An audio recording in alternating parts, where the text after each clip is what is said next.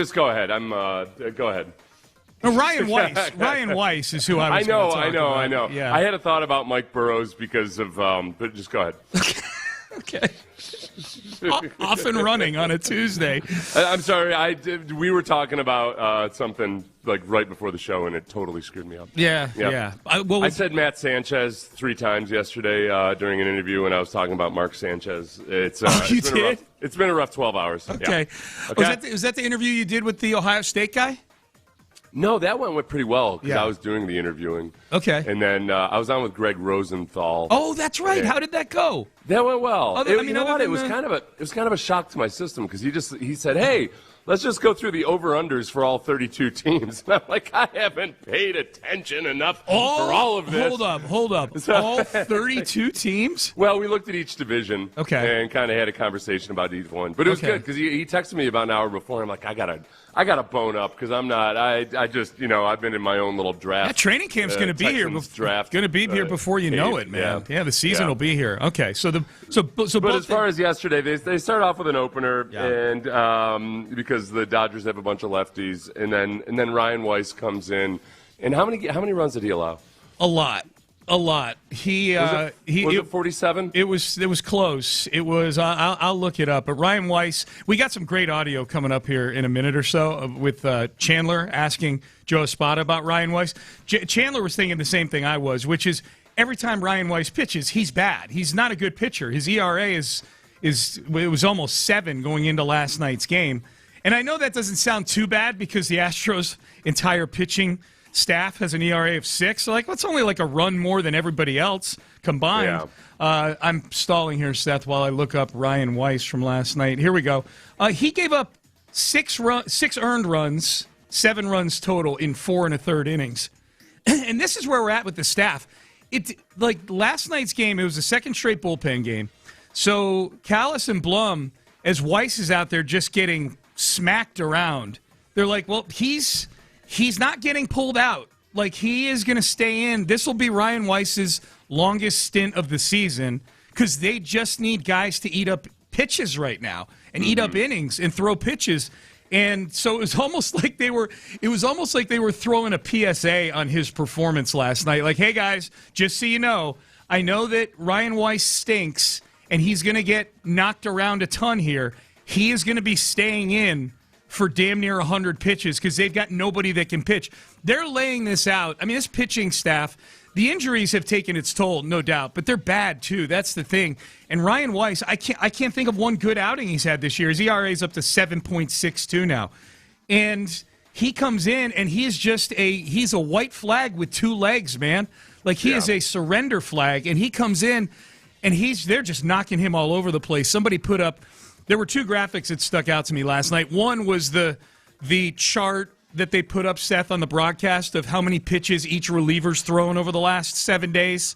Yeah. And the whole thing is just littered with guys who pitched in the last 2 or 3 days. They've got no options. I saw Chandler tweeting last night, well, the Astros just used one of their leverage relievers in a game. They're down 8-2 right now. And it's Kai Tang. They got nobody else. And Kai Tang was supposed to start on Sunday, but he couldn't do that. Yeah. So everything. Yeah, you were supposed to get a start out of your reliever on Sunday. That got thrown in the waste. Yeah.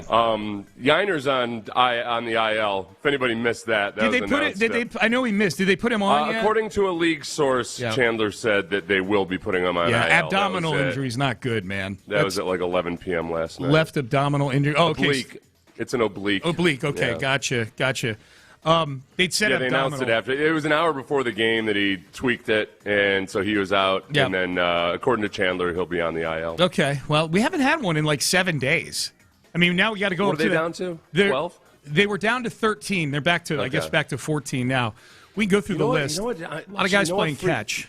You know what freaked me out in the first 20 seconds of the show was you started giving me that look when I said that they used an opener last night, and you gave me a confused look. No. It was when you mentioned Mike Burrow's name. I got confused. Yeah, I know. I guess. Oh, did I say Burrows before I even mentioned Oker? You said Mike Burrow. You go Mike Burrows. You know what? Screw all of them anyway. Yeah. They're egg profiles at this point. Yeah. The 6 grandiose. Hey, these guys we're bringing in. We'll have so much depth.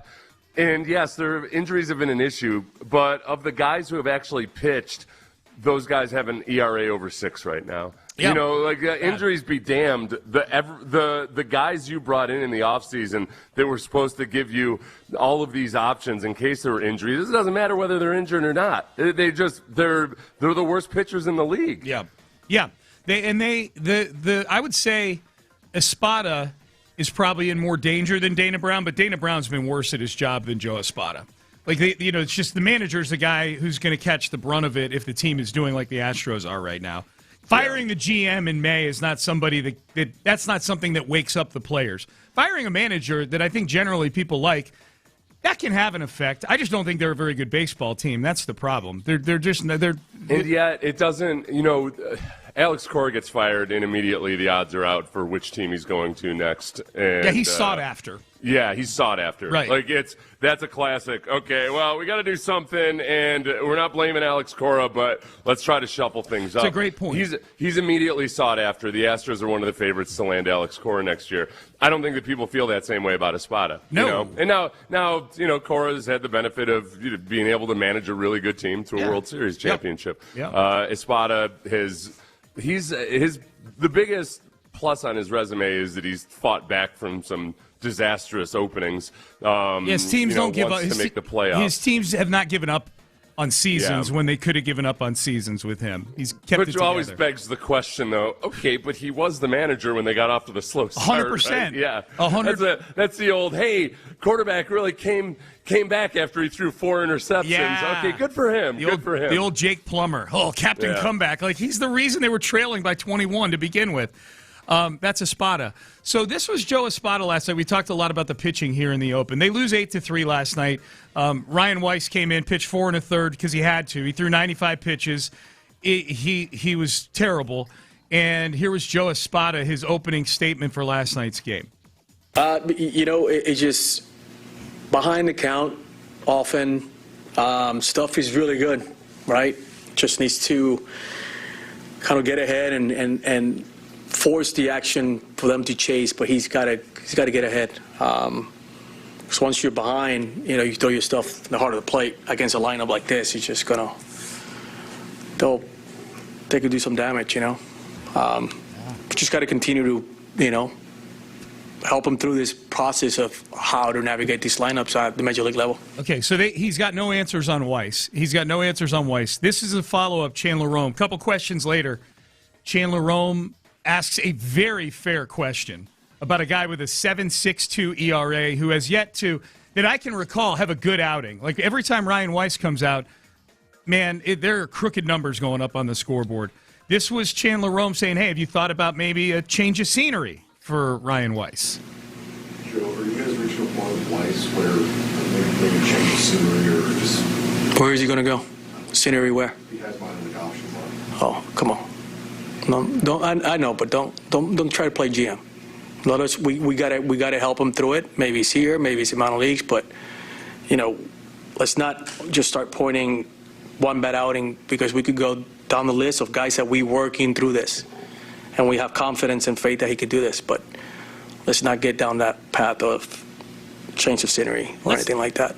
That's infuriating. That's not your call. Chandler's not saying it's his call. He's a reporter asking you a question about one of the worst pitchers in baseball who has options to go to the minor leagues. You got guys that are terrible right now who you'd probably, I'm guessing, you'd have to DFA and put them through waivers, and you don't want to do that.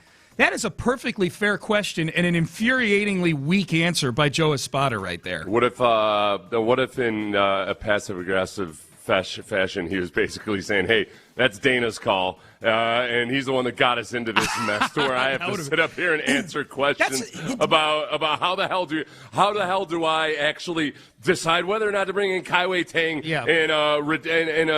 in a ridiculous situation, because I have to bring in Kaiwei Tang in a ridiculous situation. No choice. Well, the thing about that, too, is, he got chippy with Chandler about it, and there's such an easy answer to it in that you just go, well, first of all, you just say, no, we're just not there yet. And you can disagree with that if you're Chandler or Sean Pendergast or Seth Payne or anybody.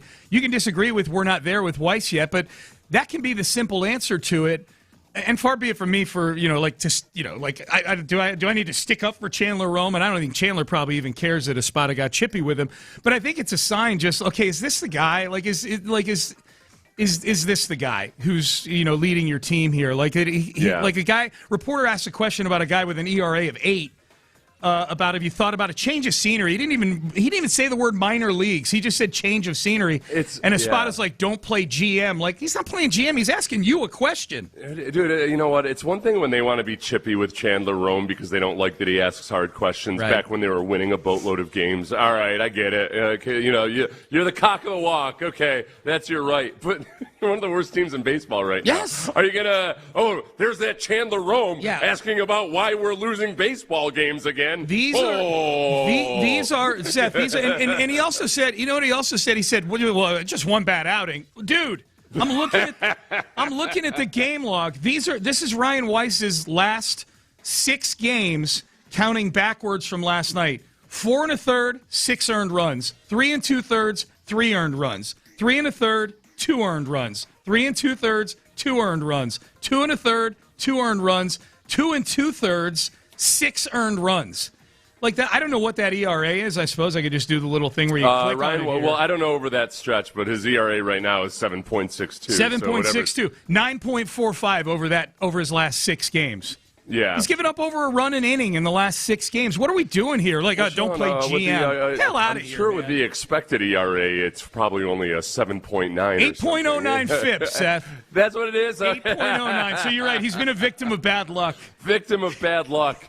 He's not the worst pitcher in history. He's just amongst the worst. Oh my God! Oh, so they brought him in to be a starter. Remember? Yes, I remember. But we've got so many pitchers that we have the luxury of making Ryan Weiss a reliever. The guy they brought in for the minimum from the Korean League isn't getting the job done. Yeah. You know what? I got to go back and find the Chandler Rome article that he wrote last night because I thought he said he might have cited a source saying that Weiss is going to be demoted, which would be extra hilarious if Espada acted like that. How you ask a question like that, you doofus? Yeah. Yep. Well, I mean, here's the other part of the answer that Espada should have given, which is we don't have a lot of choices right now. We got a bunch of guys on the IL, and we don't. Hey. We're depleted right now. What do you got? What'd you find out? In Chandler's article yesterday, and he must have written this after Espada dressed him down.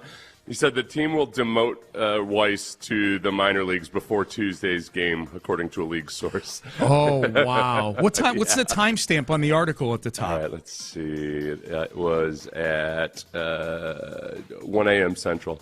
So it was after the game? Yeah. It was after that press conference. Dude. After Espada acted like Chandler was the worst person on earth for asking whether they might demote Weiss. So with that, according to a source right now, they're planning on demoting Weiss. With that bit of information you just unearthed from an article that everybody can read that has an athletic subscription, that little nugget, let's replay. Hey, Ben, can we play one more time? Chandler asking Espada about change of scenery for Ryan Weiss. Joe, are you guys reaching a point with Weiss where maybe change the scenery or just... Where is he going to go? Scenery where? He has mine in the option mark. Oh, come on. No, don't. I know, but don't try to play GM. Let us. We gotta help him through it. Maybe it's here, maybe it's in minor leagues, but let's not just start pointing one bad outing because we could go down the list of guys that we working through this, and we have confidence and faith that he could do this. But let's not get down that path of change of scenery or anything like that. That's not your call. Yeah. I feel bad for Espada. Espada probably walked out of the clubhouse, saw Dana, and Dana was like, "Hey, we're sending Ryan Weiss." Yeah, well, Chandler, I bet Chandler Chandler might have known something too. You hang around in the press box. Yeah, that's exactly. You asked that specific question. Ulola's available, or however the hell you pronounce his name. Yeah. I think it's pronounced Mike Burrows. And no, but Chandler, you've been in the press box at baseball games. There's all kinds of, Dana's walking around. There's people that work for Dana walking around. Chandler's probably got contacts in the building and had an inkling that something could be happening with Weiss. Yeah. If he could have had an inkling. I'm not saying he did or didn't. Give Espada an opportunity. Yeah, he wasn't asking. Like, it's not like you said, "Hey, why aren't you sending him down?" Right. He just said, "Is it possible that a change of scenery?" Change of scenery. Idea? He didn't even use the words minor leagues. He didn't even use the words get sent down. He said change of scenery. He was as gentle with that question, with possible knowledge that something was going to happen, as he could have been. I say possible knowledge something was going to happen. If I had to guess, I would guess. Love, though, too. I love the Espada, kind of scoffing at, like, let's not trade a play GM. And then an actual GM makes that move. Oh, yeah. right. In a you think you're smart enough to be a GM, huh? No. Well, look at what our GM's about to do. Oh, crap. Oh, he did the exact same. He did the exact thing Chandler asked about. Dude, in Espada's world, Dana Brown heard that question from Chandler and was like, oh, that's not a bad idea. Chandler's right. He does have options. Boy, that's Chandler, I know you and I have had our differences, but have you ever thought about entering the front office? Yeah. He's got great ideas. Sending the pitcher down with a 7.62 ERA. This guy's, he's very creative. Seriously, Chandler asked whether sending down a pitcher with a 7.62 ERA, a 9+ ERA over the last how many appearances? Six appearances might be an option. Whoa there, fella. Hey. Whoa. Trying to reinvent the wheel, are we? Easy, Mr. GM. Easy. In comes Thomas Edison with I'm gonna invent the light bulb. Yeah. So I got this light bulb. Listen, I didn't realize I was talking to Steve Jobs. No, you're gonna redefine the industry, are you? Oh my God. Yeah, people are weighing in. Base Power text line, quote, one bad outing. That's infuriating. we can parse that out again, that cut from Joe Espada. What are the top 5 most infuriating things about this 18 seconds worth of audio from Joe Espada? We'll do that later in the show. Oh, my God. You'll have to keep from crying. All right. Payne and Pendergast with you. We got a little bit of news yesterday on the stadium front at the Texans golf tournament. Kind of. Yeah, sort of. It's a frustratingly kind of report. It is, yeah. But Mike Tolman spoke to the media, as did Cal McNair, and yes, we've got inklings of things when it comes to the stadium. And Ime Udoka and Rafael Stone met with the media. They addressed the drama, Seth. They addressed drama. They addressed the vibes. They addressed the vibes. Mr. GM here, John Pendergast. I know. We'll do that. We'll get to that as well. We got a busy show for you here today. Stay there. You're listening to Payne and Pendergast. Hey, Mother's Day. You don't want to mess this up. You don't want to get demoted. That's right. I used the D word.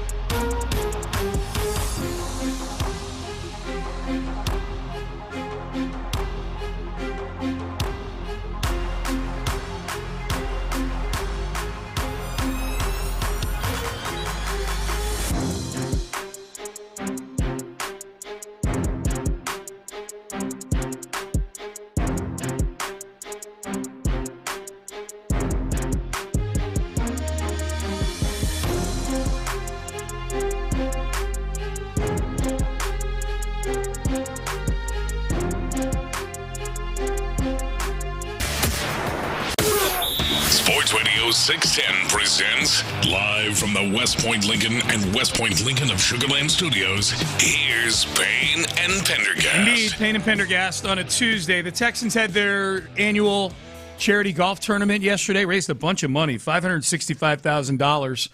And everybody meets with the media there. D'Amico met with the media. The McNairs met with the media. So did Mike Toman, team president.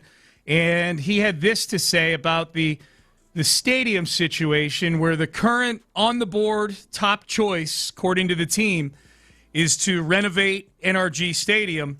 Here's the latest from team president Mike Toman. I mean, the focus, I'll even get a little more micro. The focus is Reliant Park. Like, that is our focus. And so the reason we feel that way is if you take a step back and you look at Reliant Park, just the attributes of it, you have 350 contiguous acres on major arteries with the 610, and soon to be the third largest city in the United States. Like, that is pretty special. And so when we think about our partnership with the rodeo, we're both aligned on we'll do everything we can to make it work on that specific site because we really think that can be transformative. Okay, which would include a possible new stadium. If there were a new stadium built, the hope is it would be on that big plot of land down there that has, it's about, in 3 years, Seth, it's about to have a big vacant area across the street that used to house the practice facility and the bubble. We know that's all moving up to Bridgeland. You've got the dome there. I can't imagine that the Astrodome survives a new stadium on the property at Reliant Park. It'll find a way, Sean. It's a survivor. It is a survivor, that dome. Yeah. But there's a lot of moving parts there, and Cal McNair kind of, backing up what, we don't have the audio, but I've got the quote here from the article in the Chronicle from Jonathan Alexander. Cal McNair saying at the golf tournament yesterday, what we've talked to the rodeo about is we're going to make it work, and we'll figure out a way to make it work and have everybody a winner in this thing. Yeah. That being, whatever the solution is, something at Reliant Park down there. Yeah, it was a little bit confusing at first because the initial reports were that, it's going to be in Harris County, which was still notable because as long as the Texans aren't planning on leaving Harris County, then they don't have as much leverage in dealing with the county and possibly working at Reliant Park or whatever. And then Mike Toman added some more clarity and said, we're focused on Reliant Park. On that part, yeah. Yeah, because it should be pointed out, Bridgeland is in Harris County. Right. So that's because a lot of people are trying to connect the dots and say, well, they're moving everything out there. Everything could mean the stadium someday. Harris County and the Howard Hughes folks and the Texans all worked hand in hand to get the Bridgeland thing off the ground. So, I mean, I suppose that's still technically a possibility, but at least right now it seems like I'm guessing the county wants it to be at Reliant. Yeah. And, what's your appetite? Would you rather have a renovated stadium or a brand new shiny stadium? Brand new.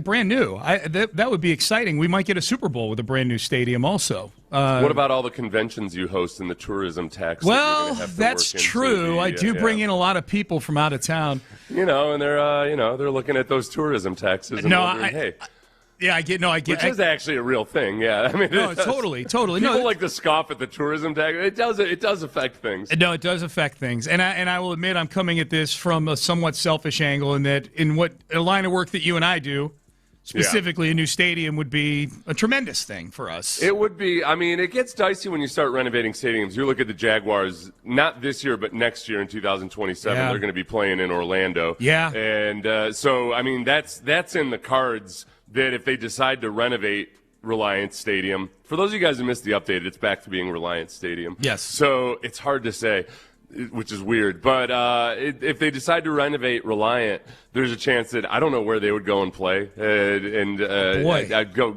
to College Station. Kyle Field is the first thing that popped into my head, just because of capacity.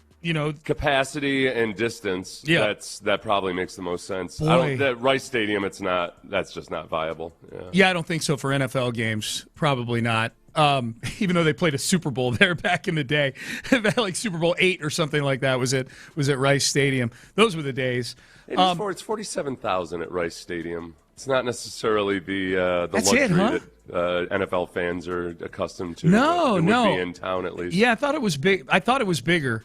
They That's probably interesting. reduced it somehow. Yeah. What about you? It was originally 70,000 feet. Yeah. Or 70,000 seats. Where are you on this whole thing? The stadium versus the renovation versus you? I don't know. I feel like I feel like the old codger in me needs to insist on a renovation. Yeah. But the young and exciting Seth, right? As fun young Seth. Yeah. I'm all amped up for a brand new state-of-the-art stadium. This is what you do. You put some windmills on it. You claim that it's a big green project or something, and everybody's on board. That would be something. Yeah. Just a bunch of windmills. We're conserving. That's what they did with the 49ers stadium. Yeah. Like, ooh, we've got 3 tiny windmills. It's green, everybody. Don't worry about it. Our $2.4 billion stadium is actually the picture of conservation. Okay? Yes. Yeah. Yes. All right. Hey, let's shift gears for a second. Man, we got a ton of stuff to get to. This was Ime Udoka yesterday, towards the end of the press conference. I think it was Sarge that asked this question about, hey, been a lot of talk about vibes and drama in the building this season, especially after the All-Star break. What do you think about that, Ime Udoka? For us, it's almost a little bit laughable when you hear things because you're like, where the hell did this come from? And it's the opposite of what we deal with on a daily basis. And I think that be echoed by the players if you ask them, day-to-day, man-to-man. And so they all make jokes about it and laugh about the vibe and all that. And I think you saw that throughout the season. But things are said, and it's always been the case. I've been in some bad situations, and we're far from that or anything like that. You go through your normal ups and downs of a season, and guys are frustrated with losing at times, games we shouldn't lose, or whatever the situation may be. But like I said, we almost turn a blind eye to it and make a joke out of it more than anything because these reports come out, and you're like, where'd it come from? Okay. What comes to mind when I think about other laughable accusations that were totally true, aside from Mike Vrabel. Recently? Yeah. Oh, gotcha. Yeah. No, remember when it was that, Harden and Dwight Howard, maybe weren't best buds, which is 100% true. Yeah. But I think the initial report was something like they didn't go to eat together or something. So, that was kind of goofy because that in and of itself isn't evidence that a relationship on a basketball team is off just because guys don't go to have dinner together. Right. But it was like there was some merit and truth to that. I think if you go back to the burner account stuff, if looking at it from Udoka's perspective, like when the big dog on the team is allegedly talking smack about his teammates on a burner account with strangers.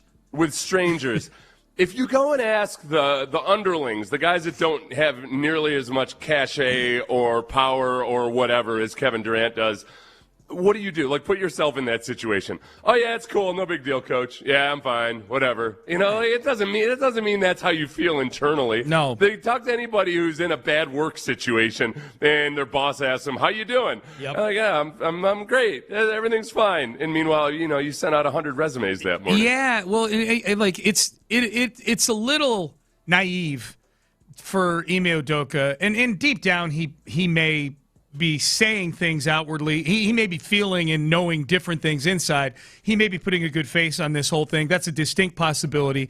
But let's just take what he said at face value. It's pretty naive to think that there's players that don't talk to media members about this stuff. Right? Yeah. That are like saying when Amick and Guillory, had that report about there's still fallout from that. I mean, look, honestly, and I don't know, for whatever reason, some people feel like it's beneath them to talk about that burner account stuff. I mean, if that was Durant's burner saying that stuff, he's talking about how Şengün can't shoot, can't defend. Yeah. Another teammate's just really, really stupid. Yep. Like these things does that sound like a guy who thinks the vibe is awesome? Right. On the team? Yeah. Is that how we talk about if I leave the room and I'm like, oh God, Brandy, I can't believe how stupid Sean is. He's just an idiot. He can't do anything. Is the vibe awesome on this show? Right. If I find out, it doesn't seem like it would be. That's right. It's interesting too because there was an article, and we'll circle back to all this stuff. There's a ton of stuff that came out of that press conference yesterday, not just the vibes, but about the actual basketball team that we'll get to in the 7 o'clock hour. But Ramona Shelbourne and Tim McMahon had an article on ESPN similar to the Guillory Amick one of just like, hey, how did we get here with the Rockets? Yeah. Like, how did we arrive here? I think the title was How Their Season Ended with a Thud. And one of the things they said in this article, Shelbourne and McMahon, that the younger guys on the team didn't really think much of the burner account stuff. It didn't bother them that much, in part because they're young and they grew up in a social media age where this probably happens to them more than it did with you and I. The one thing they said that got to the players about Durant, team sources said Durant's moodiness took some getting used to and wore on the team's young players throughout the campaign, a dynamic that was exacerbated without Van Vliet and Adams there as buffers for Durant. Oh, yeah. So that I could see that I could see too. So it's really funny, like the Gen Z kids, like him calling him names on the burner account didn't bother him as much as like this guy needs to get out of his feelings, man. Yeah. God, what a team! What a team! What an era! But it's all laughable to question whether anything was off. I understand what Udoka's saying, that like when things aren't going well, it's not going to be the rosiest place on earth. Mm-hmm. But I also don't know if Udoka's maybe the best guy to judge vibes, since he's a perennial, like he walks around He's in the same mood all the time. There's a dark cloud over him all the time. Yeah, I like it. I don't have a problem with it. But yeah, I'll tell you what, there were bad vibes. I heard jocularity at one point, and that pissed me off. You know what I heard? Ha! Someone said, ha. All right. Somebody they sent me an email and they put an LOL in it. I had that guy shipped off to Eastern Europe. What's this yellow circle thing with a smile on it at the bottom of this text? All right, Payne and Pendergast with you. We'll get to headlines. We'll circle back to the Astros. We actually have the update on Yainer Diaz's injury from Joe Espada, so you'll hear that bit of audio and a whole lot more in headlines brought to you by the Men's Tea Clinic coming up next. But, Seth, let's save the people some money on their property taxes. Today is May 5th. Today's May 5th. We're down to 10 days.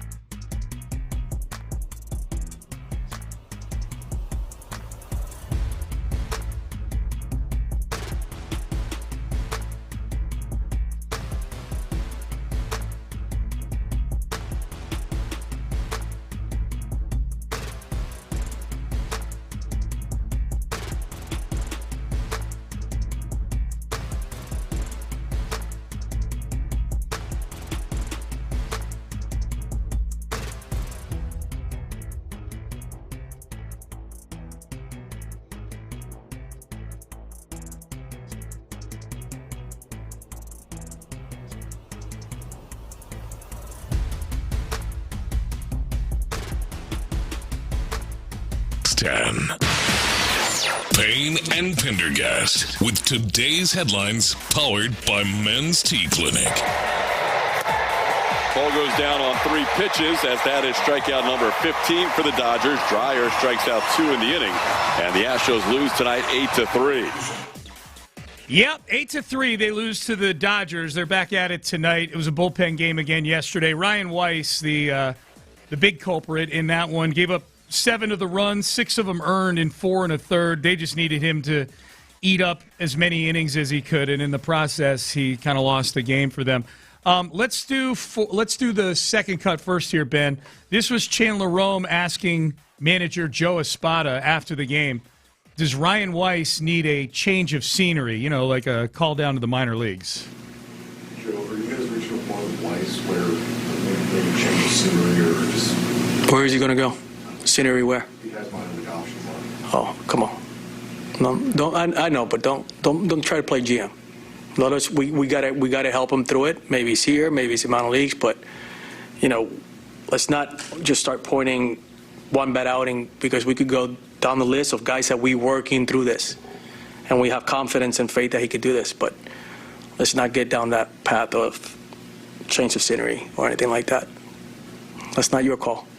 Okay, I literally I don't think he was ever suggesting that it was his call. Okay, it was the funniest thing about that. I didn't even really catch it the first time. He said he scoffed at it and then said maybe it's here, maybe it's in the minor leagues. Literally, I wrote mentions minor leagues right there. Yeah, like what on earth? Like what about that question was playing GM? Yeah. Or wasn't even then brought up as he's scoffing at the question. He brings up the possibility of sending him down to the minor league. It's crazy. And then Chandler Rome last night after this press conference in his article that wrote that according to sources he's going to be demoted. Yeah. Like so, I don't know, man. I wrote that was a David Culley-esque. It was a type of just inane reply to a simple question. You never want to go full Culley. That's the big saying, right? So Culley would have been more friendly about it. I can't ever remember Culley getting cross with anybody at any point. No, Culley would have suggested that Chandler become the GM. Like, hey, you know what? We're not going to do that, but that's an interesting suggestion, young man. I literally in that. Hey Ben, how long is that total cut, including the question from Chandler? Like, can you see? Am I putting you on the spot? 35. 35 seconds. In that 35 seconds, including the question itself, I wrote 6 things down that made me mad. We'll get to those later in the show. We're in headlines right now. So the Astros lose last night. They've got an injury report that's a mile long. They've got 13 guys on the IL right now. They may be down to 12 now. I think Shea Wickham's off the list, and now he got sent to the minor. Or DeCenzo's off. I've lost track. Yainer Diaz is going on the list, though. He's got an oblique injury. Here's Joe Espada with that update. Yeah, he's going to require some IL time. It looks like an oblique issue, so he'll be down. Yes, during BP. Here's the sad thing about this one, Seth, is that there was a time where Yainer Diaz was viewed as maybe one of the young foundational pieces of this team. Never a great defensive catcher, but if you got a young catcher who's got 25 home run type power and 290 batting average type consistency at the plate, which Yainer Diaz was at one time, he's not this season. Then that's a piece you want to hang on to. My gut reaction to this was, okay, good, we'll get more of Christian Vasquez now. There's none of the masquerade here that Yainer Diaz is your regular catcher and Vasquez is the backup. Now, in the process, Vasquez's 900 OPS is probably going to come crashing back down to earth as the sample size gets bigger. But this is another one of those guys, Seth, that goes on the injured list. And people are going to say, like, oh, Yainer went on the injured list, like when Javier went on. Like, these guys weren't performing well when they went on the injured list. I mean, Yainer, over the last 10 games or so has been a lot better. Like in the last 11 games, I just kind of cherry-picked. Yep. He's hitting 333 with an 826 OPS. Okay, that is much better. He really started to get it going. So, and this is what happened to him last year. Last year he started off abysmally and then had respectable numbers by the end of the year. It took him a lot longer. It took him a lot longer last year too. So that's a good point by you. That's probably pretty fair. These last 11 games, it's been a pretty even stretch of being pretty good at the plate. Yep. The Rockets, Ime Udoka and Rafael Stone, the GM, met with the media yesterday. We played the audio of Udoka calling the bad vibes in the locker room notion laughable. It's a long cut, so we're going to hold off on it here, Ben. But I would say if I were to summarize the press conference yesterday, Seth, minus the vibes topic, the three things that I came away with in their press conference, I watched the whole thing from beginning to end. They went about 30 minutes with the media, the two of them. It definitely feels like they're running it back. That they're running back. They're counting on. It sounded a lot like last year's end of season press conference, and they wound up trading for Kevin Durant. So who knows? I mean, they were saying these same things last year, minus Durant. But it sounds like, if we take them at their word, they're counting on healthy Van Vliet and Steven Adams, the young core making more steps and strides with another year of experience under their belt, and they're bringing Kevin Durant back too. It sounds like they're running it back, including the coaching staff.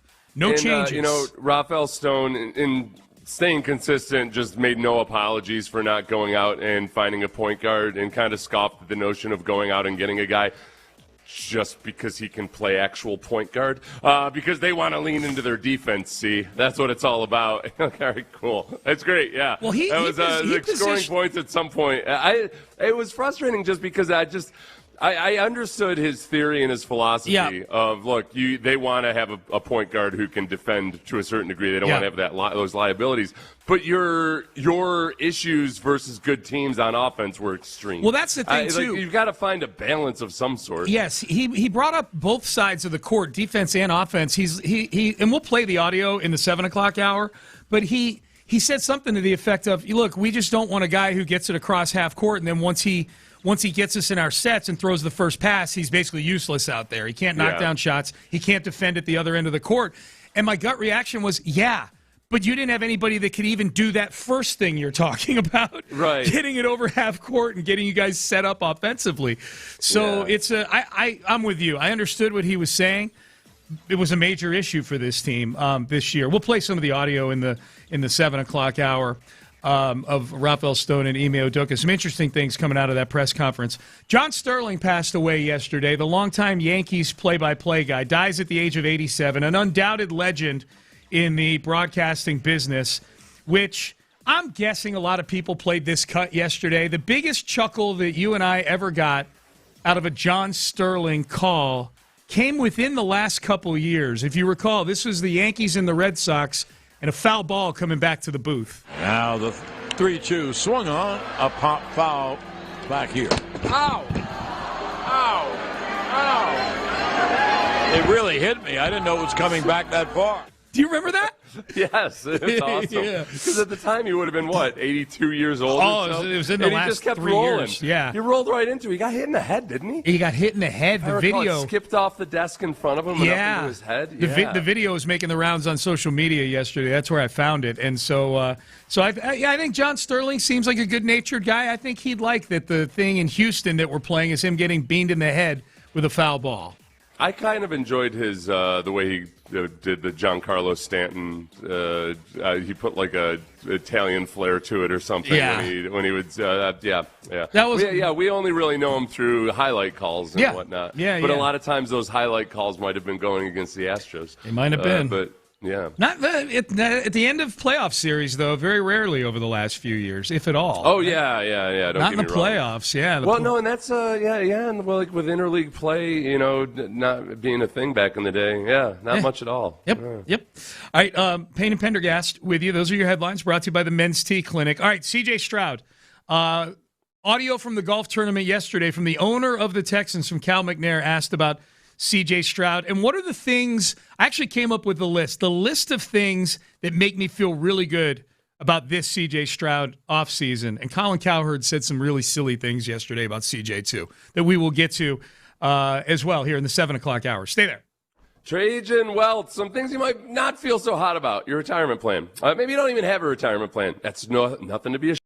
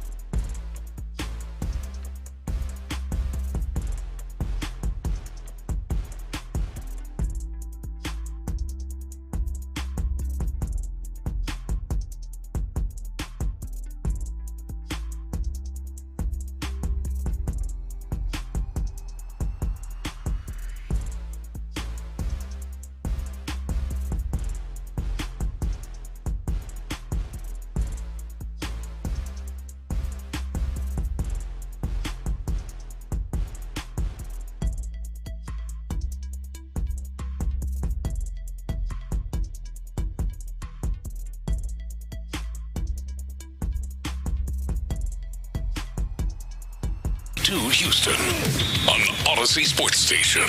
The Texans play here. Sports Radio 610 presents Payne and Pendergast. All right, Payne and Pendergast, into the 7 o'clock hour we go. C.J. Stroud's been a big topic of late. Texans are going to be getting OTAs under here pretty soon, end of the month, I believe. So they were asked yesterday at the golf tournament.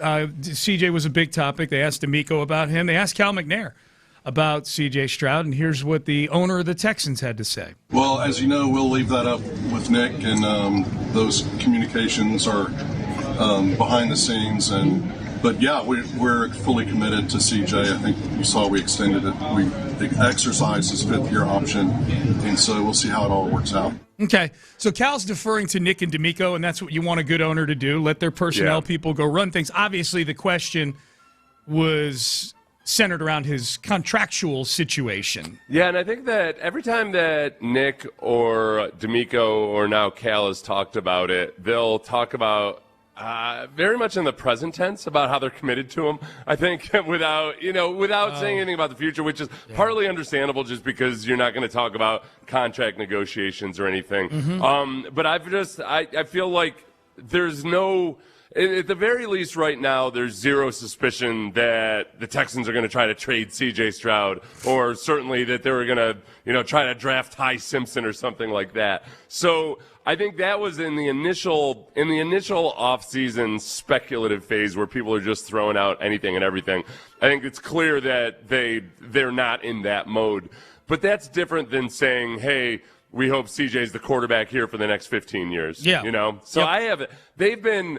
They never leak any information. You're not going to know about exactly whether or not they're going to work on a C.J. Stroud extension until you either see that there wasn't any work or that the contract shows up. DJ Bieniemy's article the other day, he did say that as of yet, there haven't been any negotiations between Stroud's representation and the Texans. Yeah, and I think that's worth noting because the guy picked right after C.J. got a contract done, Will Anderson. This isn't if CJ were the only one in a vacuum right now from that draft class that was in a conversation that was worth having a discussion about to have a contract extension.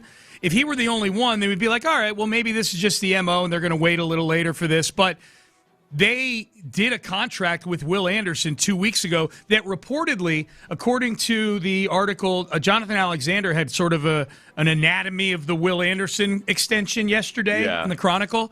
And in that article, he said that it was the Texans who reached out first to Will's people. Right. That, you and I kind of talked about that a little bit, like, who do you think makes the first call with the CJ thing? Is it Mulugeta calling the Texans, or is it the Texans calling CJ's representation? And in that article, Jonathan Alexander said the first contact came from the Texans to Nicole Lynn. Will's agent. I'm glad you mentioned that the guy who was drafted directly after CJ Stroud did get his contract extension. The guy drafted directly in front of CJ Stroud has not gotten a contract extension. Bryce Young. Yep. So at one point, the only news I've seen out of that was that Dan Morgan said that they have talked about a long-term contract internally, but I haven't seen any news or report. There doesn't seem to be, unless I've just missed it, a whole lot of debate or fervor over whether or not Bryce Young should be extended. No, that article was yesterday that I saw, the quoting Dan Morgan article. Yeah. And I'm reading that article. I'm like, God, this... It sounds like we could be reading an article about C.J. Stroud. It's a very similar spot where the teams are optimistic about the futures of their quarterbacks, but very non-committal about the long-term future right now. That's what this was. This article was on May 1st, Sean. So sorry, but in terms of a long-term contract, that's something that we're talking about here internally, and we'll do it at the right time. That's what Dan Morgan said about Bryce Young. Yep. That's way more information that I think D'Amico or CJ would divulge. D'Amico or Nick or Caserio. Yeah. That's and yet it's not a ton either. It's, right. We've discussed it internally. Yeah. All right. Yeah. Yep. So CJ, so ownership, we're committed to CJ. Kind of leaving it up to Nick and D'Amico as to what to do with that. And I believe Cal 1,000% that he's leaving it up to those two guys.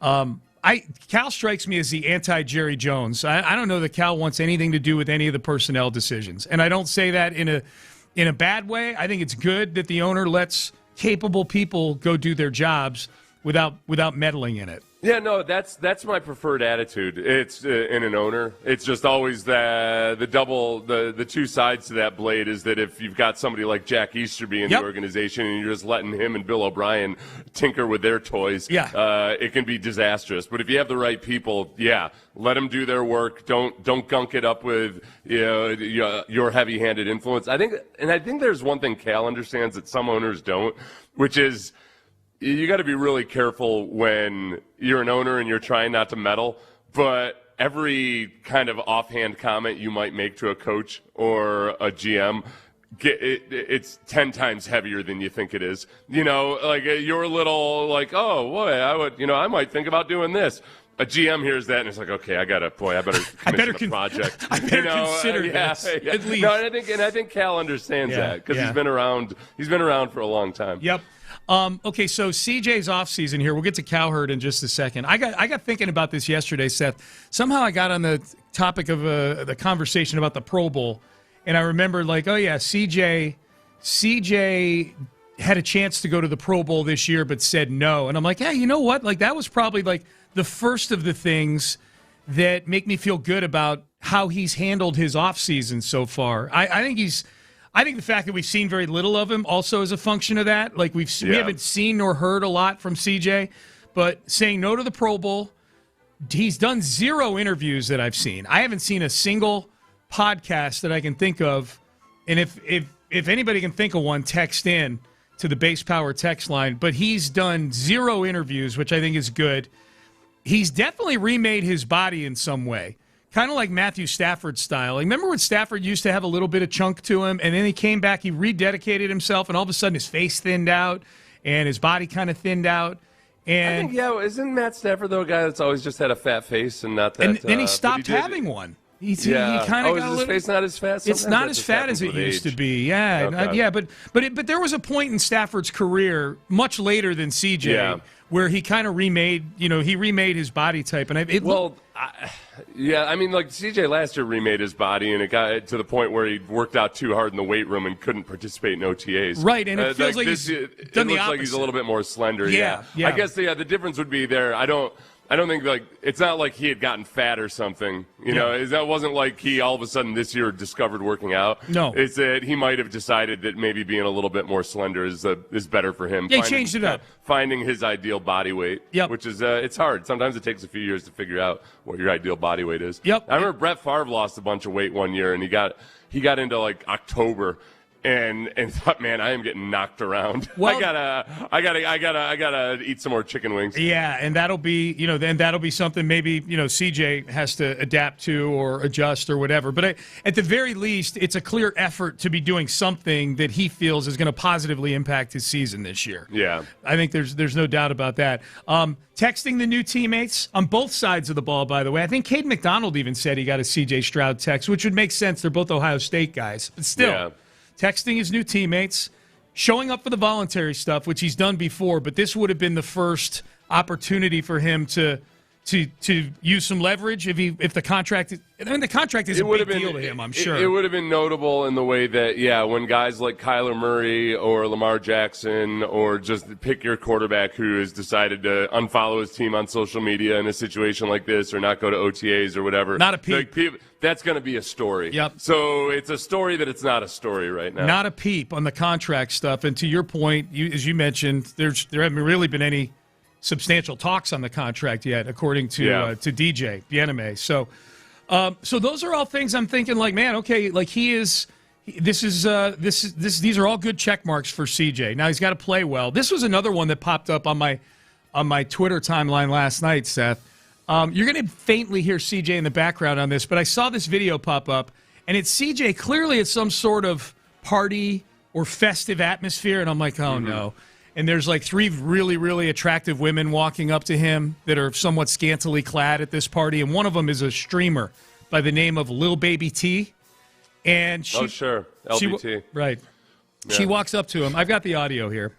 Don't scoff. This is going to be this is a significant thing in my CJ hypothesis. She's walking up to him with her phone. Someone is streaming her, walking up to CJ, trying to stream him, and she's kind of explaining to CJ how streaming works with maybe an ulterior motive of just cozying up to CJ Stroud. Here's what it sounded like. I just stream on my phone. So, like, people have, like, the backpacks. Like, have you seen people, like, with the TVUs? Okay, so those, and, like, these, yes. So they have their own Wi-Fi. I just started streaming. So, you know, I'm in my, yes, exactly. So I'm starting off on the phone, you know, humble beginnings. So, You do your thing, as you should. yeah, it'll happen. You know, I'm doing it. I'm like, man, I don't really know. Well, I'm Little Baby T7 if you ever want to, you know. Yeah. On Instagram? No, it's the real Little Baby T on Instagram, but that's okay. Okay, and now what you don't see in that video is the look of disappointment on her face when CJ walks away. CJ walks away from the conversation. Are you watching the video? He couldn't look any less interested. Yeah, but she's pretty attractive. Like, I'm like, okay, look at CJ. That tells me he's focused on the football, man. Yeah, well, there's another woman that he maybe had been talking to who's, I don't know if she's in the group with Lil Baby T or not. I guess she's in her group. Yeah. She the one that's got a lot of her business out there up top? The one in white, yeah. So I guess CJ looked, honestly, this is pretty impressive by CJ where he wasn't rude at all, but he's like he's smart enough to know he wants no part of anybody walking up to him with a phone, streaming and doing whatever. Because you know what follows after that? Half the time, seemingly these days, it's like, how do you feel about this sensitive political topic? Right. Yeah. It's just anything. Like, nope, I'm not going to be duped into some interview here from a stranger and this for him. And he just kind of politely walked away. Pretty good example of the CJ 3.0 or whatever we're on right now, right? Big party, festive atmosphere. Attractive streamer walks up to him. In re-listening to that, she was talking about the Wi-Fi backpack that some of these streamers have with them where they just carry it. She might have been trying to get him to invest in her stream, you know? Oh, maybe. You know, like, hey, a lot of times these streamers, I'm just a simple streamer with an iPhone, but a lot of times, you know, the ones that have more money are able to carry the Wi-Fi backpack around. I give Lil Baby T credit there because that was that was kind of embarrassing. CJ didn't. Did you? CJ did not. He did not look one bit intrigued or interested. Okay. That was like going up to a girl and be like, "Can I buy you a drink?" Right. And her just turning away. Okay, you know? good. Like, I'm glad you watched it. I'm glid you're seeing the same thing I did. And am I overselling the look of disappointment on her face when he walked away? She's dying inside. She is. Okay, good. Oh. Good job, CJ. Good job. Good snub. I'm here in front of my thousands of however many followers I have who love me, and now all of her followers probably hate CJ because he didn't see her inner beauty, I guess. Yeah, it happens. He's looking away, he's looking behind, and everything. I thought he was as politely dismissive as you could be. I did too. You know, like it just without just he wasn't going to get pulled into. No. You just don't.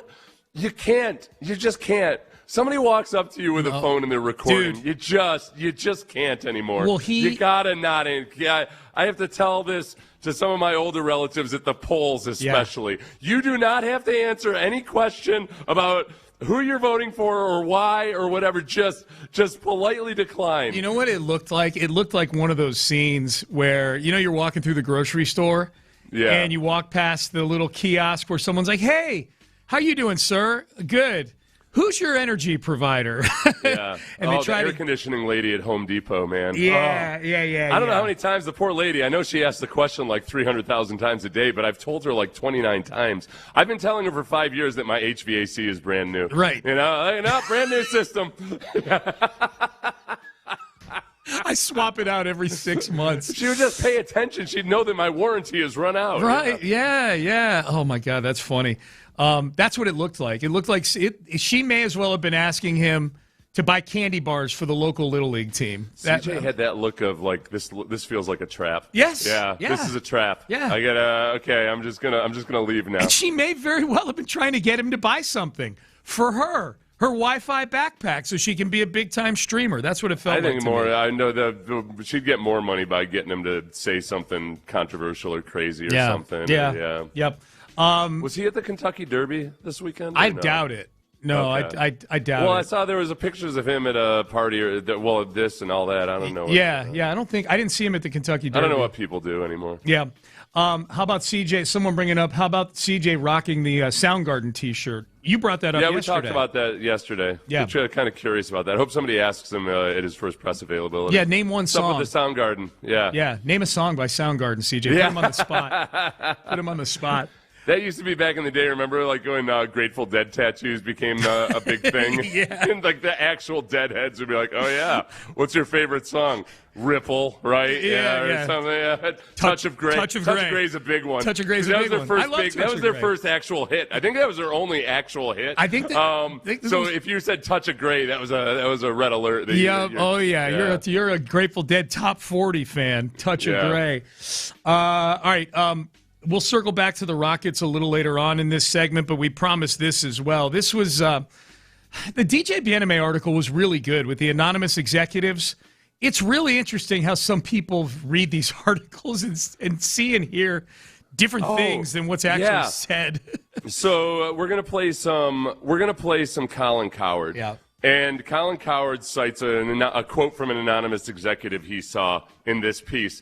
He never mentions DJ Bieneme or ESPN.com, but I'm almost positive that's where he saw this anonymous quote, because you'll hear him say something about waiting on C.J. Stroud, waiting to do a deal. So one of the anonymous quotes in DJ Bieneme's article is this: basically waiting to give him a deal until next year. Waiting lets him bet on himself, too, which is what you want from the guy. No need to come close to resetting the market prematurely. Mm-hmm. Okay. And Colin thinks that this is the dumbest thing he's ever heard in his entire life. There's a story out on C.J. Stroud, and there's an anonymous quote saying, "I'm not sure I'd pay him. I would keep waiting on C.J. Stroud." Okay, you're crazy.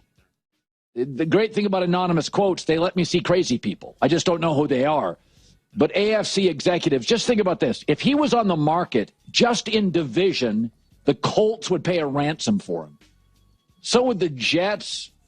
So would the Steelers. So would the Browns. I mean, look around the league right now. I was writing down teams: Arizona, the Minnesota Vikings. You can tell somebody's value if they were on the market. Who would sign a big check? I counted 7 teams this morning that would write massive checks. That tells you all you need to know. Yeah, this is guess what? You know what the difference is between those teams and the Texans? They don't have C.J. Stroud under contract. Right. Like, they don't have to win a bidding war for a player that they already control. Right. Those teams are in a position of desperation. Yes. The Texans are not. It's like saying, wow, boy, but you know what? My house, I could sell my house for a lot of money. And I got my mortgage is from back in the day when you could get a good interest rate. But because a lot of people would pay a lot of money for it, I should just go ahead and refinance my mortgage. Right. No, I've got a good situation already. With C.J. Stroud, I don't have to win a bidding war. So what on earth does it matter that other teams would pay a lot of money for him when I've got 4 years of control of C.J. Stroud? Yeah. Cowherd, it's almost like he doesn't understand the concept of team control in the NFL. Like this is why rookie contracts exist. This is why there's a 5th-year option. This is why all these things that have been collectively bargained by C.J. Stroud's union exist to benefit the teams early on in players' careers. Yeah, and it's what Cowherd does is he'll say a bunch of true things and then come to a conclusion that's not based on any of those true things, but he dupes people into believing it. Yeah. So Sean and I need to do this public service of showing you how Colin Cowherd has made a career out of duping people with bogus rhetoric. I want to skip down to 3. I'm going to skip back to 2 because 3 is sort of the follow-up to the one we just played, Ben. This is his closing argument about just incredulous at these executives. And remember, he's talking about a guy that said you should wait a year before you give C.J. Stroud the contract. That's right. When I see stories like that in anonymous quotes, I'm like, if you think you should move off C.J. Stroud, I'm not sure how you're in the league. I really don't. You cannot let go of somebody that big, that strong, that accurate. who's been carrying his team. I mean, I know they have a great defense, but, that's what happens. You do get help somewhere along the way on your roster. Okay, there's not a single. I went back and reread the article. Yeah. And I'm assuming it would be nice. You're right. It would be nice if he mentioned who wrote the article so that we know that we're reading off the same sheet of music here. Yeah. But he's talking about waiting, so even the very quote that he referenced, which I'm pretty sure is this one, but even if it wasn't, nobody's suggesting that they're moving off of C.J. Stroud. Not a single executive in that article said to move on from C.J. Stroud. Not a one. Right. Yeah. Yeah. Multiple executives said wait a year. Yeah. One guy said pay him now. Yeah. But nobody said, you got to move on from him. Right. Because they don't have to. They have him under contract for 2 more years. They have the franchise tag. So, right. Thanks, Colin. Like, you successfully proved a point that nobody was arguing. Yes. You successfully defeated that straw man. Yeah. Here was Cowherd. So that was his argument. Here in the middle. By the way, also, just in that little summation there, he kind of brings up the defense like it's some little novelty that's helped out every now and then. Yeah, like it's a punt like returner. A magic trick you do for the kids at a Thanksgiving party. Like, what the hell? Ripping the newspaper. I mean, sure the defense helps out, but C.J. Stroud has been carrying that team. Yeah. It's just here's the crux of his argument on behalf of C.J. Stroud in terms of just what's happened around him during his 3 years with the Texans. He said Stroud can't catch a break. 3 straight years he's won a playoff game. That is no small thing. Justin Herbert's never won a playoff game. Trevor Lawrence has 1 in 5 years. 3 playoff wins is more than Dak Prescott, the same number as Lamar Jackson. 3 playoff wins with a defensive coach, and we have questions about ownership. They're not playing all those games at home. The problem with C.J. Stroud is he can't get a break. His wide receiver core is always depleted. Nico Collins, not available in the playoffs. Tank Dell, out all year. You're starting with your number 3 receiver. Oh, what about the running back? Well, they were banged up too. That's why they had to go get David Montgomery. I mean, Woody Marks, he's good when he's healthy. Offensive line last year, like the previous years, awful, 27th.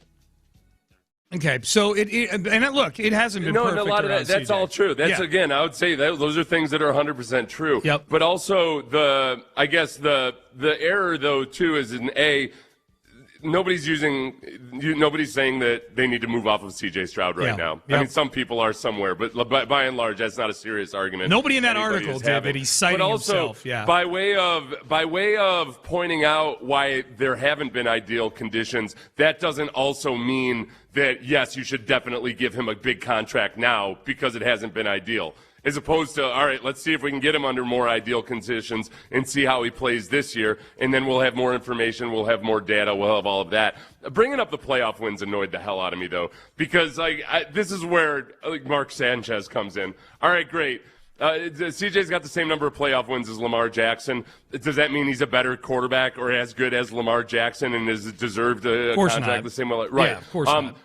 I brought up Mark Sanchez earlier because Mark Sanchez had 4 playoff wins in his first 2 seasons. Mm-hmm. Clearly that was evidence that you got to give him a market-setting contract right then and there. Do you think? Don't insult my intelligence by somehow stacking up playoff wins amongst quarterbacks and things like, there's all the proof you need. I got to go see if Cowherd spent all of 4 seconds on the Jets defense back then, too, like he did with the Texans defense here. Yeah, sure, the defense helps out. They're all right, yeah. And, but the little drive-by where he can never let things go, he says there's questions about ownership. Dude, what the hell? What are you talking about? This is a take from 4 years ago. Yep. You're just update. Stop being a lazy old man. Yes. Yeah. No, there's we're cool with the owners now. Say that to Hannah's face. Yeah. Yeah. She don't play. All right. So there you go. That's a little Cowherd action here. Hey, let's get over to the Rockets for a minute.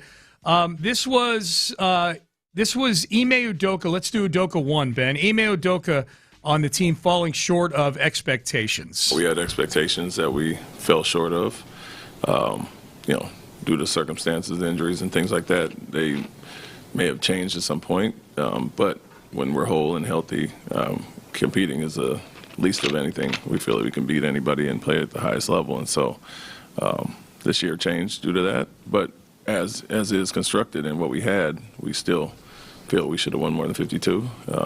We still should have won the first round series. And, yeah, we had some injuries there, and they did as well, but felt we had more than enough to get it done. And so, yeah, it would be interesting to see us whole and healthy. But, like I said, even with what we had, we felt we should have done better. Yeah, if you're taking yesterday's press conference at face value, and mind you, they said a lot of the same things last year after losing to Golden State and then made a huge trade for Kevin Durant. So, if there's a lot of you out there that have Giannis thirst or Kawhi thirst, or thirst for change of some sort, then I'm not dismissing the possibility of that happening. Look, the playoffs, we're still only in the semifinal round of the conference portion of the playoffs, so there's still a long runway between now and the time last year where the Durant trade got done, which was in June. It got done the same day as Game 7 of the NBA, or the last game, whatever the last game was of the NBA Finals, Game 7. So something could still happen. Everything they were saying outwardly, though, yesterday, Seth, was young core is going to develop another year. There was no inkling of wanting to move on from Kevin Durant at all. They dismissed all the behind-the-sines drama. Ime Udoka called it laughable that there was drama behind the scenes. So and he also said, one thing I know about things that head coaches label laughable is that they always amount to nothing. That's John. right. Yeah. The one thing when I thought about you was when he spent all of 4 seconds talking about the coaching staff. Someone asked if there'd be changes on the coaching staff as an adjunct to a longer question, and he answered the long question, and then at the very end said, "Nope, there will be no changes to our coaching staff." Right, and this is where I understand. Look, I understand them getting up and saying that there are not going to be any changes on the team, or like they didn't rule it out, but that's the game you play this time of year. Yeah, I'm glad you brought up that. Hey, they said the same thing last year, and they ended up trading for Kevin Durant. Right.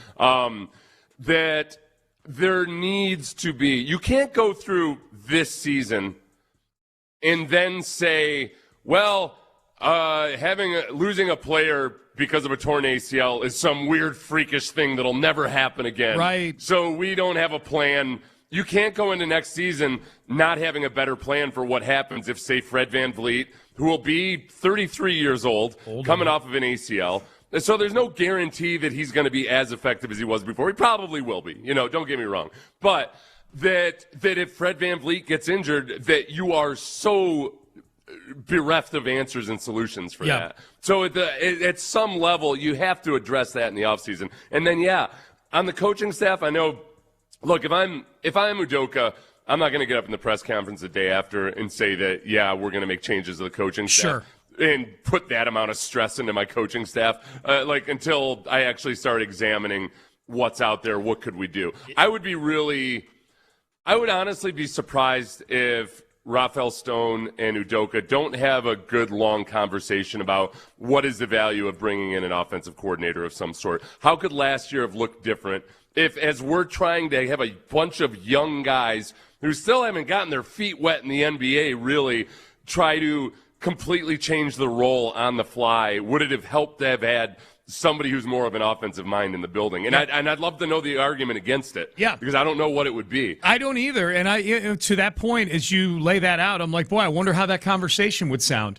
I wonder, would Udoka push back on something like that? He likes to talk about how good he is coming out of designing things, coming out of timeouts and whatnot. Does he fancy himself a better offensive coach than I think the fan base and the media fancy him now? Yeah, does he think he's more of an offensive coach? Yeah. I guess, and then yesterday, too, well, I'll let you play the audio because I don't want to describe something Raphael's going to say. Well, this is Stone. I'm going to hit the point guard thing that you just talked about. I think this is a good thing to play off of here, that they didn't have a solution when Fred VanVleet went down with the ACL. Their solution was kind of hoping and praying that Amen Thompson and Reed Shepherd and to an extent, Alperen Şengün could cobble that function together. Here was Stone on getting some point guard depth. If the opportunity comes in to get a good, positive player who's also really skilled, we'll jump on it.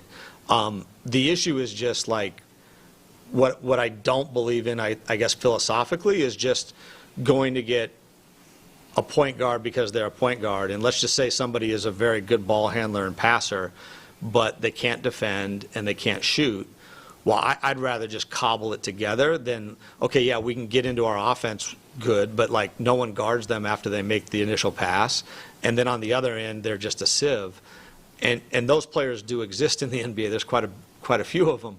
And they're available. But I didn't think that would make us better on the whole. So I think it's always an opportunity cost. And there's lots of ways to win basketball games. There's lots of ways to lose them. My goal is simply to win. Okay. So that's his I feel like he was explaining his decisions from this past season as opposed to like looking ahead to what to do with the roster. Right. And who knows what the options are going to be or what they can do. If they can bring in some guy like that, it's more ideal without sacrificing in the short term. But I guess the dismissal of, well, I'm not going to bring in just some guy that can, dribble and pass, who can't do these other things. Okay, but so instead the solution was to get guys who can't pass and can't shoot but can defend as your is there no avenue by which you can fit those guys all on a team where you can let Reed Sheppard be more of a catch and shoot guy, or you can let Amen Thompson focus more on defense? It's not like the guys that you were trying to use were really great at getting the ball across the half court and doing the passing and the distributing. So I don't think I feel like the trade-offs that there was no trade-off there he was saying he didn't want to make that was adequately addressed by the guys he was trying to do it with. Right. And I thought of a guy, like I'm watching Cleveland play, and there's Dennis Schroeder out there coming in off the bench to play point guard for them. He beat the Rockets with a three-pointer when he was on Sacramento earlier this year. Cleveland got him for nothing. And I'm like, man, that guy could have given you 15 good minutes. Get the ball over he can shoot it. He can do some things. He's played in playoff games before. There were guys out there. They just didn't. It feels like they didn't have an appetite for it. Now, this one was interesting. This was Rafael Stone. Reed Sheppard is undoubtedly viewed as an important piece moving forward for this team. In fact, that article that I cited earlier, Seth, the Ramona Shelbourne, Tim McMahon article, said that they talked to a lot of people in the building over there, it seemed like. They didn't name any of them, but just team sources, things like that. There was a team source that said that they've got Steve Nash-type views of Reed Sheppard down the road. And then there was an opposing scout who said, maybe Steve Kerr, not Steve Nash. I'm like, that's a pretty good line right there by that opposing scout. But this was Stone on the season Reed Sheppard has. Take a listen. I'm curious if people agree with this. I actually thought Reed had a great season. He essentially didn't play as a rookie. Like we got him in here and there, but never in kind of a high leverage real way. And he got thrown into the fire, and when he was good, he was really good. And so I think for him, it's finding consistency and just getting and I thought he did over the course of the season, but he needs to he took a big jump last summer in terms of his readiness to enter this year. He needs to do the same thing again this summer, so that going into each game, we're hoping to get great Reed. I don't know that we expected to it. It needs to become that the expectation is we get him playing, nightly at his very best, and when he doesn't, we're all surprised. This is where Ime Udoka, having no emotion, sitting at the press conference, is probably benefits Ime Udoka, because he just sits there with that scowl on his face the whole time.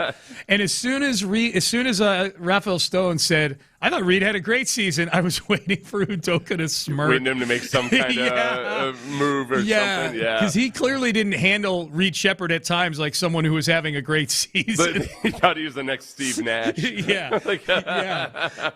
Where's Steve Nash? Why is Steve Nash out there? Get him on the bench. Yeah. Yes. All right, Steve Nash. Should I go his rookie year or his second year? Well, he was a late bloomer. I know that, right? Well, it wasn't that late. Yeah. I mean, his second year in the league, he was getting 21 minutes, 45% shooting. Yeah. And he averaged 22 points a game in his second year. Okay. And then he took off in his third year. Okay, yeah. He started out in Dallas, and then he went to Phoenix. And I think that would be the thing I would say is like, yeah, Steve Nash took off once he got with Mike D'Antoni in Phoenix. Started off with the Phoenix, then went to Dallas, and then went to Phoenix. Yeah. Oh, did he? Okay, so so I knew he was in Dallas for a little bit at one point, but it was when he got to Phoenix, I guess the second time, with D'Antoni. That's the thing that's where the analogy falls apart a little bit for me. Is like, yeah, he got with one of the greatest offensive minds in the history of the sport, and it turned him into an MVP. Who's turning Reed Shepherd into that in this building here? Right, yeah. Like if you know, like it's the analogy falls apart. I don't know if Steve Nash would see the floor on an Ime Udoka team. Might not. The guy's a liability out there. Might not, yeah. He's a sieve, to use Raphael Stone's words. All right, hey, call now if you want to go to the Insperity Invitational presented by United Healthcare. 713-572-4610. It's returning to the Woodlands Country Club, to the Woodlands Country Club tournament course all this week. Caller number 5 wins a pair of Champions Club tickets to the Insperity Invitational this Friday, May 8th. Be caller number 5 right now, 713-572-4610. And we'll be giving away more tickets all day on the station. Keep listening all day to win tickets to the Insperity Invitational. Head out there, watch a little professional golf. That'll be a whole lot of fun. Up next, Jim Crane said that as long as he owns the Astros, the window remains open. What if he's not controlling that? What if the window is slammed shut? Who has value on this team, and why I couldn't enjoy one of the best bits of news of the Astros season yesterday? We'll do that coming up next. But AI, I was just on ChatGPT during one of the breaks, and I was just getting so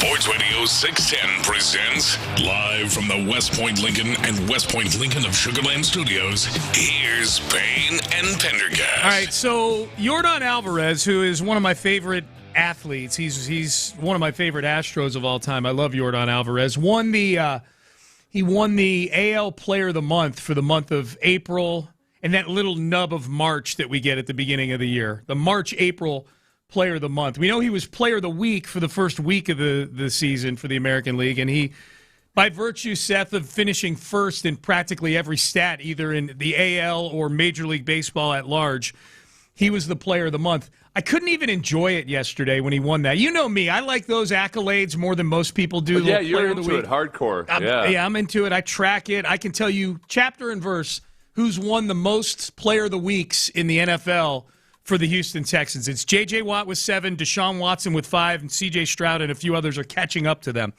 So Yordan winning this thing was big, especially because he's having an MVP season. Yordan has long been thought that if he could stay healthy, he's an MVP waiting to happen. And I can't even enjoy it because they've got the best hitter in the sport, and they're winning less than 40% of their games right now. They're on pace for like 62 wins. That's I don't know if you guys know this, but there's 162 games played in the season. They're on pace for how many wins? They were on pace for 64 as of yesterday, and they lost last night. So probably 62 or something like that now, whatever. But they're on pace to lose almost 100 games. I searched for the best player on the worst team in Major League Baseball history, some of the biggest examples, because immediately we think Mike Trout's been the most notable current one. Andre Dawson is the one that comes up a lot. Steve Carlton with the 1972 Phillies. Yeah. He went 27-10 with a 1.97 ERA on a team that went 59-97. He won half their He was games. almost 50% of their games. He was so good. He had almost 50% of their wins. And kids, I know what you're saying. Oh, pitcher wins. No, back then pitcher wins mattered. It was a big deal. Yeah, because they would routinely go 7. They would go 8 innings like it was no big deal. Okay? Just do the math. He was 27-10. That's 30. On a team that went 59-97. That's 37 starts. That's 37 decisions. He probably had 3 or 4 more games where he didn't get a decision. He threw every 3 days back then. Oh my gosh, he's having Yordan's having a Steve Carlton type season. Steve Carlton, the last player to win MVP for a last place team was Andre Dawson with the Cubs back in the day. I think 1987. Yeah. And so he was Cal Ripken Jr. in 1991 won AL MVP on a 67-95 team. Yeah, with the Orioles. With the Orioles. So that's what we're talking about with Yordan. And I just think the MVP voting has become much more about your team over time that like everybody I've read who talks about baseball who's got a vote almost concedes like, well, yeah, he can't win the MVP if they won 63 games or something like that. So that bothers me. Now, the flip side to that is if this team is that bad, and the reason I tease coming into this that Jim Crane has said the window's always going to be open is that, well, sometimes you don't control that. The window might be slammed shut on your team. Your window's not open if you get to the end of June and you're 20 games under 500. The window's closed. Sorry, the window's closed. And so if we take inventory of this team, Seth, Yordan is by far the biggest asset you would have. I just can't even say these words without just getting a knot in my stomach about trading Yordan Alvarez. But Yordan Alvarez is the best hitter in baseball on a contract that pays him relative peanuts for what he provides. Right. It's an million incredible a year. contract. Yes. It's an incredible contract. Yep. For the Astros. For the Astros or for whoever, if someone were to trade for him, they'd have him under contract at a very reasonable price. I think the price is, I think his salary's gone up the last couple of years, but I think it's like $26 million a year. It's $26.8 million this year, and they've got him locked up for the next 2 years. Yeah, through 2028. Yeah. So you're getting an MVP caliber bat who you have under control for 2 more years, which is why part of me is like, there is no amount of prospects that you can give me to move on from Yordan Alvarez. There's no. The problem is too, he's going to be. I'm just saying. I'm trying to think of creative ways around it. Where, hey, look, he signed a really team-friendly deal a while back, well before free agency. If you go the other direction, okay. He's going to be 32 when he's a free agent. Is there any chance at all you could extend him right now and then make trades elsewhere and build up the pipeline, et cetera, et cetera? But there's going to be a team, even though he's going to be 32 years old, that is going to give him a ridiculously irrational contract. Yes, as long as he stays healthy over the next couple of years. The only players on this team that I think potentially bring you something that starts to refortify your farm system in a significant way, barring ironically just some lottery scratch-off trade that you hit like Yordan Alvarez was. You traded Josh Fields, or the Dodgers traded for Josh Fields, and you got Yordan Alvarez in that trade back. But barring something like that where you just happen to get lucky on that, I think the only guys on this team that bring you back something where you go, okay, there's 2, 3, 4 guys that move the needle for us would be Yordan Alvarez, Jeremy Pena, whoever trades for him still has 1 more year of team control after this. Yeah. I would think, I don't know that Paredes gets you a bunch of tippy-top caliber prospects, but Paredes, I think, is an interesting one that teams would have interest in because he can play multiple positions, and he's under a good contract this year and next year also. And he's young. He's young, and you can put him anywhere in a lineup, and he's going to keep the baton moving because he's got that good eye.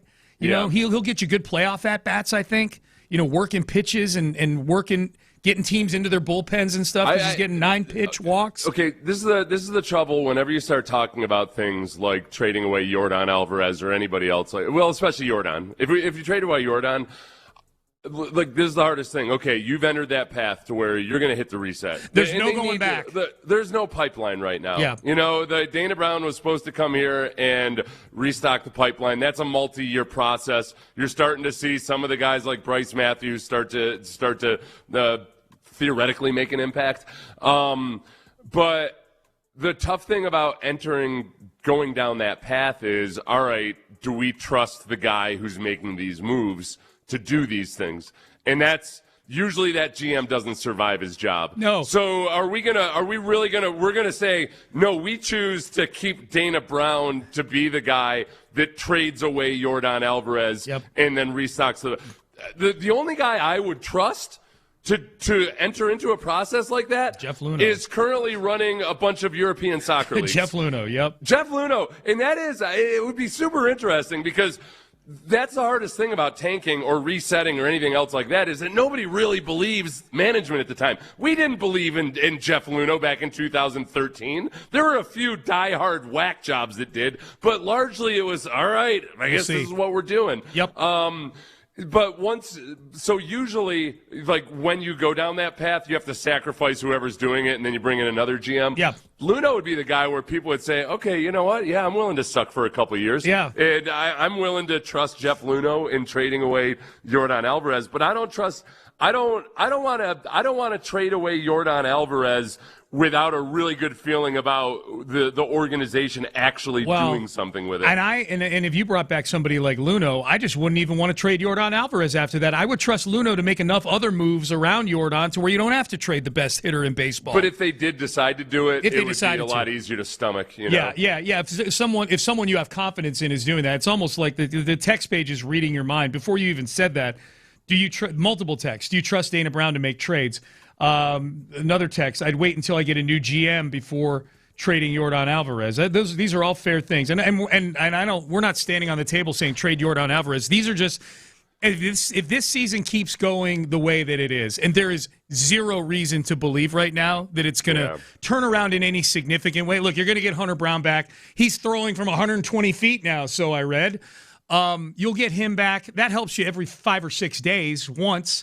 But if this season keeps going the way it is, there's going to be some serious questions that from ownership on down, they need to ask themselves about what to do with organizationally, like to restock the farm system. I didn't get to the pitchers, but I think Hunter obviously has a ton of value. Arrigetti's probably pitching his way into having value, but Arrigetti is still so early on now. Like, he's more like a guy like you would be trading for. He's only 2 years in. To he's still on a minimum salary right now, but it's not a long list of guys. Like, it's once it's Yordan and Pena and Hunter, you've kind of emptied the chamber. You better, if you're gonna enter into something like that, you better get it right with those guys. All right. Steve Carlton would go on to be on some good Phillies teams in the ensuing years and won a World Series and everything. 1980. But it took a while. Yep. 19. He was the best in baseball. Almost 50% of his team's wins in a season. Dude, that's nuts. Steve Carlton. It's unbelievable, man. Steve Carlton's one of the best pitchers I've ever seen in my life. I had a Steve Carlton card when I was younger, and I don't know what happened to all my baseball cards. No, they're gone. I know, me too. And it's like losing a box full of money. I mean, the cards that I had back in the day. It's like losing a Bitcoin password. Yes. Yes. Are you ready to get petty? Oh yeah. Especially get your thinking about my lost Bitcoin code and my baseball cards. Yep. Hell yeah. Okay, let's get petty. Text in 713-572-4610. Tuesday, 8 a.m. Pettycast next. But you know what makes the petty feelings go away? Bex Prime. We got Bex Prime on Sunday night. Amy and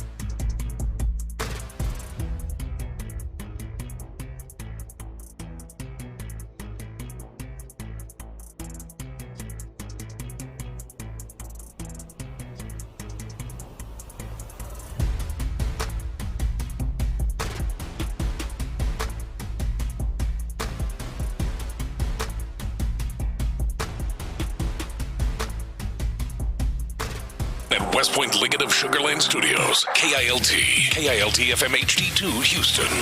On Odyssey Sports Station. The Texans play here. Sports Radio 610 presents Payne and Pendergast.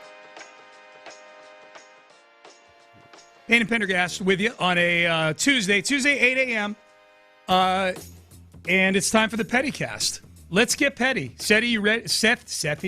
Seti, you ready to get petty? Seth, you ready? I'm ready. Let's do it. Let's do it, as Jalen Reed would say. All right, let's start with Mad Dog Russo, who we played this earlier this week, but it's worth playing again. We've got two Mad Dogs for the Pettycast. If you're petty about anything, text in 713-572-4610. Here's Mad Dog Russo miffed about Sunday Night Football and bringing their act on the road this year. It's the same theme with that stupid song they give you with Claire, whatever her name is, Underwood, saying, you've waited all day for Sunday night. No, I haven't waited all day for Sunday night. I'm sorry. I've had a 1 o'clock game. I've had a 4 o'clock game. I've lost my shirt, and I've had maybe a 9:30 game. I haven't sat around the house all day raking leaves so I can save the Sunday night game. I mean, that's so stupid. I mean, at least acknowledge the fact that the football day doesn't begin at 8:30. I mean, it begins at 1 o'clock in the afternoon, for crying out loud. And then to go spend $1 billion. Now, they can spend any way they want. It's their money. But to spend $1 billion to go do the pregame from stadiums in the middle of December when there's icicles coming out of their nostrils is the dumbest thing in the world. I don't understand it. I wouldn't want that job if they I don't care how much they pay me. I'm going to be sitting in a stadium for 3 hours at 4 o'clock doing rehearsals for the Sunday night pregame when I got the 4 o'clock games going on. Who in the world would do that? Hey, Mike, you got to get down to the set. I know it's 21 degrees, and I know Buffalo, Kansas City are in the fourth quarter, 38-38. Rodgers and Mahomes, but we have to do the rehearsal for the halftime of tonight. What we're going to do, or we got to show you highlights of Bengals Browns from 1 o'clock to. I mean, really. That's as petty as it gets right there. Yeah, that's I can applaud getting petty about song lyrics. Just getting personally, I just have this image of him every time. Waiting all day for Sunday night. He has to listen to this Claire Underwood. Oh my God! Say, I have not been waiting all day for Sunday night. Why do you keep insisting? Why are you? Because she is kind of bossy in saying it. Like she's like, this is what you've been doing. Yeah. You've been waiting all day for Sunday night. Yeah. So you know what? Claire Underwood can get away with that. She's Claire Underwood. Or Carrie. If you ask me about the song Bop, I could get equally petty about lyrics. Oh, really? Or just any of those stupid lyrics. Don't even get me started on that Pina Colada song. That song. Oh, the two of them. Yeah, spoiler alert. You were trying to cheat on me. Yep. And I was trying to cheat on you. Let's have a Pina Colada. Yeah. All right. And yet still very catchy. So that was Mad Dog Russo miffed about the Sunday Night Football, the whole Sunday Night Football thing. They're going, for those who don't know, they're taking their act on the road to the venues of all the Sunday Night Football games this year. Mad Dog Russo does not appreciate this newfangled concept of people going to broadcast sporting events in other cities. I know he watches College Game Day. I know he does. All right, here's one more from Mad Dog Russo. This one's much shorter. This is some amazing audio about the Orlando Magic, who had a 20-something point lead the other night against the Pistons and coughed it up and then ended up losing the series. They were up 3-1 on the Pistons, and the Pistons go on to win Game 7. And they fired their coach, Orlando did yesterday. I think this is what it's in reaction to. And you're up 62-38, and you can't throw the ball in the ocean. Your team looks discombobulated offensively. Deer running around without his head. And you're going to sit there and now moan and groan that he got fired? Doesn't work that way. That was awesome. Oh, that was awesome. He mixed a chicken running around with his without its head with a deer caught in the headlights. Disconjugulated. He's the best, man. Oh. What else? Wait, there was something else in there, too. I don't know. But you know what? Play it again, Ben. It's only 13 seconds or so. And you're up 62-38, and you can't throw the ball in the ocean. Your team looks discombobulated offensively. Deer running around without his head. And you're going to sit there and now moan and groan that he got fired? Doesn't work that way. Not even a deer with its head cut off. Like just a deer running around without a head. You misplaced it. Where is my head? I wish I could see the headlights and get caught in them. I can't even do that. I don't have eyes. He's like, wait a second. Hold on a second. I hear something coming. Oh, my God. He's the best. Oh, he's the best. All right, so this was some petty that really was making the rounds a lot over the last couple of days. The Celtics, much like the Magic, coughed up a 3-1 lead in their series against the Sixers as well. Jaylen Brown went on his Twitch stream after the game and after losing Game 7 and said that flopping has ruined the game, specifically Joel Embiid. This is my personal opinion on basketball. Some of y'all might disagree. You know what I mean? But argue with your grandma. Flopping has ruined our game. Joel Embiid is a great player. One of the best bigs in basketball history, flops. He know it. This ain't breaking news. This ain't, you know what I mean? It is what it is. I can clip it up, like I said, and post it on these paid accounts that y'all, these bot, whatever. That's just my opinion. Okay, and he said that in the post-game press conference, too. That was on his personal Twitch feed. So he played that game, did the press conference, went home, jumped on Twitch, and started complaining more about the flopping in Game 7, which... Well, and he said, like, he has also said, you know, somebody probably brought him up, you know, sometimes that he's drawn a foul. And I think when he's complaining about it, he says, you have to. Where was the quote? He said, it's almost like you've got to, because that's just where the game is. And it's a competitive, like you're competing against guys that are flopping and drawing fouls that you got to play the game that they're playing. Yep. It's one of the most, I mean, it is honestly, is it one of the things in sports that makes you hate the sport? Yes. Like, is there anything that makes you hate a sport more than egregious flops? And guys, you know, going back to Nowitzki, you know, and his stupid facial expressions after he would, you know, act like he just got elbowed in the face. Yeah. Like it makes you hate athletes and hate the sport. Yeah, basketball, that's an interesting question, because basketball, if you ask me that, like, what are things that make you... So it's actually a good text like page in the question. moment. In the moment, you're like, I hate it. You don't hate basketball, but in the moment, you feel like you hate the sport because this is the way it's played. I will tell you the first two things that come to mind for me when you ask that question both have to do with basketball, and one is the flopping for sure, and I think and by the way, just to put a bow on the Jaylen Brown part of this, I think the reason he's catching so much heat, it's like, dude, take a few days and then complain about it. You sound like a baby complaining about it right after the game. Yeah, you know, it sounds like sour grapes. The other thing about basketball, Seth, though, the question you asked, I hate how long the last 2 minutes on the clock, 2 minutes of a close basketball game take. That the last 2 minutes of a basketball game can take 20 minutes of actual clock time. That's just silly to me. Like the teams have timeout, you know, and you got to save your timeouts. I get it. I just think teams get way too many timeouts in basketball. Way too many. What's the biggest thing in football that people hate right now? I mean, receiving, whether something is a catch or not, is a perennial issue. It hasn't been as much in the last. Oh, few years, I'll tell you what it is. The quarterbacks getting the preferential treatment they get in the pocket. Yeah. You know, the hits. I feel like that got better this year though too. I think they called everything, not just the QB slide stuff. Yep. But they've let a lot of the incidental type contact, even hands to the face of the quarterback. They've kind of let it slide. Yep. And I think I don't hear anybody complaining about the fact that they're being more lenient now. It's funny. I would say maybe that offense gets way more of the benefit of the doubt than defense does when it comes to penalty. You know, like a lot of chippy defensive pass interference penalties called. You know, to try to encourage offense. But I don't. It's definitely all around officiating. Yes. You know, and that which is like same thing with the flopping in the NBA. It's something. It's usually something related to officiating that people get really worked up about. Baseball, balls and strikes. That's why we got the ABS system now. So, all right, I want to skip down to this one because this one hits home. This is Stanford Steve, who is Scott Van Pelt's sidekick on SportsCenter. He's sort of the gambling expert also on College Game Day.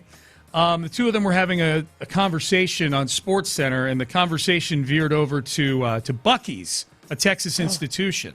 Have you been to Buc-ee's? Not in my life. Too big. Wow. Telling you. Buc-ee's slandered late in the pod. When I drive, I want to get there. When there's stops that have to be made, they have to be made. But I don't want to have to walk around a mall. I was just going to say, get beef jerky. Is this a gas station or a mall? Yeah, they're unbelievable how big they are. And if you have time and you don't care, I get it. More gas pumps than a city, but it's just too big for me. I want to be in and out. Here's my point. Haven't been to a Buc-ee's. I'm sure it's delightful, although it does look like the Mall of America. It's bigger than Target. That is significant. They're huge. And the people are delightful, and the bathrooms are great. But I don't want to walk a mile and a half to go to the bathroom. 120 fueling stations. Yeah, they're insane. What are we doing? They just got one in Virginia. The one in Texas, I couldn't believe how big it was. Damn, there's some glazed pecan, glazed almond. They everything. But that's the thing. And it's a half hour, and I'm looking around. What else can you buy? Everything. So this would be my question, Mr. Buc-ee's hater. Mm-hmm. Is he frustrated mostly because it's so hard to find places to fill your car with gas on the highway? Like generally, you don't have to go into that Buc-ee's, mister, okay? So I feel like the lady doth protest a bit too much. Mm-hmm. Sounds like you know a whole lot about what it's like to be in a Buc-ee's while ignoring the fact that usually there's 3 other gas stations you could go to. You are drawn to this alluring shopping mall of a mini mart. Yes. Yeah, we can't help it if you have ADD and you get sucked in by all the various departments in a Buc-ee's. This is what I would explain to Stanford Steve and Scott Van Pelt, who's never been to a Buc-ee's, which is crazy to me because he's probably traveled the whole country with his job at some point or another. It is possible just to pull into a Buc-ee's, park in front, walk in, go to the bathroom, and come out. Right. And it's the same distance. It sounds like he doesn't trust himself to not be distracted. That's what it sounds like, yeah. And now, it can be because it's so big. Sometimes it's overwhelming at the huge ones where you're like, we're parking in it. But again, go to a different gas station. Yeah. I would tell you, the thing that's overwhelming to me about Buc-ee's is not just the vast selection of things that you can get there, both edible and otherwise. It's the crowds. It's just so crowded. So I get it. You're not allowed to complain about it because you've got so many other options available to you. Right. It'd be like complaining about, all I want to do is go get $100 out of my account. Yeah. But I got to go into this busy downtown bank to do it. Right. Like, no. There's thousands of ATMs you could use. ATM at the bottom of your building. Yes. You could go get cash after you purchase some gum. Yeah. What the hell are you talking about? That's exactly right. You hate going to the bank. Yep. So screw you, Stanford Steve and Scott Van Pelt, for going after a Texas institution. He should be banned from Texas. Yes. Oh yeah. Retinal software that picks as soon as he crosses the border, picks up his eyeballs, and then we aim and shoot. That's what we do in Texas. Water guns. This was I'm petty at Kendrick Perkins. He put a Perkins jinx on the Rockets. This was Kendrick Perkins after Game 5, after the Rockets had cut the series against the Lakers to 3-2. They are in trouble. As a matter of fact, the Rockets are going to win this series. Ooh. Everything right now, the Rockets. Wow. Yes. History. Yes, making history. And I'm sorry because Braun is going to be on the wrong side of it. But right now in this series, it favors the Rockets. Perkins jinx, man. Thanks a lot, dude. Thanks a lot for going from calling our team a pasture of feces. Yeah. And then 5 days later saying that they're going to win the series. Pick a lane, man. If you're going to hate, but we don't need you jumping on the bandwagon. All over the place. Yeah, to the point where, to his credit, I guess, he was more criticizing the Lakers there than he was propping up the Rockets. Petty cast, please. That they were losing. Yeah. Petty cast. Well, no. Okay. All right. Yeah. Well, I'm saying he was being petty. I've run out of ways to get upset about Kendrick Perkins. He spews nonsense, and sometimes he spews nonsense that happens to be something we agree with. And we're dirty little tramps that will be like, hey, listen to Kendrick Perkins. Yeah. Makes a good point here. Yeah. That's why I'm petty about how easily swayed you are by somebody that you flip-flop on Kendrick Perkins. Good. Yeah. I'm glad you got petty. If you're petty at somebody, yeah. I'm petty at you, by the way, because you misheard me during the break and you said, no, Seth, Steve Nash won 2 MVPs. I didn't say it like that. Why do you did. That's exactly how you said it. You thought I had said that Steve Nash didn't win an MVP. That's what I thought I heard. Yeah. No, I know. I said he didn't win an MVP until he got to Phoenix the second time, but he had been an All-Star when he was in Dallas. Okay, I didn't hear the last part because Voice Guy was in my. We were coming back from break, and Voice Guy's screaming Payne and Pendergast in my ear. So and I didn't say it like that. Sometimes I think that's exactly how you say. Ask your sons. Ask Sammy. Ask James and Sammy if that's how you said it. I think you think I talk down to you sometimes. If I'm being honest. In that moment, you were because you're like, no, he won 2 MVPs. Because I heard you say he didn't win an MVP, and I was correcting you. I said no, he won 2 MVPs. That's all. Yeah, that's all. I think that's what happened with our little kerfuffle the other day about quality starts. You thought I was I spent all day thinking about that exchange we had in the first segment of the show. All day. Because I was wondering, what did I do to make him mad? Well, no. What happens in the 6 a.m. hour, it's my fault. You're usually you got a lot of things going on in your mind. Yeah. And if I say anything at all that makes you think a little bit, it goes south. And so when I was trying to make kind of a nuanced point about something, it was that you weren't getting it. Okay. Yeah. So I just need to lay back and let you kind of just go where you need to go. Okay. For a segment. That's the cure. Cool. So that was a Petty Cast, and we get Petty every day at Tuesday at 8 a.m. If you're here for the Petty, that's when you come in. All right. We've not touched on this yet. The Stefon Diggs trial started yesterday. I don't think this is going to be nearly the courtroom saga that maybe some were hoping for before this whole thing started. We'll lay out some of the details, but the Stefon Diggs trial, and does Stefon Diggs find a home now after this? We'll get to that coming up next. Mother's Day, it's almost here. This Sunday, Mother's Day, Mother. I'm going to do it like a monster truck rally. Don't say it unless your mom's into it. She might think it's cool. But Zadok Jewelers is almost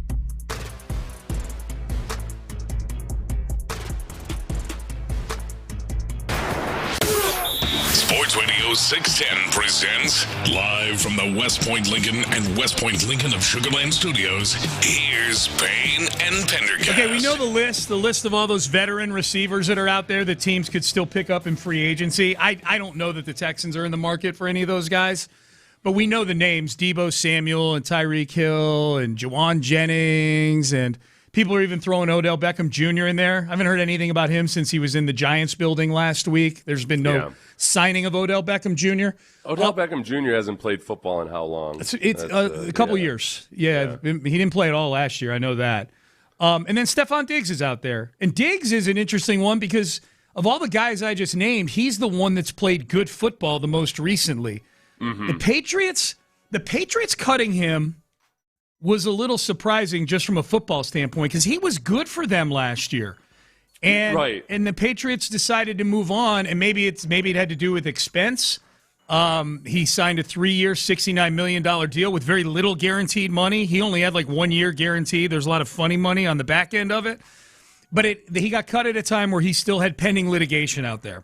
Yeah, and accused of felony strangulation. Yep. For which he's currently on trial. He's on as of yesterday. Yep. Yeah, so I'll let you set all this stuff. Sure. up. So I'll end up saying something that'll get me sued or something. It's legal stuff. I'll let you go. Yeah. So the trial started yesterday. They selected the jury yesterday morning and went right to the trial. And Diggs was there in Massachusetts for this. He didn't talk to the media going into the courtroom. He didn't talk to the media coming out of the courtroom. I don't know if he's going to get put on the stand or not. The first day of the trial yesterday, the plaintiff, whose name is Jamila Adams, she goes by Mila, M-I-L-A, she was on the stand yesterday, but I saw some of the video clips. By all accounts, she was a disaster on the stand yesterday. Yeah. Now, as Seth mentioned, the accusations against Stefon Diggs from Jamila Adams, she testified that Diggs came into her bedroom at Diggs' house and, quote, smacked me with an open hand before wrapping his arm around her neck and choking her, leaving her struggling to breathe. The alleged attack came hours after the two had exchanged a series of angry texts over Adams being left off a trip to Miami where Diggs was taking his entourage for a week. The relationship between these two, she revealed yesterday, actually started as a sexual relationship. Yeah. And then eventually he hired her to be her chef. Or his chef, I should say. And I don't know where Cardi B in that relationship fits into all this, if maybe that was his way of keeping her around. That part of it was interesting, but I guess I saw some people yesterday acting like that was somehow proof that either that nothing criminal could have happened or whatever. I didn't quite get that line of thinking. Yeah. There are other things that make you really wonder, okay, boy, there are a lot of things that you could look at this and the way everything went yesterday where you could say there's a reason Stefon Diggs welcomed the opportunity to go to trial on this. Yes. And didn't try to pay initially could have made it go away for $19,000 is what they claimed the offer was. And Diggs was like, nope. We're taking this to court. Yes. Yeah. So I can, given what we've seen so far, I could see why. She was a mess on the stands. On the stand yesterday, she was pontificating and she was answering questions that weren't being asked of her. The judge had to tell her to stop talking a couple of times at her court date yesterday. There was a point where she has. In addition to the felony strangulation, there's a misdemeanor that's in there, too. In addition to that, she was claiming that Stefon Diggs hadn't paid her for her services. Diggs' attorneys produced text exchanges that clearly showed he did pay her. That he had actually paid her. And she had no answer for it. Yeah, so it was. Yeah, so for anybody that's listening and thinking like, "Oh, wow, you're sounding like you're criticizing a woman for not handling herself well on the stand while she's describing a traumatic situation," it's more than that. It's like the factual contradictions. Yes, and she does. If at the very least, it seems like it's going to be a he said, she said situation because she didn't take any pictures of the redness she claims there was. There's video of her acting, pretty happy in the hours afterwards of the alleged incident, which can happen if people are in shock. It's just that I haven't seen anything so far that there's any evidence, including from people in the house or anywhere else, that if it's just he said, she said, at the very least, I don't see where she necessarily is going to have a case. But then especially just if something had happened and the initial offer was this can go away for $19,000, I have a hard time thinking that Stefon Diggs wouldn't have said, yeah 19,000, here you go. Right, right. That's a little pretty low bar for whether if something had actually happened. But who knows? Maybe something else will come up. Yeah. So we'll see. But it was quite the scene. I don't know if this thing gets thrown out. I don't know what happened. I don't know if Diggs is going to take the stand. Are they back at it today? I have no idea. I just know I saw the videos yesterday and I read a few articles about it. And from everything I saw, it seemed like it was a good day for Stefon Diggs in court yesterday. Seemed like it. We'll see. That's a tough one, man. If he's just if he's a genuinely innocent and he welcomed the opportunity to do this in court, that's still a long stretch of time where people are going to be wondering and speculating and talking and everything. Absolutely, yeah. I'll tell you one thing with Diggs, though. I think the thing is, even if he ends up completely exonerated in this situation, it just seems there's just chaos everywhere. Yeah. Wherever he goes, it's there's an element to just him and the way he lives his life that it's probably scary for teams when you're inviting that in. It's ironic that it's he just got booted off a team where the actual head coach has the biggest sex scandal. Yeah. Of note, but still. Yep. Kansas City Chiefs. That's my prediction for Stefon Diggs. Yeah, that's a team that welcomes chaos. You're exactly. He's gonna He's gonna go there. Mahomes is gonna be healthy this year, and Diggs is gonna get 1,100 yards receiving for the Kansas City Chiefs. Andy Reid will figure out exactly how to use him, and that's where he's going. That's a prediction. That's not that's zero intel on that, but that feels like a direction this could go. And I know the Chiefs are up against it cap wise. I don't know that Diggs, for the reason you just cited, Seth, because that wasn't the only thing in New England this year. He was there one season, and Vrabel this time last year was already having to answer questions about him because he was on a boat handing pink powder out to 3 women who weren't his girlfriend on a boat somewhere. Yeah. So to your point, it seems like it's always something with this guy. This Diggs guy. Whatever happened with the story at the Super Bowl about Cardi B was Stefon Diggs? She broke up with him. Right, because his girlfriend was there, or his new baby mama, or whatever it was. I think I'm remembering this kind of like you are, where it's like it was something where he had another woman at the Super Bowl. Like he had Cardi B there watching it, and he had another woman there watching it too. God, that's bold. That is very bold by Stefon Diggs. I think people appreciate the amount of multitasking that this guy is capable of. It's incredible. To be able to spin this many saucers and to be a really productive wide receiver. The compartmentalization is crazy. Hey, here's some audio we didn't get to last week. I want to get to it here just as long as we're talking a little bit of NFL outside of Houston. We'll circle back to the Texans in the 9 o'clock hour. Jeff, is it Jeff or Todd? Which Monken is the one in Cleveland? Is it Todd Monken? Todd Monken, yeah. Okay. Jeff's the one that coaches Army. Todd Monken, the new head coach in Cleveland. We know that Shiloh Sanders, Shadur's brother, had some things to say about Mary Kay Cabot, reporting what she heard from sources in the building that Deshaun Watson had taken the lead over Shadur in the race for QB1. And then she gave her opinion about saying, if they're going to do this, they should do it now so you can start incorporating Todd Monken's offense a little bit.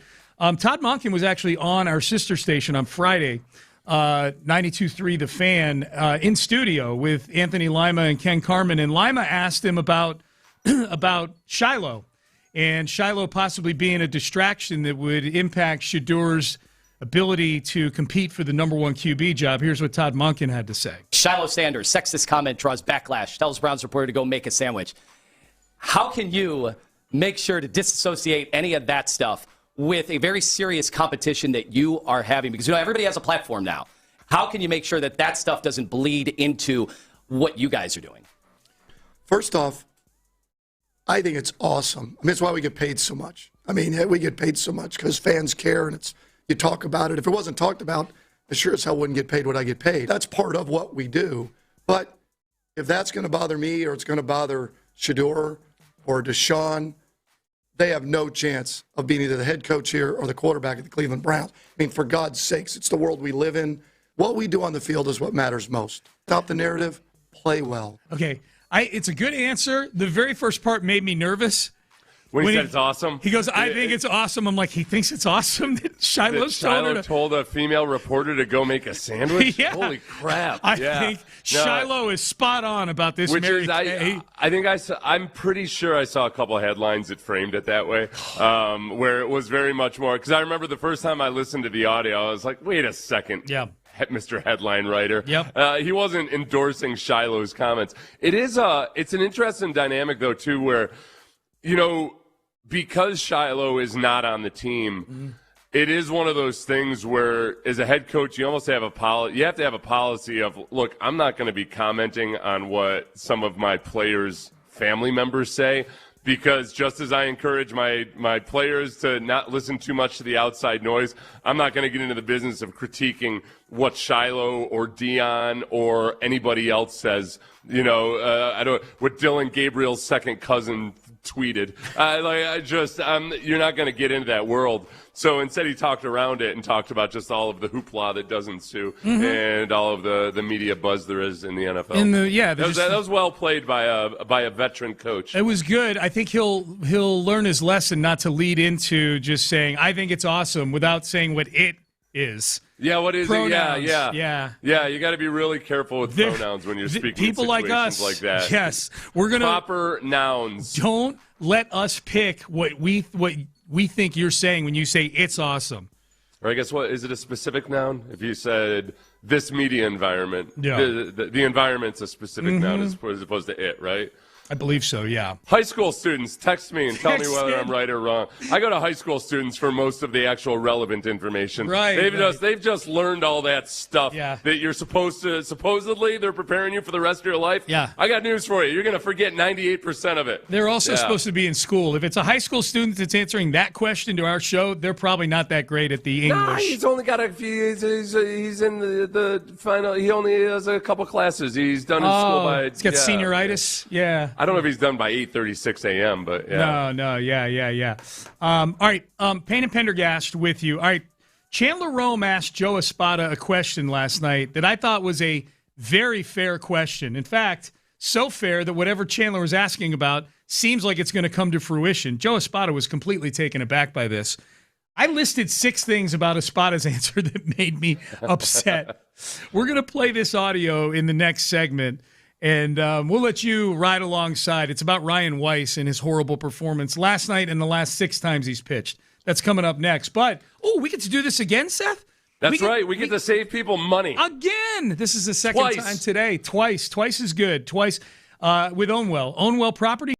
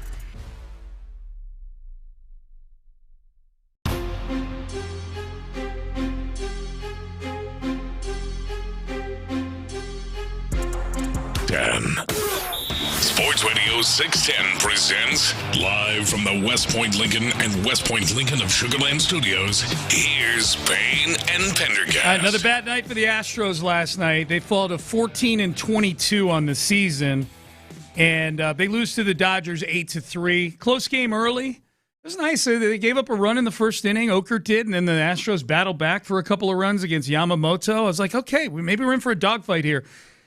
You know, and then Ryan Weiss happened, and he pitched 4 1/3 innings, gave up 6 earned runs and a lot of hard contact, and it was not good. And Ryan Weiss has just been he's there's no way to sugarcoat it. He's been a disaster over his last 6 outings. He's got an ERA of over 9. Even with the removing the bad luck, his ERA would still be over 8. And last night you were just in a horrible, horrible spot with him because he had to eat up innings for you. This is a second straight bullpen game because you have so few solutions right now with this pitching staff. A second consecutive bullpen game where, you know, you had a bunch of your guys pitch 2 days ago, pitch on Sunday. So that was the most depressing part to me, Seth, that as Ryan Weiss was in there just giving up hard hit after hard hit, like even some of the ones, like he needed Bryce Matthews to make a spectacular catch out in center field. Yeah. At one point on one play out there, like there was a lot of hard contact. It was just not a good day. And the whole time, Todd Callis is giving you this warning label, like, hey, he ain't coming out. Like they have to leave him in. They got to leave him in to eat up innings. They eventually had to use Kaiwei Tang, you know, and in a situation where there was no reason to use Kaiwei Tang except for the fact that they don't have any options. There's just the 6 guys that they signed to pitch for you in the offseason. 5 of them have pitched for the Astros, and they have a combined ERA above 6.0. Yeah. And it's been you can blame injuries all you want. The guys who are supposed to help protect you against injuries are the worst pitchers in baseball. Yep. It's just astoundingly bad. It's really bad. And so Ryan Weiss, chief among them, at least for last night, he's the one that gave up most of the runs last night. Seven runs total, 6 earned. So 7 of the 8 runs came in on his watch. The other guys came in and did a nice job after that. But after the game, Chandler Rome of The Athletic asked Joe Espada a very valid question. I mean, in my notes last night, I'm like, can we just move on from this Ryan Weiss thing? And Chandler sort of asked that question. He asked about a possible change of scenery, his exact words. You'll be able to hear the question faintly, but Espada just took great umbrage with Chandler's question. Joe, are you guys reaching a point with Weiss where maybe change of scenery or just... Where is he going to go? Scenery where? He has minor league option money. Oh, come on. No, don't. I know, but don't try to play GM. Let us. We gotta help him through it. Maybe it's here, maybe it's in minor leagues, but you know, let's not just start pointing one bad outing because we could go down the list of guys that we working through this, and we have confidence and faith that he could do this. But let's not get down that path of change of scenery or anything like that. That's not your call. It's not his call. Chandler's not saying it's his call. It's a valid question. And then you, in answering this inappropriate question, mentioned the possibility of him going down to the minor leagues. Chandler basically asked, is it possible that you could send him down to the minor leagues? Espada, disgruntled by that answer, says, maybe it's the majors, maybe it's the minors. Like, where on earth was the question out of line? And as you're tearing down the question as like that's trying to play GM. You brought up a possibility of doing the thing he asked about. Well, and tell the people what Chandler had in his article at 1 a.m. last night. Chandler reported very early this morning that the team will demote him to the minor leagues before Tuesday's game. So we'll see. Now, the Astros might see that, and given that Espada just got all huffy about it last night, maybe they end up saying, well, screw you, we're not demoting him, which is a great way to run a baseball team. So, that's really keeping your eye on the prize. Yeah, spite. That's a good way to run things. We're going to demote him on Wednesday. Yeah. No, well, if they do demote him today, that is a horrible look for Joe Espada. To get chippy about that question, to take offense to that question, and then have management above Joe Espada actually do what Chandler is asking about. Joe Espada was acting like it's silly to think to send this guy to the minor leagues right now. I actually wrote down 6 things about that cut that pissed me off. Ben, can we play it again? And I'll just tell you to pause after each one here. Joe, are you guys reaching a point with Weiss where maybe change the scenery or just... Where is he going to go? Scenery where? He has minor league options. Oh, come on. Oh, stop. Oh, come on. Yeah, oh, come on. So for those who couldn't hear, Chandler says he has minor league options. Right, yeah. So clearly... Yeah, that's what he scoffed at. Yeah. Like the notion that they would send him down to the minors. Come on. Oh, come on. All right. Come on. That's number 1.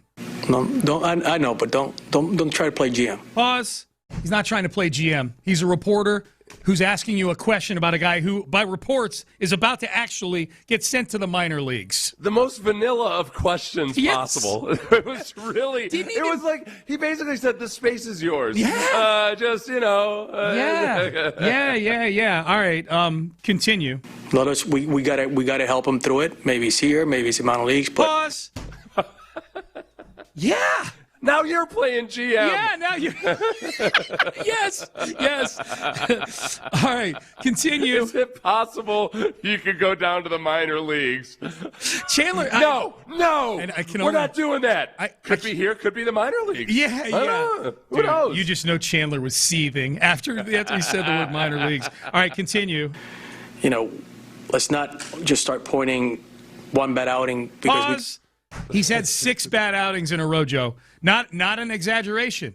He's had 6 bad outings in a row through which his ERA for those 6 outings is over 9. Yeah. Hey, you're cherry picking, Sean. His season ERA is 7.5. That's fair. Okay, you know what? I got to dial it back a little bit. And now I'm trying Sean, to play GM. He's only been really bad. I know. Not really, really bad. Thank you for checking me on that. Okay. Continue. Because we could go down the list of guys that we working through this. Okay, pause. Yeah, we could. Let's do it.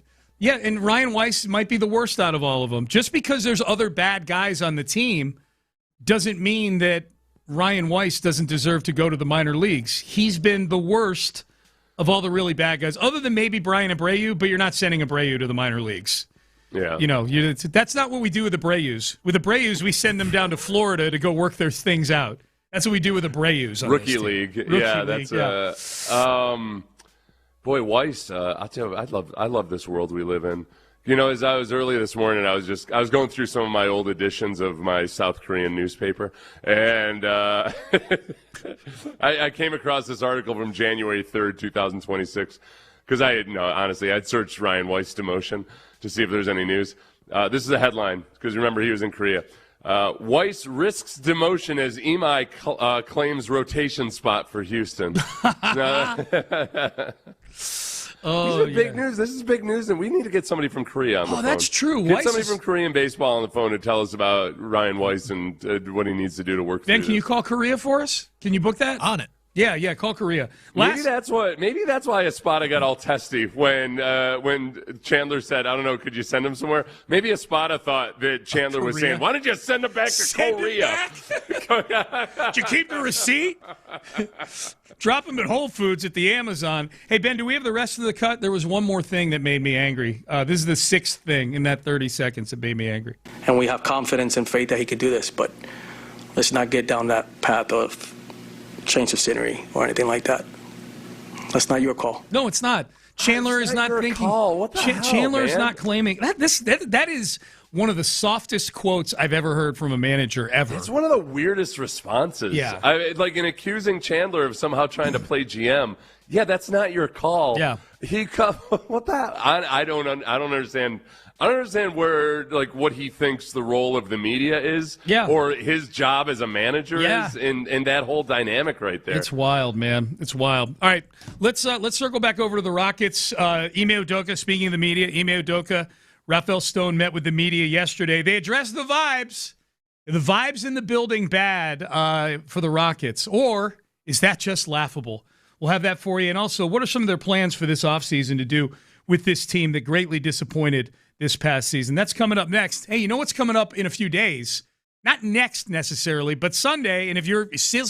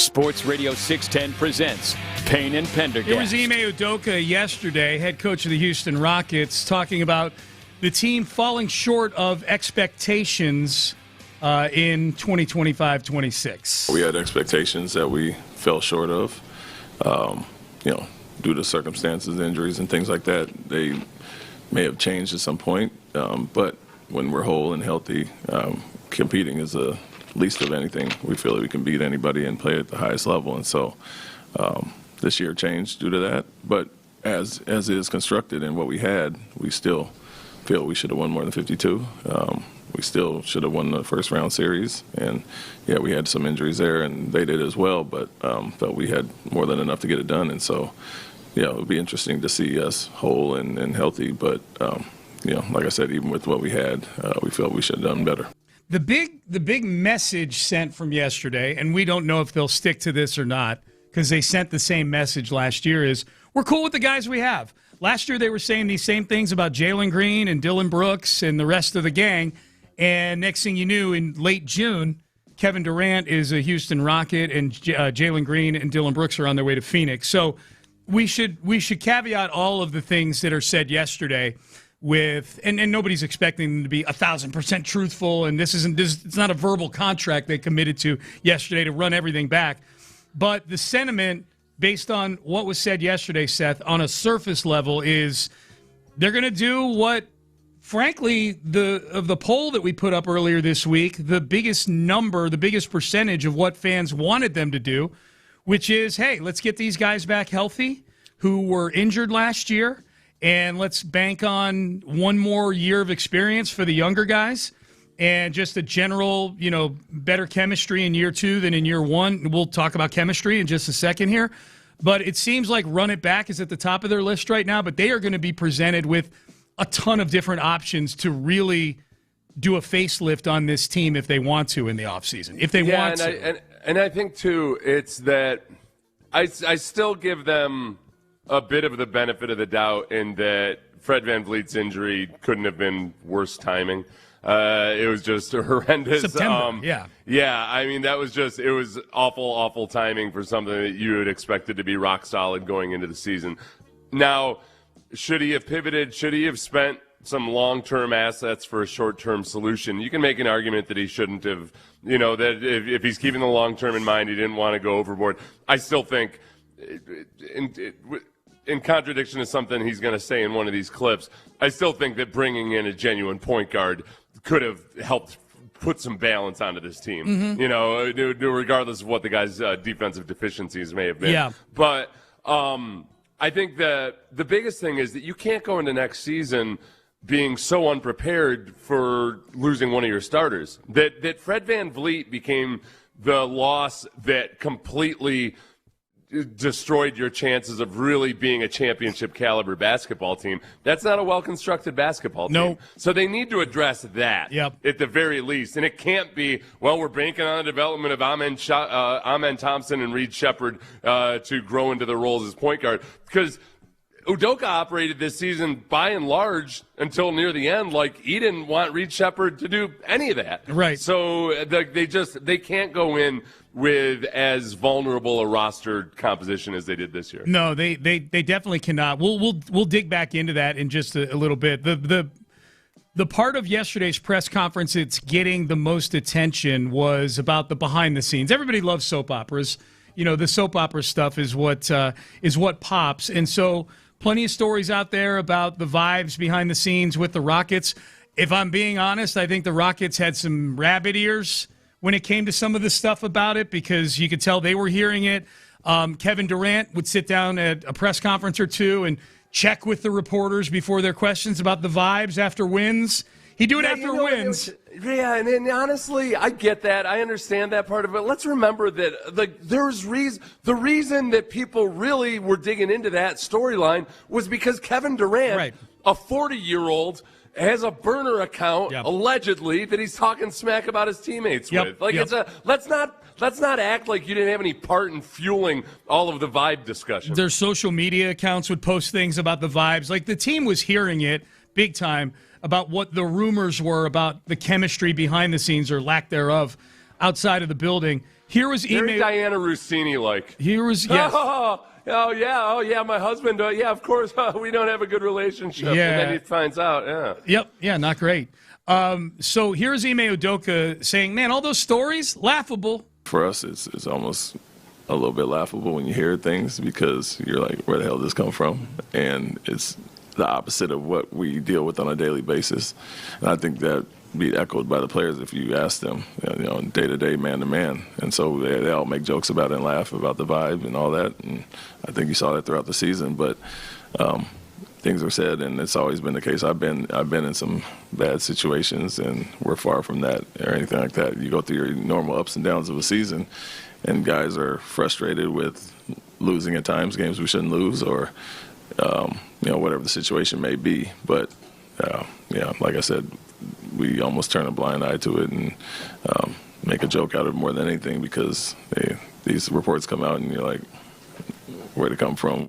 I want to play one more here real quick, Seth, because Stone followed up on that. Rafael Stone jumped in at the end of what Ime said there and had this to say. One thing I did note, which I thought was really funny, is none of you in this room wrote about that. So the people who were around the team weren't the ones writing it. So that I did find that really interesting. That the people whose faces I see every day, they didn't write that. So those of you who aren't here today, you can note that. Okay. So that would be like the report from who was it? Amick, Sam Amick, yeah. And not there every day. And Guillory, yeah, not there every day. So they're getting there. So that isn't, because I do think there's two parts to it. Some of the reports are incredibly laughable. Like when people dissect every little action on the court. Sure. Where, somebody didn't help somebody up off the court. Like obviously that is genuinely laughable. Yeah. I think the nucleus of, say, what Sam Amick reported, which was that there are still people that are peeved about the burner account stuff. I don't get to where you can call that laughable. Like, dude, it's one of the weirdest things I've ever seen in professional sports. Yeah. I mean, it's your team leader talking smack to strangers on the internet, allegedly, about his teammates. Like, that's what is it about something that's so weird that nobody's ever seen anything like it? What necessarily is so laughable about that potentially creating issues or something? And that also, the guys that might really have an issue of it, they're not talking to local media, telling people like, you know what, it turns out that I really don't like this guy or whatever. Of course they're not going to say that, but they're talking to their agent or they're talking to somebody else. That's the fallacy of what Rafael Stone just said. That's what I want to hone in on, that second part that you just touched on. Rafael Stone saying, none of the people here that I'm looking at, I see you guys every day. None of you are saying that. Well, first of all, they're not in the locker room like when the serious chemistry building is going on. None of the Penn State beat writers wrote about Carl Sandusky. Yeah, there you go. Couldn't Jerry, be anything going on there. Jerry, oh, no. Jerry Sandusky, Or Carl. Or Carl. They didn't write about him either. I'm just thinking about the poor guy named Carl Sandusky in his car right now. Like, hey. He's like, oh, no, they're on to me. Here's what I was going to say about Stone. They're on to me. Somebody protect my statue. Oh, my God. But the fallacy in what Rafael Stone just said, kind of building off of what you just said a second ago, Seth, is that A, there are way more outlets and people to talk to just than the 8 people sitting at your press conferences all the time. Yeah. There are national reporters that can't be in Houston every day, and they're the ones writing these articles. They do talk to your players.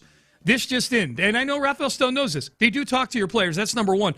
Number two, there is probably an element with the local media where there's there's a kind of playing ball sort of thing. The local media. Part of it is they do have to see you guys every day, so they may be less inclined to write about feelings and emotions and chemistry and things like that. That's just that's human nature. Well, whenever you start getting into the body language discussions and everything, there are a lot of like ridiculous aspects to it. Yeah. people read too much into various certain things. So I think some of the reports are laughable, but the notion that somehow maybe there was something a little bit off ever since the team leader allegedly talked smack with strangers on the internet through a burner account about how crappy his teammates are. That's not a laughable situation. They are, the two of them, Stone and Udoka, are dismissing it completely.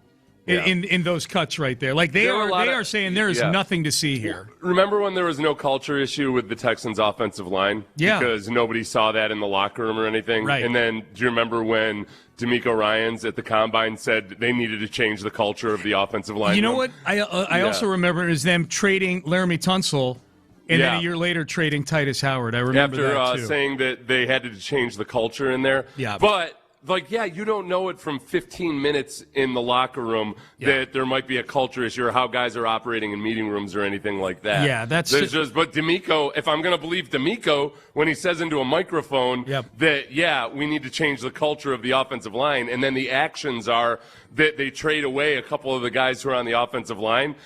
Was it that laughable of a story that there was a culture issue on the offensive line? Nope. No, because this guy told jokes to me and acted like he was my buddy. Right. Here's Rafael Stone. Let's dig into the basketball part of it a little bit here. This is Stone yesterday on the Rockets roster right now. We think that the players in our locker room can win a lot of games and can be very competitive. And my firm expectation is, we have players coming back from injury. They will help us. If we bring back largely the same group, I think continuity will help us. But the single biggest thing is my expectation is that Tari, Jabari, Reed, Alpi, Amen all need to be way better basketball players next year, and I think they should be. That's on them. It's on us. But I expect that growth from them, and so I expect to be an improved team next year, regardless of our ability or willingness to bring in any outside talent. Yeah, they've got to ask themselves questions this offseason. Said they got to go through each of these guys and say, okay, if this guy goes out, then what do we look like? Because I don't know if they go through that exercise or not as you're putting a roster together. It's much easier to do in basketball than other sports because one guy.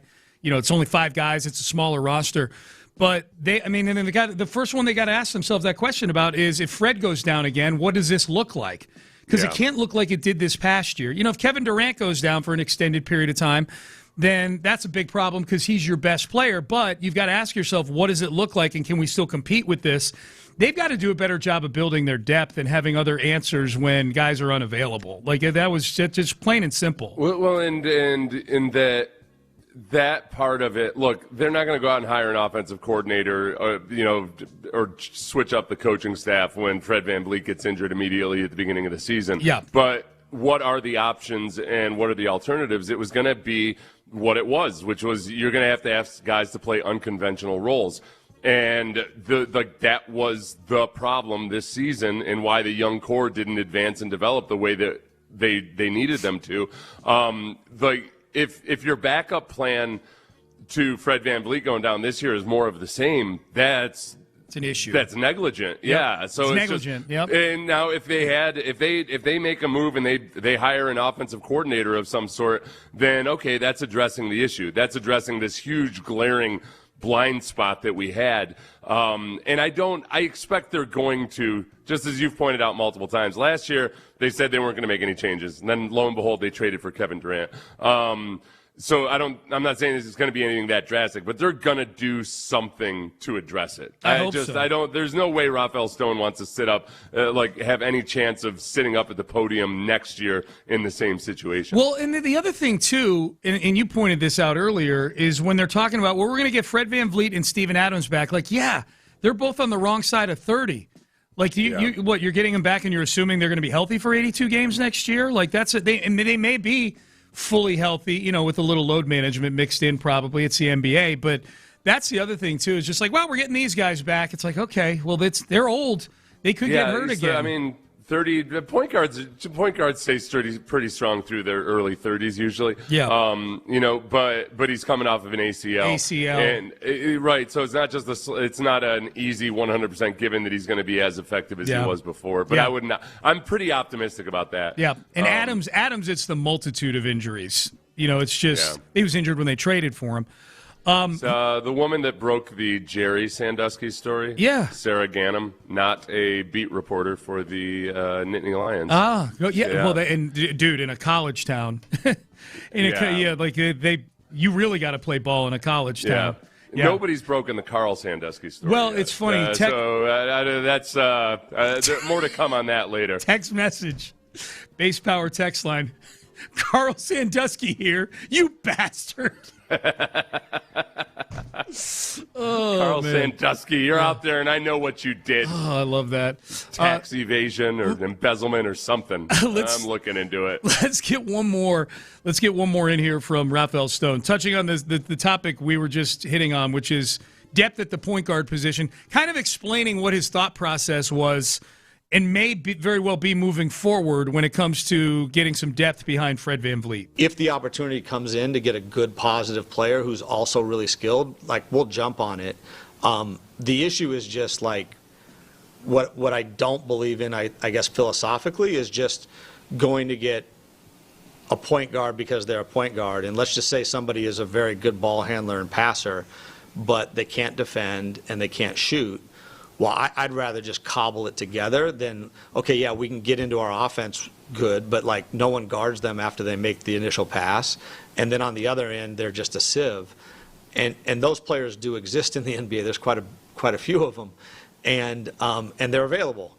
But I didn't think that would make us better on the whole. So I think it's always an opportunity cost. And there's lots of ways to win basketball games. There's lots of ways to lose them. My goal is simply to win.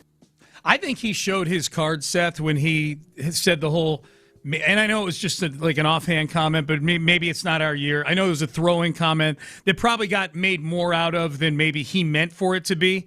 I think Raphael Stone was a little over the top in criticizing people that were reading into that comment because it was, in a vacuum, kind of an infuriating thing to hear a GM say around the trade deadline. I wonder, though, deep down, if the whole question was, we can go get somebody that can bring the ball up for us and play point guard, is this really going to make us as good as OKC and San Antonio this year? Yeah, there is that. And then how much am I going to sacrifice for that guy? Yeah. When I guess, but where I think also, though, where he says he'd rather cobble it together, you're not going to go get a guy that's a ball handler and a passer because at the expense of the defense or shooting, but so you're going to try to cobble together with guys who can't ball handlers or passers. Yeah, you couldn't even get it over half court. At least Reed Shepherd can't play defense, and he's not a ball handler and passer, but we'll cobble it together with him with Reed Shepherd, as opposed to somebody who can actually do that. Yeah. Well, he was very complimentary of Reed Shepherd. We don't have time to play it now, but he said Reed Shepherd had a great season. Reed Shepherd was much improved, and I there are things that I saw with Reed Shepherd this year that get me very excited. He won a few games for them this year, But the thing with Reed Shepherd is because defensively he's a little deficient, to say the least. As a ball handler, he's not there yet. Reed Shepherd, it's kind of whatever his three-point shooting line looks like in the box score. That's probably how it. That's probably what you thought of Reed Shepherd that night. If he went 6 for 11, they probably won the game because he buried them under threes for a 5-minute period in the third quarter. If he went 1 for 10, like he did in Game 6 of the Lakers series, you might have lost by 20 in that game. Yeah. So, all right, Payne and Pendergast with you here on a Tuesday. Working up to In the Loop at 10 o'clock today. Will Anderson Jr.'s contract. Boy, Skip Bayless just can't quit Will Anderson Jr. He hates Will Anderson, man. Which if you hate Will Anderson, you hate ice cream, man, in America. It's like Will Anderson is the man. So Skip Bayless is incredulous about something with the Will Anderson contract. We'll tell you what it is. We'll let Skip tell you what it is. Coming up next, but you know what you don't want? You don't want your neighbors to come over and be incredulous.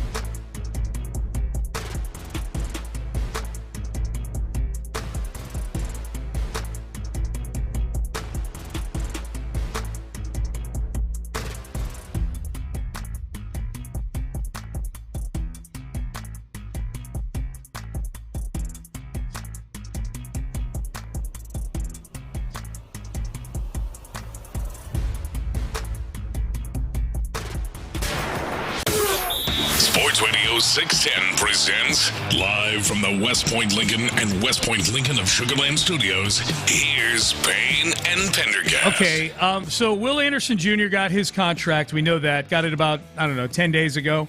Will's going to be a very, very wealthy man. He already is a very wealthy man, but 3 years, $150 million tacked on to the last 2 years of his rookie deal. C.J. Stroud not only does not have a contract extension, according to the article DJ Bianame had with a bunch of the anonymous executives, quotes about what the Texans should do with C.J. Stroud and a pending contract extension. According to DJ, there have really not been any substantial talks between the Texans and C.J.'s representation about a contract. So we'll see. This may end up being just a very quiet summer where all sides are kind of going, okay, CJ's going to bet on himself. The Texans are going to hope that he wins that bet because I think they would love nothing more than to have a franchise quarterback, even if you got to pay for it. It's a good asset to have, and away we go. This whole dynamic has spawned some very strange opinions from the national media. This whole thing.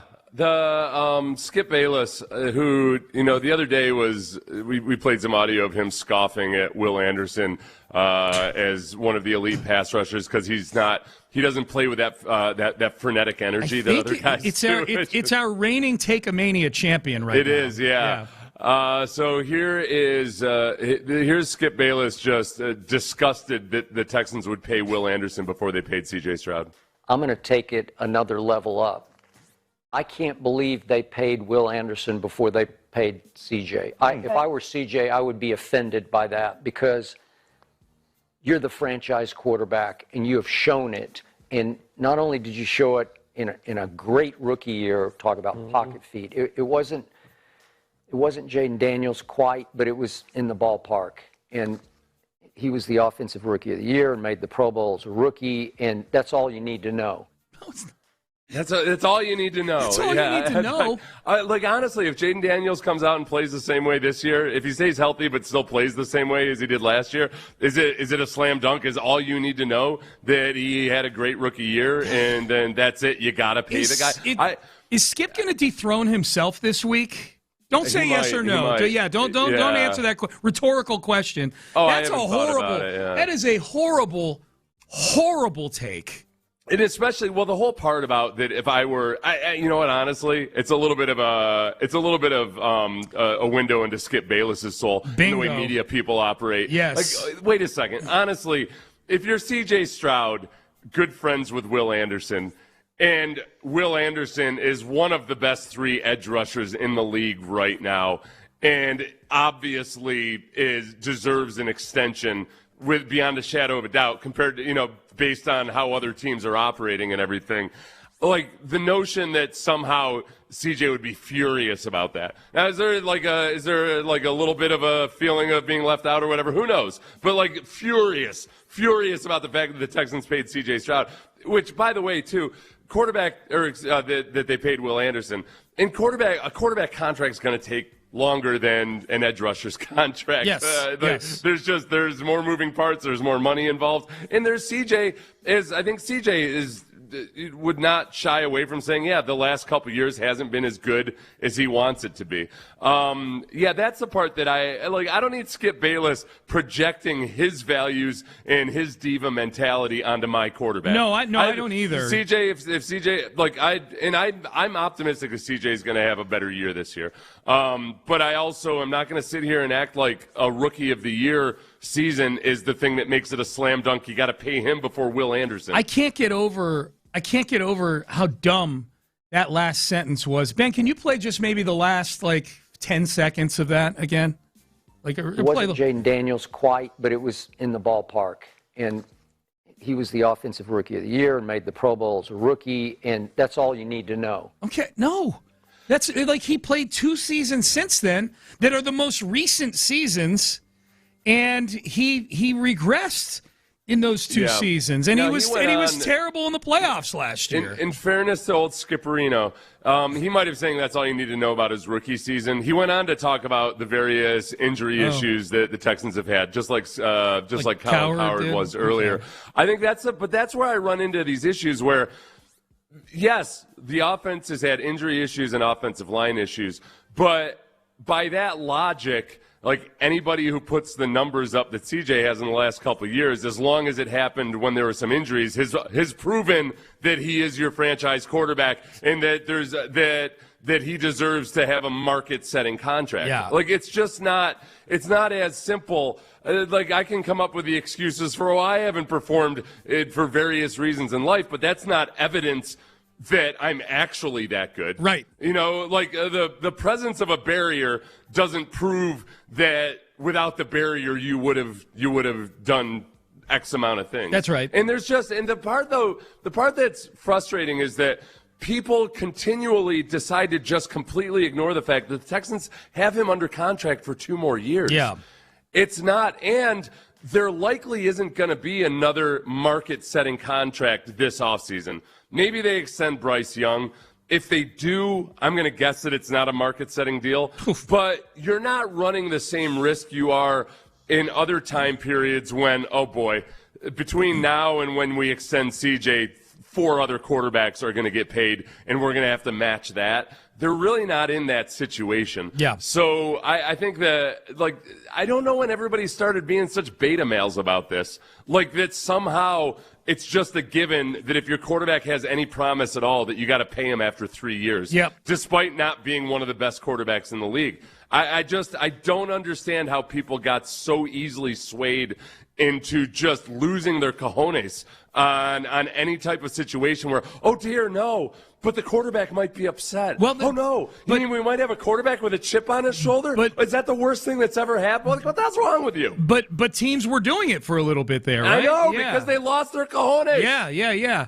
Nick Caserio is showing some cojones here. I just honestly, there's a pandering to quarterbacks that almost became the norm that I think is starting to swing back the other way. Yeah. Partly because so many more teams now, once you got out of the era of like, oh, if you don't have Tom Brady or Pat Mahomes, you ain't winning a Super Bowl.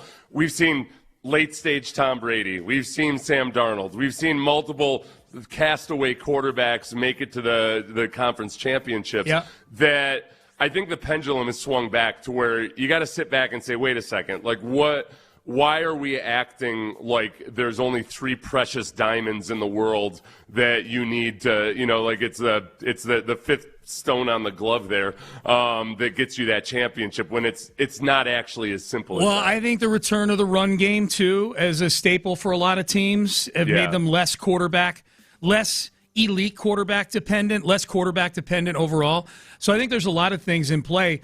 As long as we're playing national audio here, let's mix in the last one that when we played Cowherd a little bit earlier. Cowherd read DJ Bieniemy's article. We're assuming it's DJ's article with all the anonymous quotes from different AFC and NFC executives, and somehow arrived at the conclusion after reading that that there are executives out there that think the Texans are going to let C.J. Stroud walk. Well, the key is he used a quote from DJ's article where the quote was that he thinks the Texans should wait. Give it 1 more year. Yeah. You've got leverage, and just wait. And it also gives CJ a chance to bet on himself. Yep. So that's all he's saying. He's not saying get rid of CJ. That executive is saying that. The executive saying wait. Yep. Here's Cowherd's interpretation. When I see stories like that and anonymous quotes, I'm like, if you think you should move off C.J. Stroud, I'm not sure how you're in the league. I really don't. You cannot let go of somebody that big, that strong, that accurate, who's been carrying his team. I mean, I know they have a great defense, but, that's what happens. You do get help somewhere along the way on your roster. Okay. Right. Look, that's so great. You successfully argued against something nobody's saying. Nobody's saying. You defeated that straw man. You stabbed him. You stabbed that straw man right through his non-heart. There were five executives quoted in that article. None of them came close to saying move on from C.J. Stroud. Right. Nobody. Nobody Not did. a single one. Nobody did. Yeah. The other thing that he did in that article, and I'm willing to, yes, I will be the first to say, yes, CJ hasn't had the best luck with receiver injuries in the playoffs, with his offensive line, all of that. I give CJ a partial excuse on a lot of that. I don't give him, that's not an excuse for what happened to him in the playoffs this year. But The other big one was he kept saying, there's 7 other teams I counted that would pay CJ today. And then he lists all the teams that are desperate for a quarterback. Sure. Right, who don't have a quarterback. Right. Like, but you're not in a bidding war with the Cleveland Browns right now.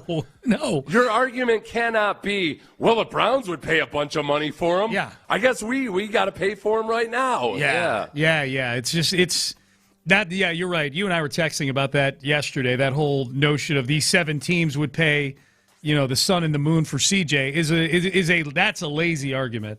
It is a lazy argument. Text message: do you want to end up being like Miami with $100 million in dead cap space and had to let him go because he didn't live up to the contract you gave him? I think this is the person who's agreeing with us on the text. Yeah, page. no, 100%. Yeah, that's the downside is. The downside is it's a catastrophic error. The downside of giving him a contract is that it could end up being a catastrophic error, and everybody loses their jobs, and you got to hit the reset or something. Ugh. And the downside of not giving him the deal is that you end up having to pay him a little bit more next year, and if he plays really well. Maybe CJ gets a burr in his side and then in his saddle and then decides, no, I'm just going to play it all the way out to free agency or something. Like that's very rarely, other than in cases like Kirk Cousins, happens. So the downside of not extending him is so much less than the downside of extending him and it blowing up in their face. Yeah. And it doesn't, for me, unless they are able to come to a really team-friendly deal with him, which they did with Will Anderson. Will Anderson's extension was shorter than you would expect for where he was. But that's what the Texans give you, a bunch of guaranteed money. It's a shorter-term deal. Bet on yourself. So maybe it's something like that. But in terms of making him the highest-paid quarterback in the league, it's just the downside of that deal and the risk of that deal balanced out by what CJ has actually accomplished, it's just not the right math for me. No, it's not. But if you're CJ and you're betting on yourself, I think one thing that should have you very excited is that Nick Caserio has shown that if you're somebody who's in the building, we know about you, we've got all the intel on you, and you perform at a high level, he'll reset the market. If CJ Stroud has a good year, if they make the AFC title game next year, and CJ Stroud is a big reason they make it there, CJ Stroud will probably become the highest paid quarterback in football based on average annual value. And I cite Derek Stingley Jr. and Will Anderson as examples of that. Yeah. And even Azeez Al-Shaair, who's probably not the third best off-ball linebacker in football, but is now getting the third highest AAV of all those linebackers. He'll pay you. The guys that waited until after their third year, Lamar Jackson, Tua Tagovailoa, ironically enough. I mean, they gave him that deal after his fourth year. Yep. After his fourth year. It wasn't the third year. Yeah. Guys that didn't do it Longer than 3 years. On the same timeline. Yeah, the guys that waited an extra year. Jordan Love, that was a different situation. Yeah. Lamar Jackson and Dak Prescott are probably the most successful examples of, okay, we waited a year. Lamar, they waited until after year 5. Yeah. That got uglier than it needed to. And Dak and Lamar veered into franchise tag territory. The franchise tag started to work its way into things. So that's where it gets a little testy. That's right. Dak was after year 5. That's where you wait too long. Yeah. And that's, I guess, that would be another downside of waiting is if they don't then come to terms, then it gets really, really pricey. Yeah. But I'm not as worried about that. Where is Joe Espada on the most likely to be asked to leave scale right now after something that happened with another manager this past week? Bob Nightingale's got nuggets, USA Today baseball writer. We'll have that final segment coming up. We'll find out what the guys have going on In the Loop. This show is sponsored by BetterHelp. BetterHelp is America's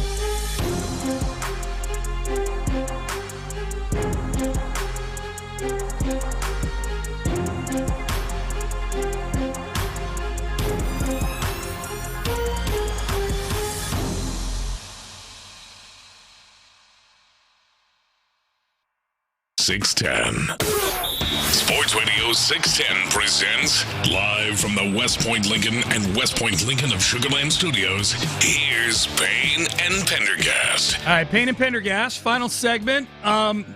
This was Joe Espada. Played this audio a few times, but it's worth playing once more. We're still on Weiss Watch. The report from Weiss Watch, the report from Chandler Rome late last night that, according to a source, Ryan Weiss is going to get sent down to the minor leagues. He's been really bad of late. It's the last 6 performances really bad, including last night, pitching four innings and change, giving up 6 earned runs. This was Chandler Rome asking Joe Espada last night after the game. Could Ryan Weiss use a change of scenery, basically meaning should he go down to the minor leagues? Joe, are you guys reaching a point with Weiss where maybe change of scenery or just... Where is he going to go? Scenery where? He has minor league options. Oh, come on. No, don't. I know, but don't try to play GM. Let us. We gotta help him through it. Maybe it's here, maybe it's in minor leagues, but let's not just start pointing one bad outing, because we could go down the list of guys that we working through this, and we have confidence and faith that he could do this. But let's not get down that path of change of scenery or anything like that. That's not your call. Sorry, it's not Chandler's call. Yeah, you're right, Joe. It's not Chandler's call. You know who else? I'm glad you set Chandler straight. Yeah. So now I was Chandler was about to make the call. Right. Down to Corpus. You know who else thinks it's not his call? Chandler Rome. I didn't even list him among the things that pissed me off about that cut. The whole thing about, we've got lots of confidence that he can turn this around. I'm like, what on earth gives you confidence? I know it's his guy. He's got to. I wonder if he got defensive because his first thought was, let's send him back to Korea. And then he's like, oh, wait, no, I can't say that. Yeah, no, I can't say that. Yeah. What are we talking about here? How dare you ask whether he could go down to the minor leagues when, yes, he could go down to the minor leagues. Yeah. Yes. He literally said it could be in the minors. Yeah. As he's upset about the question about whether you might send him down to the minors. Yeah. He got upset that somebody would dare to ask that question. We might send him down to the minors. Is this I'm looking at Bob Nightingale. Is it a hint of discord between Espada and Dana Brown? Is that what it is? Because Chandler had a report after that press conference that Ryan Weiss is going to be demoted today. Indeed, he's going to be demoted, yeah. Did Dana Brown say something on a burner account about Joe Espada? That coming up next. Espada can't shoot, can't defend, yes. Can't stop me from sending Ryan Weiss down. That's exactly right. Bob Nightingale of USA Today had an article with some nuggets in it, and the 2 things that relate to the Astros and the managerial position. While Alex Cora will be the hottest free agent commodity this winter, the Phillies are confident that he will be managing their team in 2027. Just to stop right there, the Phillies reportedly offered Alex Cora their managerial job after they fired Rob Thompson, and Cora said, "No, I'm gonna go relax. Don't really want to take over a 9-19 baseball team." Cora is expected also to be wooed by the Mets and the Astros. The interesting part about that, Seth, is that if Alex Cora were to come back to the Astros, this would be the first kind of welcoming back of somebody who was involved in the sign stealing scandal back in the punishment for it back in 2020. Jim Crane fired Jeff Luhnow and A.J. Hinch for their involvement or maybe their lack of stopping it or whatever it may be. So I think it's interesting. Bob Nightingale, who's among the baseball nugget hussies, he's a pretty good one. So he says that the Astros and the Mets would be expected to woo Alex Cora. He also says now that Carlos Mendoza he's the manager of the Mets, has been informed that his job is safe for the time being, Joe Espada could be the next manager fired, according to Bob Nightingale. Yeah. So I don't know if that's a report. Could be. Have Alex Cora and Jeff Blum, have they moved beyond their bus altercation from 2017? I don't remember this. Remember they got into some kind of argument on the bus? No. something. Yeah. No, I don't remember this at all. That? No. Yeah. No, Yeah. I don't. Yeah, they got it. There was some kind of argument, and that was it. Over like the loudness of music playing or something like that. Oh, okay. Our listeners will remember better than I do. Yeah, if they look, if Alex Cora wants to come here, then Jeff Blum's going to need to put his weapons down. Okay. Here we go. This is from NBC Sports Boston. Let's see. Less than 2 months before he was named Sox manager at a time of peak anxiety off the field, Cora cursed out Astros broadcaster Jeff Blum on a team bus heading from the airport to the stadium in Houston. When the bus arrived at Astros Minute Maid Park, Cora went off again, screaming at his boss, Astros manager A.J. Hinch. Both expletive-filled episodes were visible to a large number of the Astros traveling party. Okay. The confrontations were described to NBC Sports Boston by multiple people with direct knowledge of them. Wow. Yeah. Okay. And does it say what they were? Sorry if I missed it. Did it say what they were arguing about or no? I don't know. Okay. Not that I see here. Doesn't say in I that remember article. hearing things at the time, but I don't want to repeat it. If it was relatively innocuous. Yeah. Like, not that big a deal, I think, if I remember it correctly. But then, Cora gets hired after the World Series that year up to Boston. So I don't know if he and Blum ever buried the hatchet. Yeah, that's true. Yeah. If they had a chance to, did they on the field sit down and cheer? Did they shake hands before one of the games between the Red Sox and the Astros? What if Blum went just full, not team announcer? If they hired Alex Cora and just from the first game, all of a sudden Blum is not his normal affable, lovable self. I don't know what the hell Cora's thinking. Or Blum, pulling the pitcher after the fifth inning like this. Blum, who's never on social media, immediately makes a video about Alex Cora getting hired by the Astros. His little cute nickname that he comes up for everybody with Alex Cora. Yeah. Ends up being so that article said Alex Cora, don't mean to bore you. Yeah. Still schmaltzy, still dad jokey, but not nearly as positive. I like that. So the bus ride was from the airport back to the stadium. So that was the end of a road trip then, if that's the case, right? Yeah. They were on August 31st. Okay. Oh, Look up what was going on in the game log on August 31st of 2007. Hurricane Harvey, dude. Harvey.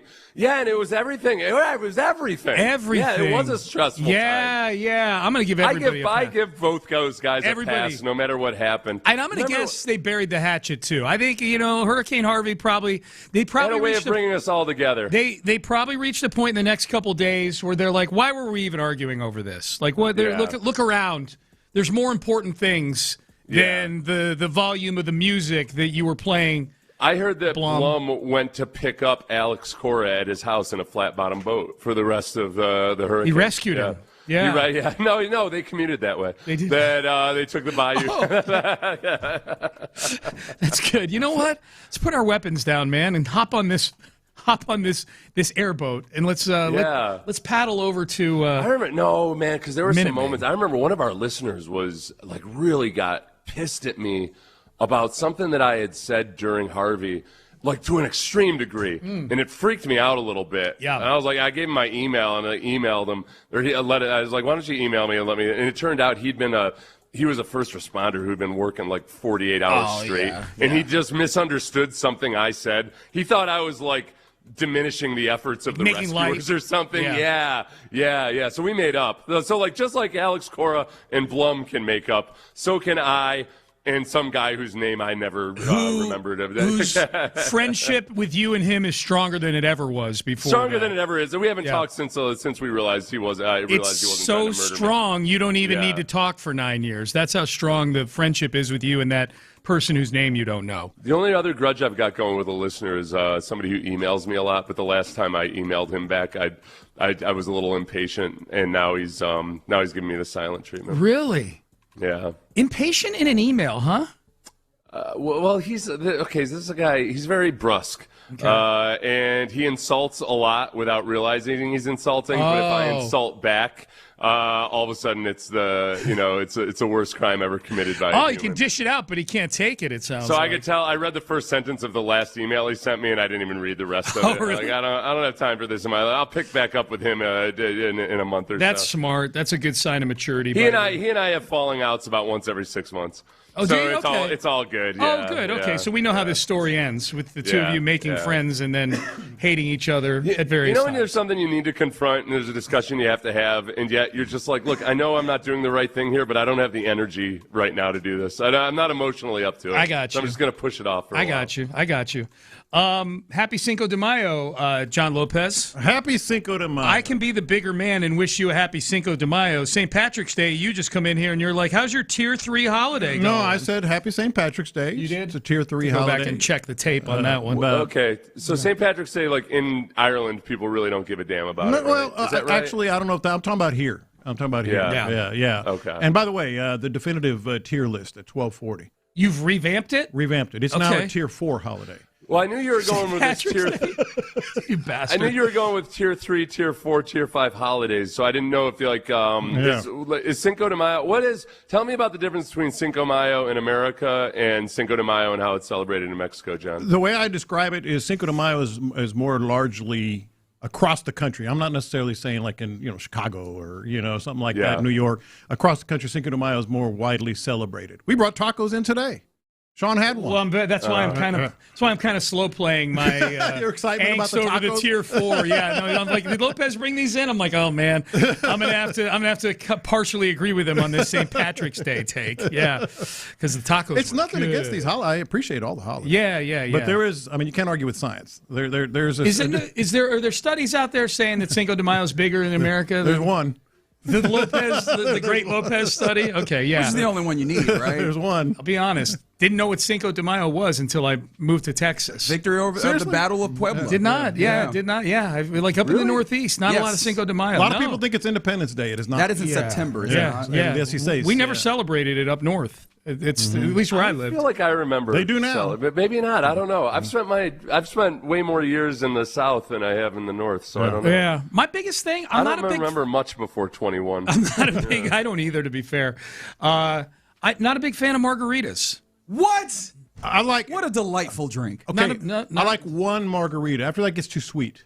They're too sweet. Well, I don't like. I don't like sugary drinks. Yeah, I'll have like one margarita and then beer. Margaritas burn my I'm with you on my that. chest. Yeah. A good bartender, because there's difference if you're drinking like a pitcher from like a chain restaurant or whatever. If you go to a good bartender, will make you a pretty dry martini. Okay, that's maybe, dry, but yeah, that may be what I need. Reggie's looking at me like I got two heads. I don't like margaritas right now. Yeah, I just thought you were an appreciator of alcohol widely. Oh, I know. I appreciate them. I don't enjoy them. Sean didn't realize that I was making a joke about El Tiempo margaritas and how strong they are, and you had no clue what I was talking about. And I was kind of shocked by that because I thought that was known in Houston just how strong the El Tiempo margaritas are. It is. Yeah. I don't. If I don't drink it, I don't pay close attention to it. Yeah. Well, that explains the long lines at the Astros games then. And they're like $20-some. They're $25.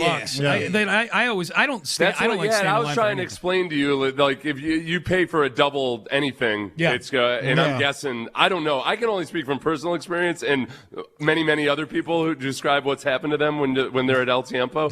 It's a good margarita. Mess you up. I'm gonna take you to El Tiempo for a lunch that will turn into a late night a late night that you'll regret. Dude. That's what happens when I go to El Tiempo for lunch. I am up for it. Let's do it.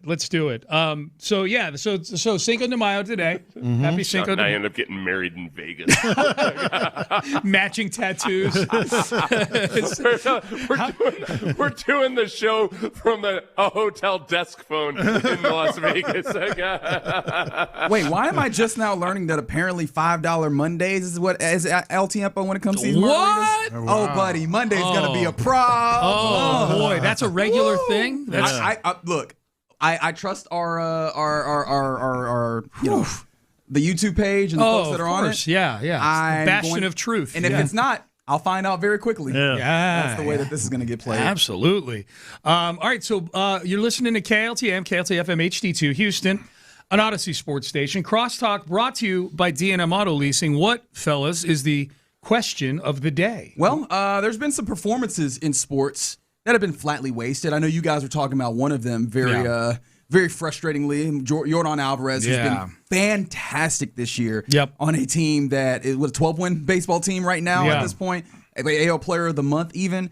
And then last night, if you were watching the hoops, Victor Wembanyama, in true alien fashion, had 12 blocks in a loss. He's just unfair, man. He had 12 blocks in a loss. And so that led us to asking, what's the ultimate incredible effort that was wasted? Okay. Sports or otherwise? And it doesn't have to be sports, because my immediate one that came to mind was non-sports. Did Michael Jordan 63 against the Celtics? Did he win or lose that game? Loss. They lost the series. I know They that. lost that game. They lost that game too. Yeah. That was the '86 Celtics that went 40-1 at home that year. Yeah. I was living up there. I remember that. Yeah. That's so you knew. I just said Michael Jordan. You knew exactly. I mean, he played for 20 years. You knew exactly which game. Yeah. 63 points in his first ever postseason. Yeah. And they lost to the Celtics. He was so good. And they didn't shoot threes back then either. No. It was probably all mid-range stuff and dunks back then.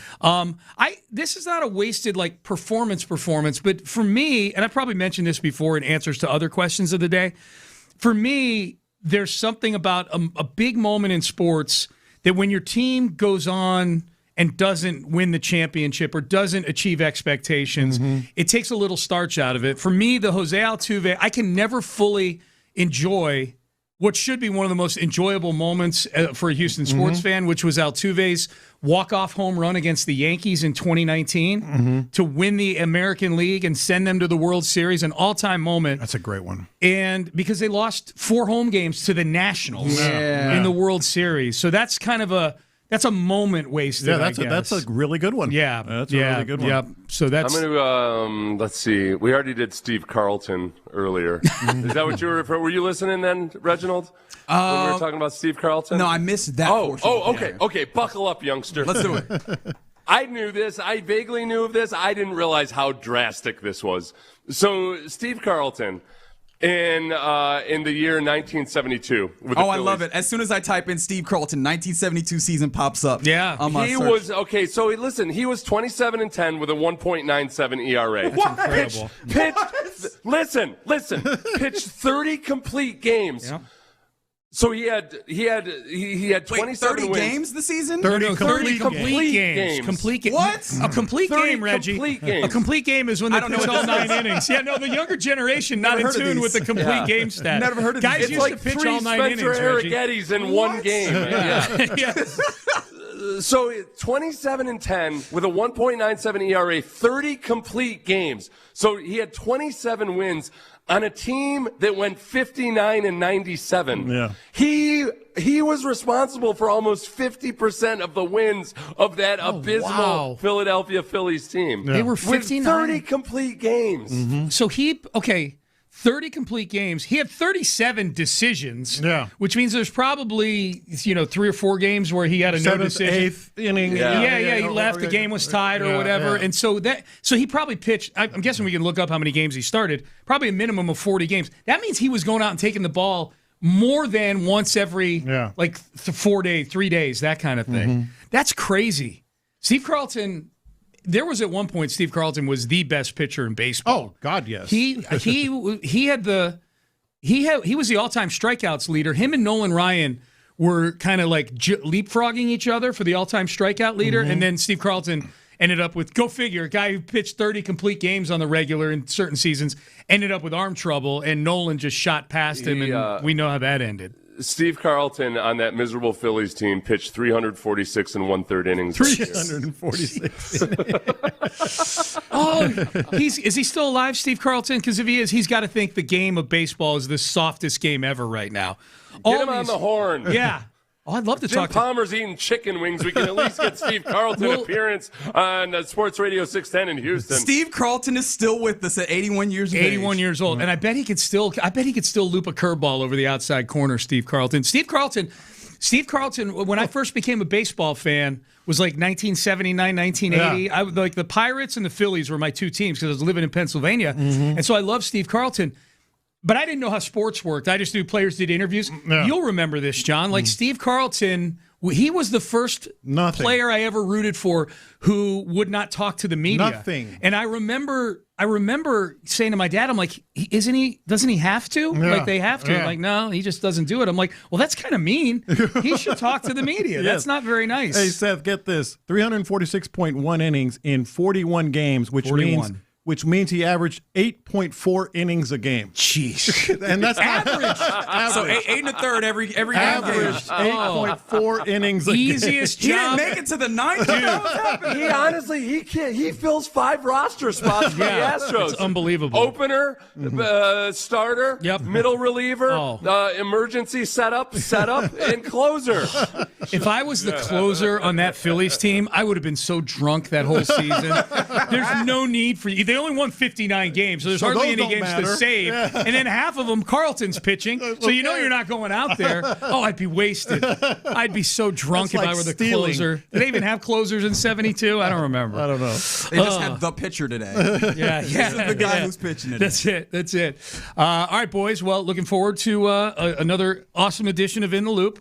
Seth, antibodies to you, my friend. Antibodies to you, and I like what Tim McCarver said, because he was Steve Carlton's personal catcher. Yeah. Said that when they die, they're going to be buried 60 feet 6 inches apart. McCarver So just died I would say antibodies to you in a burial plot 3 to 4 feet away from me. Yes, yeah. Let's do this. Facing each other. With headphones you with on. that look on your face where you think I'm an idiot, and me like just scowling at you. Let's get our faces if you're listening.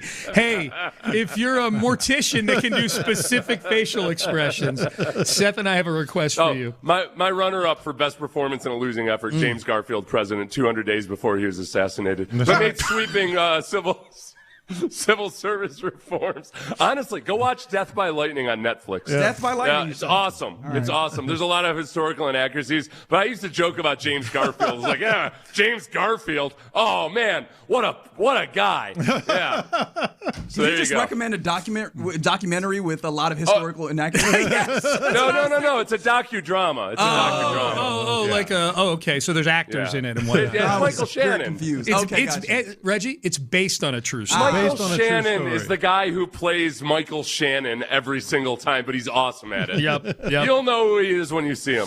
I'm familiar. We are done. We are out of time. Crosstalk is brought to you by D&M Auto Leasing. Reggie Atatula, John Lopez, Figgy Fig. They are in the loop, and they start now. That was an experience. That was and fun. You know what? You can't miss them. I always appreciate D&M Auto Leasing for the Crosstalk, and appreciate y'all rocking with us here on a Tuesday here in the Loop on Sports Radio 610. You know the people. That's John Lopez. I'm Reginald Atatula. Figgy Fig on the ones, twos, and you rolling with us on the Base Power text line 713-572-4610. Also, appreciation to the Mocha Injury Lawyers live stream. We keep it 100. The YouTube page is Sports Radio 610. The Twitch chat is 610 Houston. Happy Cinco de Mayo. Don't have time to get into that just yet because we have enough of those shenanigans coming up at 12:40 when John Lopez has revised his holiday tier list. Updated. It's 5 tiers. Yes, it's scientific. Don't argue with it. The worst part about this is by allowing this to happen, we open up the existence for every time that there is some level of revision. Yeah. As if this is a college course and you need the newest edition of the textbook. You are going to get the John Lopez holiday list, and so I apologize in advance for this one and every Rosh other one. Hashanah did not do well. All right. No, I'm just kidding. I didn't do the religious holidays. Yeah, I didn't think you were that bold. Tier 4. We'll get there. Yeah, I guess. Yeah. Kwanzaa. Why'd you say it like that? Wait, what's up with your tone of voice there? And I don't even celebrate Kwanzaa. I just didn't like the tone of your voice. Again, I didn't do the religious holiday Christmas. So. Okay, very good. Let's go to something a lot less or maybe more incendiary. The Houston Rockets end of season. They did an exit press conference yesterday.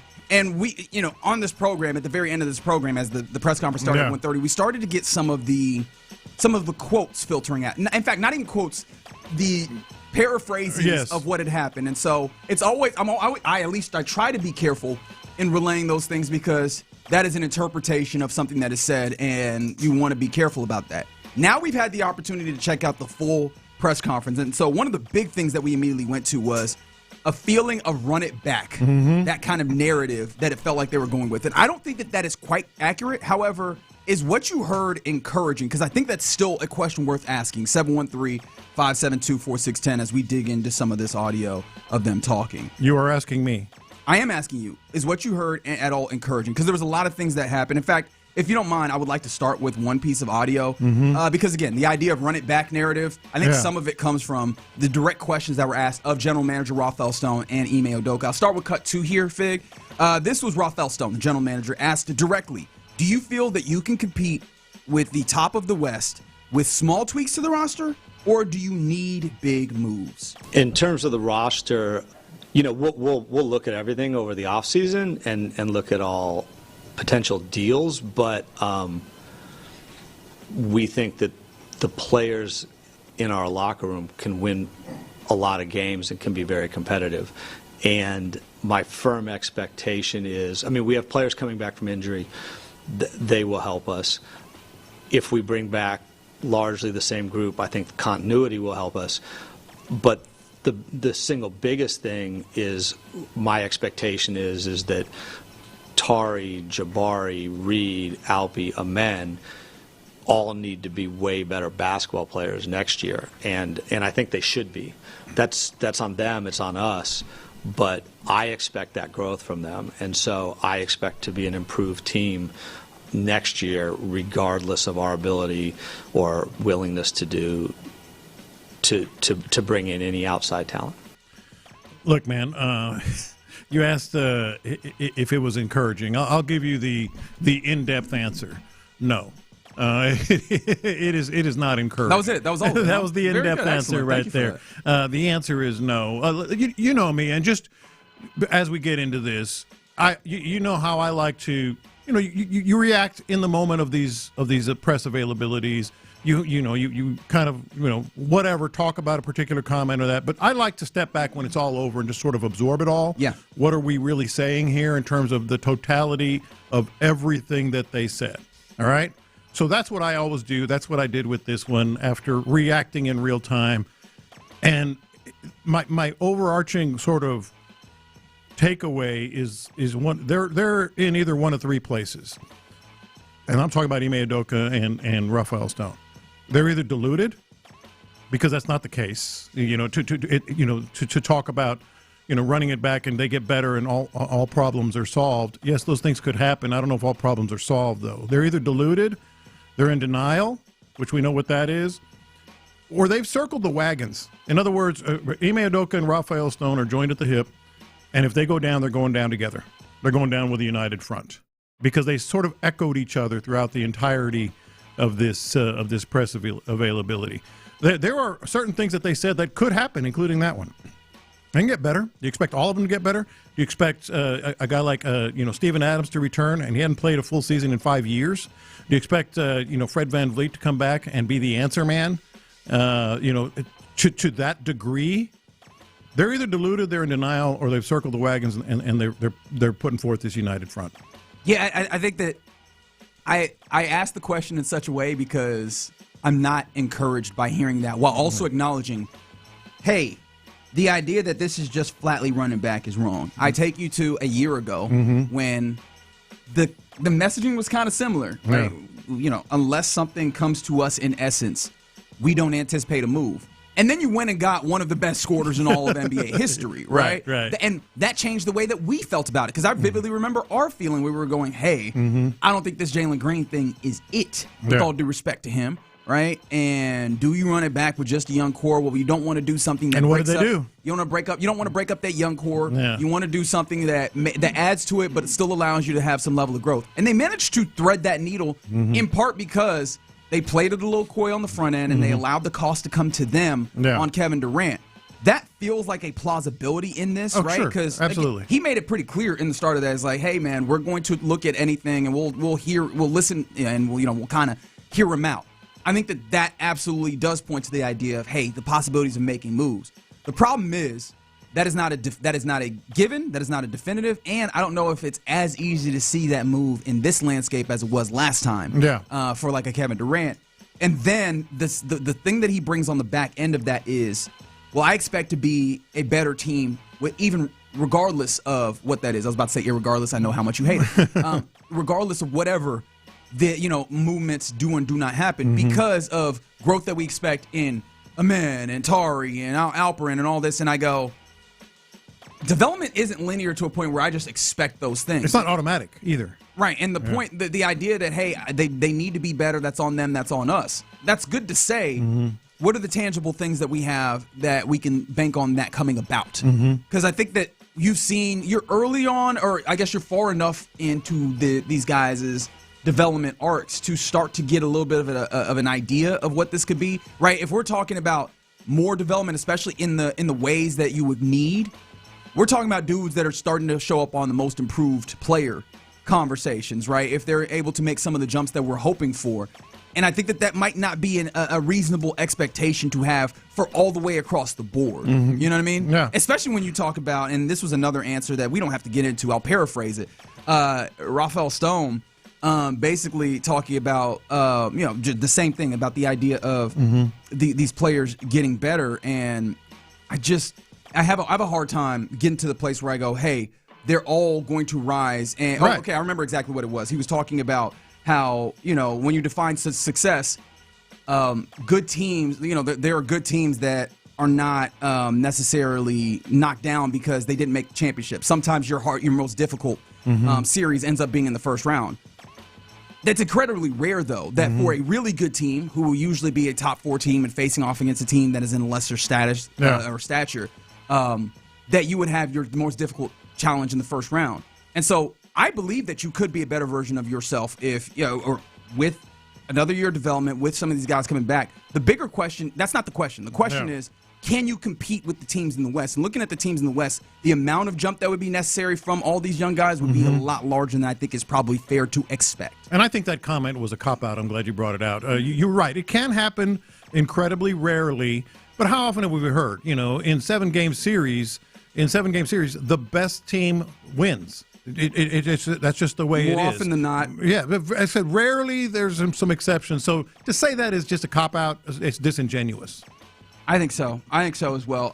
But that's the player side. There's still more in it. Of course, they talked for 30 there's minutes. more to dig in. There's 30 minutes. We're not going to get into it. I do want to play this real quick because this was the one that upset us when we got the inkling of it. So I just want to make sure. Does it still hit you the same when we hear the exact words? This is Ime Udoka. Obviously, we want to make sure we hear from both of them. This is Ime Udoka being asked, seeing as this year feels similar to last year, is there any mindset change? Actually, no. Give me 8 here. Let me audible right here because I want to get to this one. Do you expect changes to the offensive structure and coaching staff? Does this hit your ear a little bit different when we actually hear the exact words? Offensive structure, I would say the ability to play different ways with the personnel that was missing, that should obviously change. You look at your floor general kind of being out and how we had to kind of adjust on the fly, and with our choice to stay with Reed and Amen and give those guys a really good look at the point guard position, it changed some of the things we could do, no doubt. Situational things, end the game situations, but that was a choice we made, and I think it will help us long term. But having certain guys back, I think Steven is very underrated in what he does for us, and so losing him halfway through definitely affected us as well. And so just the versatility and Reed and Amen growing this year, and not having to rely on Kevin as much or Alperin as much, and having a point guard back should definitely help the offensive structure flow of things, and winning at certain points and not losing late game situations. And so in the totality of the guys that we have back, I think in general we should look better, we should look different, and close out the games and have some of the lumps and ups and downs that we had at the end of games. And so that'll be exciting to see that part in general. Coaching staff-wise, no, I don't see any changes. Look, that hits me worse, to be honest. The coaching staff-wise, I don't foresee any changes. Was unsolicited, just completely. At the very end, he said. I mean, I know that was the first part of the question, but he made it a point to say, that's not going to happen. And then the other two parts, the two themes that he had there, so to speak, were. We couldn't make the adjustments. We need to change the way we do things and operate without KD. Who does that point to? The coach and the coaching staff. It felt like the argument that he was making between the lines there was we did not have the players and the skills in order to play in a versatile manner, so we had a very, very narrow way of playing. And who does that point to? I can agree that you had a very narrow way of playing. I don't think that the idea is, well, some of these guys have grown a little bit and we'll bring guys back, and that will magically give us an opportunity to play different ways, and that's going to get us better. I think that's the thing that is frustrating. Yes, and just real quick, this is the one quote, actually, I'm glad you played it, that really got me thinking. They're on a united front. They keep talking about the future, development, how these guys play. This is in the G League, man. This is in the G League, and so they're saying, look, give us time, is in essence what they're saying. That's why I think if they're not deluded and they're not in denial, they are going down on a united front, and they're just trying to buy time. What do I say, Figgy? Kick the can down the road. I think the biggest hope that I have for them is that they are playing coy. They're trying to be calm in this moment, because the biggest jump that's necessary in any sport, but particularly basketball, is that jump from you're pretty good to you're a contender. And that's the jump they're trying to make right now, and I would prefer them to not be so damn passive about it. And so we'll see what the outcome ultimately looks like of the offseason. But if you're just taking them at their word, I'm a little disappointed with what they brought forward yesterday. We'll return to some of the other things that they talked about in their exit press conference, the Rockets. But you're in the loop here on Sports Radio 610. From one team that's a little frustrating to another one that's actually kind of sad, if we're going to be honest. This series against the Dodgers represents two teams that at one point were the best organizations in baseball. Are you mad about that? 713-572-4610. We'll talk about it next. The Rockets season came to a disappointing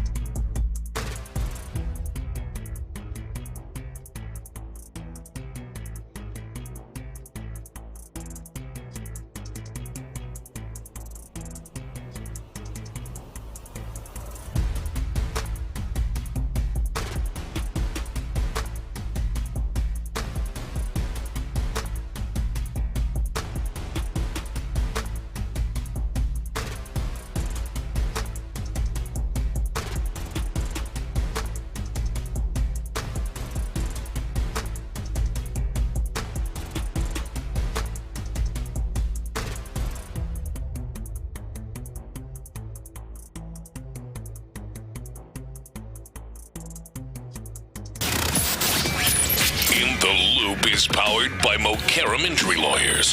Heard in an accident? Call Mokaram Injury Lawyers at 281-222-2222. Figgy, let's hit him big time.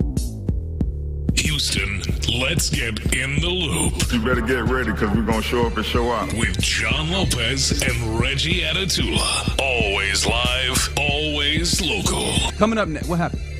Nothing, man. Continue. Hey, man. AB conversation. That's right. And see your way out of it. Okay, all right. You know what? I'm ready to be done with the show, and that means that coming up next. You're in the loop on Houston Sports Leader, Sports Radio 610. Yup, you're in the loop here on Sports Radio 610. Hope your Tuesday is going pretty well to this point. John Lopez, Reginald Atatula, Figgy Fig rolling with you on the Tuesday. Unfortunately, the Astros lost yesterday, 8-3 in Game 1 versus the Dodgers. And it felt like if it wasn't for that one run, and not run like specifically, run coming across the plate, but the one kind of, period of play where the Dodgers really went ham, that they could have competed in this. But that feels like it's so often the name of the game with the Astros nowadays, is that even in their on their good days, it goes, all right, but there's this one stretch of play. It was 2 innings. That's going to absolutely take 2 innings is relatively significant. That's how rallies happen. Yeah. You know? Man, I was texting you guys. There was about a 2-inning stretch there where I was like, this poor guy, Ryan Weiss, they couldn't take him out. And he had nothing. Like, he had nothing. He couldn't find the strike zone. Everything was a papa, as we used to say, a big old potato, right down the middle of the plate. They were lacing balls off of him, just lacing balls. Bad practice, dude. And what's funny is, like, he was supposed to be the bulk pitcher, right? Yeah. They used the opener, and even the opener couldn't make it through his innings. Oker had to have the bulk pitcher come in and save him in the first inning, and I was like, this probably isn't a good omen. This is probably not a good sign. You know how sometimes you kind of crane your neck? It's kind of like rubbernecking. You're like, oh, I got to see this. I wasn't. I was just like, please save this guy. Please get him out of there. Stop it. Make it stop. I'm secondhand embarrassment and all that. 95 pitches for Ryan Weiss as the bulk pitcher, having to, and I mean, I think this is the most definitely of the season. I can't recall where it falls in his career, but yeah, man, this is becoming an issue when it comes to having to stretch pitchers, and dudes that you clearly see do not have it just because of the strength of what else we gonna do?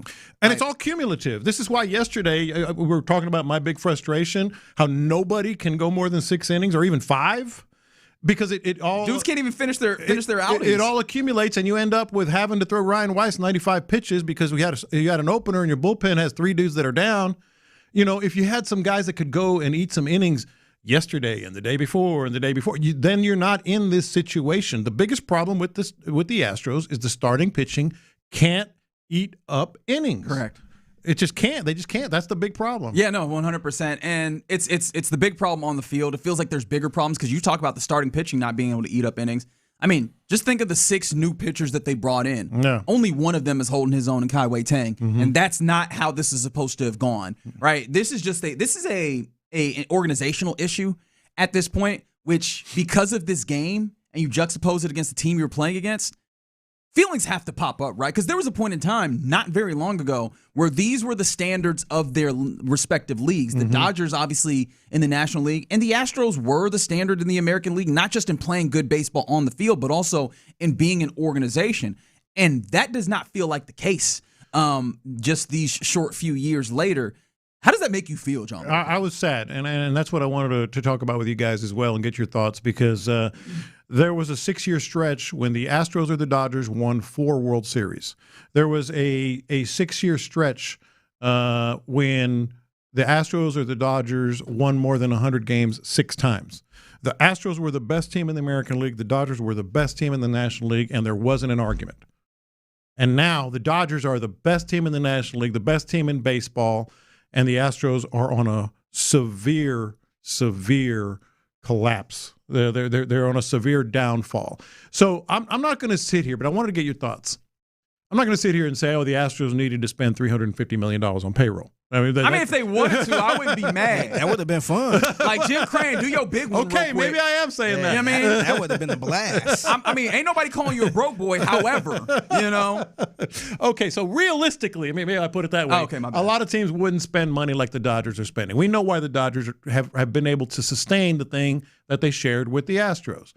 But why haven't the Astros done better? Why haven't they been able to sustain anything? To me, my answer is it goes back to those short contracts that Jim Crane does. The fact that he's just persistent about, I'm not going to give more than a 5-year, whatever it is, 6-year contract to anybody. Had he been able to bend on that a little bit, Kyle Tucker, who plays for the Dodgers, might still be here. I'm just saying might on all these guys. Alex Bregman might still be here. Carlos Correa might not have ever left. Bregman would have been here. Yeah, Bregman probably would have been here. Yeah. Springer feels like he would have been Springer here. might have been here. Like the Tucker, I'm willing to say that he probably. But they had a chance to get Tucker 2 or 3 years before. Yeah. During the arbitration and all that stuff. I think that this is a fair point to make, right? That you would have had this talent. But I think the Dodgers' success is not simply about the fact that they sign dudes up and they keep them here. And that is, in part, a factor of them using these big contracts. I take you to the preseason, from just a month or so ago, power rankings of farm systems. Yeah. Where do you think the Dodgers rank when it comes to farm systems? I've never really looked at that. I'm going to guess middle of the road. Nope. Figgy, would you like to take a guess? I'm going to say DFL. Nope. They are the second best farm system while having a team at the top of this, right? So we can talk about the spending. They also make sure the farm is stocked. I vividly remember the feeling of, damn, they got a lot of starting pitchers. And then they just keep debuting dudes who are also really good starting pitchers. They also take care of making sure that, not only do we have a team that's good right now, we can continue to bring guys and up. And pay them if we must. Right. And so, again, not to get too heavy on the checkbook, because obviously if the answer is just buy the winning, right, that's not going to be something that's very useful for a lot of people. But I think that in what you're talking about, the insightful portion to me is not just that they were unwilling to hit the number on these guys, is that they didn't have the foresight to recognize this is our MO. We know what we're not willing to do. We know what's not likely to happen.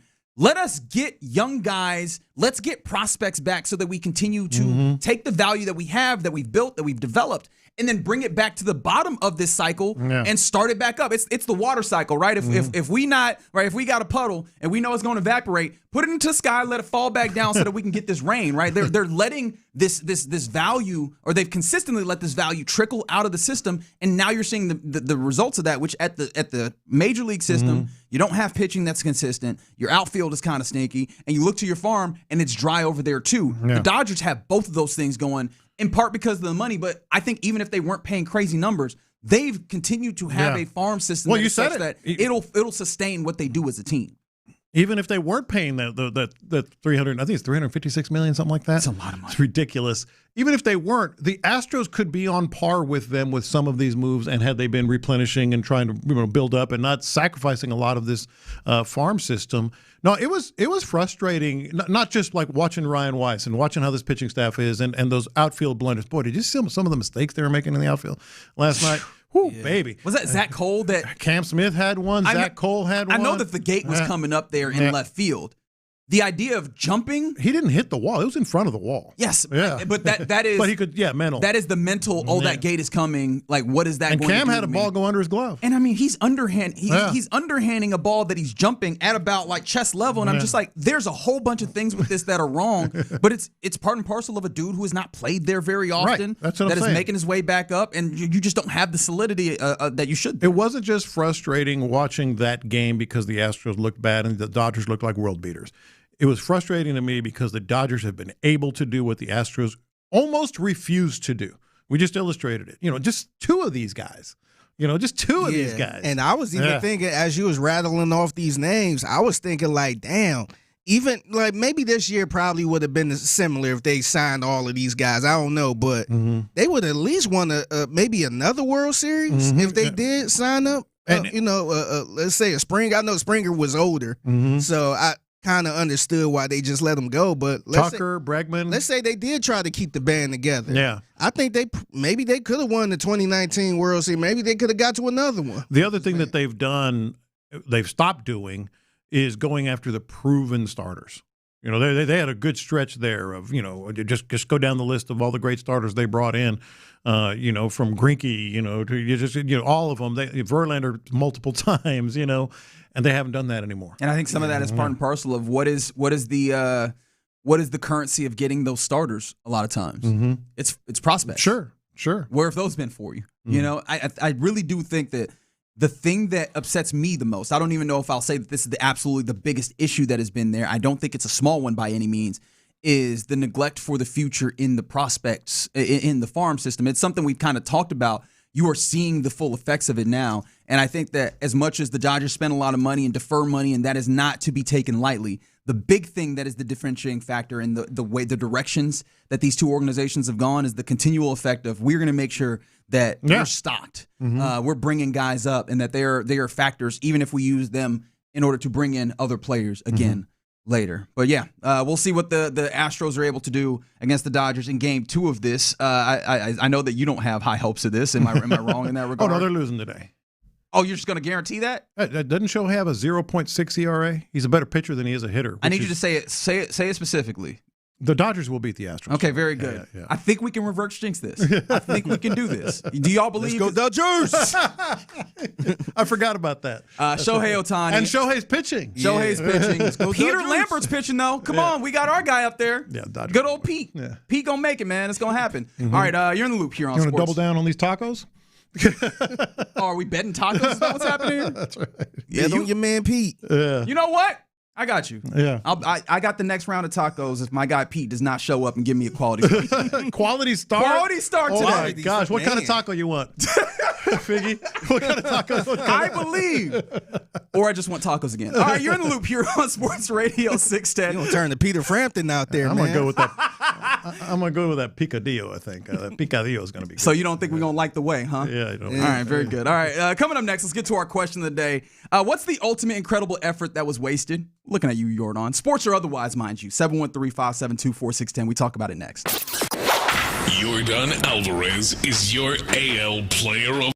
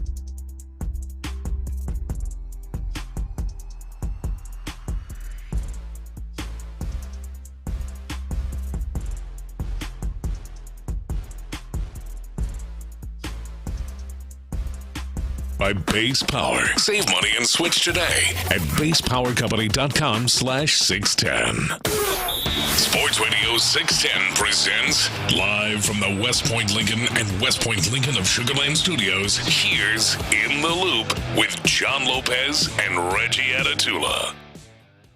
Yeah, you're in the loop here on Sports Radio 610. Hope your Tuesday is going pretty well. Let's get to the question of the day here. What is the ultimate incredible effort that was wasted? Sports or otherwise, mind you. Yeah. 713-572-4610, because of late we've seen a couple of these really pop up front of mind. One happened just last night with the San Antonio Spurs and the Minnesota Timberwolves starting game one of what I think is going to be the most interesting series of the playoffs to me personally. Anthony Edwards looks real good. Jaden McDaniels is really showing that he is taking a leap as a player. But Victor Wembanyama continues to be an alien. In a game where offensively he wasn't that great and kind of cuts into this argument, it's hard to, or it's easy to make the case when you go, hey, how many blocks do you typically expect in a game from an average player? Two, 3, having a really great game 4. What does Gobert usually come up with? He's at the top of the leaderboards usually. Having an incredible game. 3 is a good night. 3 is a great night. 5 is like, oh man, he was dominating. Yeah. Victor Wembanyama had 12 blocks in that game last night. 12. Triple-double with blocks. Yeah, 12 blocks. And they lost the basketball game. 104-102. At home. He swatted Rudy Gobert's ball like he was freaking Earl Boykins or something, man. Did you see Rudy Gobert? I don't know if he's ever done this. He did like a pump fake trying to get Wembanyama. When does Rudy Gobert ever have to do a pump fake on a player? Rudy Gobert like 7'2". He's trying to get him up. He made him look small. Yeah. But they lost 12 blocks, and they lost. That was a wasted effort, and the one that hits close to home is just Yordan Alvarez start to the season. We mentioned this yesterday, but it's worth saluting once again. The AL Player of the Month, and it ain't even really close. They got 12 wins. Like as maybe many you could wins talk about as Wemby had blocks. Yeah, maybe you could talk about Ben Rice over there with the Yankees. He's been really good, but Ben Rice and Yordan, one of these things is not like the other, right? Yeah. Yordan has been phenomenal, and he's been healthy. And it do not matter because they are still a bad baseball team, and it's just wasted. And so, in honor of those things, what's your answer? What is the ultimate incredible effort that was wasted, sports or otherwise? Sports or otherwise. Mine was not sports related, and it's the first one that popped into mind. It was so you know my wife. She's not like a dainty little, froofy, I got to have my nails done all the time. She's not a girly girl, I'll put it that way. She is, but she likes to go do stuff. So she likes to hike. So one Christmas I said, I got an idea. I'm going to book a hiking trip at an Airbnb at Devil's River up in West Texas. Off the grid a little bit, generator power, compost toilet, right on the river. We can hike for days. And I took a week off. 3 days in, she goes, that's enough. The shower was all the catchment water and all that stuff. That was fun, but let's get a hotel. I need a bed and a shower. Honestly, I respect it. It stinks for you. She enjoyed it, but 3 days was the limit. We left 3 days on the table. I booked it for 6 days. Oh man! I wasn't even mad. I was like, all right. All right. So, in that moment, can you take us to that moment? Because I know you say you weren't mad, but in that moment, I think you would have been. Oh no, I was justified. like, damn. Okay. Damn. But we had Gibson was alive then, and he was just. We didn't even have to, watch like for any other dogs or cars. Just let him go. He was having the time of his life, running. Was this place expensive? That sounded like a cool little place. It was a great spot. It was Airbnb prices. Okay. And it's called Devil's River, and you need like a truck or a 4-wheel drive car to get in there. Some of our listeners have been to Devil's River, I'm sure. It's badass, crystal clear water. Like you can see 5-6 feet deep. There's like natural rainbow trout and all that stuff. And we hiked for 3 straight days. We cooked outside, but it was a compost toilet, the either well water or catchment water or something, and generator power. So we had we had a microwave. We had a microwave and all that stuff, and an oven, but it was rudimentary. Old school. And so 3 days in, she goes, well, that was good. She's like, I think we did it. Checked it off the. Now we can go home. I think that's a good answer. I wonder if I could get my wife to do something like that. I would. Hell no. She'd be like, absolutely Hell not. no. Do 3 days. Do 3 days. Do the first day first, and we'll see about day 2. Hey, I would be happy we would get through it one day. Yeah. I would highly recommend. But 3 days apparently is the limit. Man, you was gonna have her 6 days. I was gung ho, man. I'm ready. Living like a caveman. Wasn't a caveman. We had fans. So someone on the text line made mention of something that is a great point. So there was a dude by the name of Yomif Kejelecha. I believe I said that wrong. It is fine. We will live. He broke a 2-hour marathon. Yeah. But he was in second place. Oh, that's right. So yes. He runs a sub 2-hour marathon, which is something that is just incredibly rare to be done. First 2. That's right. The first 2. You're the second person to ever run. Unfortunately, you did it in the same race as the first person. That's right. So like this isn't even one of those circumstances where it's 2 of y'all. You did it first, or like you did it second, and maybe people won't recognize you. No, you did it second immediately. So it's the same day. You're in the same media storm. Ain't nobody gonna. In fact, I tried to say his name just off of the strength of. I wonder how many people have celebrated this dude in any way, shape, or form. Because you out here. What country is he from? You did the Herculean, and let me see. Maybe his neighbors. He was at the tournament. Man, even your people gonna be like, "Hey, man, what was it like to see the dude who broke the 2 hours?" Yeah, you saw his heels, didn't you? I also broke the 2-hour marathon. Yeah.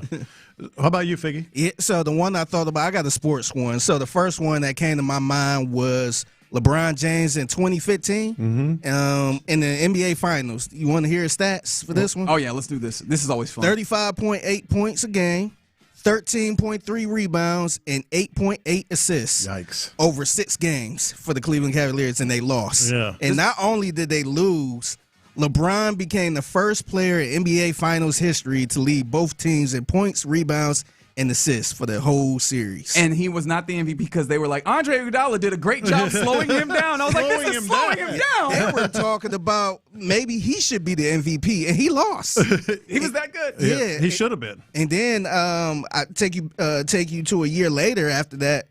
Man, that Golden State Warriors team was so good, man. 73-9, man. They were 73-9. Yep. Was up 3-1 in the NBA Finals and lost. That's a wasted effort right there, man. I know they got a bunch of championships, but I know that one is hindering their sleep at night. Oh my gosh, yes. I mean, they were talking about the best team ever. Like, move out the way, Michael Jordan and the Bulls. That one, actually, I blame them a lot for some of our circumstances of the regular season not mattering anymore. Because once you win 73 games and break the record and don't win a championship, everybody goes, okay, so what is that worth? It's worth that. I think that really and truly in the last almost decade of basketball, the further decline that we've seen in regular season basketball is because of them pushing for that record and then not winning the championship. Yeah, so thanks for nothing. Nobody talks about that anymore, man. Nobody's talking about that year for them. How about you? All right, for me personally, this isn't the most incredible effort. However, it feels real fresh because it happened this weekend. So my mother's 60th birthday was last week. I mentioned it on the show, and we did a little celebration for her on Saturday. I made it a point to find the best cake maker in the city that she lives in and get a very nice, and might I add, pricey cake. People barely ate that cake. Oh, you know what? That's a good one because it happens a lot. Like, and I should have known. Or even if you make it, like you bust your ass on this, and then people forget. I've had people forget to put something out, and I'm like, oh no! Like they spent all day making something, then you forget to put it out. Now, of course, I didn't do very much effort here. What kind of cake was it? So it was a 2-tier. Top was lemon raspberry. Bottom was red velvet. So like I even went. Well, so it was that's big time. A little fancy. Yeah, man, I was out here. You would have thought that I was making money off of selling these cakes. I was like, hey, you want a slice of cake? Come get a slice of cake. It's cake in here. You want some cake? I was like, you should try some cake right now. That was me 100%. So fair things that come in, in the easy one. How about 17.4? That is the number of points per game allowed by the Texans defense in 2025. Oh, boy. That is another good one. You're giving up 17 points a game. Yeah, and that happens. Here's the the bizarro version of what I did for my wife. This guy 713 says my wife booked a cabin at Chain of Lakes during football season, there was no TV, and I was like, let's leave. Oh, man. No. And she thought she was doing something wonderful for you. Oh, man. Lo and behold, you was in hell. You was in jail. Yeah. 2014, J.J. Watt. Texans not making the playoff as J.J. had 20 and a half sacks. Yeah. Perfect, yeah. 4 touchdowns as well. No, that's a great point. He scored 4 touchdowns. He don't even play on offense. He came over here like, hey, man, y'all need some help? I finished my shift, and I figured I'd help y'all finish yours. And I think 2 on defense. 2 on defense, 2 on offense. He's like, I got y'all. Like, I got done with my shift at work, and I came over to help you finish yours, and still we couldn't get nothing done here. But, yes.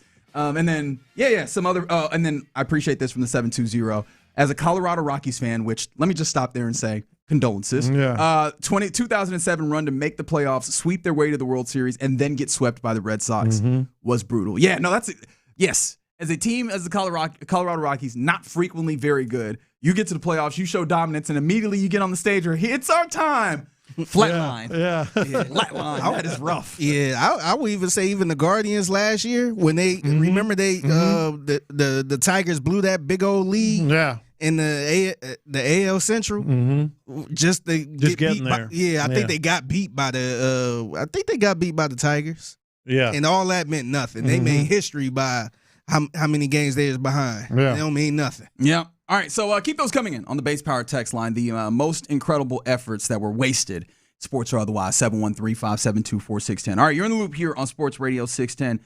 Coming up next, we've been keeping an eye on the Browns quarterback competition. The head coach has talked about it. We'll talk about that around the NFL next. Payne and Pendergast.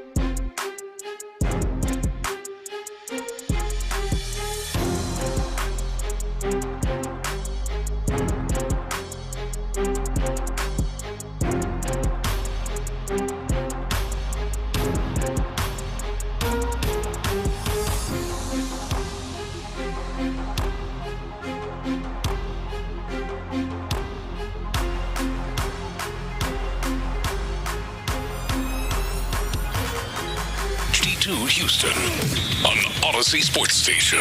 The Texans play here. Let's go around the NFL in the loop style. Why are you smiling? Because I love football.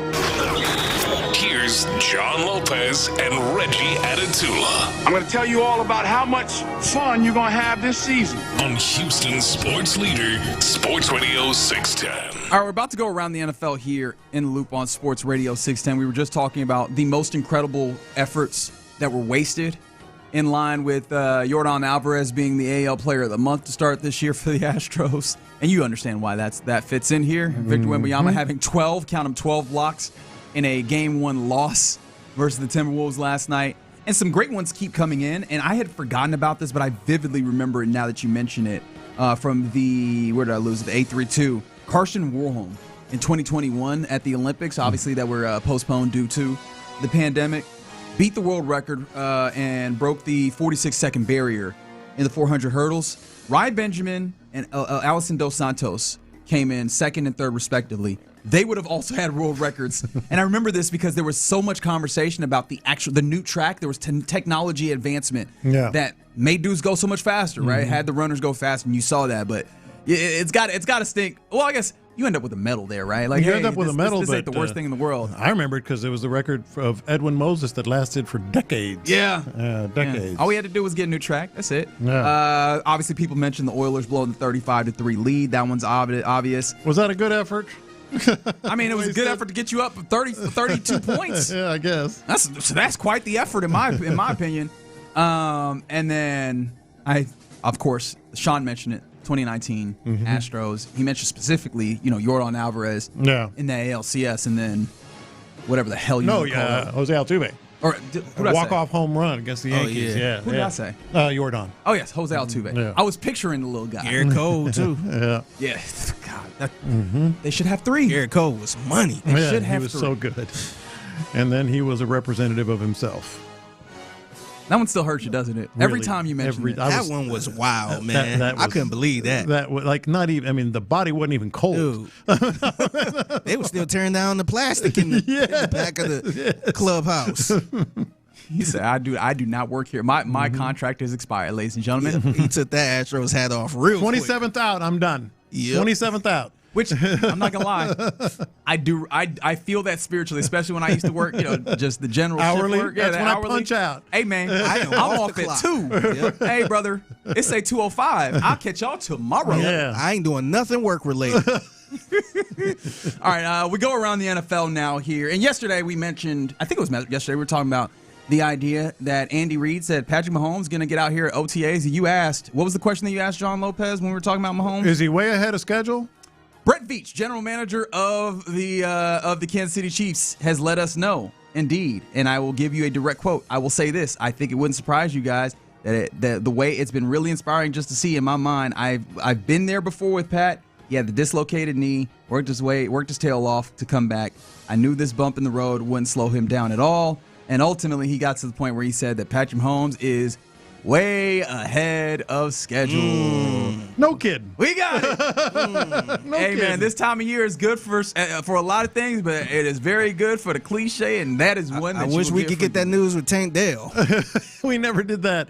Do you prefer the Tank Dell of this, or do you prefer the way ahead of schedule? Right? Because I mean, obviously, I prefer the Tank Dell of this. Yeah, that's what I would imagine. 100%. Right? You would prefer the slow pedaling and the we're not going to get ahead of our skis approach. I would like to hear, hey, he's way ahead of schedule. That I feel like that's a good thing. Like, it's a lie. I want all these doctors and therapists, physical therapists, and whomever else is in charge of setting these schedules needs to be fired. All of them. Fire all of them. Oh, this is the schedule. And then they end up way ahead of schedule. Always. But have we had a situation where they said we are way ahead of schedule and then it didn't work out at all? Repeatedly. Repeatedly. Including right here in this city. Yes. Yeah. No. All right, well, who's ahead of schedule in this city? I guess Joe Mixon. I don't think I heard that. I don't think they knew about Joe Mixon. I think that they were just like, we'll find. Was just like, I don't know. You tell me. You tell me. He said, I don't know. What has he talked to you about it? Let's check his Instagram. and his Twitter. Sometimes he gets going there as well. All right, Todd Monken is the new head coach of the Cleveland Browns, and there's been a lot of discussion about who the quarterback will be when they get to playing football in September. And there's been animosity. There's been bickering with journalists about this and questions and so on and so forth. So he was asked about this in an interview up there in Cleveland, and he said that he's not ready to make the call on the starter just yet. In fact, he said, it is my job to let it play out. He said, I'm not there yet, so I can't say that there's a leader. And he went further to say, we've been on the field 3 days, which, yeah, man, I agree with that. Again, this is another variation of the how do you approach a timeline. Yeah. I think that this is would you agree that this is the way to play it, or would you go with like a Mary Kay Cabot who goes with, hey, you should probably name a starter right now so that at least you can start gelling with a new system and all these things that are coming in? Well, the first things first, and that is, the two storylines we're getting here. What Monken is saying is what he should say. It's how it should be played from a official head coach and general manager perspective, because you want it to play out and you want the competition. But that doesn't mean that Mary Kay Cabot's report, which was based on sources in the building, is wrong necessarily. They might feel like, Deshaun's kind of ahead, but let's let this play out. So I think both of those things could be true. Oh, I actually believe that both of those things are true. I was asking more about the opinion that she gave, that Shiloh ultimately. How would you do it? Would you name Deshaun the starter right now? No, I wouldn't name it right now. I would wait maybe a week into training camp, not even OTAs.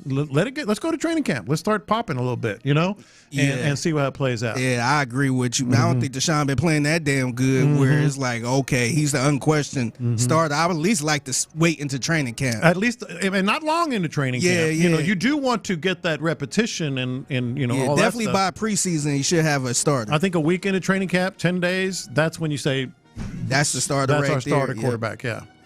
All right, is this odd or not to you? Is the way that I will term this. You remember the old boy Dominic DeSandro, otherwise known as Big Dom? Oh, Big Dom, yeah. Yeah. He is a security officer for the Philadelphia Eagles. Famous one. Probably the most famous one. Yes, and he got a new deal with the Eagles. And is it weird that we know this? Like that there is media, some level of disclosure about the idea that the security officer is still with the organization? That's a little weird. Isn't it? Yeah. Like, I understand that he ends up, I guess technically his job title is senior advisor to the general manager, because they're trying to give him a good raise. In addition to chief security officer and game day coaching operations, which I imagine is more, he is the get back coach. Yeah. Especially when you have that coach who sometimes you need to get back from his own team and fans. But yeah, I was like, why do I need to know this? I don't think that. Yeah, it's very strange. But I mean, he has become something of a personality. So, I guess. Other Eagles things that are happening, mind you. Devontae Smith, wide receiver for the team, he seemed to play this in a very, very coy way when he was asked about A.J. Brown and the possibility of him continuing to be with the team. Do you think it's fair or foul to be like asking other dudes about the possibility of someone still being on the team with them?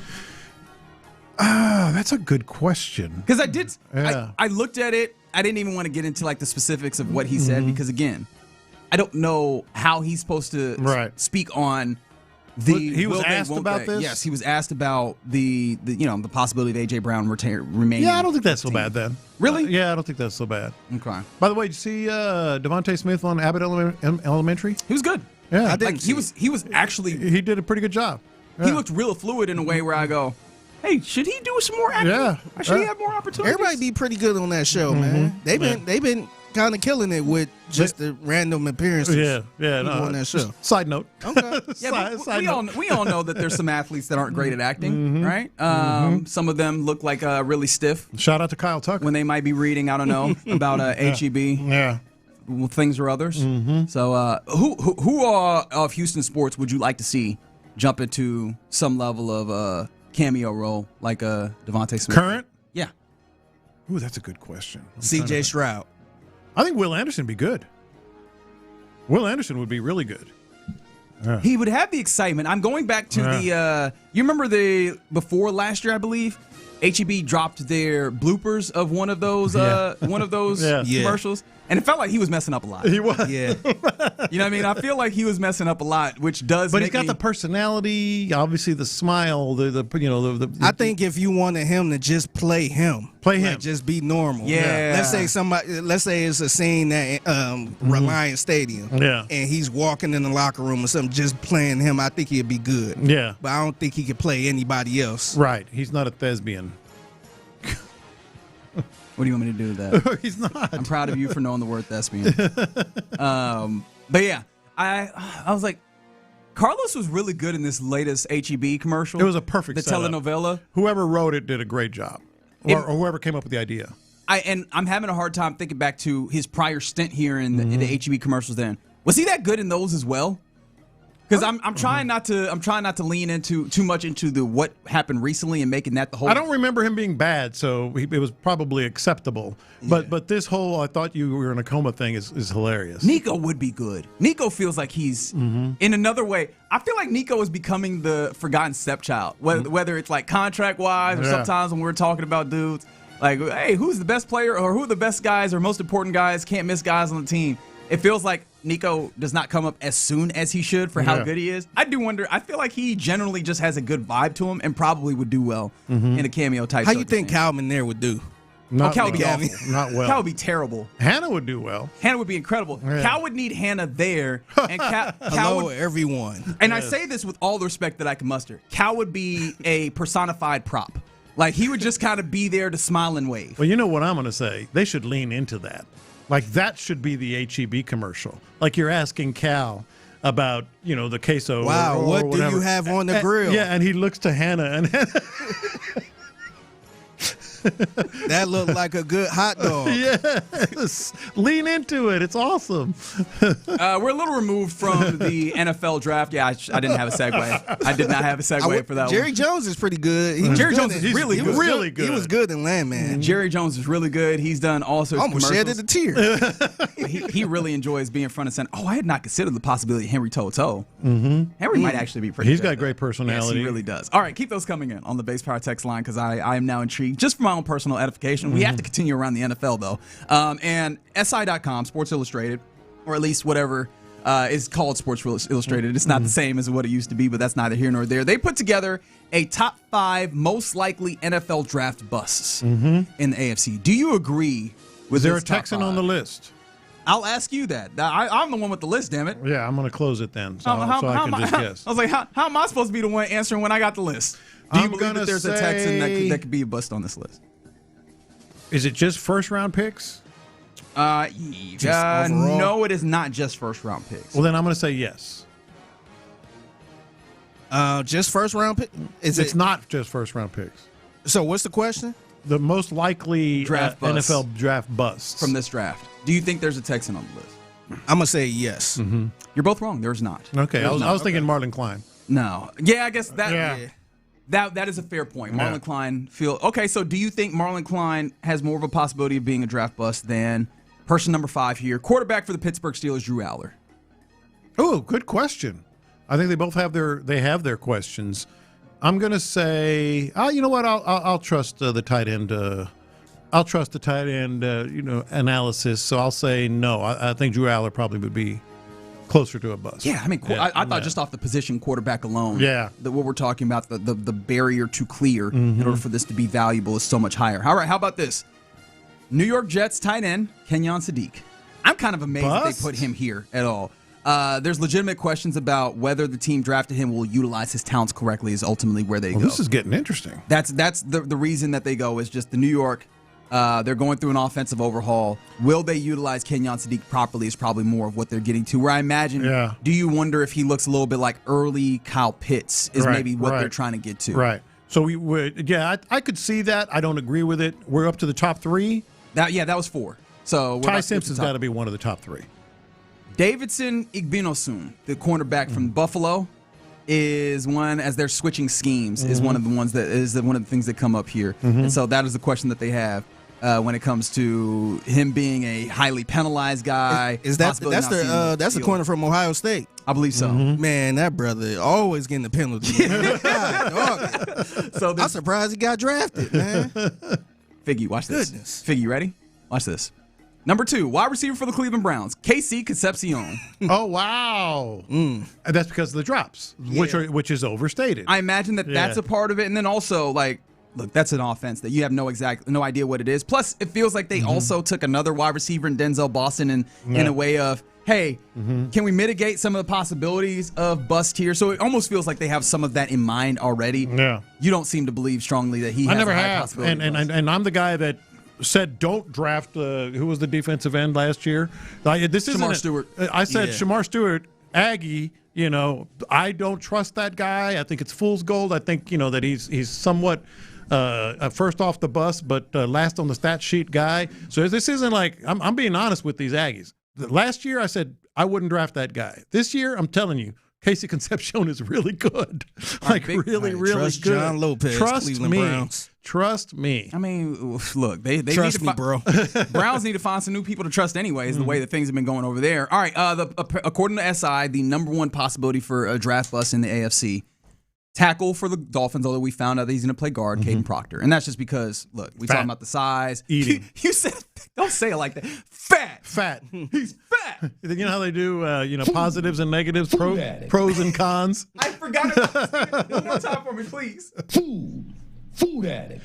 Pros, athletic, versatile, nasty. Cons, food addict.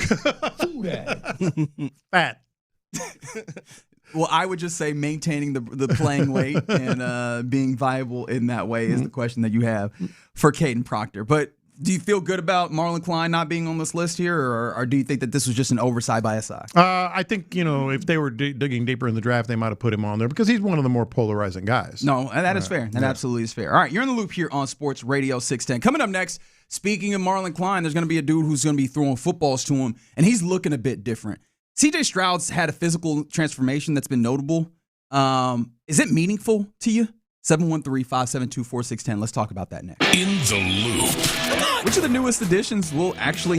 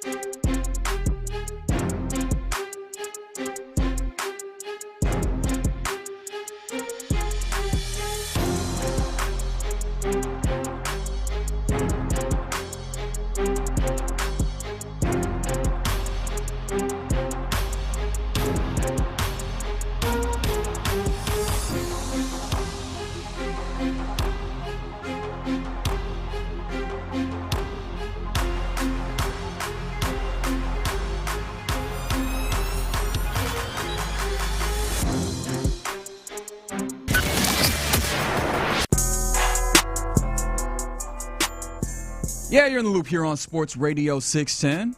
John Lopez, Reginald Atula, Figgy Fig, rolling with you on this Tuesday. Mind you, a Tuesday in which we are also giving away a pair of, passes? Are they technically passes or tickets? Yeah, tickets. To the Insperity Invitational at the Woodlands Country Club come Friday. So those will be given away in the 12 o'clock hour. So make sure that you stay tapped in with us here on Sports Radio 610. Champion Club tickets. Champion Club, baby. Club tickets. Ooh. Not just any tickets. Champion Club tickets. Well. It's where the beautiful people go. Is it? Yeah. So we not allowed, huh? No, we're beautiful. Like I said. A dude who is looking more beautiful at the very least physically. Boy, that was a tough one. I was trying. There. That was a tough one right there. Yeah. I was as I was doing it, I was like, "Is this gonna work?" Okay, we gonna try. I could smell the wood burning. Yep. All right. Insert segue here. CJ Stroud he's definitely operated differently this offseason than clearly his rookie offseason. Mm-hmm. Even last year, it felt like it was operating just a little bit different. You can see the work that he's done. If for no other reason than physically in his body, it shows up. I think you had asked us. You had asked. I did about a week ago. Yeah, and that was just off of getting to see him in some of these pictures and some of these videos. It's been confirmed. Like he very much has slimmed down. Mm-hmm. Obviously, he's gotten his body right. Is a little bit more defined in some ways as well. New do. Yeah, definitely a new do. That one's one of the things that we talked about at Super Bowl and a little bit afterwards, Mm-hmm. but. You can definitely see a physical transformation for the quarterback of this Houston Texans. And the question that I have that is really a very personal one for me is this meaningful to you? Because I've been sitting and thinking about this, and I see a lot of people in the way that they're having conversations about it, and I don't know that it hits me in the way that I think that some people are doing. Now, to be fair, I recognize it's the time of year where we're doing a lot off of workout videos. Hell, I've been out here drinking the Kool-Aid of, did you see Tank Dell make that cut in that video with the cones, right? Like, I understand that that's what's there for us to consume and talk about. Yeah. But how meaningful is it really, this physical transformation that CJ has undertaken in this important of an offseason that he had? I actually think it's very meaningful, but I think there's also a caveat here. I think it's very meaningful because we know he left with his tail between his legs, figuratively speaking. We know that he left as, his name was mud in this town, that it was an absolute struggle. Buddy, that's an understatement. So, do you remember those days after the... I had people that really don't talk football asking me like, "Yo, what the hell's happening with CJ Stroud?" Yeah, I'm like, out on him. Yeah. And many still. Yeah, a lot of non-football people like, man, what's up with y'all quarterback? Yeah. So we know what the situation was when he left. So I think it's. I appreciate you cleaning that up a little bit. That was nice. You didn't say hose? I didn't say hose. Now you did. Thanks for that. Yeah, now I said it. Front of the hose. So here's the thing, and it's going to lead directly to the caveat. I feel. He left like that, so he felt it was important to him to show us something. All we want to do is just show us something, man. Show us something that you're approaching it in a different way. Remember when he had, was it 2 years ago, when he did the too many, in some people's view, too many podcasts and too many appearances, and then those were eliminated, right? He showed us something. Didn't work out. In fact, it got worse. So at least now. He cut his hair. He got in better shape. All indications are that, and this isn't necessarily showing us, but we're seeing it and hearing it from other people. Working out more diligently and all that. Also working out with the quarterback coach, who notably is the quarterback coach for Matthew Stafford. Sometimes with Matthew Stafford there, right? And we know the meaning that Matthew Stafford has to CJ in particular. That's one of the guys he models his game after. So. Yeah. It almost feels like a reattachment to a foundation that he's had, if nothing else. Hey, you're working out with a dude who was an MVP, right? Like getting yourself better, and mechanics was something that showed up. It was one of the things that at least I hypothesized, and I know other people. It's not like I was the only one who saw this. Could it be that the mechanics were getting a little off with some of the ways that he was missing some throws? I imagine that working with a quarterback coach, which every quarterback will do over the offseason, but that one in particular helps him get those things back tied in. I do think that maybe that matters. And the other thing that we're seeing, he showed us, new draft pick, calls him right away. First call I got, I was surprised. Who was it? Said I was surprised I saw C.J. Stroud's name pop up, and all that.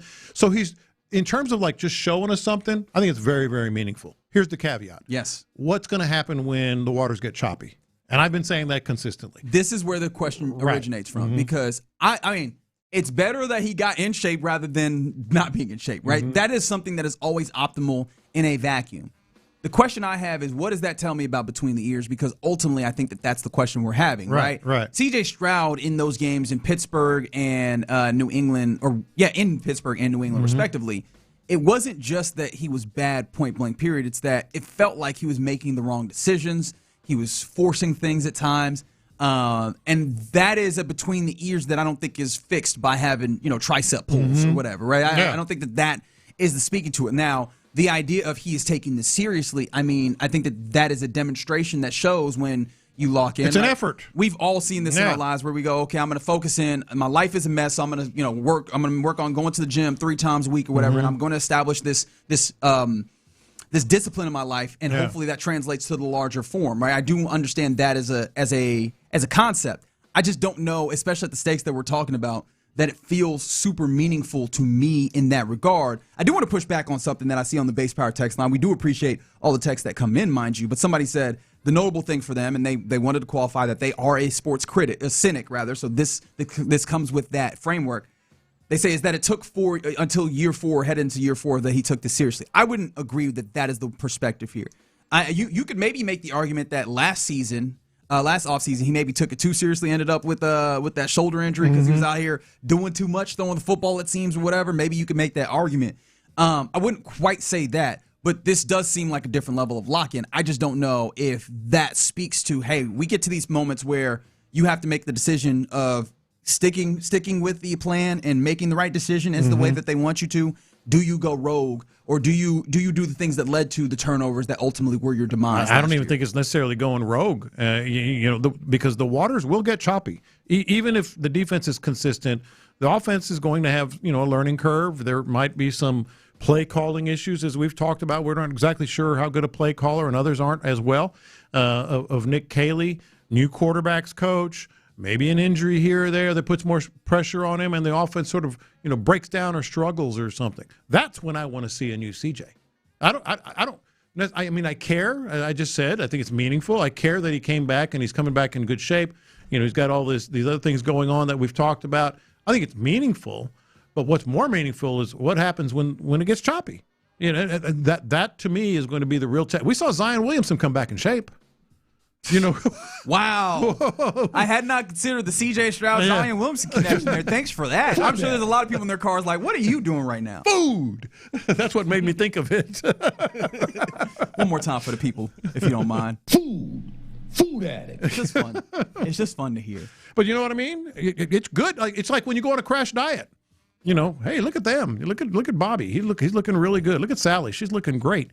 Then they get off that diet because there was a birthday party or a holiday or something, and then a month later they weigh 250. So I want to see when you have to respond. I think I got to the point too because we're seeing other quarterbacks go through the same thing. We've seen it every year with Lamar Jackson, like, oh, he's jacked this year. Yeah. And not saying he had a bad year or anything, but it's always the same result. So I think, me personally, I got to a point, I don't let that type of stuff get to me as much. Right. No, fair enough. And I take you to, remember we were talking about the River Oaks Country Club where the Texans had their charity golf tournament, which I think that they got somewhere near $600,000 of investment into their charitable endeavor. So salute to the Texans and specifically Callahan and McNair for those efforts there. But D'Amico Ryans was talking about this thing, and he said, quote, CJ's done a really good job all offseason, just continuing to be locked in, continue to prepare the right way. He's been dialed into our strength sessions, our coaching sessions, and our meetings. He's been dialed in and very into it. That's all you can ask from all our guys at this time. Everybody's looking to grow, and CJ's doing a great job of growing and learning. Spending time with Kaylee, with Jerry. He's doing extra things with his body as well, body maintenance. Proud of the work that he's been putting in. Right now, it's only going to help you when it comes time for the season. And I found it, I think maybe the point that I also need to note in talking about the transformation is he is here. Like we've seen him in, I know that the Texans are really good about doing, dropping some of these videos on social media of the dudes working out together.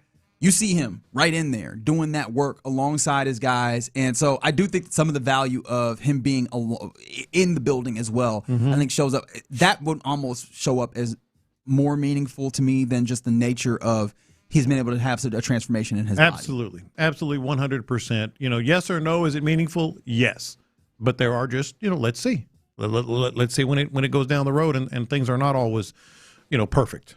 No, for sure. And I see you on the text line talking about like CJ Stroud and the conversation of just his general arc to this point. I think it gets oversimplified. I think that's the point that they're making mention of is like, oh, year one was good, year two not so much. And I am probably one of the people that wants most to be like, all right, but what are we talking about with an offense that didn't develop and an offensive line that was clearly very bad and all those? I think that those things are somewhat understood. Maybe we don't, there's an attempt at a shorthand so that we don't have to go through the entirety of that conversation every time that we come to it. But it is worth mentioning that this is a circumstance where maybe that lock-in also paired with a surroundings that are clearly different in the way that the Texans have built this. An offensive line that looks like it's at the very least going to be big and beefy, if nothing else. Sure. And then a run game that looks like it's likely going to be more substantial and a pass catching core that at least is going to be another year more advanced in the system and just in the league in general, gives him a better leg to stand on with this lock-in. And maybe that's what makes it meaningful, right? Maybe it makes it meaningful in that this is going to be the first offseason that you come in where not only do you have a CJ Stroud who's locked in, but also you have a circumstance around him that should allow him to be the best version of himself as well. So I don't know. I still have a hard time going, oh, I see muscles. That is meaningful for CJ Stroud in particular, but I can understand where people are coming from. Sure. All right, you're in the loop here on Sports Radio 610. Coming up next, let's get into what's popping, including I got a little fair or foul for you, especially for you as the journalist, John Lopez, but I got a little CJ Stroud because this weekend he got caught up by a streamer, and I want to break this down. Let's do that next. The Rockets season.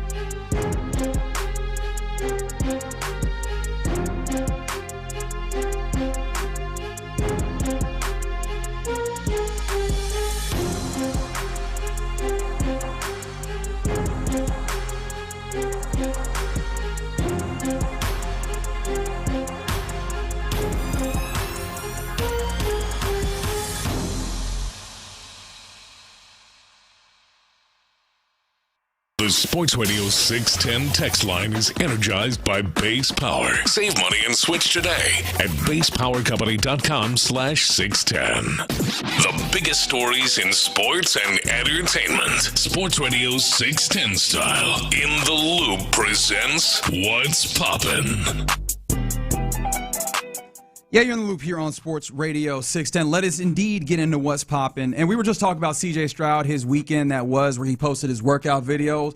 Big muscles happening for the quarterback of your team. Big muscles? That's right, big muscles. You know, you got to say it like that. Big muscles there happening. It is. That's right. Thank you. Thank you for doing that correctly. No, he also...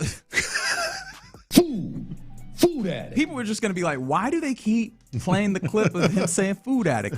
There's not a reason. There's not a reason. We just find it funny. Yeah. This is a vocal stem is what they call it now, right? We just like saying it because it makes us smile. And hopefully it's doing the same for you on this Tuesday. That is oddly overcast for no good reason.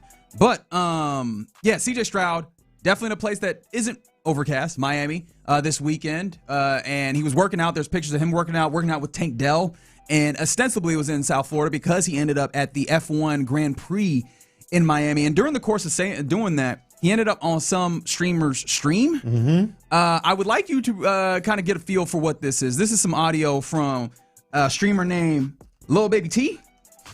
And this is her. I mean, I think there's different ways to try and interpret it, but this is the interaction that they had. And I think it's worth noting that as CJ Stroud is doing, you know how CJ Stroud's face looked when they lose, even when he's at the podium. You know, he might be saying good stuff, but his face kind of looked like he's ready to go home a little bit. Yeah. That was the face that he had as he was dealing with Lil Baby T here. I just stream on my phone. So, like, people have, like, the backpacks. Like, have you seen people, like, with the TVUs? Oh, okay, so those, and, like, these, yes. So they have their own Wi-Fi. I just started streaming. So, you know, I'm in my, yes, exactly. So I'm starting off on the phone, you know, humble beginnings. So, you do your thing, as you should. Yeah, it'll happen. You know, I'm doing it. You're doing it. I'm like, man, I'm listening. I don't really know. Well, I'm Little Baby T7 if you ever want to, you know. Yeah. On Instagram. No, it's the real Little Baby T on Instagram. But CJ Stroud exits stage left. Yeah, I want to get out of here, is what he was saying. This didn't feel like any level of incriminating now, did it? Right? Like this was No, she was introducing herself. He was not particularly close to her. He was I think the telltale, and I say this as somebody who's been in some of these circumstances, right? The telltale in the interaction between a heterosexual man and a heterosexual woman, which I imagine is the case here. I can't really assume all these things, but it feels like that's the case. If Buddy is locked in with the eyes where he's talking, that means something. If Buddy looking off elsewhere, that means something else. And I feel like CJ Stroud was definitely the latter. And I speaking to the lock-in, I feel like Buddy was not paying attention to I guess what could be considered some level of trap or whatever. What trap, I think, is a question that people are asking, because some people seem to think with her talking about, and if you did not understand the context, she was talking about like the streamers nowadays, how they have these backpacks that are carried around. They have all the Wi-Fi equipment so that they can immediately take this live video and send it up to their streams. She was saying she was just using her phone. People were, I think Sean was trying to position this, and I think he might be right, as she saw somebody with some money and went into her elevator pitch. I'm a streamer. She was like, her elevator pitch of, hey man, I'm just on humble beginnings with this phone, but if I could get this Wi-Fi backpack. Little Baby T on Instagram. You know, we could really do this big. Hey. I looked her up. I didn't even find her on Instagram. I never even heard of her. Yeah. Like, I seen this video. I'm like, I don't know who the hell this is. I appreciated this for the sole reason of my man was out here for F1, and even though the baddies was out, he was out here for F1. Sometimes when these streamers be walking around, it be looking like a damn movie sometimes. Sure. Just everything. I think that scares anybody. If they just pop up in your face, you like, wait, huh? And by the way, CJ Stroud was there at least 2 days, maybe 3. He's apparently an F1 fan. Yeah, he was there at least 2 days. That was something I wondered when I first saw it, before we even saw like this the streamer thing. It feels like, I was like, is he a race fan? Like, does this show up, or is this just an event thing? I think he might be. Because I think there's an argument to be made that F1 has kind of become a little bit one of these, like, just kind of rich people events. Talk less of Kentucky Derby-ish? Yeah, just like a rich people event and a thing to do. And I mean, it's not insignificant that we're talking about Miami here. But the sport that is. Like, he didn't go to the Circuit of the Americas in Austin. Not to say that anything bad about Austin, but Austin and Miami are different places. Yeah, no, but he could be a fan. Well, no, that's a question we could ask. It is a question we could ask. But shout out to CJ Stroud. I don't believe it. You don't? You don't believe he's a race fan? Nah, I think he was just there for the vibes. I think he was He too. he couldn't even name a doggone baseball player at one point, man. I just think he's not into anything else outside of football. What if he is into something, but it's just some niche sport? Like he ends up watching Romanian badminton or something. He's just like, I'm really into this here. Pickleball. Yeah, the handball in the Czech Republic is where I'm into. Like I would just love to find that out. All right, fair or foul, John Lopez? You have spent a number of years as a bona fide journalist. Is this a fair question to ask in an introductory press conference? The introductory press conference at hand here is the Toronto Maple Leafs hiring a new general manager. This is what it sounded like. Steve Simmons, Toronto Sun, for Keith. You talk about the due diligence that you did on John prior to hiring him and now hiring him. In the past, say, 3 to 4 days, I have been in contact with about 20 people who work in the National Hockey League, many of whom are prominent names that we would all know. And of the 20 people I spoke to, one was supportive of John's hiring, and the other 19 thought it was a sham, to be perfectly honest. Words were used like con artist, liar, salesman. How did you come to a different conclusion that I was able to come to in a very short time? I must have talked to different people. That's it? Because I'm telling you, the hockey world today is astounded by this announcement. Okay. Okay. And your response to that? Is we've conducted due diligence, and it was deep due diligence. It was a thorough process, and I'm quite happy with where we've landed. I want to be clear that he said the words deep due. But more importantly, I am a child. Sorry. Fair or foul question from the reporter there in this circumstance? I'm going to say fair. I'm speaking of sports that you're not really plugged into. You all know I watch hockey, but I'm not a big, in-depth hockey guy. I didn't know it was this controversial. Well, this dude in particular. Yeah, that's what I'm saying. Yeah. That this John Chayka, who I dug into it a little bit. He was the general manager with the Coyotes when they were still in Arizona. He quit his job there one day before the playoffs were set to begin, with them going to the playoffs with a strong opportunity. Yeah. He did that in 2020. He was suspended in 2021 for violating the league's contract detrimental to the league in the game. And apparently he had, quote, breached his obligation to the club. He had also, gotten some scouting violations when it comes to dealing with the scouting combine. So he has a number of seedy background things, and he ultimately is hired. So I think that the question itself is well founded, but the way that it was asked was but no, that confirms it then. I think it is absolutely fair. You go into these press conferences oftentimes, at least I did, not just how am I going to soft pedal this to maybe get the answer that maybe means this. I always went in with the idea of, and you guys have heard me ask very direct questions, what do fans want to know? What do fans really want to know? And I feel as if in Toronto, fans really want to know that. I think it's fair. I really do. In this case, because it was so polarizing. Yeah. I think it's fair. I don't know what you were planning on getting with. Hey, man, I talked to 20 people, and 19 of them said you were an idiot. Care to comment? Yes. That sounds like a Brian T. Smith question.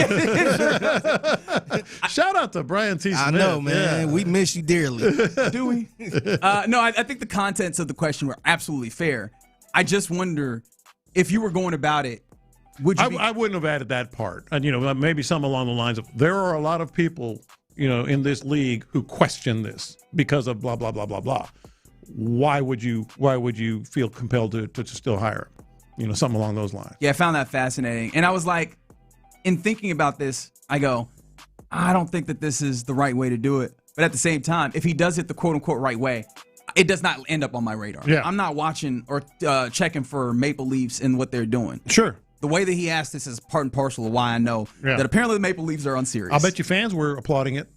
That's what we want to know. Yeah, probably so. Probably so. And I think that you make a good point. I think fans in general probably want journalists to err on the side of maybe being a little more aggressive in this way. I think that it's probably unfair in more circumstances than not, but it probably is required in certain instances for a journalist to speak up in such a way where they really question that authority outright in the way that happened here. All right, one more thing in What's Poppin', and it is not sports related. Yeah. Unless you consider flying a sport. Flying is a part of sports. Okay, very good. And there is a sports tie to this. Shout out to Eddie Mason at Cron.com. because Delta Airlines, and it's hard to believe that this does not tie in with Spirit Airlines going under. And Delta Airlines now on short haul flights, I think below something like 350 miles, you will no longer get that complimentary drinks and snacks. Figgy, bring your own damn drink and snacks. You pack them. Yeah, man. On these short haul flights, we are not spending this money to get you that ginger ale, big dog. You know what I don't like about this? There's the practical way people are going to have to do this. You can't go through security with drink and snacks. Oh, maybe some snacks. You got to buy. You could do snacks, but you can't go with any liquids. No liquids. So you're gonna have to pay $9 for a Coke, or That's whatever right. it is. That's right. To be able to drink it have the privilege of drinking it and bringing your own. It's a short flight. You can just not drink for however long. 350 miles. That's what, an hour and a half. You be all right. Yeah, something like that. You don't need water. 3 hours, including getting on the plane and boarding and all that stuff. That Sprite is not really doing that much for you, John Lowe. It's fine. Yeah, no. You look. Nobody is going to cry about this. If you want one, you're going to get one. I just think it's just reflective of how bad this industry is just spiraling, man. It is, and I thought a great tie-in to the sports of it. Again, shout out to Eddie Masonette of Cron.com. He made mention of, or really just wrote a piece that I think is worth checking out. The fact that Spirit Airlines is no longer there, and then with Southwest Airlines, and we've talked about this, now kind of trying to reposition them a little bit upwards in the luxury hierarchy of things. College football programs, especially the smaller ones, are going to have to contend with that, because you talk about recruiting and flying to guys, flying guys out, those types of things. This gets a lot more expensive, and the cost of these programs are already it's already front and center with paying players and such. This is really going to, further add stress to the landscape of college football and the way that things go. Small colleges, and that's not to downplay the importance of small college and, some of these FBS schools, et cetera. But your favorite big school probably will not feel any effect at all. Heck, a lot of them go on, helicopters and stuff like that when they're puddle hopping to recruiting trips and all that. So I'm not trying to be insensitive here.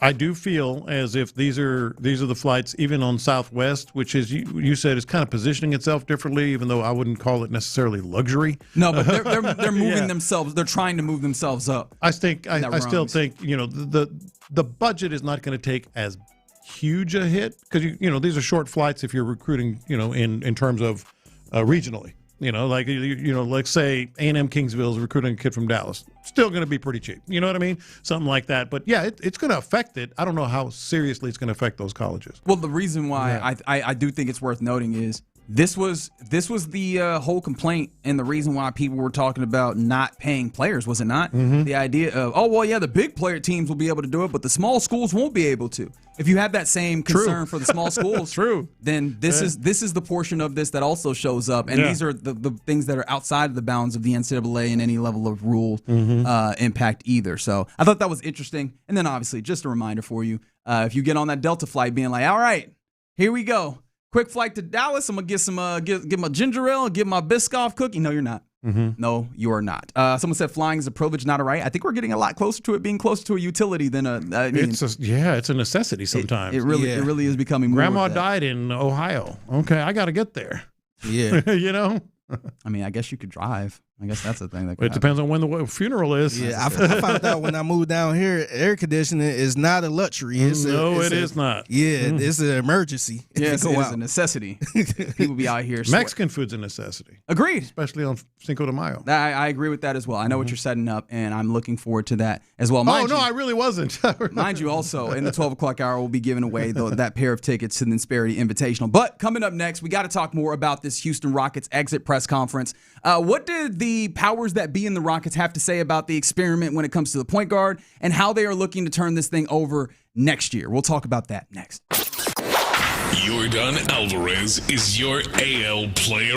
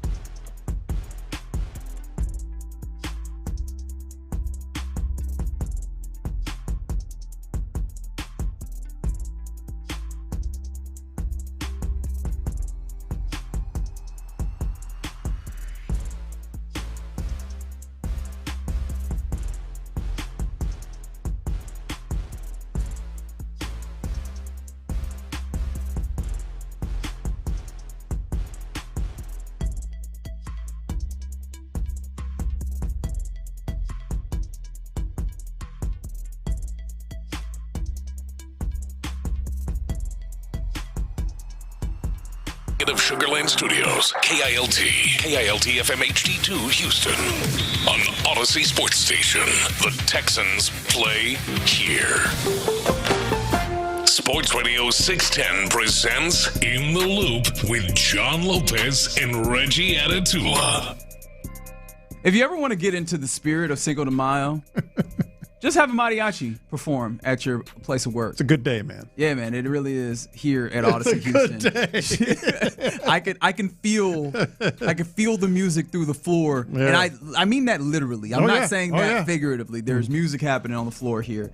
So we're having a good time. Hope that those vibes are translating to you over the airwaves, wherever you are and however you're listening. Thanks for making us a part of your day here on this 5th of May. On the 4th of May, though, the Rockets, the principals, I guess, in the way that I say this, General Manager Rafael Stone, Head Coach Ime Udoka, and they will remain that next year, mind you. Yeah. They talked to the assembled media in the exit press conference. We talked a little bit earlier about their kind of thought process as it pertained to the idea of running it back. It wasn't so clear that it's just a straight running back. However, I don't know that we were particularly encouraged by the messaging. I wanted to get to kind of the point guard conversation. This was the underlying kind of conversation that happened all through the season with this Rockets team. Mm-hmm. The point guard, lack of point guard, those types of things, and why that looked the way that it did this year. Yeah.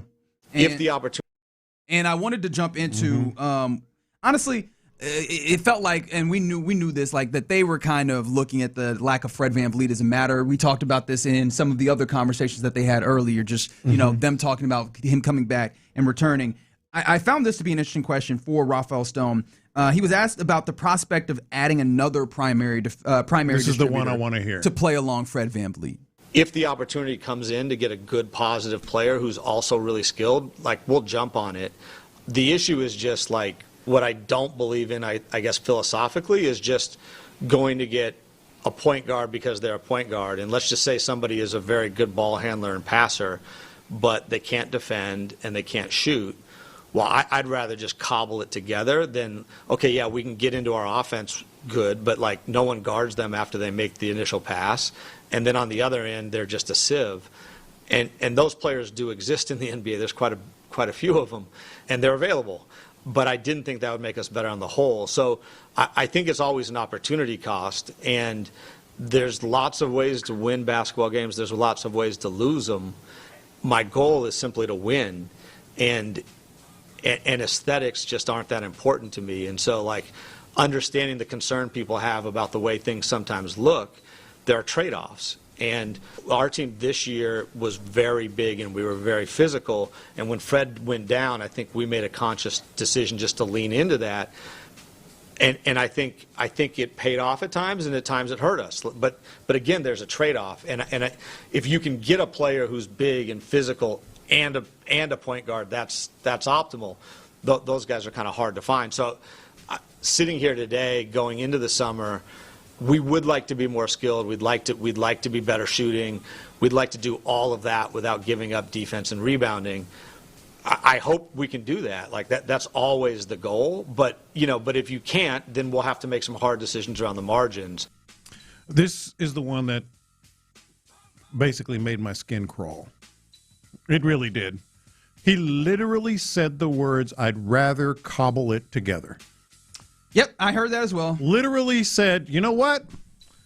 Let's just piece it together and fingers crossed. By the way, who is in charge of finding those players, no matter the situation, even at the trade deadline? He's like, well, it was kind of late in the game, and, those guys don't grow on trees, in essence, is what he said. It's your job. This is what you got to do. And there are players out there that could have helped this team. Are you looking for a point guard? Yeah, exactly. You're not going to get, that. Yeah. And then obviously it's easy in retrospect. It was a big mess. We know what the offense was. But he was also talking, Reggie, as if this defense was last year's defense. I'd rather be big and play defense, and I don't want him to be a sieve and all this other stuff.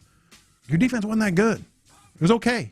I thought it was a pretty good defense, Yeah. but I'm generally in the same place as you. That is the part that hit me the hardest. I kind of, oddly enough, agree with the mentality of you don't want to get a point guard just for the sake of a point guard. If they don't, I understand that, and I agree. If you can't put them in and have them fully fit in. Yeah. And I really remember at the trade deadline looking around and going, I don't know that there's a guy that actually helps what you're trying to do here.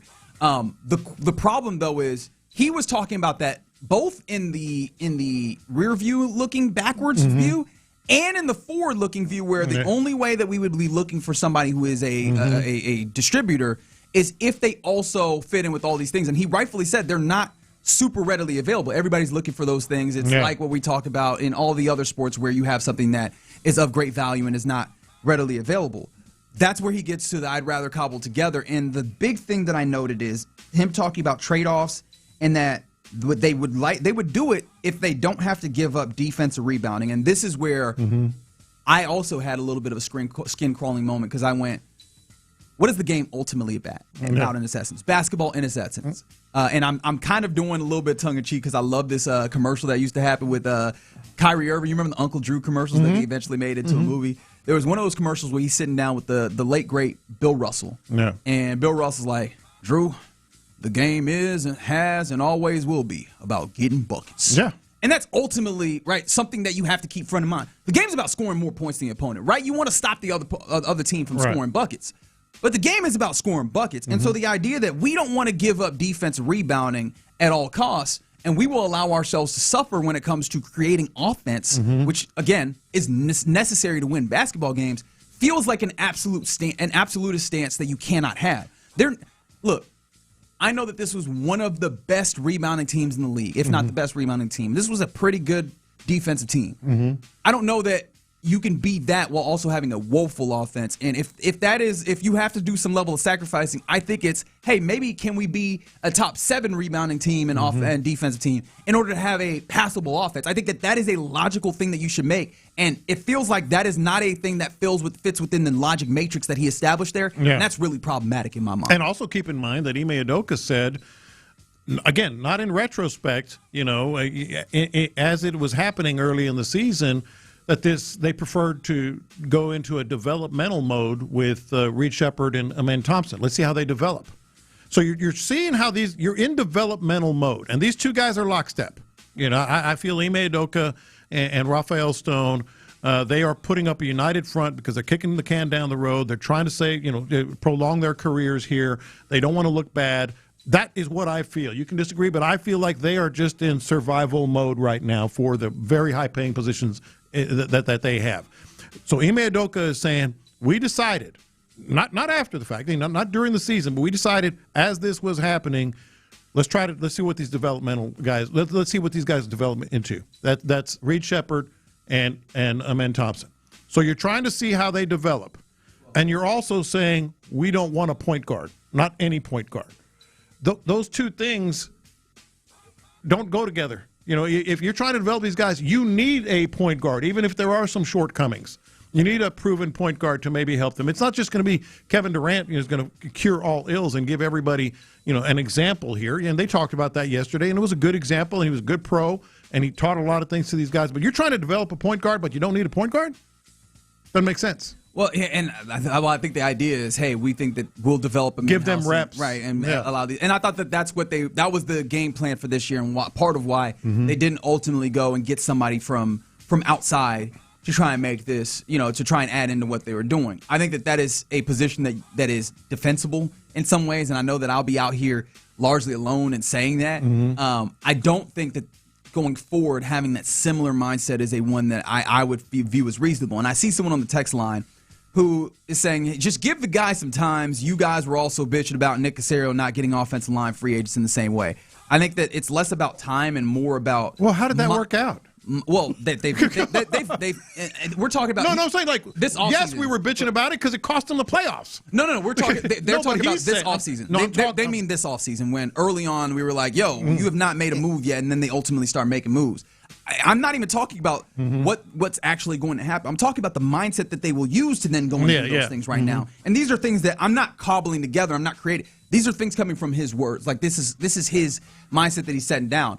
We've made sure that we acknowledge the caveat of, hey, it's possible that some of this is playing coy before they ultimately go and do things. But if we can take him at his word of what they're saying, I don't like the idea that, hey, we're unwilling to sacrifice anything when it comes to rebounding and defense in order to get ourselves better at offense, because that feels like that's the nature of building a team. Yeah, no, I get it, and I understand that. But if you're sitting here thinking that this was the right way to play this season, especially when you weren't necessarily playing Reed Sheppard consistently, if you're developing him, there were long stretches where we were wondering, like, what's going on here, and Ime Udoka refused to play him, then you're kind of contradicting yourself. Now, I'm glad you brought up Reed, because this was a question that was asked directly. If this is one of the conversation points that we're talking about, is developing point guards, then Rafael Stone, do you view Reed as a starting point guard down the line? My expectation for him is he should be. I think he should be a really good one. I think that's his expectation for himself as well. I actually thought Reed had a great season. He essentially didn't play as a rookie. Like we got him in here and there, but never in kind of a high leverage real way. And he got thrown into the fire, and when he was good, he was really good. And so I think for him, it's finding consistency and just getting and I thought he did over the course of the season, but he needs to he took a big jump last summer in terms of his readiness to enter this year. He needs to do the same thing again this summer, so that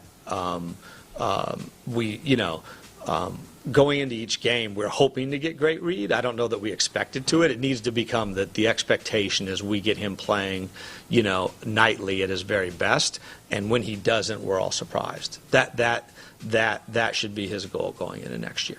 But I did think he had a very good year. Doesn't it kind of hit you like, what's their goal? In what way? Because the other thing he said is, like, I never told Kevin Durant that it's championship or bust.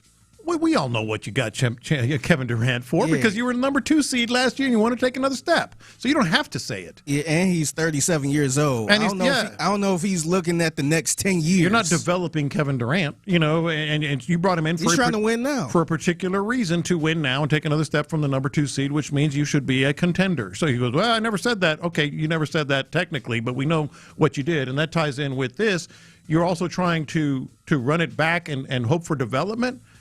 What are they doing? What are they doing? Are you trying to win, or are you trying to develop? That's an interesting conversation, because it feels like there's a little bit of 2 timeline happening here. Exactly. Right? Exactly. Yeah. Now, if he said he's trying to develop, like, let's say it was the team from then let's go. Year. Yeah. If it was last year, I'd be like, okay, I get it. You got some young players and all that stuff. Yeah. But it seemed like going into this year, they're trying to take that next step, a.k.a. at least get to the Western Conference Finals. He sat there in the same press conference and said, I never told Kevin Durant it was championship or bust. At the same time, we're trying to develop players. I got questions about that. What are you trying to do then? It's one or the other. You either have to help Kevin Durant by maybe getting a point guard, or not have gotten Kevin Durant and develop your team. And you've seen a lot of teams get rid of some young players. Yes. To win a championship. Right. Because they had no time to develop. Mm-hmm. Yeah, it feels like the thought process is Fred VanVleet makes his return as your primary distributor, and the hope is that what Reed has developed, and the hope that Reed continues to develop into the guy that Rafael Stone is talking about there. Yeah. And you have him, you have Amen Thompson, and whatever they can give you, all of those cobble into 2+ ball distributors that then give you some balance there. That feels like hopeful thing, especially when you talk about the injury that Fred VanVleet sustained. What is he going to be when he comes back? And you're depending on the definitive continued development for those guys handling the basketball and distributing and creating for others. Yeah. So you brought in Kevin Durant to be competitive. He used that word a lot. We think we can be really good and be competitive. You're telling me with a straight face that's why you brought in Kevin Durant, to be competitive. You kidding me? You've been on kind of had this mentality, and they've said it specifically. There's a cut that I could get to, but the larger point is these dudes are in lockstep. They feel like they are in community with one another, much like Nick Caserio said that. Hey, him and D'Amico, they are of one mind. It's different though, same but different. I feel like it's a lot same. Well, D'Amico and Nick Caserio have grown together in lockstep, and I feel as if that they truly do feel like what they're doing is working, and they're going to stay committed to it. I feel like the difference is Ime Udoka and Raphael Stone, they're circling the wagons because they can feel the heat.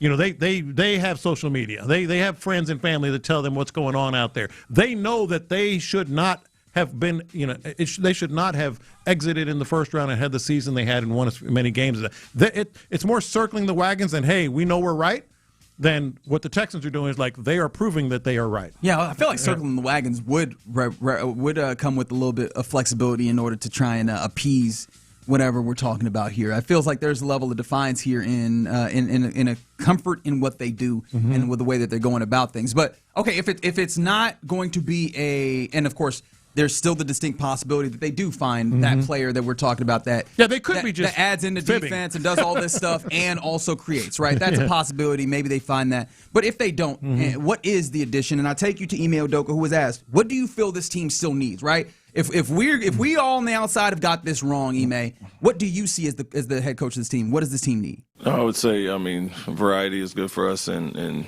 shooting always stands out.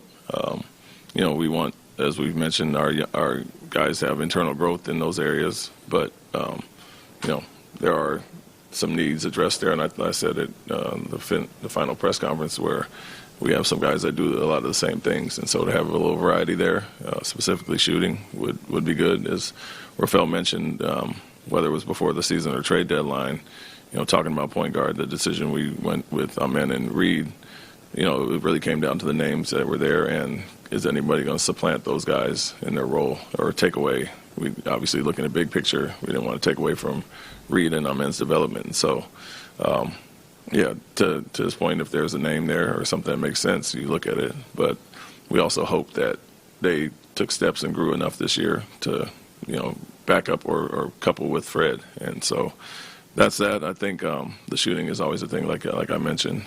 But versatility is a good thing for us, and we have a lot of guys that can play up and down. And when you look at Tari and Kevin, even Jabari, and those guys, or playing Alperin with Steven, we can go a lot of different ways. And when we're whole, it gives us a lot of options that we didn't have once Steven went down. And so, like you said, we'll look at everything and whatever makes sense, try to add to our team, no doubt. So outside of the point guard thing, which we've been talking about, I really didn't have a big problem with what he said in terms of shooting. Oh, no, I think that he's right. And what they can bring in. He's very right. They need shooting. They need variety, right? You need different tools to be able to go to. I didn't have a problem with that Where do at those all. come from? Especially if it's internal. Exactly. But as much as I don't have a problem with what you're saying, your staff, your coaching has not developed Jabari into the consistent shooter that you want him to be. At least to the level that you want him to be. Obviously, Reed Shepherd can shoot lights out, but there's still a developmental thing here with the guys that you are hitching your wagon to. Even the shooting thing, yeah, right? Tari had this weird stretch of not shooting all that well down the stretch of the season. Didn't he have like an 0 for 17 or something like that? Remember he started working with the lethal shooter, the shooting coach, and then it felt like he was shooting better? Yeah. Hey, man, that's an outside coach getting you to do right shooting-wise, right? We talk about the internal development shooting, the idea of variety just coming through the return of some of these players, and versatility. I think that you're right in your assessment. It just consistently feels like to me, and of course, what do I know? No, you're right. I do wonder about the way that they're trying to get to the answers that I think are right is, hey, we need to actually address these outside of just develop. And now if they're right and you just develop it inside, I think that gives you the opportunity to still use your 4 draft picks in the future into different ways. But it feels like you might need to be a little bit more aggressive than they are talking about being in this moment. Correct. All right. You're in the loop right here on Sports Radio 610. Appreciate you rocking with us on this Tuesday. Coming up next, let's do our lunchtime confessions. Payne and Pendergast. You wasted a year with Kevin.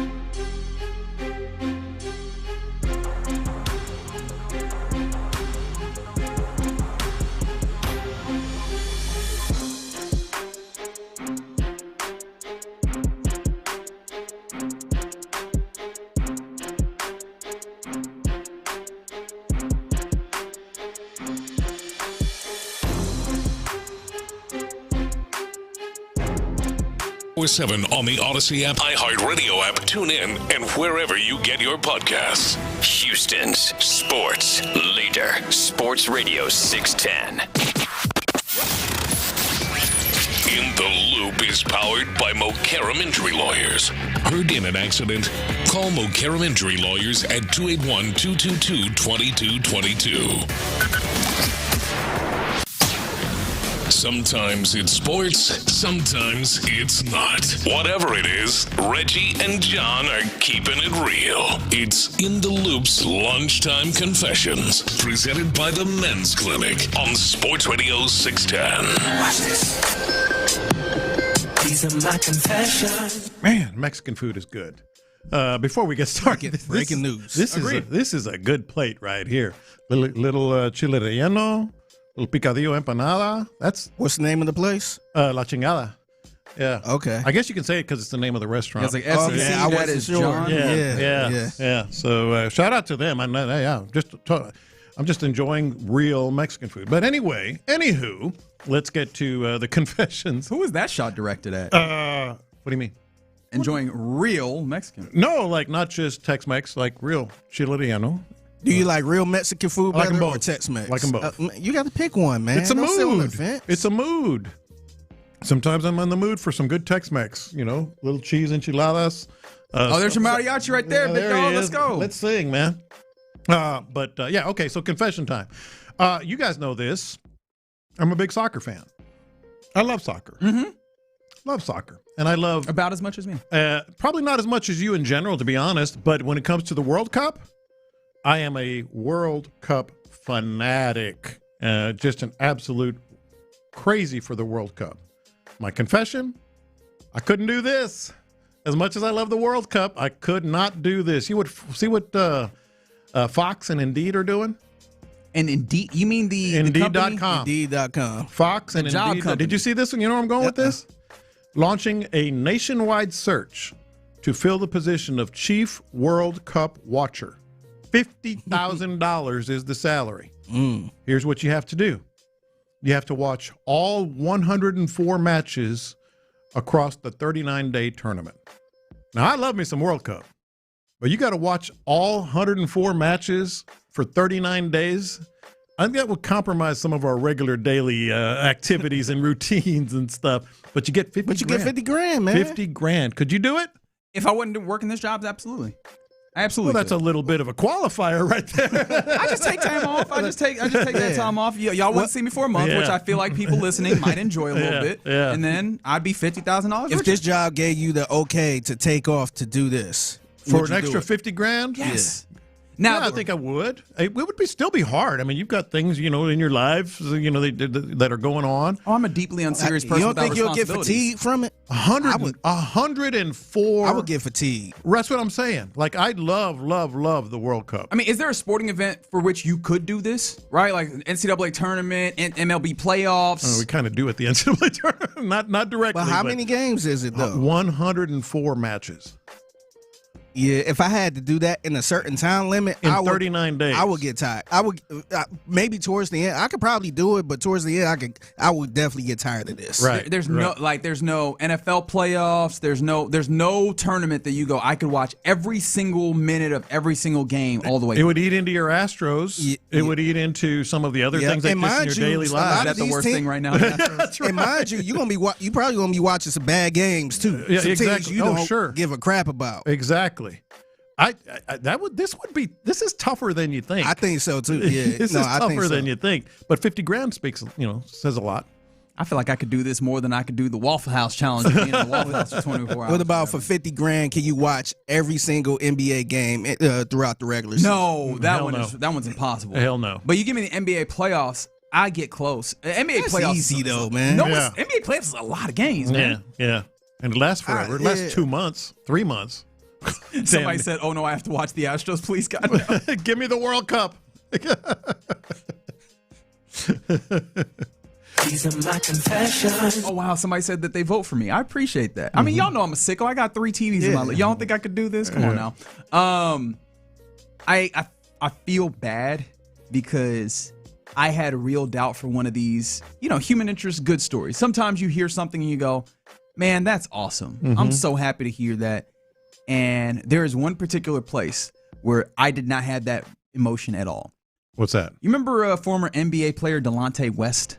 Sure, man. Yeah. Was a pretty good player, but it fell on some real hard times with, drug usage and homelessness. He's had this pop up. Oh, we've seen the videos a number of times and I think he also, if memory serves, I don't mean to be cavalier about this, but I do think that he has like some mental health issues tied in with this. But we've seen him kind of, for lack of a better way of saying it, like kind of fall off the wagon. He's and end up crashed. in bad places. Yeah, he's crashed.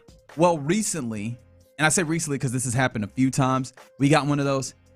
Delonte West, been sober for X amount of time, and it was like a month or something like that, and, showing us how he's living. And the natural good person response is, that's awesome to see. Yeah. And my response was, seen this too many times. Ain't gonna last.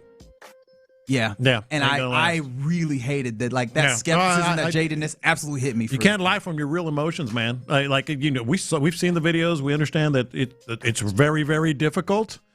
And yeah, I don't blame you for that. I mean, it's called confessions for a reason. Yeah, and I would love to be the empathetic person that's always, and I think the real confession is I'm afraid that this is the part of aging where I am starting to lose the internal optimism of, no, you can always make it, man. No matter how late, you could beat the addiction, bro. You could do it. And I was just like, all right, dog, whatever. Yeah. And I was like, oh no, I'm becoming that guy. Yeah, I don't think it's even aging. I don't even think it's aging. I think a lot of people feel that way. Yeah. I think people don't tweet it or nothing like that because that will be, your mentions might get flooded or something. But I think in reality, that's pretty common, man. We all got somebody in our family that's going through the same thing, to be honest. Yeah. And in the back of your mind, you're like, man, I'm not putting a lot of energy into this. Now, if you make it, that's cool, but I'm not throwing a party for you. Yeah. Because we've seen this too many times. In fact, my next confession, if we get there, is going to be kind of along the same lines. Oh, wow. You want to go ahead? You could go ahead. No. It's not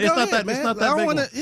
We on the topic already. All right. Well, my next confession is every time I see this now, and this does not have anything to do with Mike Vrabel, goes way back before Mike Vrabel and Diana Rossini. Did you see what the Detroit Tigers released this morning? No, I missed it. The Detroit Tigers released a statement, and let me read the statement for you. Basically, they are saying, we have terminated the contract of manager Gabe Alvarez of AAA Toledo due to a violation of club policy. Every time I see a violation of club policy now, where does your mind go? Who he's messing with? Where does your mind go? I went to, well, no, 100% of the time now. Who he's messing around with is 100% of the whose wife time. did he mess something with? Inappropriate, something like that. Yep, as my dad used to say, don't get your honey where you get your bread. And every time I see a violation of club policy, I think, well, he had an affair. Who was it with? Can I tell you my honest first thought was? It's not that. It's because it's a manager. I don't know why. Now Ron Washington is ruining for everybody. I think y'all doing booger sugar. Every time I see a manager, you was out here doing booger sugar in the clubhouse. Now, wouldn't you? I'd like to say 90% of the time, but it is 100% of the time now. Every time I see somebody's fired because of violation of policy, club policy. Yeah. All right. Who was he? Because it's not just being suspended or anything. You're fired. This is a AAA manager. Yeah. I mean, this guy could have a major league job. He's a whisper away. Yeah. Club policy, huh? Yeah. Diddling. Thank you for that. Thank you for that clarification. These are my confessions. All right, before I get to my confession, I got to give a special shout out to Ron Hughley. Happy birthday. Yeah. Rob, how about that? Yeah. Birthday on Cinco de Mayo. Happy birthday. Yeah. So this morning, as I was eating my breakfast, my wife was like, oh, it's Cinco de Mayo. I'm like, yep, it sure is. And then right after that, I was like, it's also Ron's birthday. And she got quiet. She was like, oh, that makes sense now. What? That's what I said. And I'm like, wait a minute. I put my cereal down in there. And I'm like, what did that mean? Yeah. Well, it kind of makes sense. He kind of be going hard, don't he? I'm like, really? Where did you get that from? So my confession is, I think my wife look at Ron as like the person that be out here going hard, I guess. And it makes sense that his birthday is on Cinco de Mayo. Because he's a partier. I'm like, really? I'm like, when have you even been around him to know that? Like, I don't be talking about Ron. Like, you know, I guess a couple times I'm like, hey, I'm going out for a drink. Yeah. And, you know, Ron gonna be there or something like that. But she just labeled him as the person that be going hard. I'm like, what? I'm like, where did you get that? Okay. I'm like, man. She was just smelling on him. She's like, oh yeah, I know you be partying. She said, oh, I've seen your kind. She said, oh, that makes sense now. Yeah, I've seen your kind. I'm like, damn. I'm like, man, why you looking at my guy Ron like that? He pretty laid back. Party animal. Yeah, I'm like, damn. So just because he was born on Cinco de Mayo, he was predisposed. Yeah. She said it makes sense now. Wow. Like, damn. Okay. So now she probably going to be judging me next time I say, hey, let me go. Hey, Ron and I are going to go blah, blah, blah. Yep. The hell you are. Yep. She probably going to be watching my location. I will take you, though, to our the Drive with Stoerner and Hughley correspondent, Tyler Milner. I think you're familiar with him. He said, for what it's worth, Ron, the show, and Tyler Milner just nailed down where they're slamming margaritas tonight at 8 p.m. Oh, okay. So your lady might be correct. One, intuition. Yes, a woman's intuition. Intuition. Also, you know, I never liked that guy. You know, she's gonna be saying that next. Figgy, did you get an invite for the margarita slamming? I didn't know, but I did text Ron. I told him we got to go somewhere. He said he didn't know what he was doing. So I ain't get an invite for the margarita slamming. It make you feel better. I ain't get anything. Lopez, you're not going to get an invite because you're not going Lopez anyways. ain't going. Yeah. Tuesday's podcast day. Sure, that's the reason why. Exactly, he ain't going. Lopez, the man that you be like, I guess we could invite him, but he just going to tell us no anyway. No, I do not. Lopez, he became the person we don't invite because he know he ain't going to show up. Oh, that hurts me inside. Well, I mean, be better showing up then. Fix that first, and then we'll invite you to more stuff. All right. All right, those are your lunchtime confessions here in the Loop on Sports Radio 610. I'm okay to give him a hard time because he's going to give us a hard time coming up next. The updated Lopez definitive holiday tier list on the Cinco de Mayo comes to you next. In the Loop.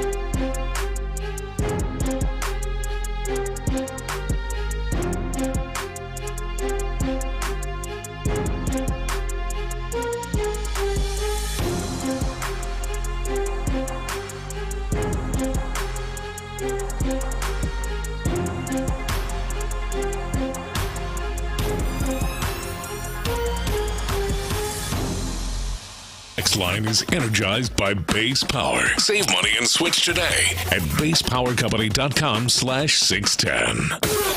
Sports Radio 610 presents live from the West Point Lincoln and West Point Lincoln of Sugar Land Studios. Here's In the Loop with John Lopez and Reggie Atatula.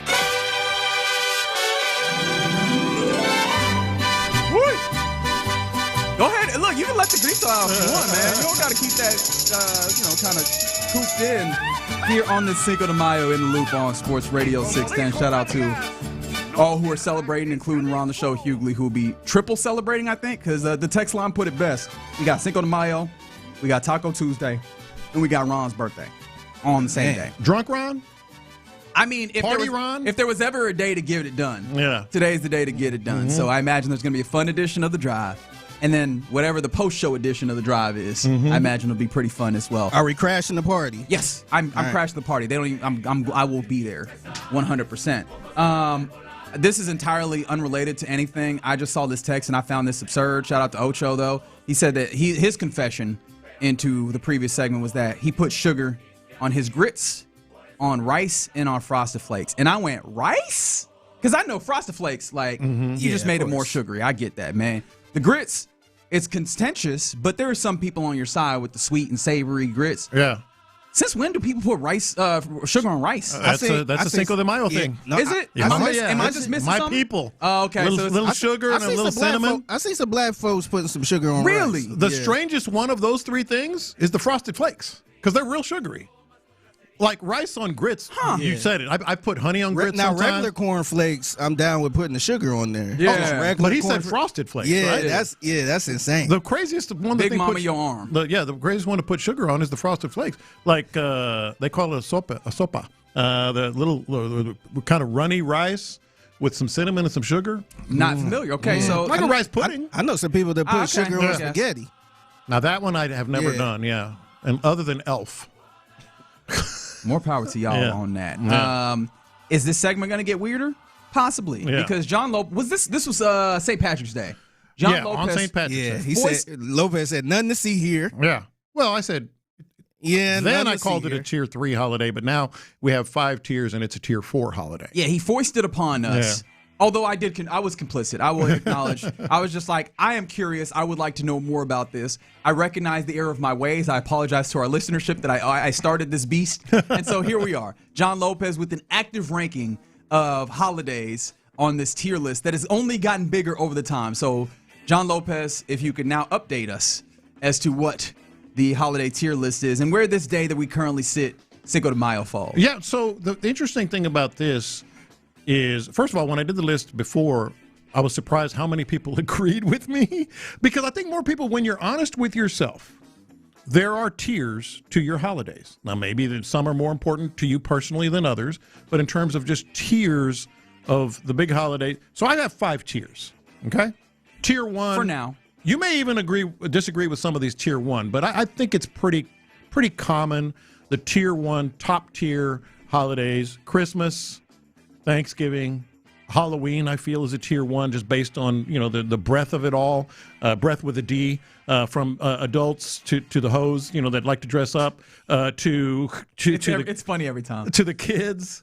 No, Halloween is an excuse for a lot of women to let out their inner hoe. And so I think Halloween is up there. You may disagree with that. I wouldn't have a problem with that, but I think it's a tier 1 holiday. And then Easter and 4th of July, because those are the big family, take a long weekend, go to the beach, go to wherever. So would you disagree with any of the tier 1s? I might have an argument with Halloween, but I think it depends who it is. Yeah. So this is where it starts getting. Let's go into tier 2, tier 3, tier 4, and tier 5 of your holidays.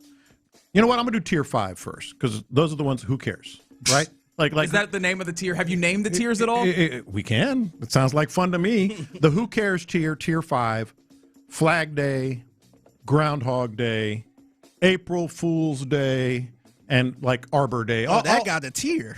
Yeah, April Fool's Day got a tier. The bottom tier, the who cares tier is tier 5. So here's where it's going to get interesting: tier 2, 3, and 4. Okay. My tier 2 holidays are New Year's Eve /day, And we can wait. You can hold your thoughts until I'm done. Memorial Day, Labor Day, because those are the 3-day weekends, but they're not exactly tier 1. You know, you might do something. What tier you might is not. this? Tier 2. Okay. You might do something, you might not. You know, and your family might be bigger than other families, but generally speaking, New Year's Eve and Day, Memorial Day, Labor Day, Valentine's Day, and Mother's Day. Because let's face it, the ladies have to be celebrated more than they might make it tier 1, to be honest. The dudes, they might make it. Yeah, Valentine's Day might make it tier 1. So tier 2 is New Year's Day and Eve, Memorial Day, Labor Day, Valentine's Day, and Mother's Day, which, by the way, this weekend. I don't think Mother's Day is a tier 2. Really? Hot take. Tell your mom that. She knows. See how she likes it. She knows. Here's the thing. She had a great birthday weekend. I want you to understand that. But here's the thing, and I hate this term, but I'm going to use it. Tell me you're not married without telling me you're not married. Okay. All right. Tell me you ain't married without telling, because for Mother's Day or for Mother's Day. Okay. Yeah. Listeners, tell me if I'm wrong. Mother's Day is a tier 2 holiday. So it's really a wife's day, but it's you can't screw it up. Yeah, okay, just like Valentine's Day, you cannot. You got it. Yeah. You cannot screw it up, and they want y'all set, by the way, because that's this weekend. I remember. Yeah. What you mean, kinda? We got what? You got 3 more days to get something done. I'll get it done. I'm good under. I'm a deadline guy, man. I'm a deadline guy. So would you agree with that? I agree with that. Yeah. Now, once we get to tier 3, you might want to bump some of these up or back. But tier 3, Father's Day, because fathers aren't as important as mothers, you know, in terms of the holiday. I feel like that's pretty hot to be honest. Nobody give a damn about Father's Day, man. You know what? I might agree with you on that. Nobody cares. I mean, I'm cool with it. Yeah. I'm cool with it being tier 3. As of right now, you have Father's Day above. Well, I mean, I'm looking at your list. Wait, hold on. Let's keep the list going. I'll let you go on. Cinco de Mayo is a tier 3 holiday. It is widely celebrated. You know what? I'm with you. I'm gonna put Father's Day on 4. Okay. Cinco de Mayo is a tier 3, widely celebrated. I mean, look at our office today. I brought the tacos this morning. We had a mariachi singing. You know, we didn't have any leprechauns on St. Patrick's Day. You know, so. You know, a lot of I don't know what I would have done if we did have leprechauns on. What do you do in that tree? There's a leprechaun in that tree. So Cinco de Mayo, MLK Day, all due respect. President's Day, all due respect. Veterans Day, all due respect. Indigenous Peoples Day, all due respect. Hey, salute to all our veterans out there. It's not about the veterans, it's about the holiday. Some of us really respect what y'all do. Y'all number one in our heart. In my heart, at least. In mine and Reggie's. Yeah. I care about the troops. I'm not pointing here. any fingers, but you know, that guy. No, I'm talking about the holiday, because it's a 3. Basically, all those are the what do they call them?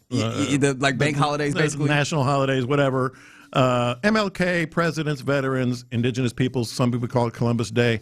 Those are just like 3-day weekend, whatever. And Cinco de Mayo is not one of these bank holidays, but just the number of people that will go and get a drink behind it. People talking about margaritas this morning. Seth was talking about, hey, you know, the El Tiempo margaritas will light you up.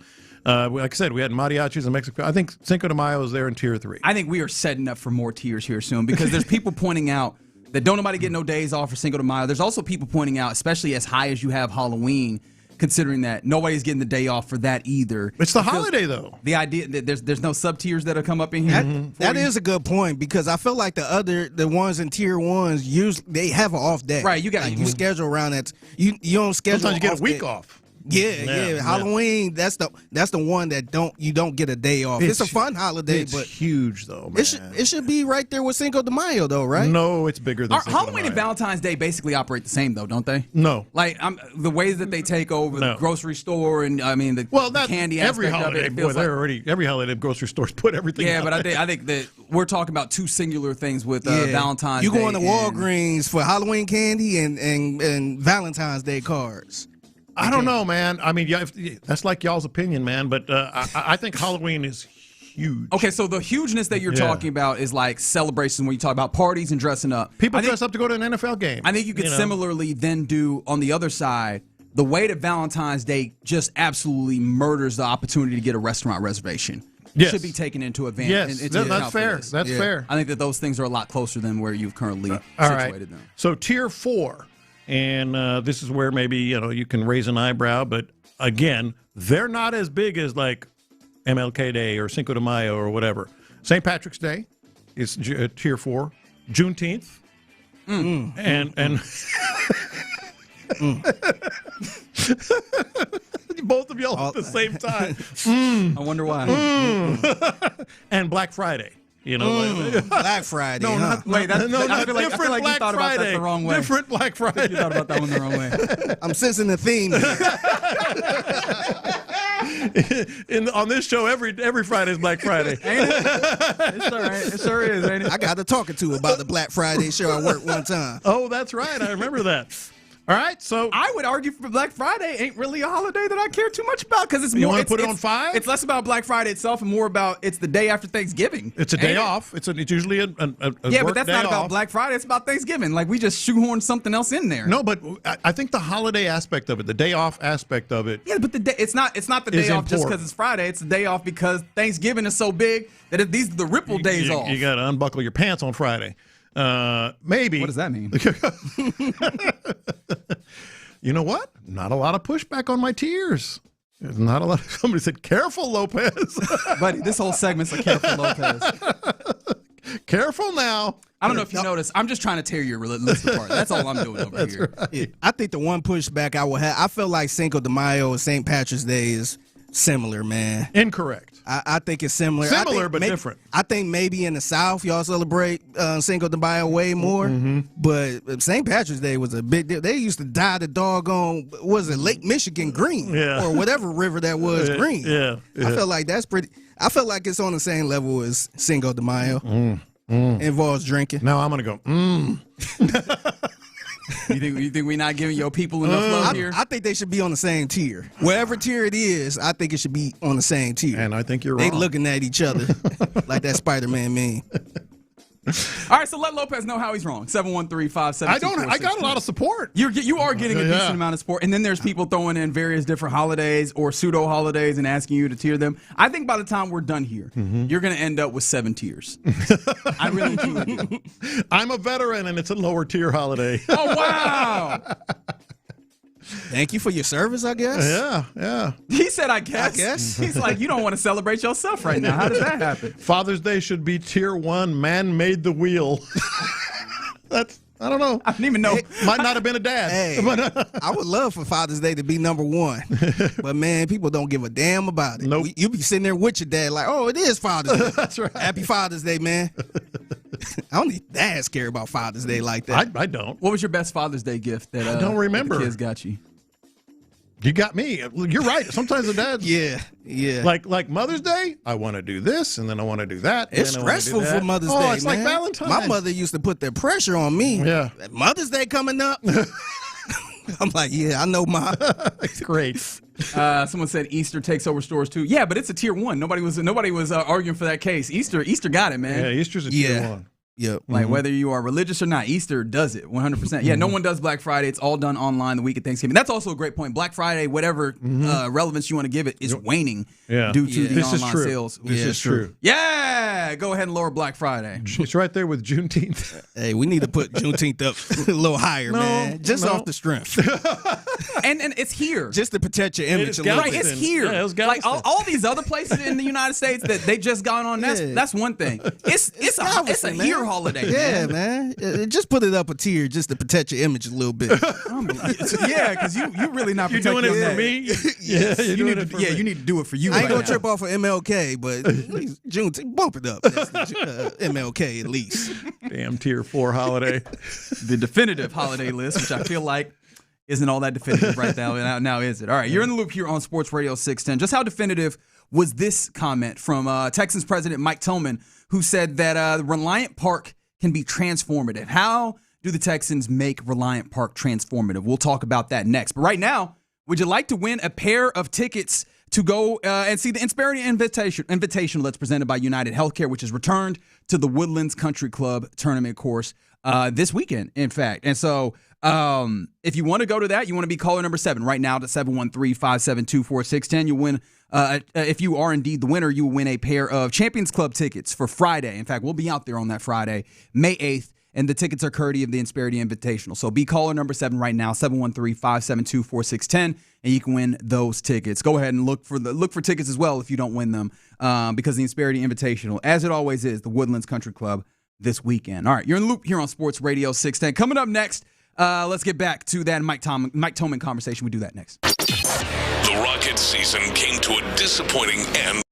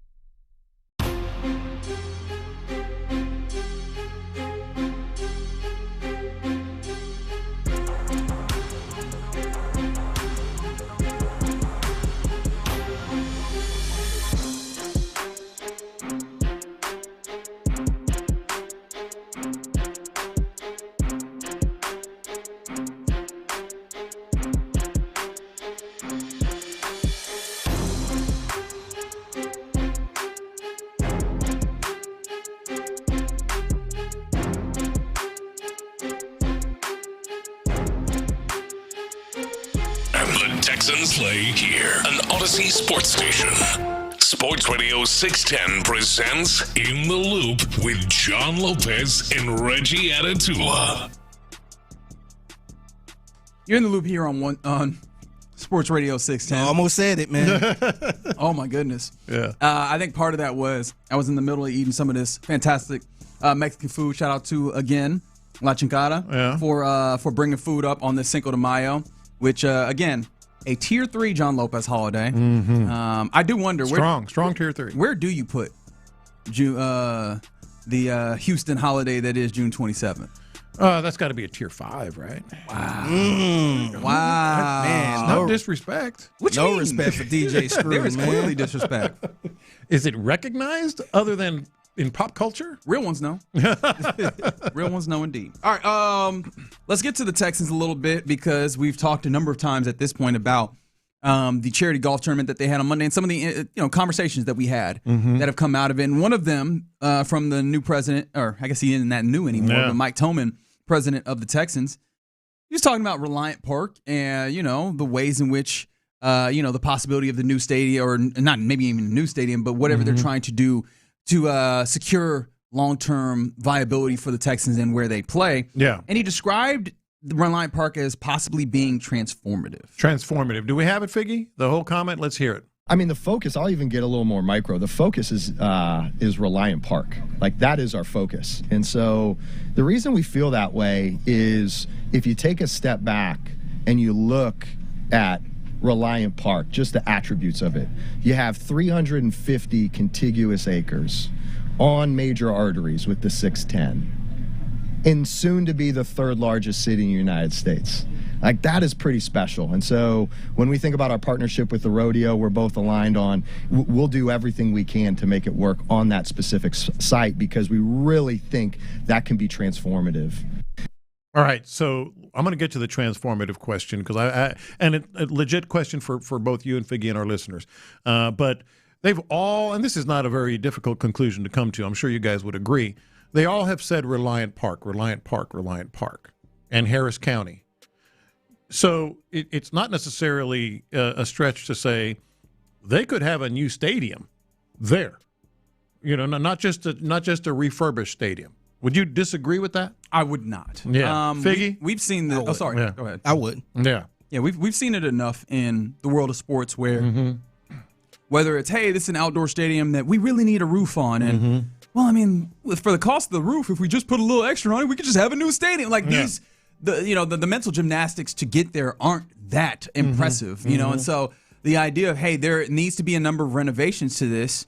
Well, why don't we just have a brand new thing, and then we're not talking about renovations on the old thing. It's just a brand new thing. Like, these are logical jumps that aren't that large leaps to make. So I could see them trying to get there. I do find it interesting because, again, we mentioned this in talking earlier today about how you could just take quotes and not have a full understanding of a thing. Hearing the exact thing. Yeah, you have a better. This isn't just them talking about Harris County, although it did feel, at some of the points had made it feel vague. This is them, again, doubling down, and maybe this is just the negotiating standpoint that helps them. Sure. Been doubling down on not just Harris County, but that site in particular. Reliant Park. And he's not wrong about the idea that it's on major arteries, as much as we could talk about how sometimes the ingress and egress isn't the easiest thing. The thing I keep thinking about is the central nature in the city of Houston, and a lot of the other places we're talking about don't have that same central nature. Even if we're just talking about what is the proximity to where the quote-unquote money is. Well, I mean, there's a lot of people around this metro, or I almost did it, this greater Houston area that, are going to make their way to the stadium for various different things, and having a relatively central location matters. Having that big area of land matters, although I think that matters less because that's something that you can get as you expand outwards. I kind of tend to believe that they are telling the truth when they say that this is the priority, is getting something done in this place. I do too, because they were very specific about it. It wasn't an accident that from Cal to Hannah to him to everyone who spoke about it, we're out of the way about Reliant Park and Harris County. So with that being said, this is where the interesting question to me anyway comes in. How do you make Reliant Park and that area transformative? Transformative is a very strong word. In other words, all these big whether it's the Star in Dallas or what they're building in other places, that have, like, the L.A. Stadium, I'm drawing a blank. SoFi Stadium. SoFi. The Battery is one of the places that they checked out in Atlanta as it ties to, do they call it Truist Park still? Right. There was another one that, whose story? Was that Jonathan's story? There was a story, I think, recently that kind of detailed all the places that clearly have been taken into account as they research the ways that they want to move forward with the possibility. So legit question, you guys. How do you make it transformative? Whether you're talking about building a new stadium or completely refurbishing Reliant Stadium and going to take a second. And then building around it other, these types, battery type event. Now, parks. are you saying in that area specifically? In that area specifically, because he just said 350 acres. We think it's transformative. How do you make it transformative? What do you have to do? I mean, first thing you got to do, Lopez, you probably agree with this, but tear down the Astrodome to start off. I mean, sure. I'll take it a step further. Can it be transformative if the Astrodome is still there? No, because it cannot. It simply cannot. I say that with all the respect in the world for what that building means to this place. Yeah. The reverence that needs to be brought in any time that we talk about this, even when we're just making fun of it, is there, right? However, to answer your question, the transformative nature of sports venues in our current era this is a centerpiece to some level of district. Yes. It cannot even just be, hey, this is a pretty new stadium on a plot of land that ultimately has a whole bunch of parking lots. It needs to be something in which this is a anchor point for a district that provides a number of things to a number of people that are both coming to events, whether that be football games or concerts or whatever, and people that are just kind of in the area. Because I hear this a lot, and personally, it doesn't hit me exactly as squarely, but I know that it resonates with others, so it matters, right? Because I'm not the only person that matters in this. But the idea that, hey, man, that area does not feel befitting of a stadium, right? And I understand that feeling. You kind of have to make it feel that way. And I think it's very clear that you can't just depend on other independent businesses to do that. You kind of need to build it of your own accord as you build this whatever stadium that you're Let's say they get everything they want from the county and the McNairs and whatever other, investors there might be, and they build absolutely spectacular hotels across the highway where Astro World used to be, and a district right there, maybe where the bubble is now, or even across the highway. I think you can do between where the bubble is and where the Astrodome is. Yes. I think there's an opportunity to do a lot in that. And they have walkways across the highway or across 610. Let's say it is freaking perfect, freaking gorgeous, everything and then some that we've seen other teams in the NFL want, including complete renovation, like all the bells and whistles to the stadium. And then, the bubble area becomes another sort of maybe, mini district for tailgate. It's freaking perfect. Let's say it's perfect. You still got the Astrodome there. Is that transformative? No. I think it's close. No. You can't be transformative and have that piece of crap up there. Can't do it. How did this become a vehicle just for knocking down the Astrodome? No. I'm being very serious. You guys all give me a hard time about that. And I will continue. And you will continue, and I'll still have fun with it and all that. But I'm being very serious right now. You cannot be a transformative venue, event space. Do you feel like the Houston Texans would even allow that if they say, hey, we give you everything you want, but we got to keep this up? I mean, I would. I guess I would have to, right? Yeah, I would have to. Yeah, I mean, that would have to be the take there. But I feel like that's just so much land in that of the however many contiguous acres that he talks about there that you are dedicating to something that has no value. Like, the crazy thing is it would make more value for the ultimate experience if it was just flat parking in addition to it. And obviously, even just that would not be the best use of that by any means. But even if you were just like, hey, this is more parking that is available to you right close to that stadium, it would be more useful at this point. And it pains my heart to say that.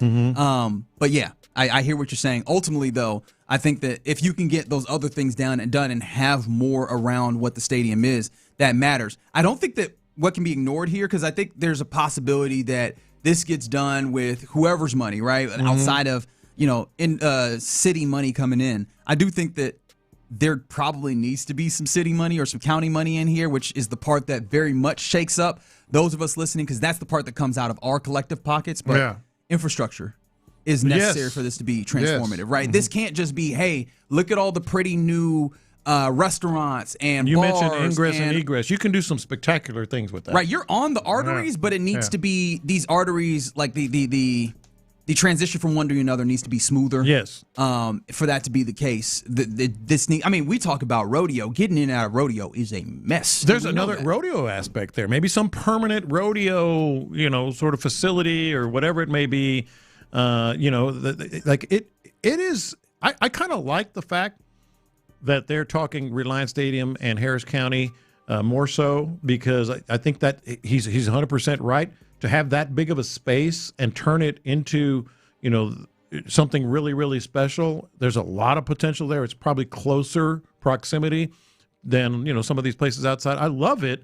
It's just, I don't think you can be transformative as it is now. I'll put it that way. You can't.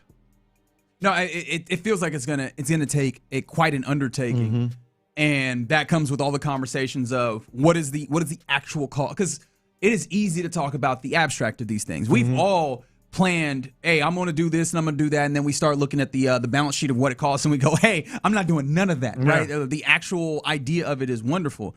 That's the real part of this. Like, I think that there's many ways that particular plot of land, that area, can be very transformative. It is, how do you find the funding in a way that is not parasitic to the city and to the county, in the way to get it done? How do you find the way to merge those things? Well, there is a happy median here, and I don't know the cost. I know it's going to be a lot, but actually, a couple of texters have talked about that.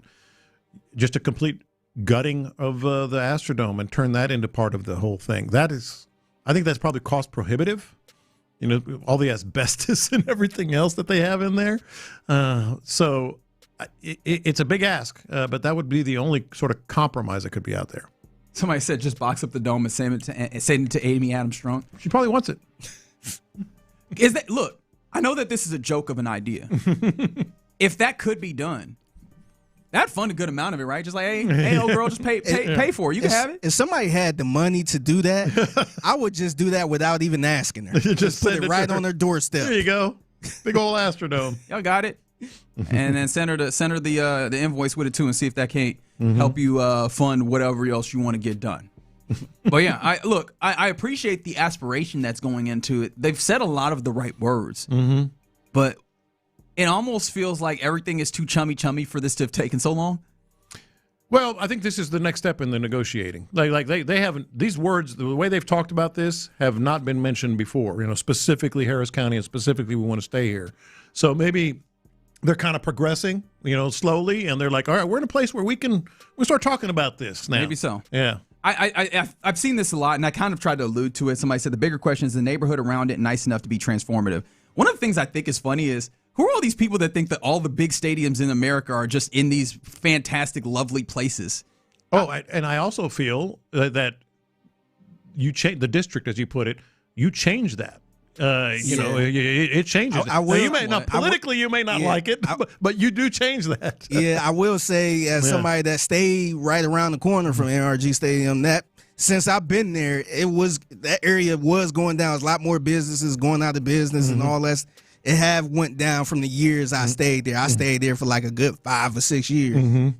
Yeah, I think also, though, when we talk about like areas that stadiums get built in, they ain't just going to the nice part of town and plopping down stadiums that way, right? I think that there's some level of acknowledgement of what the reality of these things are. But I understand what you're saying as well, right? Make sure that there is investment so that money stays and is actually used in that area. I mean, you do have other counties that would love a stadium and would love to build around it too, just kind of hype it up where they could get more people in there.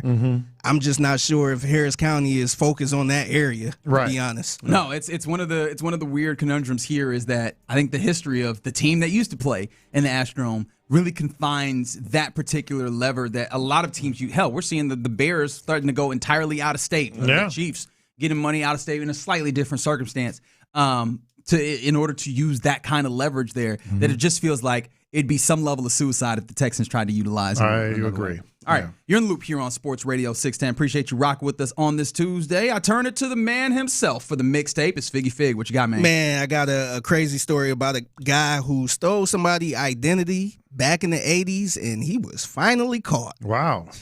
What? Wow. 40-some years of on the lam, huh? I'd love to hear this story, and we'll hear it next. You're done.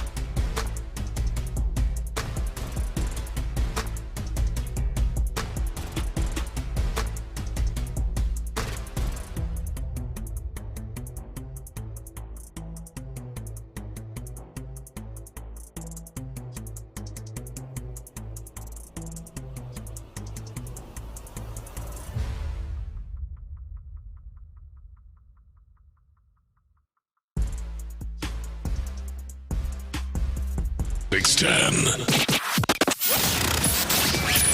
In the Loop is powered by Mokaram Injury Lawyers. Heard in an accident? Call Mokaram Injury Lawyers at 281-222-2222. Pass the aux cord and crank up the volume. Figgy Figs in the driver's seat. Sit back, relax, and enjoy the ride. It's time for Figgy's Mixtape on Sports Radio 610. Yes, it is the Mixtape in the Loop, Sports Radio 610. It's your man Figgy Fig holding it down on a Tuesday. Happy Tuesday to everyone out there. So yesterday in the Mixtape, I started off by talking about a Houston attorney who got stolen on. Mm-hmm. And do y'all know what stole is? Is that kind of a universal term? I'm familiar with that term. Okay. Sometimes the Cleveland slang be coming out of me and people be looking at me crazy. No, I think that one is a little bit more widely regarded. Okay. Now, Lopez, I was interested in him knowing. He got popped. About getting stolen. You know about getting stolen on? You get punched? Mm-hmm. Yeah. Yeah, and pretty much stolen is kind of like a, snuck. Like cold cocked. Yeah, or snuck. Yeah. He got stolen. Yeah. But we talked about that yesterday, and now we got to talk about a guy who stole another man's identity. Oh. So he actually took another man's identity, and this started, I want to say he met the guy back in the 80s and just been living off this man's name for years. So let's go to CBS News in Minnesota for this story. This is a story of stolen identity. A movie could be about this. The man you see here on the left is Matthew Kierans, but investigators say he has been living the past 30 years pretending to be the guy on the right, Williams Woods. And now Kierans will spend more than a decade in prison. So here's the story here. Investigators say the men worked at a hot dog stand together in the 80s, and that's when Kierans got his hands on Woods' Social Security card, used to create a whole new life. The fake Woods got married, had a kid, opened a bank account, started a successful IT career, and then in 2019, the real Woods tried to get his identity back. But then Kierans tricked investigators into thinking Woods was the imposter. Woods was charged and sent to a mental hospital where he was forcibly medicated. DNA eventually revealed the truth. Kierans is now serving a 12-year prison sentence. Hold on. Wait, that last We didn't check DNA until sending him to prison? Start giving him drugs in a You're mental lying. institution? Like, clearly you're an idiot. Medicate this man. He's lying. They didn't think until he was in prison. They were like, God, hey, you want to do a DNA test? Hey, I'm not even saying this as passive aggressive or anything, but God bless him. Man. Bless his heart. No, man, He I'd was be sitting there upset. he was sitting They there. got him all drugged up in a mental institution. Dude, just imagine somebody take your identity. Yeah. And you say, I'm John P. Lopez. What are you talking about? You're like, no, you're not. Drug him up. Drug him up. Hold him down. Get him, boys. Put him in that straight coat. You need a lobotomy is what you need. Man. This is a real life madman. That's a real story. That's a real story. It should be a movie. It should be. Here's the other thing that's really weird that struck me when the reporter was talking about Matthew Kierans is the guy that stole William Woods' identity. He had enough gumption to be an IT guy, go to school. Why can't you do that as yourself? I was wondering what was so bad about your identity. I know. Why can't you just do that as yourself? He just went on, got married, lived a good life, went to school, nice career. Got married, We were in the 80s. Like, credit scores weren't that. Like, what were you running from? Well, 80s is when the credit crash was, for one thing. Maybe he, I don't know, wanted to get away from credit debt. I mean, was your identity that bad? Yeah, you know what? That might be the only thing. Like, he probably racked up a ton of bills and just got out and said, because he's, like I said, he had enough going on for him that he could do all these things and get married, have kids, good job, IT job, all that stuff. This did happen in Mad Men, and I might be ruining it for you, but hey, that came out like a decade ago. Deal with it. Yeah. But the dude's identity that he stole was dead in that instance. Immediately, I'm like, how do you steal the identity of somebody who's live that's like relatively close to you? Yeah. And then why did it take so long for this confrontation to happen? Because I feel like when somebody steals your identity, the remnants of such pop up in your life. Right, immediately, like whether it's a credit report or a bill. At least then, maybe it's not digitized, so it comes up. But you're getting bills in a couple of years or something. But within a few years, I got to recognize, hey, man, something funny is happening here. 2019 is when he tried to get his identity. They're like, what are you doing, big dog? What were you doing this whole time? From a dude I worked at a hot dog stand with in the 80s. What a hilarious That's a nice little touch for this to happen. A nice little touch. Well, They was just like, at the Wiener Schnitzel, and your whole life fell apart. Like, wait a minute. I was making glizzies with this guy, man. That's the guy that took my identity back in the 80s. Yeah. Let me take you back to 1980 at the hot dog stand. Man, that's a wild one. Yeah, yeah. So it's kind of sucked. He was medicated and all that. Yeah, stuff. that was awful. That's the sad part, right? He's got to take whatever state that was. It you said Washington? Minnesota. It might have been Minnesota. I feel like you got to take the state to the woodshed. Yes, you got to pay me some money or something, man. That's right. And get me a book deal, TV deal, or something. That's right. So whatever movie y'all make, I get some of that bread too. It's the Mixtape in the Loop, Sports Radio 610. Speaking of a movie, man, I've been keeping up with this Stefon Diggs trial. Yeah, man, it just started yesterday, didn't it? It started yesterday. Yeah, I've been watching most of it yesterday. I've been back here, to be honest, during the breaks, checking in on it. And man, I don't know what happened. I'm not sitting here saying Stefon is guilty or not guilty or anything like that. But the young lady by the name of Mila Adams, who was his former personal chef, she up there getting cooked, man. Oh, really? Man, they catching her in all type of different they pulling up receipts, and she up there stuttering and changing her story, and it's looking rough, man. And look, I'm not saying whatever he did. And by the way, he was accused. I think he facing charges of felony strangulation and misdemeanor assault and battery. So that's his charges right now. Are you going to play any audio of her? Yeah, I'm going to play a clip of her. So this is a clip of her. I guess she was talking about she wasn't paid for That's services. the one. That's why I asked, because I saw this one. This is wild. Yeah, she wasn't paid for her services. Yeah. But the attorney pulled up some receipts and said, actually, you were. And it turned out, Miss Adams, you had gotten paid for 2 of the 3 weeks that you said you hadn't gotten paid for, right? This is missing a whole lot of stuff. It's a yes or no question. I can't answer your question correctly without proper evidence. Your Honor, may I approach? Read it. Here she You go with the recognize receipts. this document as text exchanges between you and Sonny? Yes. Dated December 9, 2025? Yes. And you're the person in the bubbles on the left? Yes. And you write to Sonny, hey, so I looked over my transfers, payment history, and they sent payments, 11/7 and 11/21, totaling $4,000. See that? Yes. So you knew that you had actually been paid for 2 of those 3 weeks that you tried to get paid for again, right? What's your name? I never like your name. Wow. Did you know that I don't you know. had I been was trying to paid? address you by your name because I'm not this. I don't know. Man, She was getting cooked up there to the point she was like, "Wait, Ashley, what is your name? What's your name? Who the hell are you?" Ain't nobody in Like, that you courtroom. know a lie. What is your name? Nobody in that courtroom is going to fall for that. Man, and this is one of many. I think it's continuing on today. Yeah. And she was up there, I think 10 minutes in, she was struggling.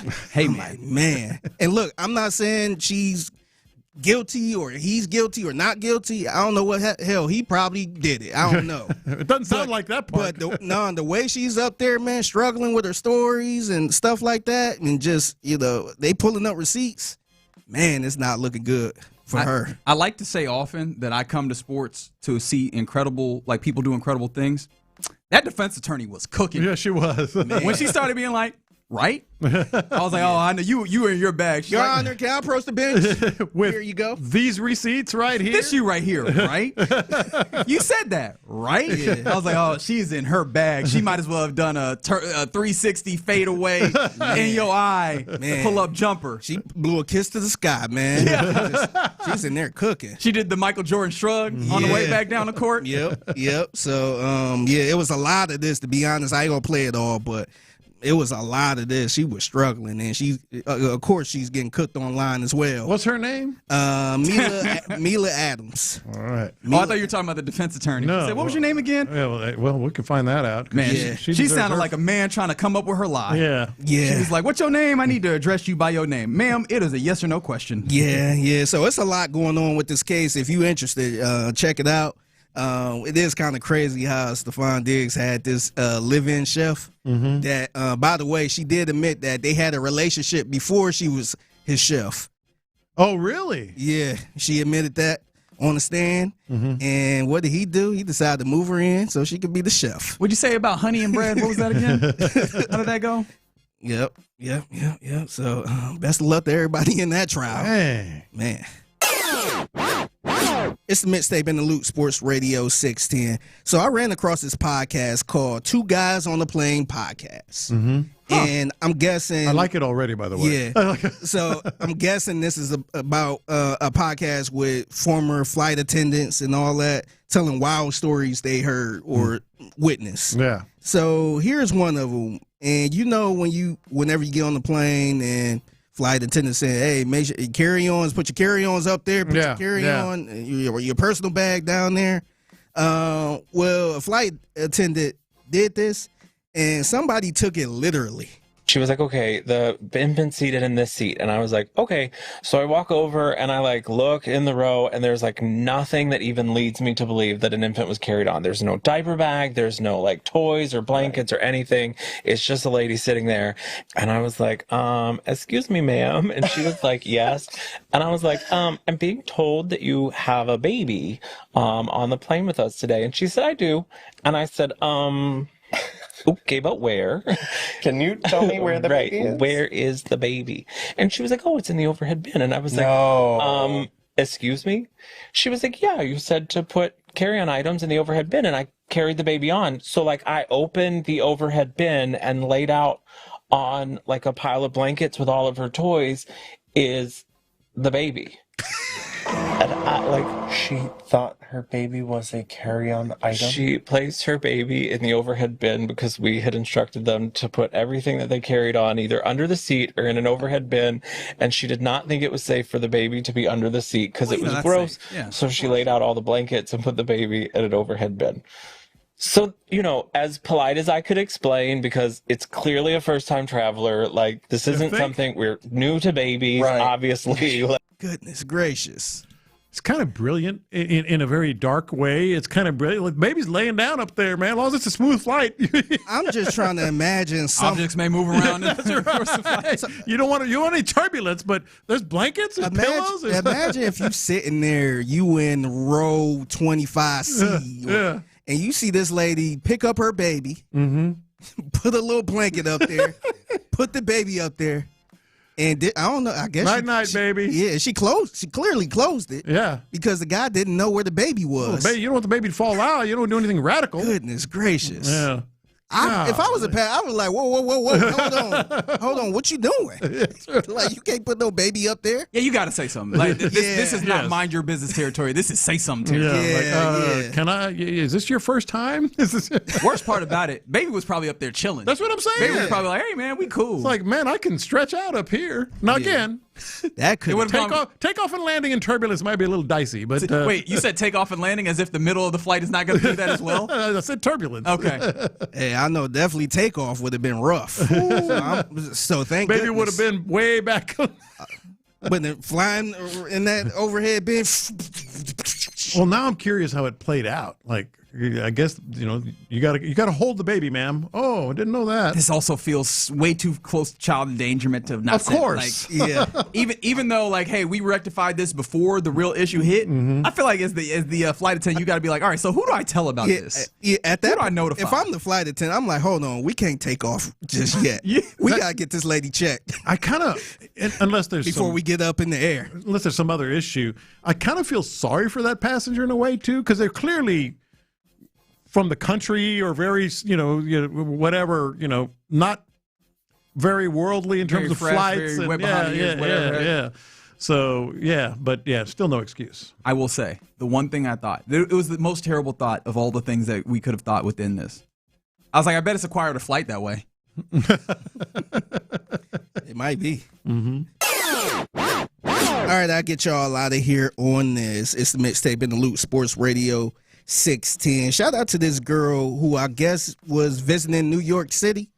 And Lopez, or both of y'all, have y'all been to New York City? Have you ever called for a cab? Oh, yeah. I have not hailed a cab. Okay, Yeah. how did you call for a cab? Did you say taxi? No, just raise your hand. Just raise your hand. Maybe I said, I don't remember. Maybe I said taxi at some point. But yeah, just kind of raise your hand. Okay, so this girl decided to do that in New York.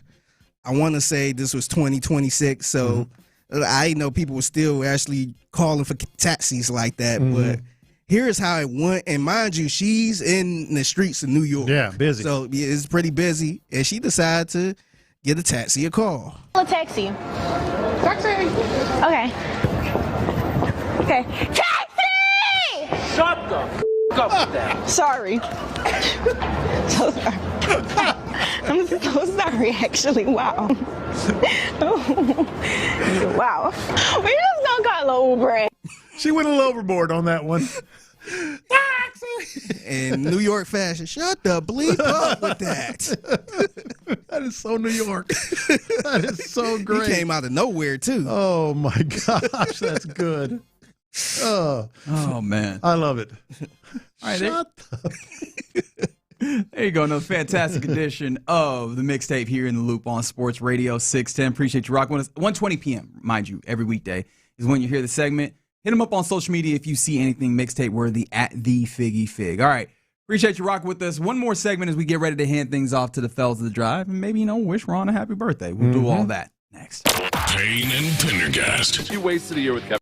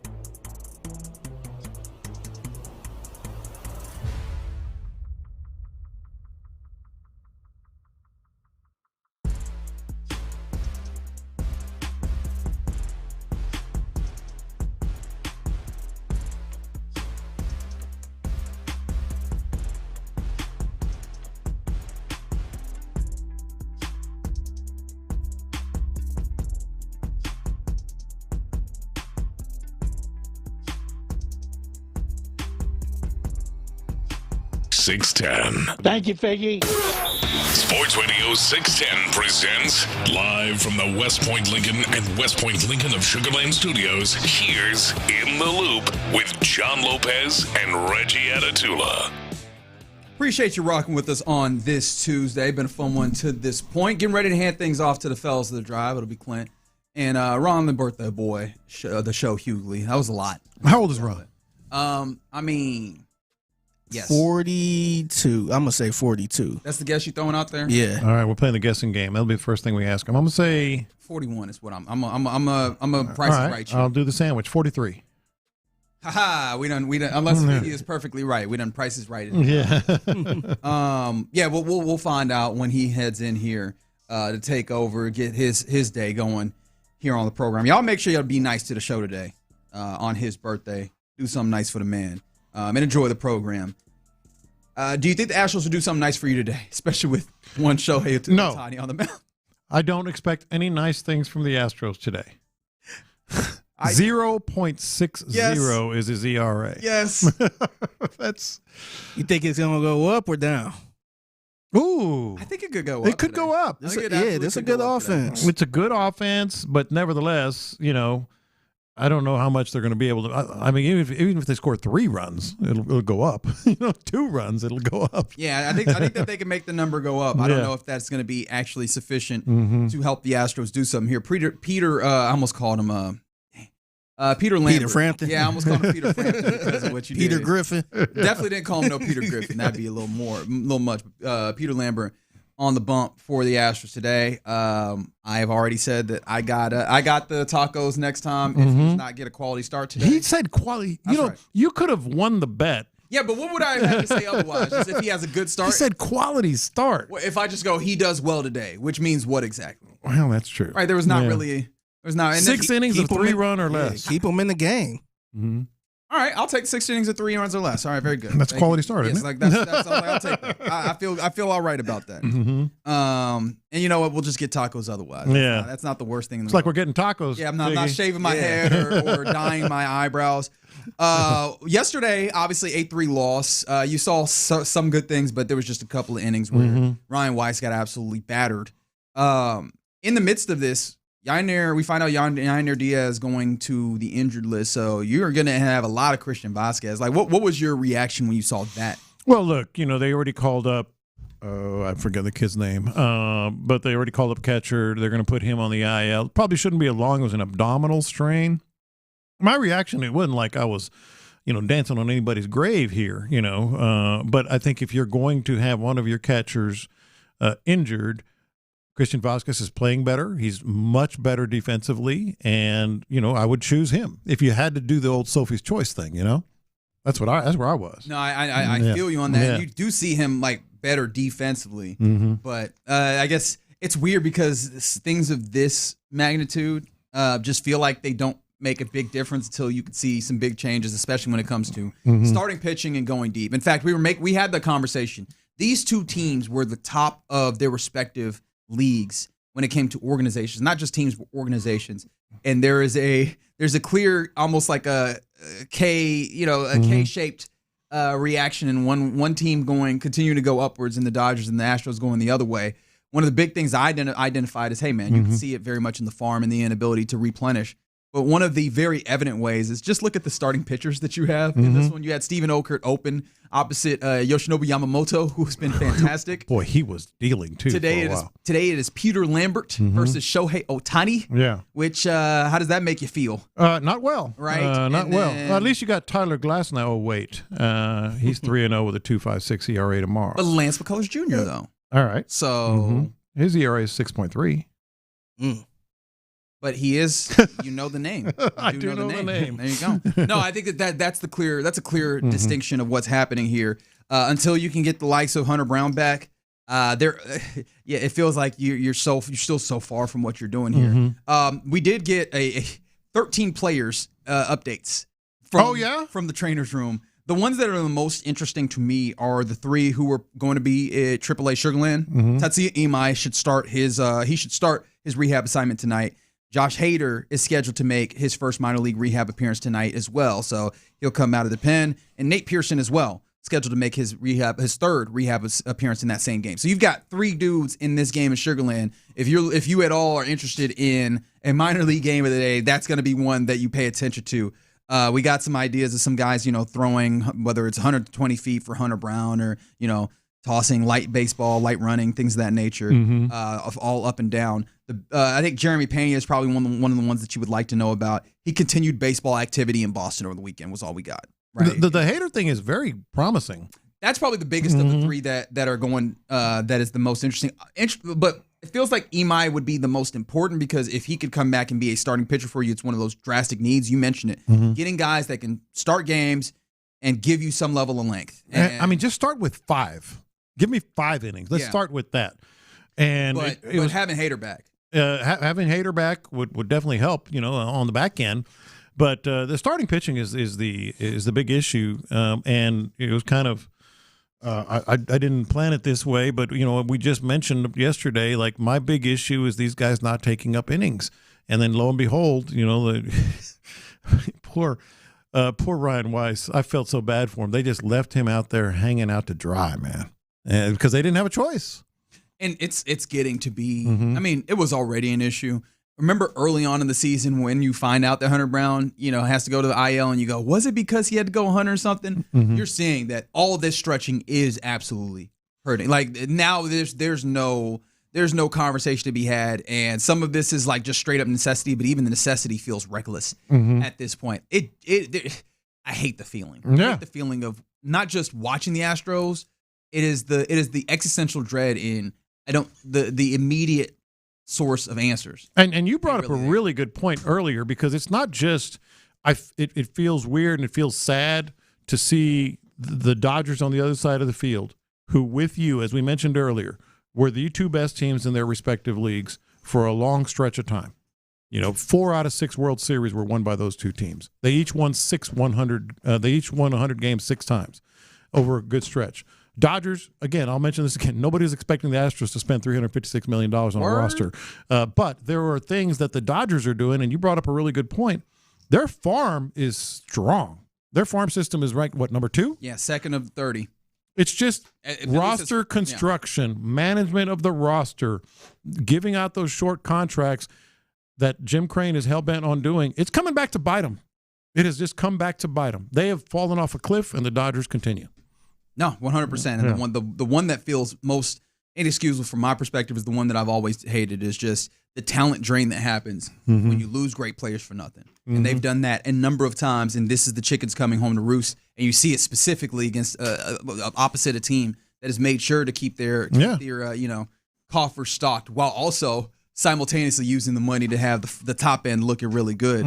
It hurts to a great degree, but maybe they can find a way to be competitive on this day, but I think it's very evident that the competition when it comes to organizational strength, it's no contest. Yeah. Really and truly just no contest. And it's just been driven home, watching the Dodgers continue to do Dodgers things while you're falling off a cliff.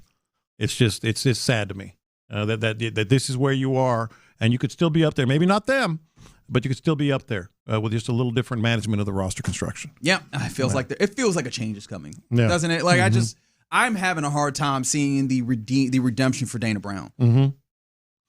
Happy birthday, Ron. Yeah, we appreciate D&M Auto Lease for the opportunity to cross-talk with the fellas of the drive on this Cinco de Ron Hughley. That's right. Right. So we have a bet going. We each guessed your age. How old are you? Jackie Robinson. Hey! 42. Look at Figgy Fig nailing 41. 713-572-4610 base power text line. You can continue to do so. YouTube and Twitch. Send in. I'm 42. Yeah. Send in athletes' numbers. Jackie Robinson year. Send in number 42s. Let's go. Send them in. I'm trying to think of one off the top of my head without cheating. Jackie Robinson. Brianna Jones. I'm Jamal McGlure. Brianna Jones. That's right. I was trying to be as obscure as I possibly could. I'm trying to go real McGlure was something else at Kentucky. That was Can we go Ronnie Lott? That's right. Oh, there you go. That's good. Turn Ronnie Lott today. There you go. Hey, I turned Ronnie Lott today. Yeah, there you go. I like that. Fellas, maybe this isn't the place to go on such a momentous occasion, but our question of the day had to deal with the most incredible efforts that were wasted, because it feels like we're in the midst of watching one of those, and Yordan Alvarez, AL Player of the Month, on this team that is just sucking the life out of people watching it. And not know Yordan. Yordan's still managing to be an incredible player, but it just feels like it's wasted. Are there any sports or otherwise circumstances that come to mind for you where you just go, man, that was an incredible effort that just didn't get utilized? Appreciate it. Because I know that you brought up, you actually went and got the numbers on this because John, he did something lovely for his wife, which sometimes he does. Which you planned her a whole week getaway. A whole week, 6 nights in Devil's River, which is a gorgeous place, beautiful clear water. No internet, no TV. She's a big hiker. She likes to hike and be outdoors. And we had generator power, and we had a compost toilet. It was just gonna be bare bones, but we had like a microwave, so we had power, but it was just bare bones. And she loved it for 3 days. For 3 days. I paid for 6 nights. And she goes, you know what? I'm good. Let's go. I was like, damn. Yeah. I was like, damn. You want to reveal the numbers on that? It was a little pricey. It's a little pricey. It's a little pricey. Where's that? Devil's River, kind of toward West Texas, Del Rio. Yeah. Yeah, and it's remote. You need like a 4x4 or a truck to get there. Yeah, I got zero interest, big fella. Oh, it's the best. Apparently she did as well. No, she likes to do outdoor stuff like that, but 3 days was enough. No, that was her. That was her smiling for 3 days. She said, "I can't take it no more." Yeah, you oversold it. Huh? 6 days. Let's do 3. Let's do 3, baby. I don't know. I mean, there's definitely athletes. I mean, the Seattle Mariners try to waste Ken Griffey every year. Yeah. Mike Trout. Thank God. Wemby got 12 blocks last night. We ain't got to go real far now. What Bill O'Brien did with Deshaun Watson was at times was an absolute issue, boy. That 12 season. Yeah, that was tough. Thank God. Shohei got out of there. Yeah, he got out of jail. Oh yeah, that's a real good one. They was in there together, just losing. Coco with iced tea, I think that's a waste. I think we could have been doing a lot more with that. Maybe somebody is, but I don't think anybody wants to take that chance with him. But no, I wouldn't. But yeah, there was a lot there. Yeah. Really good ones came in during the course of us doing that segment. An easy one is the 17.4 points allowed from the 2025 Texans defense. It feels like was not capitalized upon. That was wasted. The J.J. Watt 20.5 sacks, 4 touchdown season in 2014. J.J. scored 4 TDs. Oh, wow. I likened it to you at work and you get your stuff done and you're like, hey, you need me to help you with your stuff? You know what I mean? And they still couldn't get it done the way that you needed to. Yeah, there's several. We don't need to get outside of Houston. I mean, if we want to make it a national contest, we can, but we don't need to step too far. The Bill O'Brien years were. There was some I didn't even think about the J.J. Watt angle, but boy, I mean, DeAndre getting shipped up out of here. Yeah. Hell, Andre. Yeah, me too. I mean, it was Dan Marino, someone texted in that one. Yeah, that's a good one. I mean, you could just say Randy Moss and Tom Brady in 2017, or it was 2007 rather, and then not ending up winning that championship felt like that was a waste of some sorts of that incredible effort. I appreciate the Cinco de Mayo vibes that are coming. I'll tell you, one for me was Mardi Gras, New Orleans. Ooh. That was in my dog days too. Now, yeah, you had a real good effort out there. Well, I flew my best friend from here and one of my best friends from school, from college, into this is when I was playing ball into New Orleans, and the NFLPA or somebody within the NFL organization they always offer us these invites and into these exclusive parties or whatever. Yeah. And Mardi Gras was one of them that year for whatever reason. The NFL did a big one. And it was, hey, come down. We got all these balconies, balcony parties. Yeah. Going down. Friday, Saturday night. You're welcome. All the drinks you can drink. Everything. Mm-hmm. And so I flew my 2 best friends in there, and we were. Of course, it was last minute, so I was trying to throw some hotels together. I was trying to.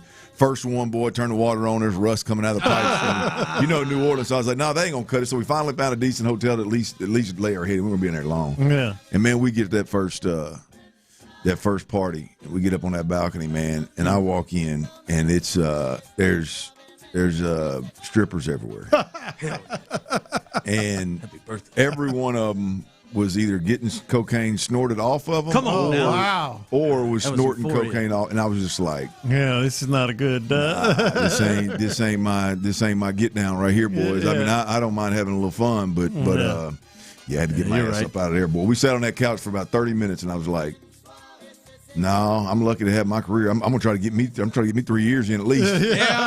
This Mardi Gras, this ain't it for me. I don't snort stuff, and I like my job. I gotta get the hell up out of here.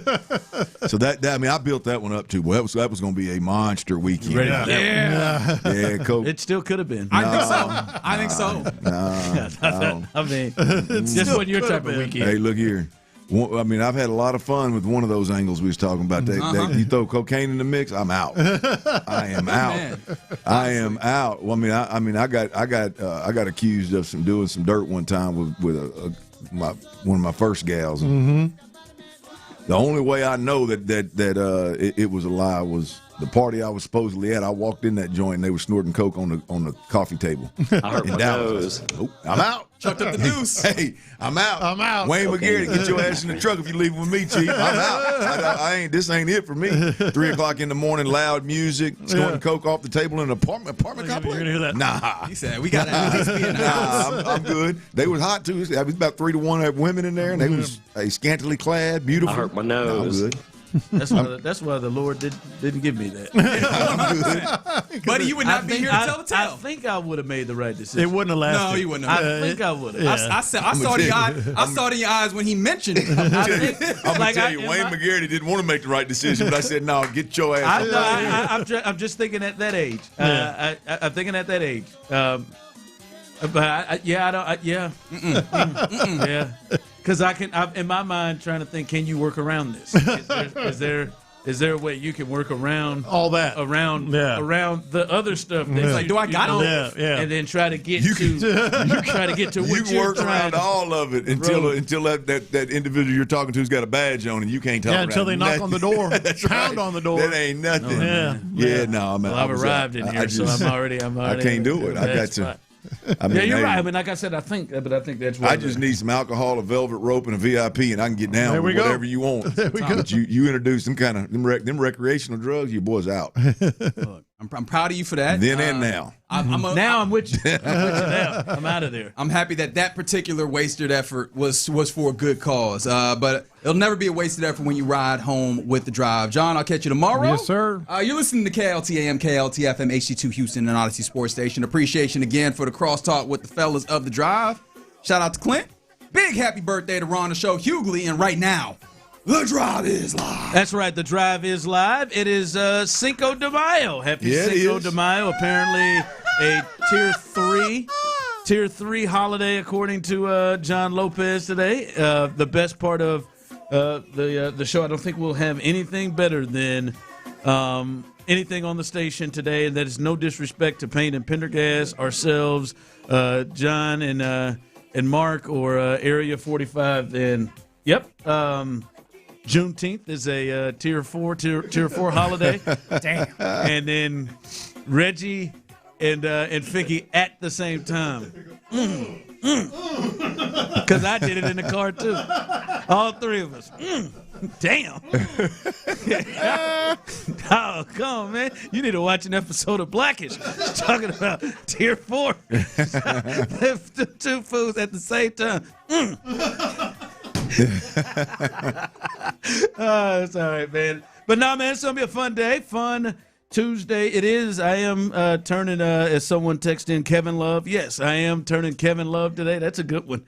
It's a good one again. I didn't know Kevin was still in the league. To be honest with you. Oh yeah, Utah. Yep, he's with Utah. Yeah. Whole host of white guys rolling on that team. Man, they can go white. They can go 5 white deep. Do you remember that time when they played the? You remember that time they played the Rockets? And we had to do a topic the next day. They played the Rockets. I hear you back there, T. Happy birthday to you. Come on, finish it, Tony. Boy, that was good, T. That was good, Tony. Happy birthday, Ron. I appreciate it. Yes, that's right. 42. Not bad. Trying to catch up to Clint, although clearly I will never be able to do that because he. Well, you'll catch me one day when I'm in that taking that dirt nap. You'll catch me. Take that long nap. Yeah. Final one. But I appreciate it. I appreciate all the birthday love for those of you on the Base Power text line and those of you on YouTube and Twitch. I appreciate that as well. As someone texted in, hit me with that Ricky Bell, Tampa Bay Buccaneers 42. I like that. Okay. There we go. Keep rolling through. Paul Warfield, somebody really old school. Paul Warfield, that's a good one. How about that? I see you out there. So, appreciate you jumping on with us here today. A lot to get to. By the way, Chris Warren. Chris Warren? Wow, you're really digging him up. He was in Dallas with me. That was my guy. He was good people. AFC, Seattle Seahawks is what I remember from him. So it's a big day here. By the way, you got a chance, your shot to win a pair of Champions Club tickets coming up again today for Friday, May 8th, the Insperity Invitational presented by United Healthcare at the Woodlands Country Club. Your chance to win a pair of those tickets. So stay hanging here with us as we continue here live. That's a chance to win that a little bit later on today. All right. I feel like Clint here is really in a space, Tyler, trying to really make year 42 for me at a time that I really, according to him, wake up. Well, I just think it's time. I just think it's time. You know, it's. I think today's the day for Ron to show Hughley to turn over a new leaf, and I think it's something you should embrace and you should take serious. And I think there's a couple things that a new leaf. Yeah. I think there's a couple things that we need to point to specifically. But I mean, you can extend the list if you'd like to. But I mean, I don't know. I think first and foremost, what needs to happen, the cheapness has to fade moving forward. Tyler, if you disagree with any of my points here, feel free to jump in. So far, you're nailing it. I've been around a lot of cheap people in my life. I told you about my buddy that bought me well liquor instead of Crown after I bought his drinks all night long. I would not do that to you. Rock good. I've just been around it before. But a couple days ago, when you showed me the text about a surgery that cost you over $400, it's just an MRI. That's not MRI would cost you over $400. Yeah, Jesus, that pushed me over the edge, man. when we're talking about like weight bearing joints, we've got. I mean, we've got the cheapness has to subside. I mean, it has to.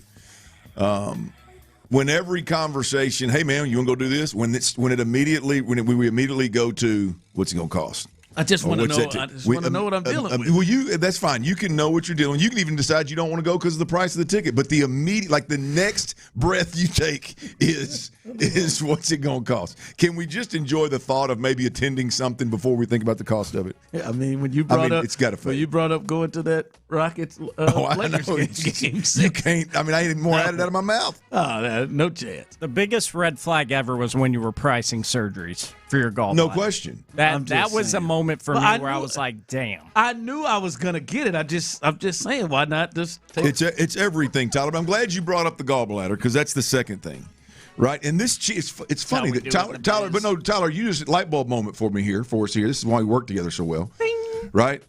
I mean, the cheapness, the fact that it's tied to the fact that number one here, the cheapness is tied to my number two so closely is indicative of the problem, right?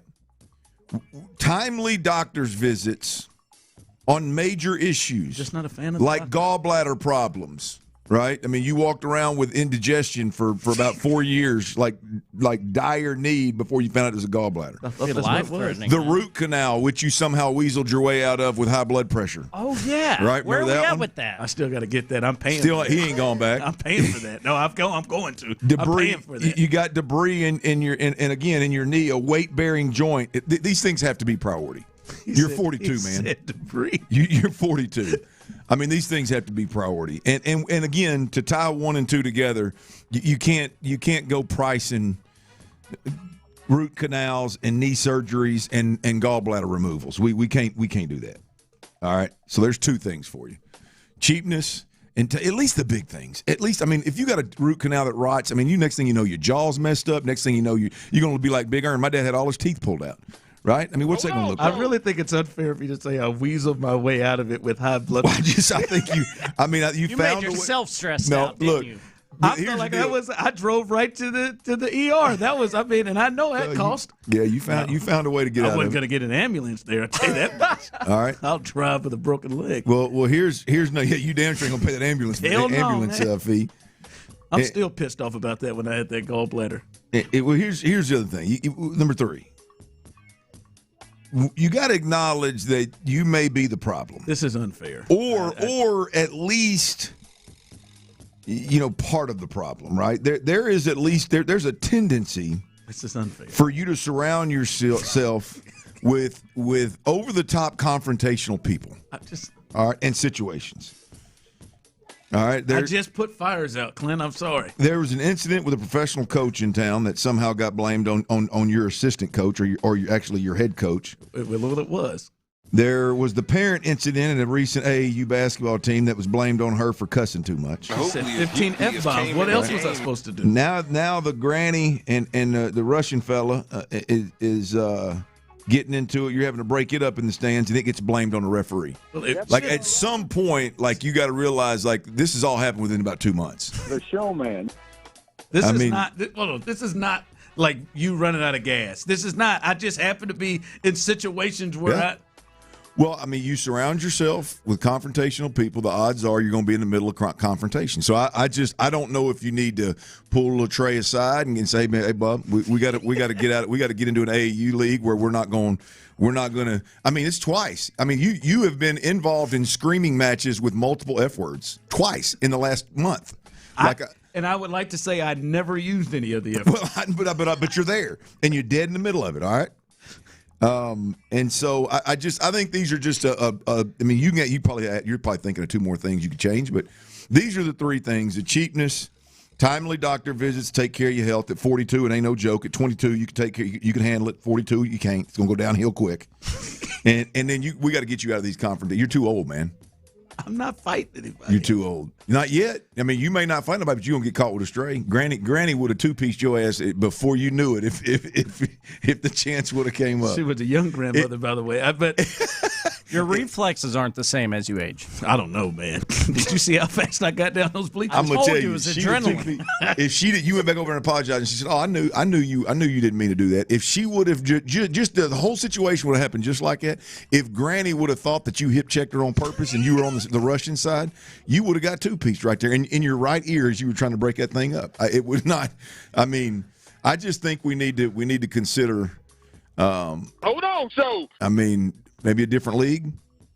It seems like every sport out there. Well, hell, I mean, I was going to say except for baseball, but I think you and Courtney may have tried to have it out on a softball field one day too. Sorry, man. She walked down that official. At some point, we got to look in the mirror, bub. This is not an everyday occurrence. I've not had a bunch of confrontations. I've never had any confrontations with anybody here in the office. Well, I mean, I think if job security wasn't on the line, then you probably would. I've had some. I go back and forth. I've had a few. Here we go, baby. I've had. There's the old boss man. I've had a couple of disagreements.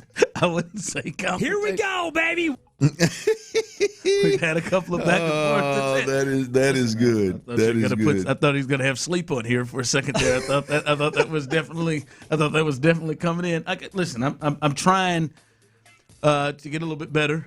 I thought about maybe getting a car instead. I think I'll just get the windshield, but it seems like I didn't think about the car. It just the more you talk, the more we realize. Why not get to 300,000 miles? Why not? I mean, I don't. I just think you should consider fate. Just letting it fade. It's not going to happen overnight for you. So I mean, the expectations are fair. It's not going to happen overnight. I think it's something you should entertain. You should consciously, as a mature adult, I think you should consciously start to kind of fade away from it. I mean, every thought doesn't have to start with how much. I'm not. Every thought doesn't. I'm just saying, man. You're talking about Game 6 going to the late LeBron and the Rockets. I mean, listen. I think it's fair. It's fair. I personally took myself out of that as soon as it was brought up. I can at least take the step of seeing what the damage is. I mean, we and could then at least move it on. entertained it. We could at least entertained it. I mean, maybe Tyler would have split it with you. I mean, you know. I'll cover 3/4. Yes, text YouTube is saying, are we having an intervention? Yeah. On Ron's birthday. I guess. I think I'm fine. Ron is so cheap when he opens his wallet. The president squint is what someone just texted on the base power text line. I hadn't heard that one. Ron definitely needs to avoid high stress situations with his high blood pressure. All right, we're taking care of it. We're taking care of it. I mean, yeah, that's right. I mean, that's another thing that Ron, we've talked about this. Get some sleep. Nah. We're going to keep acting like we're 21, staying up all night. 2:00 last night. Yep, there you have it. 2 a.m. getting up at 6. Boys going on 4 hours of sleep. 42 years old, high blood pressure, root canal, another Harold popping up, debris floating around in his knee. I'm telling you. Kiss my ass. I'm telling you, it's going to catch up with your ass. I'm telling you. Beef 2 is really good right now. I couldn't put it down. It's my damn birthday by 2. Coming up. Happy birthday, brother. We love you. Coming up. Wait till you hear Joe Espada. He got a little feisty today, man. He ain't playing around. He's dead wrong. Cinco de Mayo, baby. He's dead wrong, but he got a little feisty. We'll let you hear that coming up next. All right, y'all. Look, breathing is one of the most essential parts of living, man. You got to breathe well to sleep well. You got to sleep well to live well. It's a pretty simple.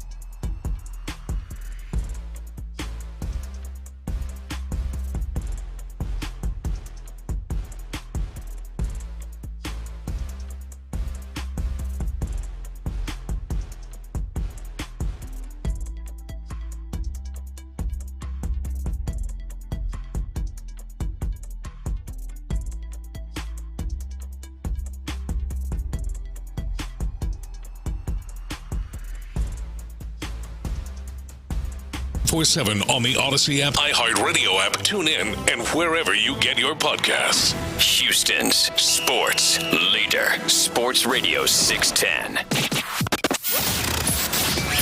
The Drive is powered by Mokaram Injury Lawyers. Heard in an accident? Call Mokaram Injury Lawyers at 281-222-2222. Sports Radio 610 presents The Drive with Stoerner and Hughley. I see you, 9968. I will. Don't you worry. Text line coming through. Ron, you're turning Kevin Willis. There you go. Atlanta Hawks. I like that. Spurs as well. Same number. There was a point, Tyler, right? Just now, roughly 3 minutes ago, I thought, all right, Clint may be on a little something. With which part? Number 3 on the list. Yeah, well, I'm on to something with all of them, but I'll settle for you acknowledging number 3. I just went to the restroom, and we got to go upstairs. We got to go upstairs right now, due to work being done in our own restrooms in our building. So I went upstairs, got in there, pulled into the urinal next to another gentleman. Went in there. He was going. He got done. I could feel him shake from the side. Oh, wow. No peace shivers, huh? He got done, and he turned and walked right out. Didn't wash his hands? And I saw that he was not going. And my first instinct was to say, hey, man, there's the sink. See there? But I stopped myself. I judge those folks that don't wash their hands. I stopped myself, though. I didn't do it. I thought it. Had you been in an AAU game, you'd have done it. Had you been at a competition, you'd have done it. If there'd have been, if any of his competition juices were flowing, he would have done it. Oh man! Hey man, he's about to go. He's about to go shake all kinds of hands, man. Put his hands in. I'm sure they got a spread on the 20th up there. Yeah, they got a spread up there. Oh, I've been doing that with the crotch hands. Oh man, I know he shook and just took. He came out there, just took a complete right to that door, just kept it moving. Well, I mean, look, if you don't pee on them, you don't need to wash them. Wash your hands and say your prayers. That's one. Jesus and germs are everywhere. That's one route to go. If you don't pee on them, there's no way or reason to wash your hands. Looking at you, Moises Alou. I'm just telling you. That's a route to go. All right.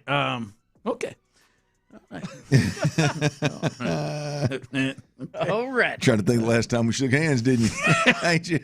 Okay. Nah, I wash and dry them hands now. I was gonna say I've been in the restroom with you. I've never seen you take a right and just keep it rolling. I've not seen you do that. Well, I mean, I'm not gonna just. You think he does that when he goes deuce? Never mind. All right. Joe Espada. Sinful. Last night the Astros lose 8-3. Y'all booed the hell out of Kyle Tucker, and then Kyle Tucker said, "Okay." Boom bye. Great job, though, Stros. Great job. You understood the assignment. You understood the assignment. You executed it well. He did, and he did too. And he goes 2 for 2 with 2 RBIs in his first 2 plate appearances, including a homer. But Joe Espada last night, Ryan Weiss or Weiss, whichever one it is, cares. He just absolutely. You go look at it, and like every other pitcher pitched pretty well, including Brian Pena. We'll get to, who had another good performance. But that young man in the middle there, his 4 1/3, 8 hits, 7 runs, 5 Ks, 4 walks, and 2 homers was pretty much it there, and led the Dodgers to their win. But Chandler Roma of The Athletic was questioning Joe Espada about maybe is there a thought of a change of scenery for Ryan Weiss because of his struggles, because of what he has done. Maybe a change of scenery, maybe going down. The captain would have none of it. Here is Joe Espada with his response. Weiss, where maybe change of scenery or just... Where is he going to go? Scenery where? Oh, come on. No, don't. I know, but don't try to play GM. Let us. We gotta help him through it. Maybe it's here, maybe it's in minor leagues, but let's not just start pointing one bad outing because we could go down the list of guys that we working through this, and we have confidence and faith that he could do this. But let's not get down that path of change of scenery or anything like that. That's not your call. It's not your call. Quit playing GM. Joe feeling that heat. Didn't he? Oh, my God. I ain't never heard Joe like that. Joe got to be feeling that heat, Joe. I mean, hell, he just asked a question, and in your answer, you mentioned the minor leagues, man. You mentioned the change of scenery. Damn, he just asked a question. I mean, and I mean, again, you biting the one cat that is at every damn thing y'all do. So good. I don't know about you, Clint. If I were to tell you that you've got a guy who has been a reliever and a starter, he's had 9 games, 2 of them are starts. The rest are relief efforts. Okay. Including last night. Tyler and Clint, he has given up a home run in 7 straight appearances. At least one. Not ideal. What if I told you that a guy gave up 7 home runs? I'm sorry, 8 home runs in 7 straight appearances. It's not ideal. Most of them him being a reliever. He just keeps giving. My man said one bad outing. Baby, he ain't got one bad outing. Not with his ERA at 7.62. He ain't got one bad outing. He's got a 2 2/3, 8 hits, 7 runs outing in there. Like I said, he just comes in, and one thing you can damn sure count on is Ryan's going to give up a bomb. How many people are going to be on base? I don't know. But he's going to give up a home run. And so, like, it's a very fair question. And obviously, Joe may be a little bit frustrated, but it's a very fair question of why they keep running his ass out there. Yeah. And he keeps having outings like that. Well, Joe is starting to get questioned about the usage of some of these guys and the over usage of some of these guys. And look, I think Weiss having to play bullpen arm as well as starting pitchers, probably catching the brunt of a chunk of it. And so I think Espada is probably feeling the heat from some of the overall questioning of how he's managing all of these injuries and the overusage word, I would imagine, to him is probably a tough pill to swallow with some of these guys. I don't even know how true it is. I mean, it's so convoluted at this point in time with how many injuries we have and how many guys are pitching poorly that it's like, hell, take your pick. Yeah. I mean, god dang, man. I mean, you got, maybe that's what he's meaning. Who else doesn't need to change the scenery? Yeah, I mean that's well, he said, look, there's several guys we're trying to work with through this rough patch. I mean, hell, hopefully they're on the backside of it, but they've had to work through it with their best closer that's healthy and or the best relief pitcher that's healthy in Brian Abreu. So, yeah, I think Joe's probably feeling a little bit of heat right there because it doesn't seem like anybody's out of pocket asking about Ryan Weiss and his future in the organization. Is it up or down? I don't think that's a stretch. He hit that man with "Don't play GM." That's not your call. Whoever thought it was his call. Hey. Joe ain't got nobody to take it out on except for Chandler. I said, Tyler, Joe heard Chandler ask something else that Chandler, not Chandler. I like Chandler. Joe heard Chandler ask him something else. I'm sure of it.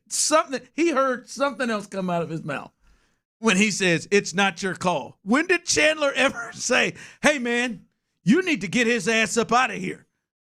And I'm telling you to do that, Joe. And if you don't. Hey, it's between the lines. You got to read the content. Hey, I can't wait for Dana to speak again. Dana will not be one up by Joe Espada like this. Dana is going to go to town, and we're going to he's going to keep it real with somebody this week. I kept it real as a true professional myself. I know it. He may personally send Ryan down. Right now, I'm ready for Dana to go. Ryan, on a serious note, though, Ryan was so promising. Yes. I mean, that's a big, good-looking dude. Comes off his hand hot. Had a good little spring training. I mean, you think, boy, this guy's got a shot. Don't know if he's going to start. Don't know if he's going to be in the pen. Well, he's been bad at both. So, yeah, it's can one of those guys? I mean, are any of those guys working out like the new guys like that were like, hey, man, this is Tang? Yeah. I mean, I don't even remember. I mean, Tang was down the list of guys mentioned at the beginning, wasn't he? Said Tang was the last one, baby. Yeah. We got him. We solidified it. Tang to the extreme. Thanks, Tyler. Coming up, the Texans. Been waiting on that one, Chief. right here on Earth.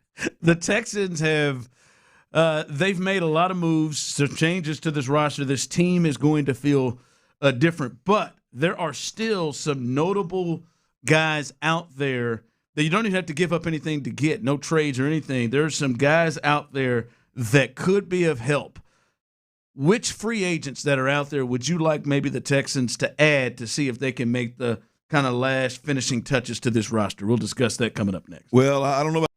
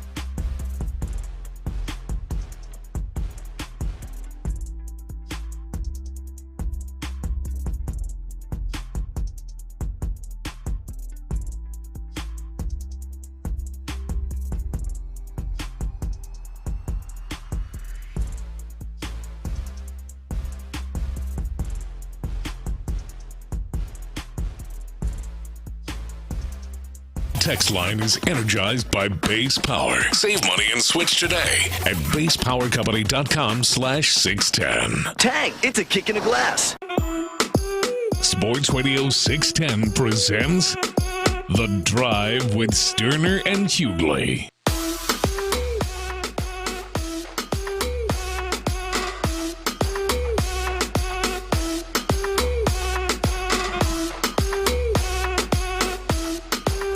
welcome back in here. By the way, real quick, before we get into the Texans, what has gotten into the New York Knicks? They are just beating the brakes off of teams. They've made their last two games, the opponents have quit in the third quarter. They've raised the white flag. I don't know if you didn't have money on them. You were on baseball last night. By the way, Tyler, 4 for 4. Let's go! 4 for 4 on a Monday. 4 for 4 sounds better. I like it. 4 for, was it 3? He had a push. He had a push. He had a push. Hey, your energy, though, your energy was on it. It's a point. It's a Monday. Usually it is a red Monday. Ooh, yes. Every single damn Monday. Not no more. Green means go, Daddy. That's right. Come on, baby. It's time, man. Ever since he put that money on a Did you order on get them bases? Yeah, he did. 1.5 bases. Ever since he put that number on 1.5 bases. When it came to Yainer Diaz,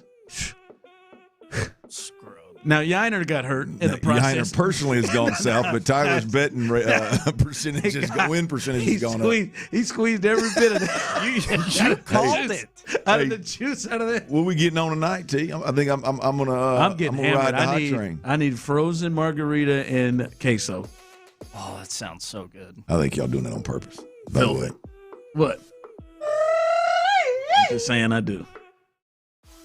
Frozen margarita? I'm going to add that to my list. With some hot cheese, just like the cheese I want. I have not had one in a long time. All right, it's getting added. I did not have one. I've not had one in a long time. It's your birthday, man. You don't need to feel guilty about anything. Thank you.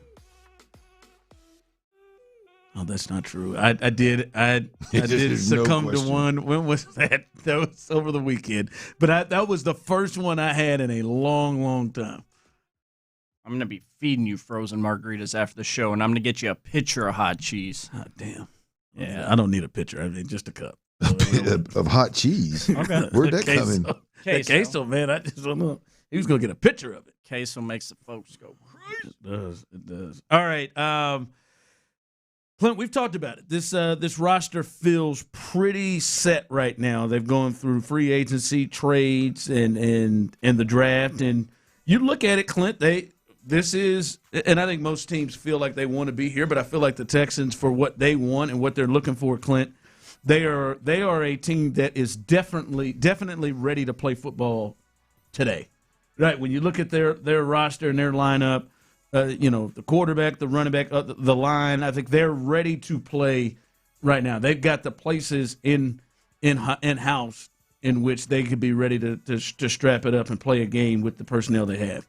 But there are always additions and guys that people add. Hell, Clint, during training camp, there are probably guys that the Texans may add that are cut, or guys that are looking to go somewhere else. So it never stops, and Nick Caserio always talks about how they're always looking to add to the roster. So there may not be it. But, Clint, there are some guys that are still out there available that, from a depth perspective, from an anything perspective, could be a help to what the Texans are looking to try to do. Yeah, look, I just looked down the list of I can't even remember who put it out. It was The Athletic or Sports Illustrated. One of the publications put out a list of current free agents that are on the market and there for the taking. And so I just went down the list. I think it was 25.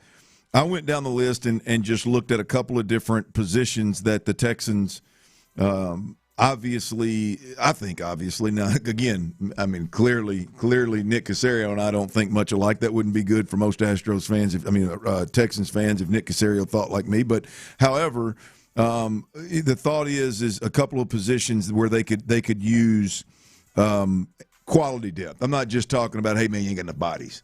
I'm talking about quality depth that would actually make the team better.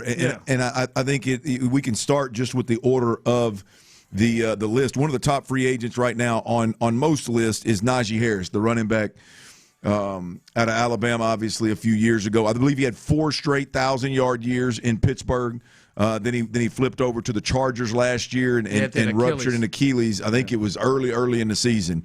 Was averaging over 4 yards a carry. Has averaged over 4 yards a carry the last 2-3 years, and has been a productive back. Now I don't know where the injury is in his rehab, but Najee Harris, the running back position. I think the Texans could add a running back. I think they could add a backup running back, even a guy that may be able to split some carries with David Montgomery and fill that backup running back role and really, really highlight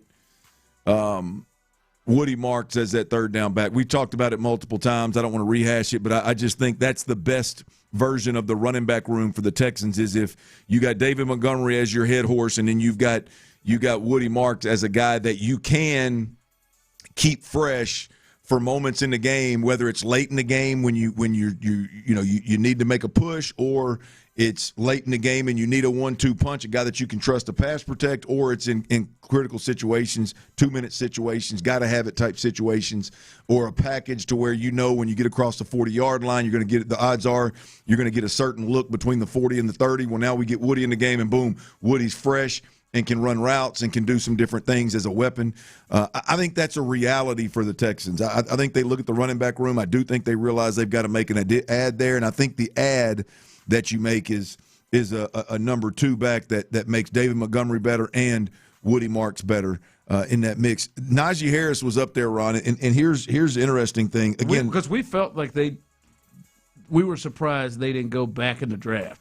And that they feel a little short there. Yeah, and I'm not opposed for what I'm talking about to go with a veteran back. I mean, you need a guy. They like hard-nosed, more downhill one-cut backs. I think Woody Marks is a little bit shiftier than they even like, but Woody Marks is coachable enough to do exactly what they ask him to do. But you got a lot of bigger downhill one-cut backs. That are still out there, and I'm talking about second tier running backs. I'm not second tier. I'm talking about second backup running back type guys that are going to cost you anywhere from $1 to $2, maybe a little over $2 million a year kind of deal. There's a bunch of those guys out there that could help this football team, and so it wouldn't shock me if the Texans didn't go that route. Najee Harris is the highest rated one. Obviously, the Achilles injury is a problem. And then there's several edge players out there. That's the area that triggers me when you look at, because when you look at the Texans and you look across the board, right now they got Dylan Horton and Nick Robinson as the backups right now. That is different than having Barnett, who they had last year, Autry, who they had Daniil Autry last year. Danico Autry, Yeah, that's a little different. So like that, Hassan Reddick is one that jumps out. That jumps out to me. Now, his last 2 years hasn't been great, but before that, this was a guy that was 4 straight years, double-digit sack seasons, and it is hard not to also remember the defense and the coach that he's coming to, that maybe that rekindles and he's better than maybe he would in other systems. Well, they got several guys on the top 25. Cleveland Farrell, obviously, is an edge. Anthony Jennings is an edge. It's from New England, a little bit more of a run defender than a go-getter. So the New England background is as well as being somebody that on first and second down can play the run a little bit different than maybe some of your pass rush guys. There's also Joey Bosa's out there, obviously injured. You mentioned Hassan Reddick. There's some guys, and I left a couple of them off the list, but there's some guys out there that I think would help the Texans and be really quality depth, not just rotational pieces. Staying on that defensive line, the defensive tackle position, Mario Edwards Jr., who we're all familiar with. It wouldn't shock me if he didn't return, unless anybody out there is privy to some information that I'm not aware of. Mario Edwards Jr. played above expectations here when he was on the field. Obviously, the PED situation that he got into is not ideal, but Jonah Williams, another D tackle that's out there that was on the list. Not super familiar with him. It's not Jonah Williams, the offensive guard. It's Jonah Williams, the defensive tackle there. I believe a little bit more of a run stopper, kind of a two-gap guy that would be a little bit more of holding up, keeping guys off of Z's and letting the linebackers roam kind of deal, letting the second level roam. The other one on the offensive side of the football for me, there's a couple of interesting names here that were on the list on the offensive side because I do believe that they're wide receiver short. And there's a couple of guys that I think are going to be, for one reason or another, going to be potential, guys that would fit the Texans. Juwan Jennings is. I know people who love Juwan. Oh, come on now. This organization, he would fit that. Oh, he's going to block. He'll block his ass off. He's borderline dirty. And so I think this organization would absolutely love Juwan Jennings. Obviously, there's a history there with D'Amico Ryans when he was in San Francisco. And this one is a guy that I like. I just don't know exactly if it's a fit or not, but Deebo Samuel. I know Deebo's not been real productive of late. I just asked Tyler, is he still a impact player? Is Deebo are we still in that with Deebo Samuel? Is he still a guy, or has that passed him up? I will be honest with you, I don't think Nick Caley. Agreed. He'll get him. Agreed. He'll get it out of him. Yeah, I agree. I agree. I just think of a guy that can play the game close to the quarterback, that you can move around inside a little bit, that you can work in a screen game. Clearly, not afraid to block somebody. Yeah. That's kind of the mold I'm looking for there. I don't think they're trying to hit a grand slam with the wide receiver room right now. Obviously, they're not. They feel good about who they have. But a veteran that plays the game a certain way, and again, Deebo Samuel, his production in San Francisco, D'Amico's got to be familiar with that, obviously. Now, unless D'Amico is familiar with it and don't like anything about the guy, the way the guy prepares and the way the guy plays, then it's obviously a wash. But Deebo Samuel, I just think with that tie to D'Amico back in the day in San Francisco, the play style, the physical play style, the ability to run after catch, that's something the Texans don't have. And now I don't know if Deebo still has what I'm referring to for the Texans to want, but I would think that there's still something there relative to what the Texans need and want. All right, yeah, there's still guys out there, and I think most of those guys, if not all of those guys on that list, will find jobs somewhere. Mm-hmm. It's just depending on where. All right, coming up, one of the major talking heads, and this is starting to become a conversation here through a lot of people, and it's about C.J. Stroud's contract or lack thereof. And he had some really bold things to say that you don't want to miss, and we'll discuss on the other side. ADs, coaches, superintendents, booster clubs, board.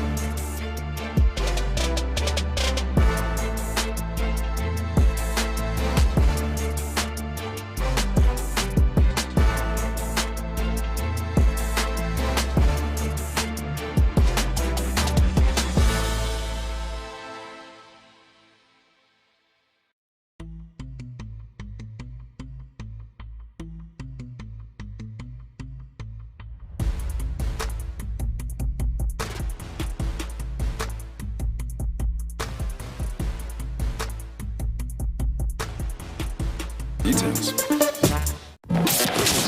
From the West Point Lincoln and West Point Lincoln of Sugarland Studios, KILT FM HD2 Houston.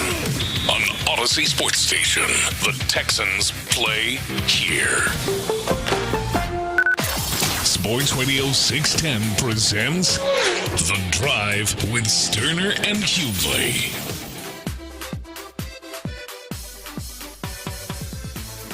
All right, happy Cinco de Mayo, and also happy birthday to yours truly. Come on, happy birthday, That's man. right. Happy birthday to myself. There we go. Ronnie Lott just turned Ronnie Lott today. Just turned Butch Husky today. Just turned Mariano Rivera today. There we go. There's some others right there. Say Ronnie Lott? We said Ronnie Lott. There's got to be some 42s in there. But yeah, appreciate all the birthday love from the listeners and everybody that has reached out to me as well. So we do greatly appreciate that. But a fun day today. By the way, remember at some point in the show today, you got to be listening. We had a winner yesterday who is going to enjoy himself. You got a chance today to win a pair of Champions Club tickets for the Insperity Invitational presented by United Healthcare at the Woodlands Country Club. It is happening Friday, May 8th. You got a chance to win a couple of tickets there. By the way, shout out to Courtney Tyler. She had couldn't make it shake today, but she had bought me a ticket. She's like, go see Devil's Wears Prada by yourself. Oh. Again, I'm gonna go see it later on this week. It would have been cooler if she got two for me to go with you. Why would she get you? Yeah, it would be. You're right. It would be cool. I thought we talked. It would be cool if she'd have come off with two. Yeah, see there? You thought he did it, see? I did what? You thought, what'd you think of first and foremost right there? Why would she buy you one? Why did you think that? Well, I was excited to see it, too. I actually rewatched the first one over the weekend. Did you? Did you get caught up? Really? Yeah. I love that movie. It is. That's all. Meryl kind of does it for me. Really? Meryl. Yeah, I don't know why, man. It's complicated. Something about her made me shake. I mean, maybe it's that power. You know, a powerful woman can do that to that could be. That could be it. That could be it. Yeah. Something did. Not like Hillary Clinton powerful, like more like Meryl. No, I'm not into that. But neither was Bill. Nor Barbara Bush. Shout out to Barbara Bush, who was able to look the same for 37 consecutive years. Shout out to Barb. What a lady. She looked the same every single year. Damn right. All right, but you can win that coming up a little bit later on, so stay tuned right here live on The Drive. It pays to listen to The Drive. You got a chance to win a couple of tickets to a great event here in Houston. All right, Clint, this is starting to pick up this week. I've heard multiple people talk about potential extension for C.J. Stroud. This is becoming a talking point. I think, and we're not surprised, Clint, especially after Will Anderson got his extension. You would think a lot of people naturally would look at and see, all right, what's going on with the quarterback position? Because generally teams take care of the franchise quarterback before they take care of the franchise pass rusher. But that is not what happened here in Houston. Colin Cowherd of FS1 spoke about his thoughts about potentially paying a C.J. Stroud, and he was very direct. There is no mixing up where his feelings lie on this.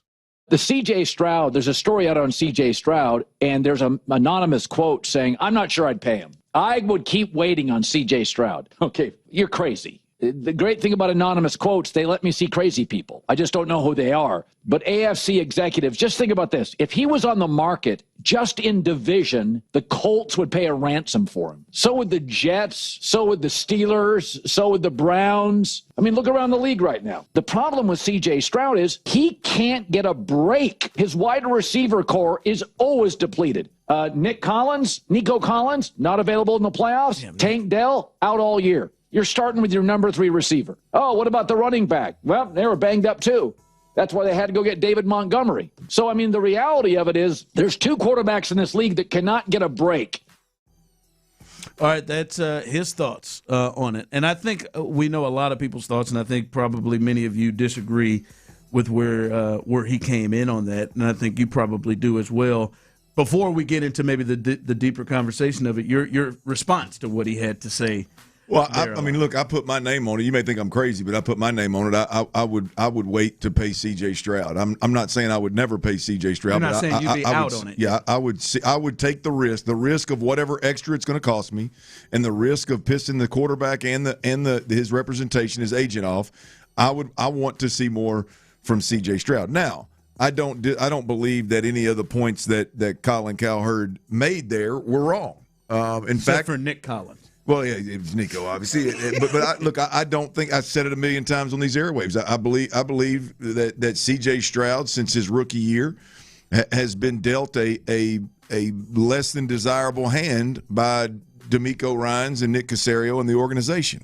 Has some of it been because of injuries? Sure, but I refuse to couch it all on injuries. I think they've dealt him a poor hand. I think they've made poor efforts. I think they've made some suspect moves. I don't think they've said the right things, and nor have they. I think that they've necessarily supported the quarterback the way that is ideal, both publicly and privately. However, I need to see more. I think what the national media is missing on C.J. Stroud, in my opinion, is and the Texans, not just C.J. is I think D'Amico Ryans and Nick Caserio value the ability to manage games at an elite level and execute at the quarterback position mentally at an elite level far more than they do the physical characteristics that are indeed great by C.J. Stroud, number one.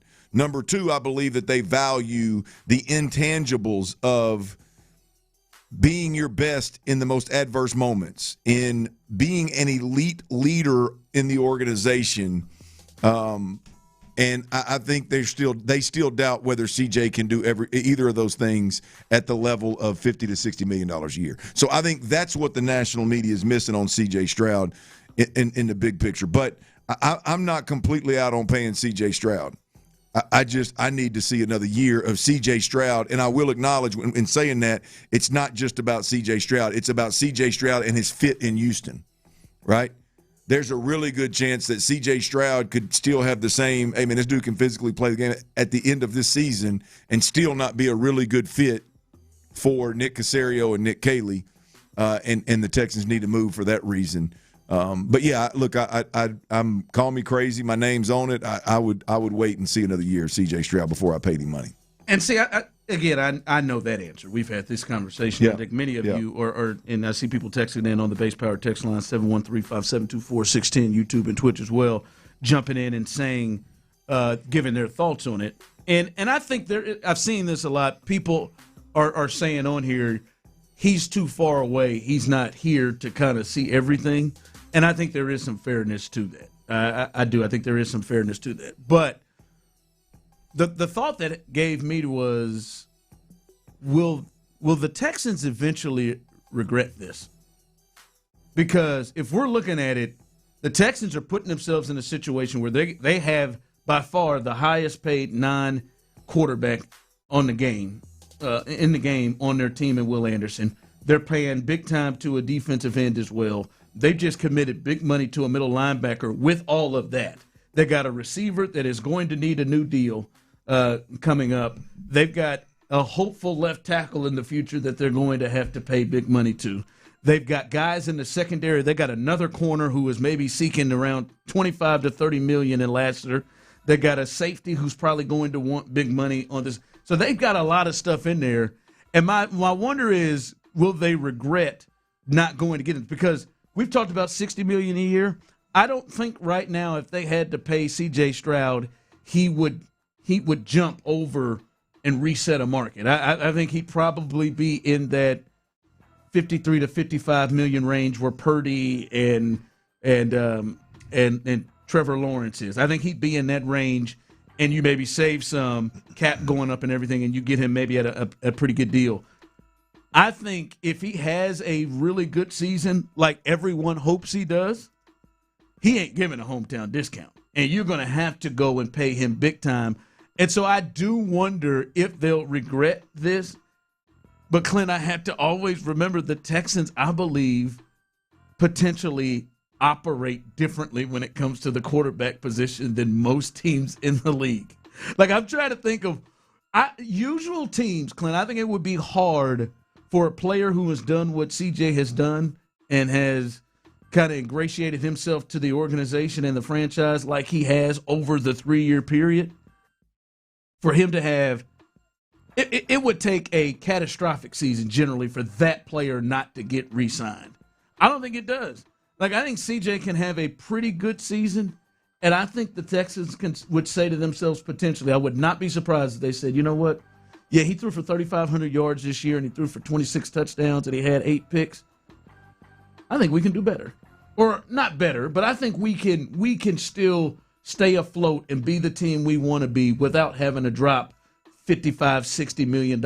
Most teams, if you played 4 years in your final season and you done what CJ has done and you threw up numbers like that, you would get signed because teams have a fear of starting over at the quarterback position from a guy that can do that, who will be 24 years old, to then trying to look at the crapshoot of how hard it is to find that. I don't think the Texans are afraid of that. I don't know that the Texans, like other teams, look at themselves and say, we have to be built and we really need the quarterback to be really, really good for us to win. Yeah, I don't think they value the quarterback Absolutely the same not. Way that some of the, especially the organizations, that's the part of what Colin Cowherd said. Well, of course, Indy would pay. The quarterback that they thought they had blew his Achilles. I mean, of course Cleveland would pay for a quarterback. I mean, every organization that he named has paid bad contracts to quarterbacks. So, yeah, I mean, it's just because those organizations would do it doesn't mean that it's the best thing for the Texans. I think the Texans feel like they, with this defense and in this offense, they could be a force to be reckoned with a quarterback that just embraces the offense. You're crazy. That embraces the boring. That doesn't believe that he should be stretching the field because that's his strengths and all that kind of jive. Let me I don't think that's where they're at. Let me ask you this, because you've watched this group, and I think you've only seen Nick Caley for a year, but I think you got an understanding of what they're doing. Tyler, the listeners as well, you can jump in on this. What is the quarterback? What is the type of quarterback, Clint, that you think they sit back, and I'm talking about Caley, Caserio, D'Amico, and them, they sit back and say, that's who we gotta pay. We gotta pay that guy 60.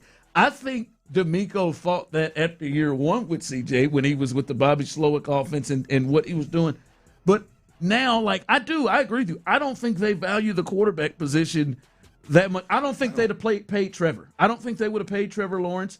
I don't think they would have paid Tua like these other teams that have done. I think they would have moved on and tried to find but if you think it doesn't, it's, to me, it doesn't make sense for them to pay $50 to $60 million for the quarterback.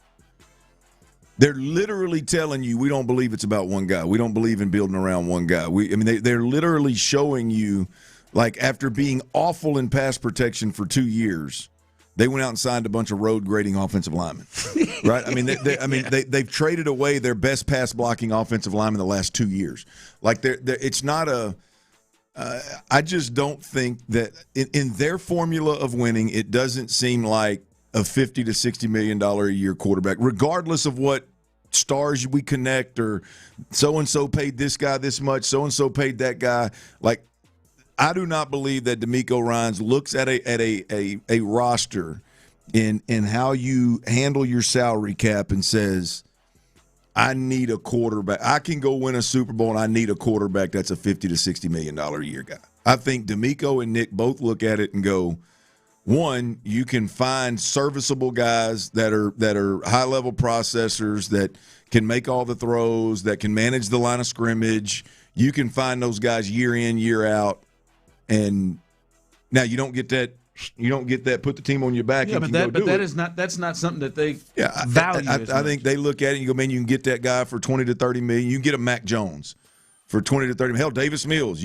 There's guys out there that can manage the line of scrimmage and do what they want their quarterback, not turn the ball over, not take a bunch of risks, don't hold it and get sacked, get us in the right run, get us in the right pass protection, protect yourself, right? I mean, that's make the smart play, and then, that's how they view it. I don't believe they look at it and go, man, we got to have a guy that can make all the throws, man, that can really put pressure on the defense with his arm. I don't think that's what they do. Text line coming in. They're trying to recreate Tom Brady. No, I hear you.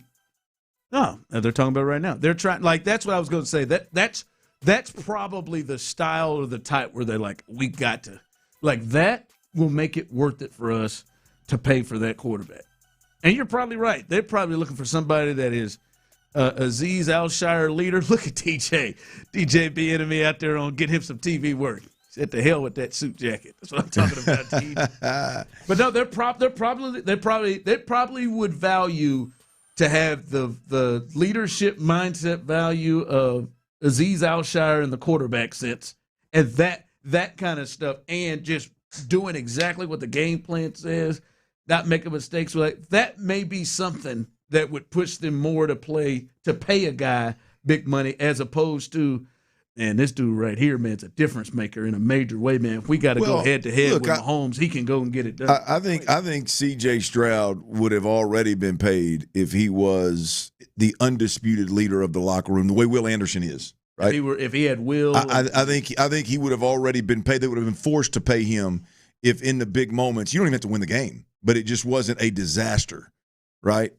So, there's a couple of factors there that I think are playing in that I don't think others are taking into consideration. But the reality of it is, man, it's already turning into that lead story, man. Yep. All right. Coming up, real or fake? I say a statement. You let me know if it's real or fake. That's coming up right here as we continue right here live on The Drive. All right. I'll tell you what.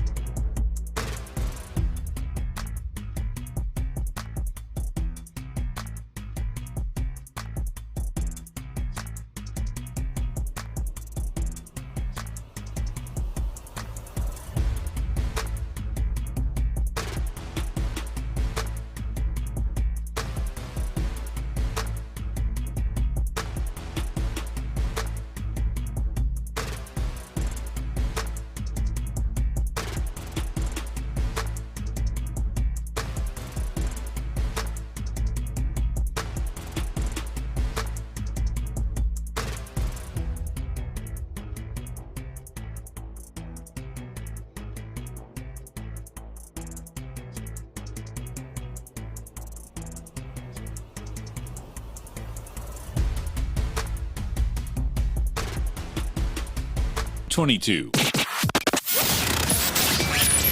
Drive is powered by Mokaram Injury Lawyers. Heard in an accident?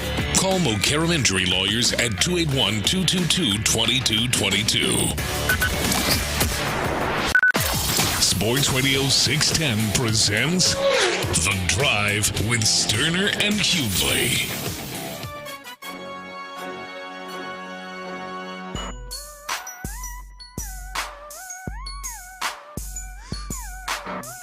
All right, welcome in as we are live here on the beautiful Drive. Stay tuned with us and hang out with us. Happy Cinco de Mayo. Happy birthday to those born on this beautiful day. Jeff Sparrow, happy birthday, Peaches. It's not Peaches, it's just Ron. I'll never forgive. I'll never give Wade for that. Peaches Hughley. He really, and then you did that. Yeah. Hope you guys are happy with yourselves. Peaches Hughley. Who was that? Was that Wade who bought me a Peaches chain or a Peaches thing to put on my... Yes, and I believe he's the one who originally just came up with that nickname. Yeah, I know. Right? Yeah, he did. Yeah, and then he brought it on home with the gift. All right, man. He's got to live with those fingers. All right. Every time he looks at him, it's got money signs on him. That's all right. Yeah, he's got to live with him. That's all right. That was just low for no reason. Yeah, I knew that one would not shake. I knew there were a lot that one would not shake. All right. Wade flashing gang sign. he's flashing something. All right, we do this every Tuesday. A little real or fake. I say a statement. You let me know if it's real or fake. Let's start with you, Tyler Milner. Real or fake? One of the three for the Houston Rockets will not be back next year. Udoka, Kevin Durant, Alfred Şengün. One of the three won't be back for the Rockets. Real or fake? Well, I think it should be very, very real, with one name at the top of my list in particular in my head. But I think it's fake. I think all three will be back. They're going to try to run this thing back, get some leadership right, have Durant obviously healthy. I think they're all going to be back, but I don't think they should be. Hold on real quick. And 713-572-4-610. Nailed it. Those of you on the Base Power text line, YouTube and Twitch, you can jump in on this. The first real or fake. One of the three won't be back with the Rockets next year. Udoka, Kevin Durant, or Alfred Şengün. Who is the one in your mind that you don't think should be back, Tyler? You said that would be head coach Ime Udoka. Okay. All right. I would like to see him gone, but it ain't going to happen. All right, real or fake, Clint? One of these three won't be back with the Rockets. Udoka, Kevin Durant, or Şengün. I think it's fake. I think the head coach is coming back. I think at this point they'd be crazy to part ways with KD unless they have a plan, which of a top all-time great coming in to play here, or somebody you think that has the makings of that kind of player. And the reality of it is, I think Şengün is the most likely of the youngsters to stick around because he is a piece that the part that you're missing the most, the shooting part, the floor general part, can actually play with Şengün. Like Şengün can play with those guys. I'm not sure that there's a need for, the Tari Eason in the mix if you've got a guy that's a little bit more ball dominant that does some of the same things he does. I'm not sure that Amen Thompson, I don't know where he fits if you have a ball dominant guard and somebody else that can shoot it out wide kind of deal. I don't know where Amen Thompson falls in. So I know Şengün is a piece that no matter what you do outside, no matter what you do at the guard position, no matter what you do to get more shooting, it doesn't affect Şengün. So I'd say that the thought that one of those three will be gone is fake. I'm going to say real. Okay, wow. I'm going to say real here, and I disagree a little bit with Tyler. I don't think they're going to run it back. I don't think they can run it back. Guys, we used to watch the Minnesota Timberwolves. Well, I don't even know if we even had them as a team that was ahead of the Rockets right now, and they are. I mean, we just watched the Timberwolves be what I think the Rockets want it to be. Yeah. That physical team that would just beat up Wemby and did that, I think they're going to win that series. So, I mean, that's another team. That's 5 teams, I would think. You got to say the Lakers are in front of them. You got to say, all the other teams you can think of in the West. I think they have got to make a big move. I don't think Udoka is going anywhere. And I think his body of work here probably he deserves not to go anywhere. I don't think KD is going anywhere. I don't know if they can make that work. I think for them to kind of break things up, I don't think they're beholden to this young core like they were. And the number one guy to really be able to fetch them somebody that can still make them championship, contender is Şengün. And I can see that breaking up with some of the big names. Giannis is one we've heard, some of the other big names. So I think we could see Şengün coming back, because if they keep all 3 of these guys and just, as Tyler said, running back, I don't know what they're expecting to change or to shake. So I will say it is real, and the one that I'm looking at is Alfred Şengün. He's probably the biggest trade piece to me that they have. All right, a little real or fake. Let's start with you, Clint. Marlon Klein is going to be the number 2 tight end for the Texans this year coming up. Real or fake? I think it's real. I think if you look at his strengths coming out of college, both the program that he played in as well as what the evaluators say about him, I think it leans into surprise, the same approach that the Texans took to free agency. I think his run blocking, inline blocking, I'm not saying he's a road grader, but I think he's comfortable in that role. And if you're gonna draft a guy in the second round, Cade Stover and Brevin Jordan, even when they're healthy, can't hold that guy back. So not that those guys are direct competition. I know Cade Stover will be, but I mean, Brevin Jordan's obviously not going to be asked to do the same thing, to do similar things. But I got to believe that it's a Cade Stover, Marlon Klein competition, if you will. And if your second round pick, is what you use on a guy, and that guy isn't better than Cade Stover, then I think we got problems. No offense to Cade Stover, I think he's still got some development stuff to do, but not being able to stay healthy as well as being a project, I would think a second-round pick's got to be better than that. I mean, Clint, Cade, and I'm going to say it's real too, Cade Stover would have to have the camp of his life. No question. Which would be fine, but you're right. But he would have to, like, hey, bro, they drafted over you. Mm-hmm. Yeah. Like they drafted with a plan to draft over you, and he'd have to have the camp of his life, and I don't get the sense that it will be good enough to do that. Or if Klein just shows that he's just not ready to go that, which is not far-fetched with how long he's actually played the game. He's not had a lot of experience in playing football for a long time, but that would be the case. So I'm with you. I think it's real. All right, real or fake, Tyler? It will be a must-listen for you when Diana Rossini tells, quote, her side of the story, which has been rumored. Real or fake? Oh, that will be appointment television. If it is television, I will be glued to the television set. Yes, I hope it's like a 60 Minutes type sit down, Barbara Walters or something. She's dead, so that won't be it. Yeah, well, along those lines. R.I.P. She's Barb. dead, so it's not going to happen like that. Barb was a great one. R.I.P. Barb. Hey, bring her from the grave. Meredith, maybe.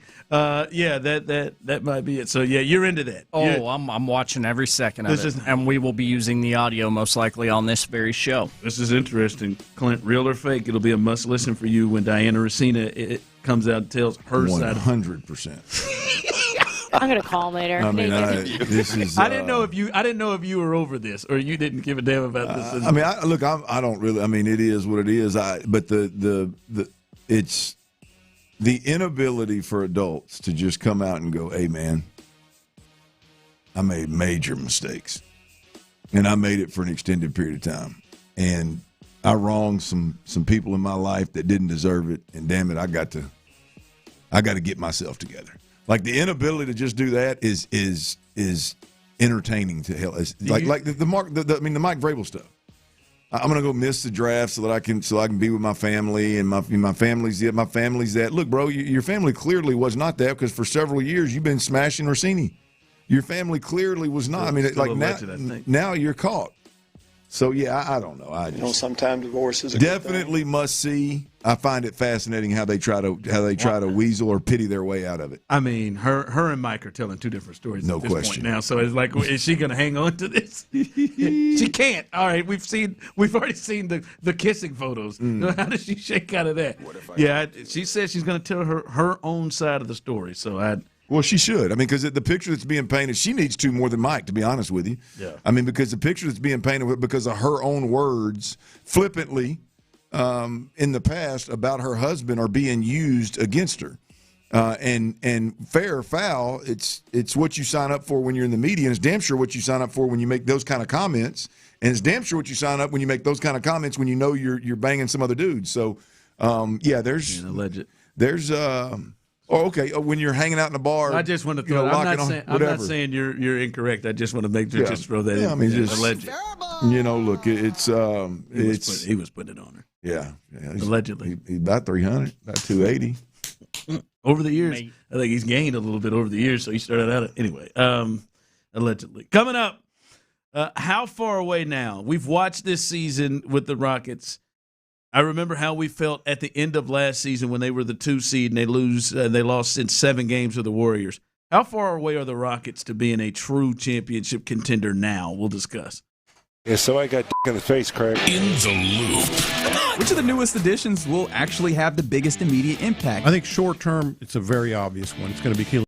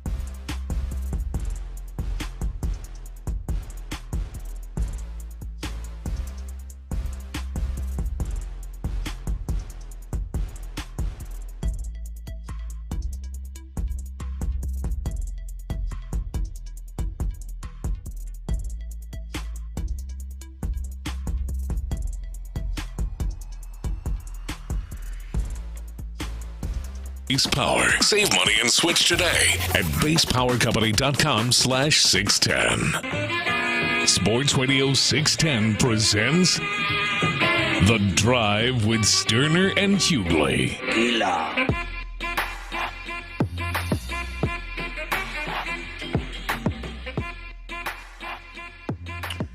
Remember, here today on The Drive, you got a chance to be a winner. Pays to listen to The Drive at some point throughout the day. Make sure you're listening for your shot to win a pair of Champions Club tickets to the Insperity Invitational presented by United Health Care, the Woodlands Country Club. You got a chance to win a pair of Champions Club tickets for this Friday, May 8th. Got a chance to win that. You got to be listening. Got to be listening for that cue to call, and you can be a winner today and take those home and be out Friday enjoying yourself at a great, great sporting event that's had every year here in Houston. So make sure you stay tuned right here. It pays to listen to Sports Radio 610. It pays to listen to The Drive. All right, Clint, we've now kind of watched this season, and I think most people, Clint and Tyler, thought the Rockets after last year, all right, you jumped from year one with basically a 500 record, just outside of the play-in tournament in the West. That was an improvement over the previous year. You started to see some changes. You started to see the culture change. Then next year, they take a major leap, and they become the 2 seed in the Western Conference, and they got a little bit of their playoff experience. They go to 7 games with that championship Warriors team, and Steph and company were just too much for them to handle. And after that, the thinking was, man, the Rockets are close. The Rockets are maybe one big move away. And they thought they made, and we thought they made the big piece and the big move by bringing in and trading for Kevin Durant. And I think most people thought they are championship contenders. I think preseason they were thought to be right behind OKC. Hell, they started the season in a game against OKC to open up the NBA season when the Thunder got their rings. Now let's look at the end of this season. Now we've seen it all. How far away you think the Rockets are from being true championship contenders? 713-572-4610 on the Base Power text line, 713-572-4610, YouTube and Twitch as well. How far away do you think now the Rockets are from being a true championship contender? Oh, I think they're a lot further away than most think, and even want to acknowledge. I mean, look, I think you've got a head coach that's a non-factor on the offensive end of the floor and is a liability in situational basketball. That's created an organization that appears to have extremely low basketball IQ. You got a superstar that is a scorer, and that's pretty much where it ends at. Can score in volume, obviously, and was injured at the most inopportune time. You can say the same thing about Fred VanVleet, obviously, in terms of being injured all year long. They do get him back. They do get him back. They still don't have anybody behind him as a safety net, which they have to go out and find. But then you've got a young supporting cast that has regressed. You've got a young supporting cast that again seems to have an IQ problem. You got a young supporting cast that seems to be almost rudderless in a sense of sure, there's some good players, some guys can do some things, some guys are athletic, some guys can shoot here, there, whatever. But there's doesn't seem to be any real take charge player in that group. Again, most importantly, they've regressed from last year with the addition of a year more experience, and an all-time great scorer.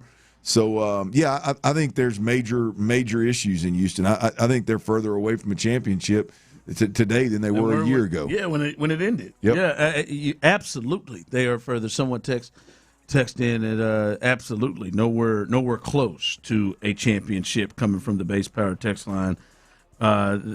They might as well blow the whole thing up. And to be honest with you, I don't know about blow the whole thing up, but Clint, with the combination of the steps back they took this year and now the questions you have about their young guys and how good they can be, the other part is, are they close to OKC right now? No, not even. I mean, Hell no. Are they close to San Antonio right now, you think? Absolutely not.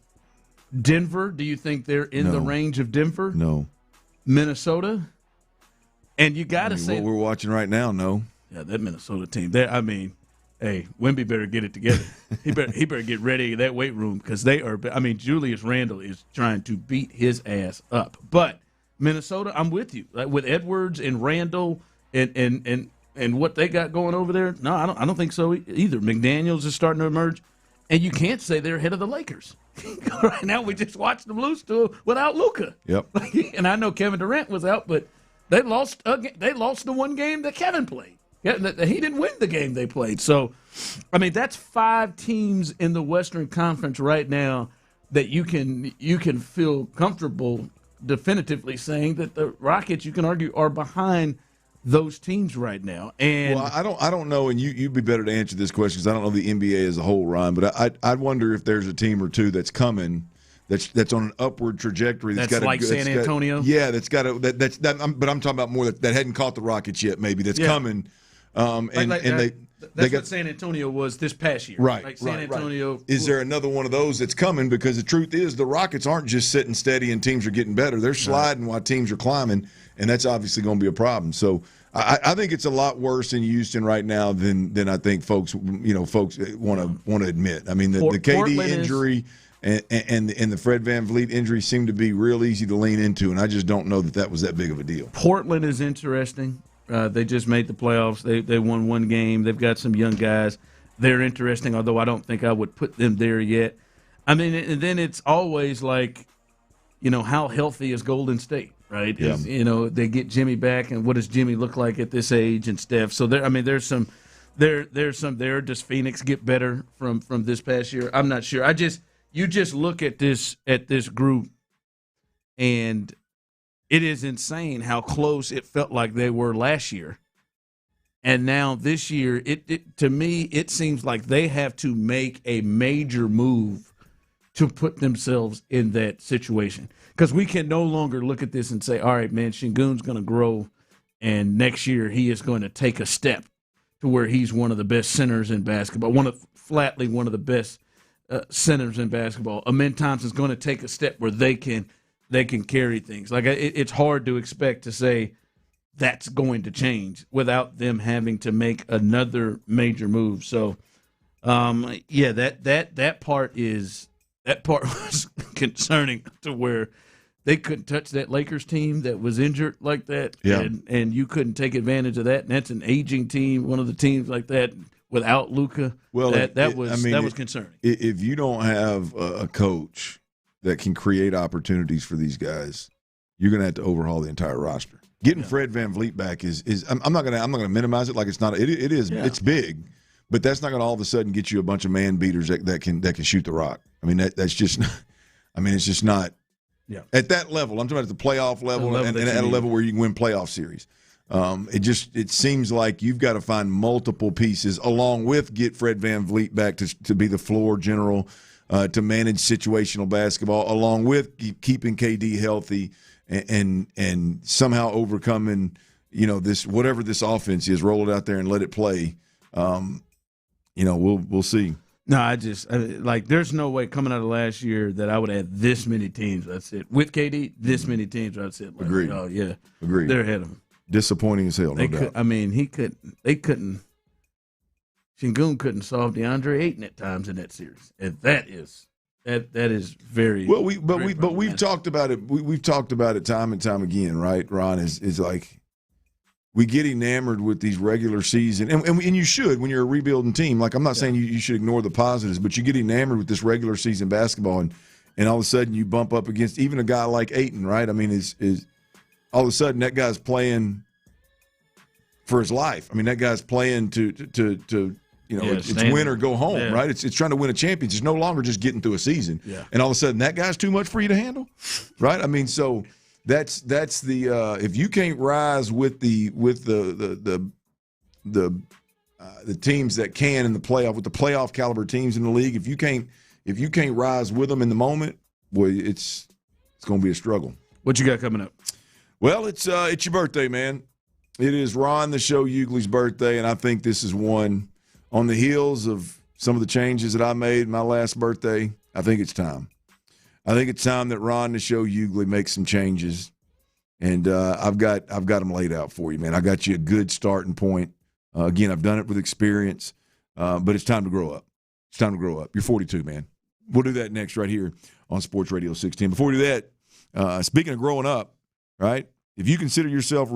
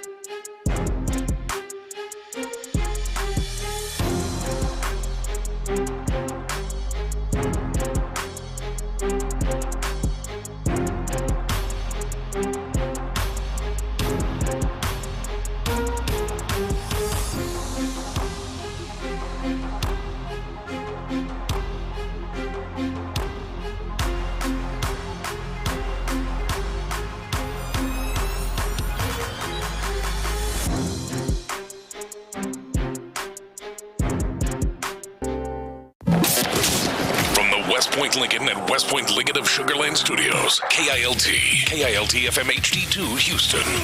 On Odyssey Sports Station. The Texans play here. Dive into the mind of former NFL quarterback Clint Stoerner. I was thinking about coming out of the chute here and telling y'all about my new boots that I got on, but y'all want to talk about puppy chow? What is that, ostrich? Hell no, that's python. It's Sturdy's Daily. Before we get to that boner. On The Drive with Stoerner and Hughley. I didn't get you a gift, man. I was going to bring you the old pythons, man. I was going to pass them down to you on your birthday, but you told me you didn't like them. You won't wear them, man. I had a good. You was going to shoot me some boots, huh? I was going to shoot you some boots that ain't been worn but a few times, man. You didn't want to do it. Dirty's Daily today is powered by La Chingada. Tyler. Yes, sir. I asked the name of this joint, La Chingada. La Chingada. And they said, I said, where I'm from, Chingada ain't something that you need to be throwing around on the radio. Like, do I need to be hitting the dump button right now? Well, I think it's got multiple, it's obviously not, it's the name of the restaurant, but it's obviously got multiple meanings. And growing up in Pelly Park, growing up in Pelly Park as the only white boy on the All-Star team, that is not what I expected to be the name of the restaurant. But it's powered by La Chingada Fiesta Packs. The food that they brought us today was absolutely tremendous. It was so good that I made my plate. Somebody put it in the garbage can and I pulled it out. I don't know who threw my plate in the garbage. I pulled it out. It was sitting on top of the garbage can. There's food in the fridge. I didn't know. I thought it was all cleaned up. They packed everything up, and I believe they put it in the fridge. Okay, I didn't know it was in the fridge. I went back there and it was all cleaned up, and then I come back through to grab my plate, and my plate was sitting on top of the garbage can. I was like, he pulled it out. It's a clean bag. It's fine. It's sitting right here. I mean, who the hell would throw a full plate of untouched food in the garbage? Tyler? Suspicions. Was that you? It was it's your studio in there. You can't. No. I didn't throw away your food, unlike you stealing people's tamales. Yep, I did do that. I did do that. Hurting it on today. La Chingada, HTX.com. Y'all check them out, man. Follow them on Facebook, Instagram, TikTok. Tacos and tequila, Mexican cuisine, Fiesta Packs. Boy, you bring us food up here, good things happen for you, man. But we greatly appreciate it. So much so that I want to make sure everybody knows that today, show's birthday. Today, Cinco de Mayo, 4 o'clock, Dirty's Daily is powered by La Chingada. Hopefully I'm not going to be fired tomorrow for saying that 14, 15 times. I clarified. In Spanish, apparently it means kind of like the far yonder, like beautiful place far away kind of deal. The beautiful far away. But it also means you can go get.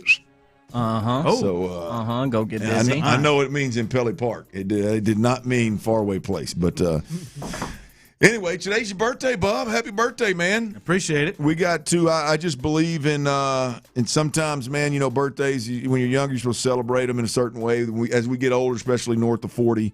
I think we may, you know, it may be a good idea to have a little intervention here, a little come to Jesus meeting. Right. I think it's time for. I just need me a frozen marg, baby. No, see, it's on the list. I need a frozen marg, it's on baby. The list. Tyler, I can taste Tyler, it. it's time for taste it.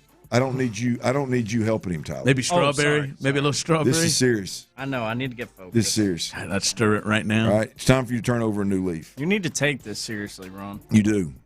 And we're going to start. Getting younger, bro. We're going to start with one point here that I'd like to make that really kind of it affects all the other points I'm going to make. All right, it's every facet of your life. The cheapness that you operate with has to fade moving forward. I don't expect. I think it's unfair, unrealistic to expect it to just disappear. Frugal. I think the cheapness has to fade moving forward. A couple of days ago, Ron, the show Hughley. Clearly not a couple of days ago, but clearly over the last month, he's got a serious issue with his knee. And it's been confirmed by an orthopedic surgeon. And Not that we need an orthopedic surgeon. Once he showed me the large debris floating around in his knee, and his knee popping when he moves, I knew there was something wrong with it. Doctor said it looked like the knee of a geriatric. My man leans over here 2 days ago, Tyler, and says, "Look at this text. That damn MRI is going to cost me $407." Which is a great $9. I'm sorry, $409. Like an MRI for that knee, $409. Like everything can't start. Hey, we're gonna go eat. Well, it depends on how expensive it's gonna be. You gonna go to the game? Depends on how expensive it's gonna be. That's not always true. Depends on how expensive the drinks are. Everything can't start with the money. Can we at least enjoy the idea before you ruin it with how cheap you are? It's got to fade, man. It's out of control. All right. I don't 100% agree. Cheapness number one. Aren't old people usually a clientele that are more so cheap than others though? So isn't it gonna get worse as he No, I think you're either what my grandfather used to cut out coupons. He used to come to our house and get our newspapers and cut out coupons. He was so cheap. I know cheap when I see it. It's in his blood. He's wired that way. He's wired that way. It's got to change. All right. Here's number two. Ron the Show Hughley, happy birthday, man. You got to get your sleep right. You're 42 years old, man. Right? I mean, I know you like to throw out the black don't crack thing. It doesn't. And it doesn't, but you damn sure you don't need to try it, okay? You don't need to see how far you can push it, all right? You do have good skin. I do. Right now he does. 42 years old. You know what he told me last segment, Tyler, in the last break? Tell me. Went to bed at 2 a.m. last night. You know what you know what he then proceeded to tell me in the following break? When he woke up? That he had to drop Trey off at a basketball or baseball, football, some kind of school thing. Guess what time? 5 a.m. 6 a.m. had to drop him off. So you're right. He was up around 5 or 5:30. He had to leave the house by 5:30. I came back and took a nap. My man got 3 hours of sleep last night. 42 years old. We got to get sleep right, man. That's childish stuff. Yeah, man. Come on. All right, number three. You mentioned it. Boy, you teed me up on this one. I added this since the last time we talked about it. The frozen drink addiction is childish. That's I mean, it's a preference. I mean, no. I love the frozen fruity ones. It's not childish. I walked into one of my go-tos in Baytown, the Black Bayou. They got a whole wall full of frozen. Do you know who I thought of? Sent him a video. Took a video and sent it to him. It's like Ron's heaven. 42, man. 42, man. He likes some fruity ones. Hey, I almost got in the car if that gas wasn't approaching 40. He did. He wanted to. I could hear his voice in his text. Where you at, man? It's not childish. It's delicious. It's delicious. All right, so and refreshing. All right, let's get to a couple of serious ones real quick. All right, this your doctor's visits, your health issues, and I'm talking about the major ones. I'm not talking about little old coughs and stuff, little flus. Yeah, this one's serious, dude. Listen, I mean, you got to get you got to get a little bit more timely with your doctor's visits, man. I mean, the gallbladder problem that you had, you had like major indigestion, heartburn for about 4 years before you went and got it checked out. And come to find out, you'd have your it was like emergency gallbladder removal surgery. The root canal, which you somehow got out of with some high blood pressure that you set forth. Probably a faulty machine. Right. Now you got that debris in your weight-bearing joint there on your knee that you need to get taken out, and you somehow are calling it weight-bearing like it's a home. Well, it's a weight-bearing joint. Ankles, knees, hips. Like it's a flatbed trailer. It changes. It's exactly. It's going to alter his life. Let one of them knees go south on you. Let one of them knees go south. You're going to be laid up. You're going to be calling me talking about, hey, man, let me give me QC Kinetics. Hey, man, you got to get your doctor's visits right, man. You're 42 years old, for crying out loud. Get out in front of some of these issues, man. Stop waiting for bad stuff to happen and be preventative. I mean, most people don't like going to the doctor. Most people that can bring a piece of debris the size of a I don't know, probably one of those large marbles, maybe slightly bigger than the extra large marbles. If you can bring that around the front of your kneecap and kind of pop it back over there and say, hey, look at this, like, go to the doctor, man. It was a party trick. No, it's not. Go to the doctor. Take your 42-year-old ass to the doctor. All right. And then this last one I think is real. And this one concerns me because sometimes it's going to involve, they all involve your family. But this is going to it's going to take some work, man. It's going to take some tough conversations with Trey. You got to acknowledge, man, you may be the problem in all this confrontation that's in your life. That's not fair.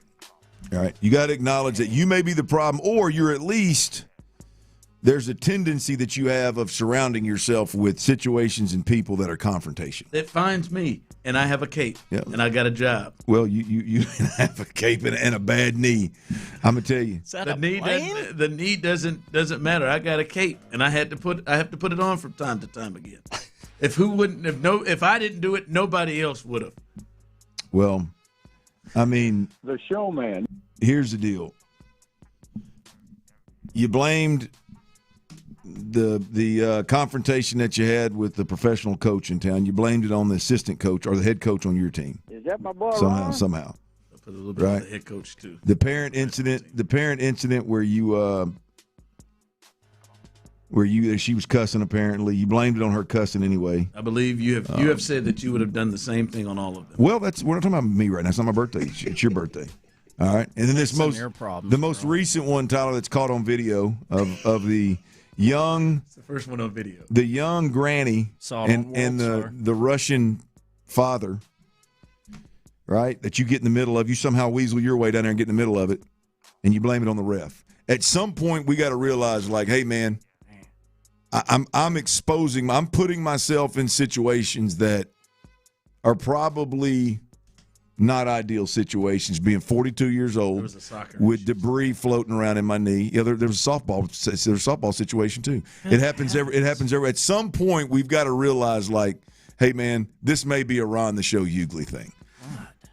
You're 42, man. Father of three, man. The more y'all keep listing more events, I keep forgetting about, dude. Like, for real, we might need to like.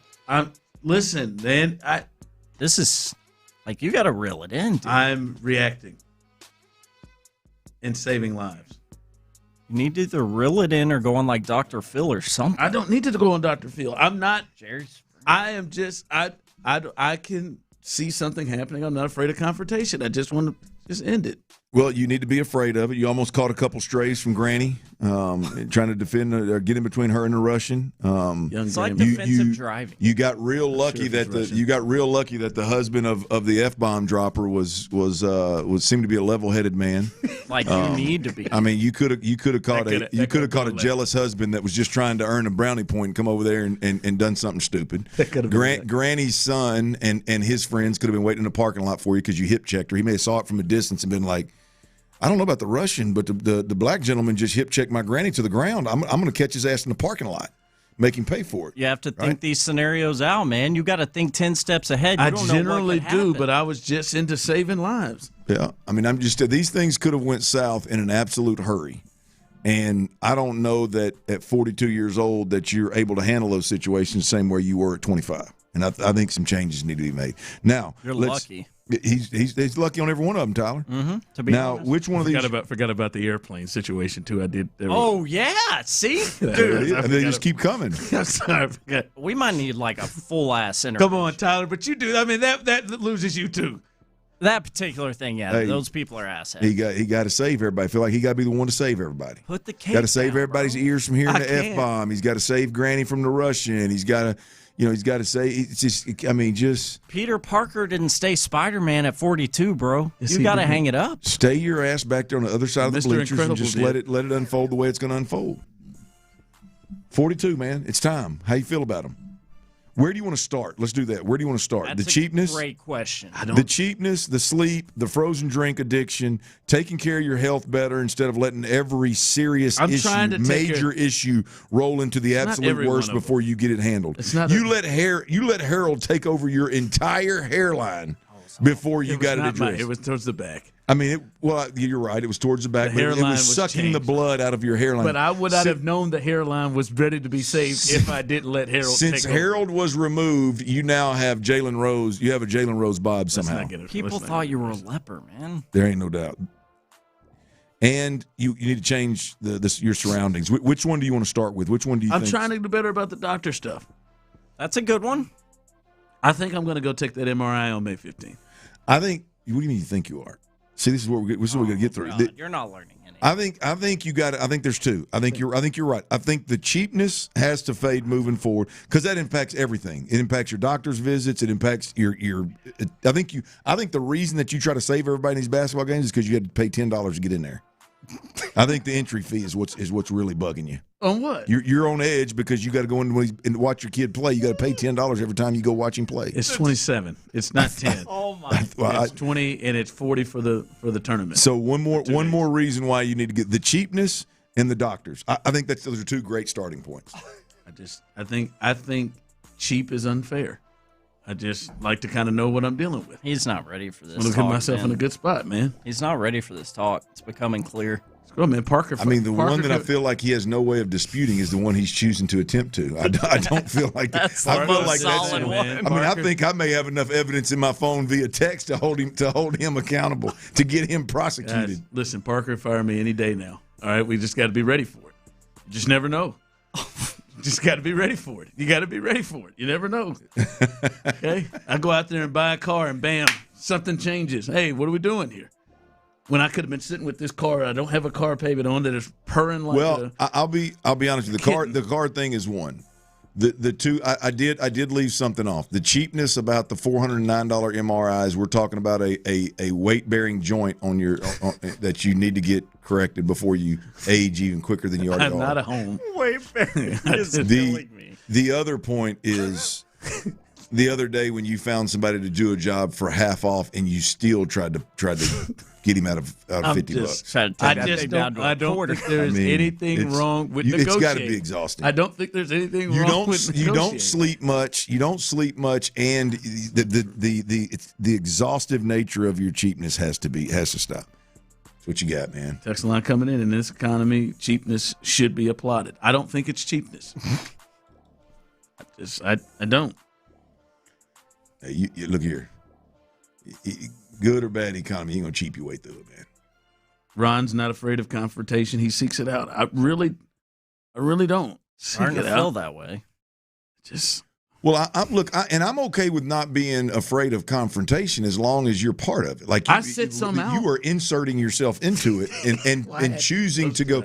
Like how many AAU basketball terms we gonna go to where you damn near get in trouble before we go? Hey man, let's have a little meeting about this entry fee so that every time I go to a basketball game, I'm not on edge.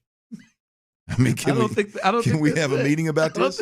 It seems like your entry fees, the scheduling, and the crowd at every AAU basketball game you attend you're on edge. Racket they're running out there. You're on edge. That's what had that granny set off. Denial.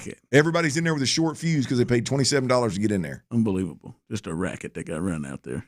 40 for the turn. And you're choosing to put yourself in that situation. You know what would be an adult? From one site to another. Try to argue me down about an adult-like healthy way to handle that if you're not happy with the $27 charge to watch your kiddo's game is to start a petition or something, man. You got to be getting in people's faces. I didn't get anybody's face that didn't deserve to get in their faces. I'm just imagining it happening at some point now, knowing how much this is grinding your gears at $27. Coming up. Preventative. Coming up, roster moves have been made, and we have got to hear what Joe Espada said first, and then we'll let you know the roster moves that have been made. This is fantastic. The Astros struggled last night, but maybe, as Clint said, more help is on the way. We had one Zach who went deep yesterday. Maybe another Zach is on his way up. We'll let you know the rest of that as we continue. How about this, guys? I can't make this stuff up, but if you have cost anxiety, kind of like I do at times, I'm telling you, Base Power is the place to go. Do you know what your electricity bill is? I didn't either. And I don't mean the final amount. I mean the actual rate. If you don't know, you are not alone, but that might mean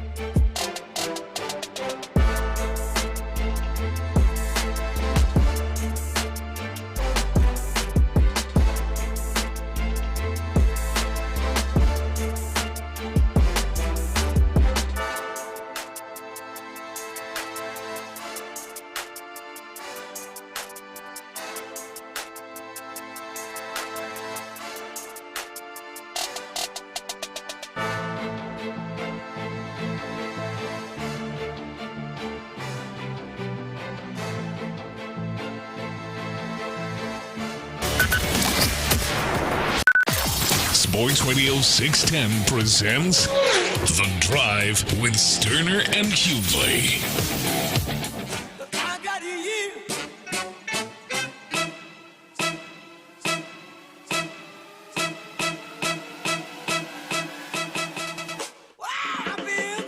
Text line, for God's sakes, go get a therapist. We don't need to hear about your whiny bitch problems on air.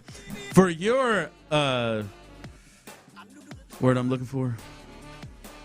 Asshat. No, that's not it. For your information? For your information. Thank you. Sorry. I didn't have it. That's really not as sexy as the term you're looking for, but I'm picking up what you put. For your information, I do see a therapist every Tuesday. Shout out to you, Renee. I do seek a therapist every Tuesday. So boo-hoo you, Jerry. Sounds like a Jerry. How you feel now, Jer? Yeah. Jer Bear. Yeah. I want to play Joe Espada because I do want to get to these roster moves, but I do feel like we need to hear from Joe Espada. Well, hang on before we hear from Joe. We got a little celebrating to do. I feel like I got you right. I feel like I got you. We get you plenty of nuggets to better yourself at 42. Please don't eat that plate of food. I'm not going to eat that plate of food, but it does consist of a little eating. Tyler, crank up that music. How about that? We got you a little something, baby. Hey, you don't think we could go the whole show without getting you a little happy birthday cake, little cookie cake action? Huh? Oh, come on, man! It's Ron to show Hughley's birthday. Yes, it is Cinco de Mayo, but it's Ron to show Hughley's birthday. And happy birthday, Rob! Huh? Happy birthday, Rob! Tyler, they messed that thing up. Oh, they spell your name wrong? They spelled Rob. That's like never happened. Hey, they did. Happy birthday, Yes. Rob. Join Clint and Rob. Oh, Clint that and is Rob, great. right there, baby. Well, happy birthday to Rob and Ron, That's man. right. I don't care as long as they don't fire Rob or Ron. I'm good. As long as Rob and Ron still got a job, man. Oh, man. Look at there, man. Let me hold that thing up so you can take a picture of The it. kids will love that right Look there, man. boy. Get that- Cookie cake hang on, right hang there. on. You know, Here you fun. go. Get you a gander over. Hold that thing up. Look at the camera over here, Rob. I'm in the background. There you go. There it is. Fun fact: this won't help anything that Clint went off on me about last segment, but they were having a shortage. They were having a shortage on cookie cakes. What? Couldn't find them anywhere. Nicholas wanted one so bad for his birthday. I told Boss Man, looked like Nicholas may have done the writing on that. It might Not have. only did he get Rob, he spelled Rob, but hell, he used half the cake instead of the whole cake. They had a shortage. The only one we could find was at the Great American Cookie. Yep, right there. And big shout out to Great was, American Cookies, man. Big shout out. We got one right down the street here, right? It was at the base of our you had to building. order it. It was $50, so we went a different direction. I told you this. Perfect. I mean, see. We covered the bill. Don't worry. What are we doing? Yeah, don't worry. We We're not going to just send went you. a different Boss direction. Man's not going to send you an invoice He right said there. he would do cupcakes. So we Can't be a cookie cake. Big shout out to Great American Cookies for Shout making out. that happen. I appreciate you guys. I Everybody. mean, that is That's lovely. that is lovely. We give Great American Cookies. We give them a lot of business. We do a lot of cookie cakes in my family. Cookie cakes. Yeah, A lot of cookie cakes in my family. Yeah, they love them. Yeah, Nick. Like I said, Nick, well, he wanted one. pissed. I tell you, I went to a little birthday party, Kitty's birthday party the other day, and not a kitty, but a kid. I'm sorry. It'd be strange if I was going to a Kitty's birthday party, but not strange for Tyler. It'd be strange for me. There was so much icing on that cake. Really? Yeah. I mean, them kids love that icing, don't they? Yeah, mine don't, to be honest. My 4-year-old literally eats the icing off of it. Ugh. And doesn't eat the cookie. Doesn't eat the cookie? Mm-hmm. Yeah, that's normal. Mine go the opposite, which is odd, I think. But appreciate it. I appreciate that very much. Thank you. 42, huh? Happy birthday, Rob. I appreciate that. Thanks to Aaron for spoiling that earlier today. We appreciate that. The heck? Yeah. Sorry, Parker. Upon Ron's arrival I tried to the station, act surprised as I could. Literally, when you walked in the door, Aaron said, "Hey, how'd you like your cake?" I said, "Cake? What are you talking about?" Surprise ruined. It's all right, Aaron. Aaron's done a lot for me. I appreciate that, Aaron. I know she meant it with love. 5 tickets. All right. Next Joe Espada. Joe Espada was not too happy about Chandler Roma, the Athletic, talking to him about potentially maybe a change of scenery for Ryan Weiss, who has struggled big time and struggled again last night by just completely ending the game in his outing last night. And this is maybe the most feisty we've ever heard Joe Espada. Here's the captain. Weiss, where maybe change the scenery or just... Where is he going to go? Scenery where? Oh, come on. No, don't. I know, but don't try to play GM. Let us. We gotta help him through it. Maybe it's here, maybe it's in minor leagues, but let's not just start pointing one bad outing, because we could go down the list of guys that we working through this, and we have confidence and faith that he could do this. But let's not get down that path of change of scenery or anything like that. That's not your call. All right, that's Joe Espada. Don't play GM, Chandler. Not your call, damn it. All right, chill out, man. Joe's feeling that heat, boy. Yeah, he is. He's feeling something. Joe's feeling that heat right there. I mean, it'd be one thing if he treated me like that when I walked in there. He ain't never seen me. I mean, that's Chandler, man. I mean, does he travel the team? Oh yeah, that's C. Romy. I mean, hell, he's now Chandler has gotten into it. Dusty Baker did ask Chandler that one time, "Why are you so angry?" Well. So we have had that with Chandler, but that was a fair question. A question about Weiss getting pushed down to the minors can after what he's done, just in general, even if it weren't warranted. I mean, that can't be what pushes Joe Espada over the edge. It's 7 straight appearances where he's allowed a home run. Well, look, I mean, there's no. At least one. I mean, there's nobody. There's nobody. Maybe short of the guy that started in Sugar Land. To be honest with you, that anybody should be scared to ask questions about the minor leagues about on his pitching staff. Let's stick a pin in that real quick. Here's roster moves. This is hot off the press, Tyler, Clint. Right-handed pitcher Jason Alexander and Zach DeZenzo. They have been recalled from Sugar Land, so they are coming up. They are a part of the team. Zach DeZenzo. There you go. One Zach. Hell, Zach Cole went deep. He's in center field tonight. Sorry, Bryce. Got him! But he went deep. Looked good. But Zach DeZenzo, he'll be back with the team. Clint, your favorite infielder, Nick Allen. He has been reinstated from the 10-day IL, and I don't want to ruin anything for you, but Nick's going to be starting at third base tonight and batting ninth. Clint, so they ought to be fired up about that. No, we just trying to get swept by the Lakers, by the Dodgers. Maybe the Lakers too. All right, Yainer Diaz, catcher, one of Tyler's favorites. He has been placed on the 10-day IL with a left oblique strain, so he is gone. Hey, another one that and I believe Clint was confused on him being here. Dustin Harris, he has been designated for assignment, so he's not even going down. He's just gone. Dustin Harris. And then finally, Ryan Weiss has been optioned to AAA, and he was optioned to AAA last night. Damn, I want to make that very clear that he was optioned to AAA last night. Folks, that's what you just heard happened last night. That whole exchange about him. Well, where's he going to go? So good. Where is he going to go? A change of scenery. No, y'all send his ass down. You're just this hard up in the same not hours. Maybe, hell, you already have done it, Joe. Send his ass down. Stop, Clint. Stop eating off of that food that you threw in the trash. I was just seeing what was in it. Okay, stop. Don't you eat that. But come on, man. Thank you. And don't pick it out. Astros ain't come on, man. You know, there's no way.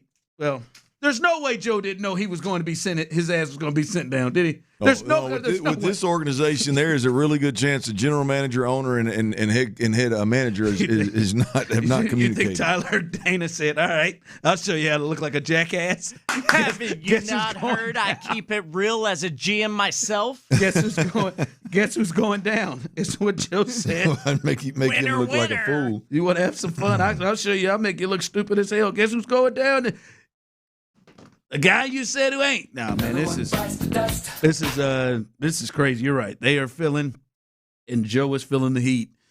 And I mean, at this point, the way this thing is going, Clint, I mean, roughly, I'd be surprised if he makes it through.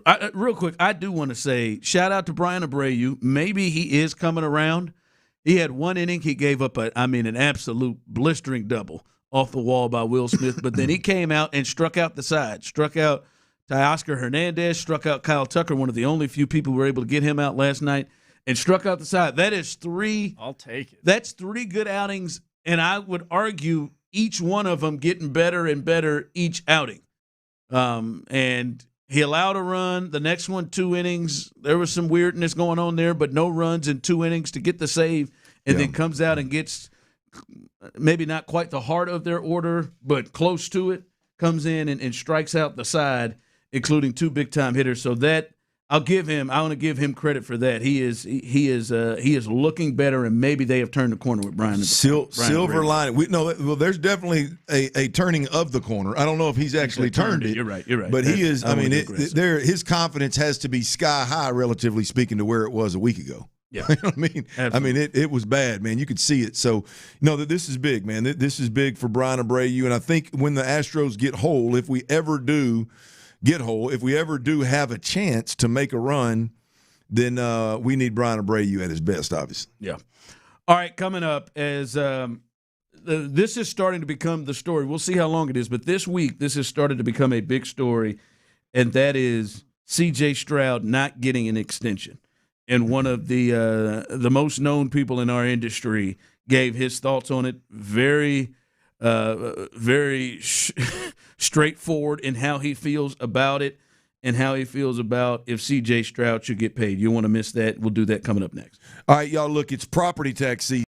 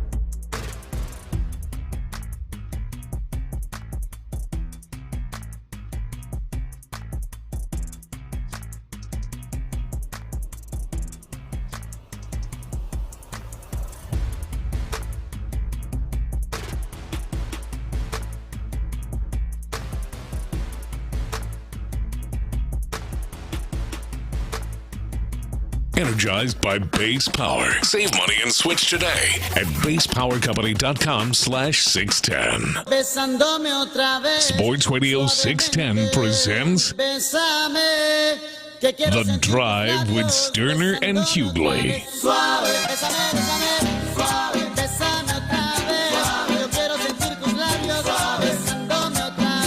Hey, happy Cinco de Mayo to all, and appreciate everybody with the birthday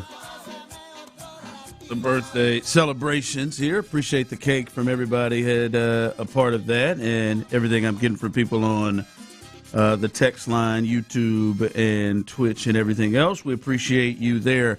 It's time for us to give to you. Let's do this now. Caller number 5. 713-572-4610.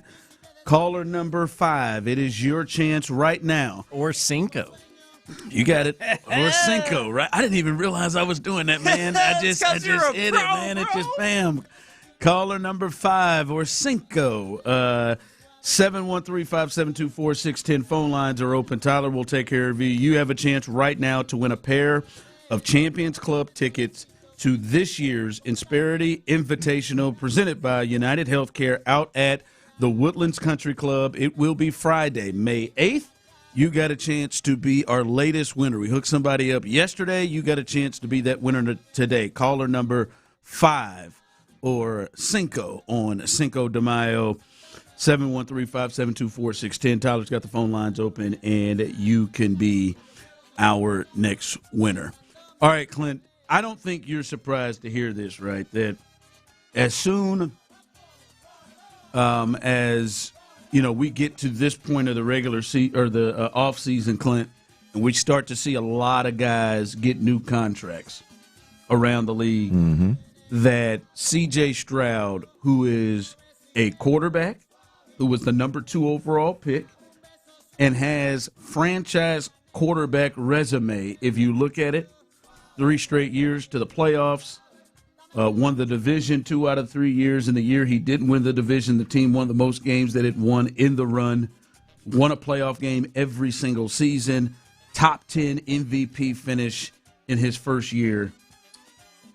He has a resume that would scream franchise quarterback, sign a player, and he's only 24 years old. But clearly it does not seem like that is going to happen this year.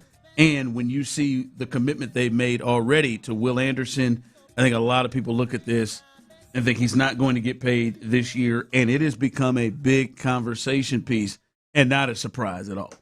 Not a surprise at all. In fact, I think it's to be expected. I mean, we've been talking about it, hell, since before Will Anderson signed his deal, just talking about how it's the fact that those two were tied at the hip when they got drafted at 2 and 3. They've been tied at the hip since they've been here, and now all of a sudden it comes time for one of them to get paid, or for both of them to get paid. One of them gets paid, the other one doesn't. Both of them started on a very, very high note the rookie year coming out of the gate. One of them has continued to climb, and one of them has flatlined, if not regressed a little bit in C.J. Stroud. And on payday, one of them it's blatantly obvious what you do with Will Anderson on all fronts. And then there's some questions about C.J. Stroud and about, do they want to extend him long-term? Do they want to commit long-term to him? Do they want to commit $50 to $60 million a year of a salary cap to a quarterback when this team is clearly designed to win via their defense? There's a lot of questions. And so, it is – I said this before Will Anderson was ever – at some point this is going to become – at some point the C.J. Stroud extension or lack thereof is going to become the biggest story in the NFL. I think it's that big. You're talking about a team, as you mentioned, that's been to the second round of the playoffs 3 straight years. You're talking about one of the most popular coaches in the game. You're talking about a team that's on that fringe of Super Bowl caliber. Gets a lot of run because of the defense. There's a lot to like about the Houston Texans. Then you add into it that it's a quarterback topic. That's obviously a big deal, an attention getter. And then you talk about it's potentially $50, $60 million and a commitment of 4 or 5 more years at the very least. for said quarterback. I just believe this is going to be one of the biggest stories this offseason. We already saw it today. We look up and DJ Bieniemy of ESPN is on the set talking about C.J. Stroud, and they're having to highlight the fact that they picked up his fifth-year option. Like anybody ever thought they weren't going to pick up the C.J. Stroud's fifth-year option. Yeah. Ron, it's this is fascinating. It's fascinating on several fronts, and I think the one here right now we've talked about it the last couple of days is how the Texans brass, Cal McNair, Hannah McNair, I think Nick Caserio and D'Amico Ryans, how those guys answer the question that's going to be very justified, and it's going to happen very often. How they answer the question of why has C.J. Stroud not got that? If you're fully committed to him, your owner said he's fully committed to him, Nick Caserio. Why are you not paying the guy yet? Right? I mean, it's going to get louder and louder as the offseason goes along, and hopefully they handle it. They handle it the right way. I know there's several guys in the media, several former players that are talking, and that's just going to stir the pot, man. Yeah. And when you say people talking, Colin Cowherd is a loud voice in our industry. Yep. And he gives his opinion, and it is very straightforward of how he feels about if C.J. Stroud should get an extension. The C.J. Stroud, there's a story out on C.J. Stroud, and there's an anonymous quote saying, "I'm not sure I'd pay him. I would keep waiting on C.J. Stroud." Okay, you're crazy. The great thing about anonymous quotes, they let me see crazy people. I just don't know who they are. But AFC executives, just think about this. If he was on the market just in division, the Colts would pay a ransom for him. So would the Jets. So would the Steelers. So would the Browns. I mean, look around the league right now. The problem with C.J. Stroud is he can't get a break. His wide receiver core is always depleted. Nico Collins, not available in the playoffs. Tank Dell, out all year. You're starting with your number 3 receiver. Oh, what about the running back? Well, they were banged up too. That's why they had to go get David Montgomery. So, I mean, the reality of it is there's 2 quarterbacks in this league that cannot get a break. You know what? I'm wondering, Clint, with everything he said there, and I think I understand. We've talked about this throughout this show that you would be in the crazy category. I would. I'm okay putting my name on it, and I would be in the crazy category. I need to see more from C.J. Stroud, given how this team is built right now. The headliner is absolutely the defense. To overpay the opening act would be foolish. And if you do, you've got to know that guy is not just an opening act; he is an absolute future star. And you're crazy. And I have the option. I got him under contract for 2 more years. I've got the option right now to drop 50 to 60 on him, or see another year and risk him playing really well and it costing you maybe 62 instead of 55, whatever. That's a risk that I'd be willing to take if I were the Houston Texans. Or him. So I'm crazy. I got my name on it, though. This ain't an unnamed source. I got my name on it. Or him saying, "Go to hell. I'm not going to sign here," or force you to put that damn franchise tag on him, which makes it hard for you to do business with other stuff around you. I'm looking at it. I'm wondering, like, what kind of season could CJ have in which the Texans would regret not signing him at this point now. Like I just don't know, in the way that they value quarterback play, which I think maybe they value quarterback play different than a lot of other teams do. Yep. I don't know what kind of season he could put together where they'd be like, oh, man, we got to give him this. We got to give him this. Well, it's going to start with what they're talking about, man. Just wholeheartedly embrace the offense, dive in head first, make this your offense, and make it the number one goal in your life is to master this offense and be great in Nick Caley's offense and commit wholeheartedly to it. Don't ever question it. Just do what they ask you to do ultimately. Right, it starts there, but that I don't know that's going to get him the contract. I don't think it's a stat line though. No, I don't either. I think he has to prove to them that he is an elite communicator at the line of scrimmage, and can manage this team and this offense in a way that the greats do it. I think he has to be as good a leader as he can possibly be in the way that he's wired. And I think he's got to play big in the 5 or 6 biggest moments of the season. Yep. That's what it's going to come down to. Only way stat line is if he has some sort of a Trevor Lawrence type season where he finishes 5th in the MVP voting and he accounts for. But I don't know if this offense will allow him. Even if he have does that type of season, even if he does that throughout the regular season, then all of a sudden gets in the playoffs and we have some kind of performance where the wheels come off, and it's at the center of it's the quarterback. I know there's other reasons, but at the center of it's the quarterback. If that's a problem, Ron, then I think it's going to be a long shot for them to sign him longer term. Yeah. So we'll see. It's just fascinating because it's going to get really loud, and I think in today's world, when you got former players that have been in the huddle, and you got former players that whether they're, I know a lot of them don't know what the hell's going on in Houston at all. They have no clue. All they've done is looked at the damn box score, looked at the stat line, and his per year and listen to what other people are saying. I get it, but the reality of it is you got 2 or 3 former All-Pros, Pro Bowlers that are sitting up there talking about, oh, hell yeah, I'd sign C.J. Stroud. What the hell are they talking about, man? You got to be kidding me. What are you doing? Like, the more of that, I believe that applies. Even to guys like D'Amico and even to guys like Nick Caserio, they will tell you, oh, we don't hear that. We don't. No, they hear it because Seven hears it, because David Mulugeta hears it.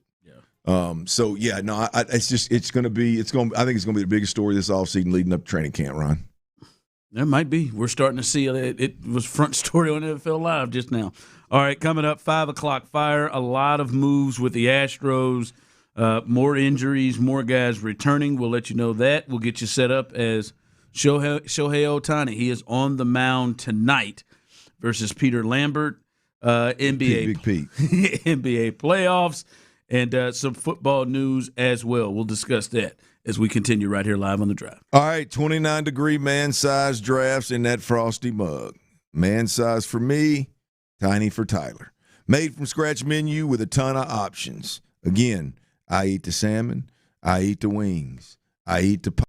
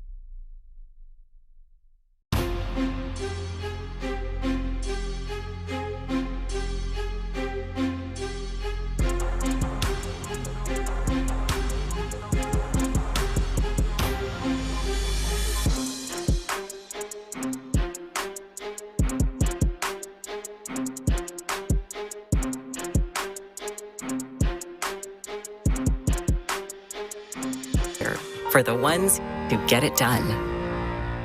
From the West Point Lincoln and West Point Lincoln of Sugar Land Studios, KILT FM HD2 Houston.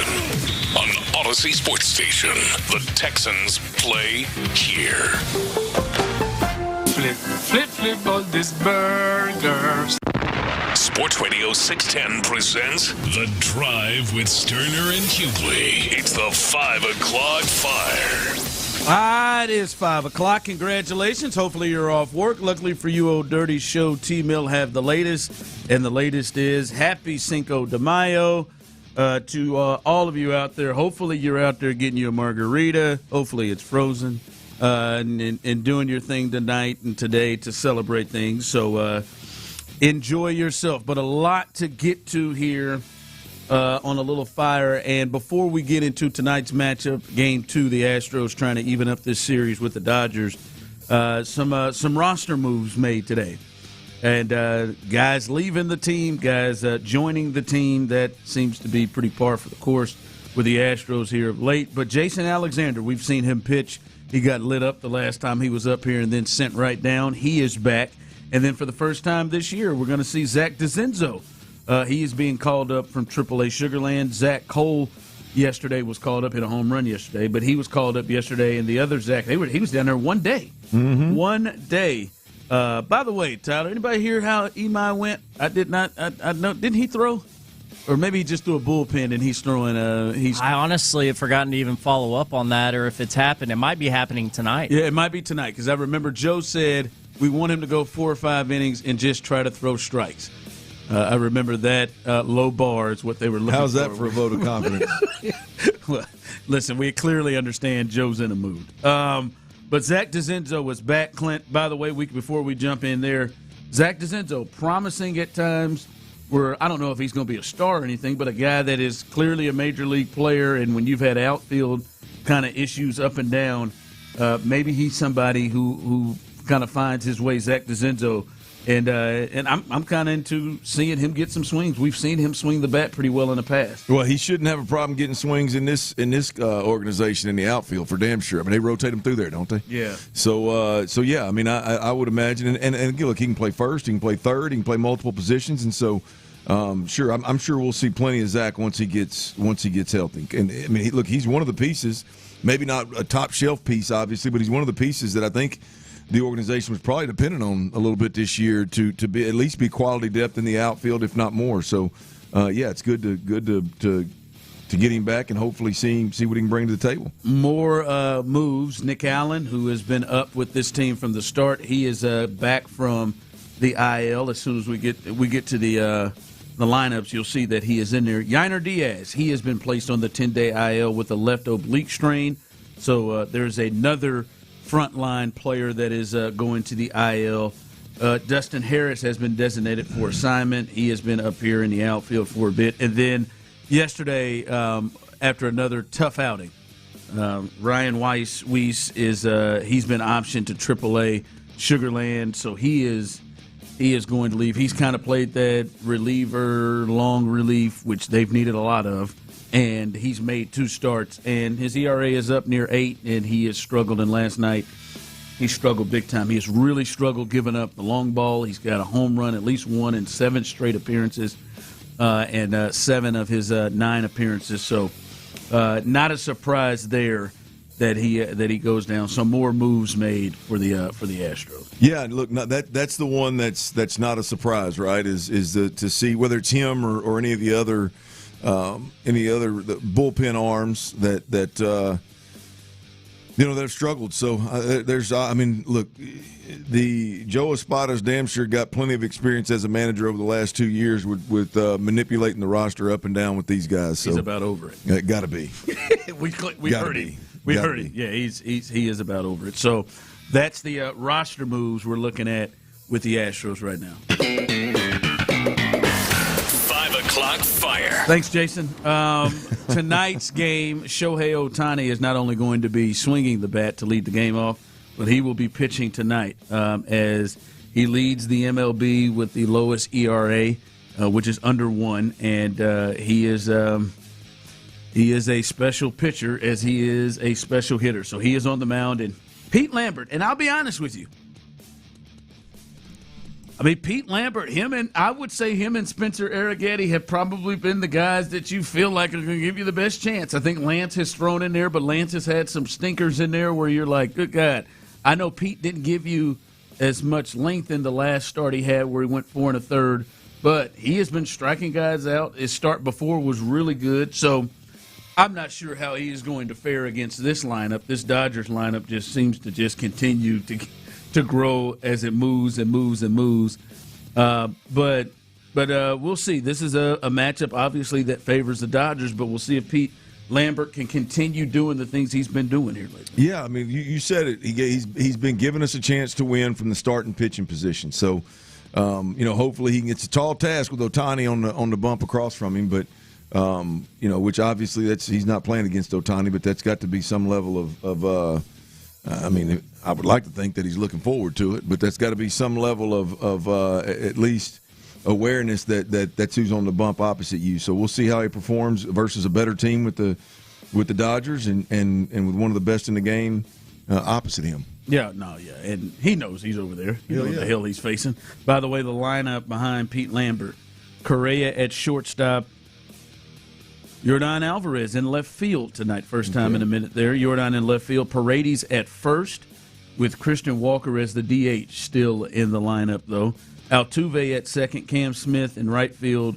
Zach Cole is going to get a chance in center tonight. And now your frontline catcher, now that Yainer Diaz is on the IL, Christian Vasquez. Is catching. That guy, too. He is catching. And Nick Allen at third base.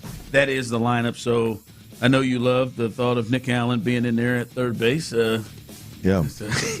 As you're thrilled. They got all the big bats in there. I just don't. He's back. Yeah, I mean, you're trying to get swept. That's okay though. I mean, look, when it's 8-3 the whole game, hell, Nick don't make a dent. I mean, let's be honest. Tight ball game. I'd rather. I don't know if that's bad. You're bad. You're circling the wagons of leaving this thing. Or you're getting close. I just don't. I mean, you're getting close. I mean, I guess I'm just crazy. I guess the extreme nature. I guess it's not as extreme. That it seems as extreme to other people, but it just. So you've lost the interest in the time of having the Nick Allens down here for. You're 14 and 22 right now. Yeah, I mean, I just like the guy you pick. The guy you pick is a guy that's been. Where's he been for the last 10 days, 11 days? IL. Yeah, he been on the pine, just chilling. Yeah, just injured. Yeah, just injured. Yep, I'm going to tell you, Dodger fans are the worst. 5 o'clock fire. I mean, you ain't lying. I'd have found a way to get DeZenzo in the lineup somehow. Before that, let's see what that looks like. Anyway, where in the hell is Jeremy Pena? Did old buddy hit that bomb last night? That Cole did. Is he in this thing? He's in it. He's in center field. Well, they told Bryce made a great catch in center field last night. He was 0 for 3 with a walk. Was he? Yeah. But they told him to sit his ass down. He needs a day. All right, NBA playoffs tonight, Clint. The Cavs and the Pistons, as Detroit, they are 3.5-point favorites in this thing. Tyler's guy, James Harden, is going to try to help the Cavs. Turd alert. The Cavs get to the East is interesting. I mean, the Knicks are playing out of their mind, but this is like, it feels like maybe Philly, you don't know, but the way they played in the last series, maybe all 4 of those teams could come out. You wouldn't be surprised. But Detroit, man, we'll see. They didn't have any experience, and they came back down 3-1. Cade Cunningham is really coming to his own. This should be a fun series, but tonight is the one that is really interesting to me, and that is Lakers Thunder. I don't think the Lakers, and I know I said this in the last series, I really feel much more confident about it in this one. I don't think the Lakers have a chance to win a game in this series. I think this is going to be a sweep all the way. The line tonight, usually I would think, Clinton, Tyler, you guys bet more than I do, in the NBA playoffs with a team that has LeBron James on it, maybe staying away from them being 15-point underdogs in the game to stay away from. But I don't know. That's right. The Lakers are 15.5-point underdogs in this game tonight. But, Clint, they've lost by an average in the 4 games. They played OKC this year. by 29 plus. They've doubled that line in 4 games this year, huh? Yeah, listen. This will be an interesting matchup. There's no Luka, and that gives them problems. The Lakers played their hearts out against the Rockets, but Clint, man, like OKC, boy, they are rolling, and we'll see. Maybe something changes. I think LeBron could look at the Rockets matchup. Him and JJ could look at the Rockets matchup and say, this is a path to win, or this is a path to win. And then that path became easier with KD going down. I'm certain they're not giving up, but I'm curious to see what the path is they see in this thing in here, because OKC is a monster, man. Well, the one thing that's painful to hear is 15.5. Did I hear JJ talking about the Thunder's defense is their worst defense ultimately is the Rockets' best defense is basically what he said. Paraphrased it, but that's what he said. Yeah, and the Rockets are a good defensive team. Yeah. So, it'd be 15.5 points. I don't know. I mean, that's a big number in the second round, man. Good God. Yes, it is. That's a huge number, but I mean, it feels like a fair number. Like when you talk about their defense, the thing with OKC is they go to the bench. And at least defensively, they really don't take a step down. They've got 9-10 dudes led by Tyler's favorite, Caruso.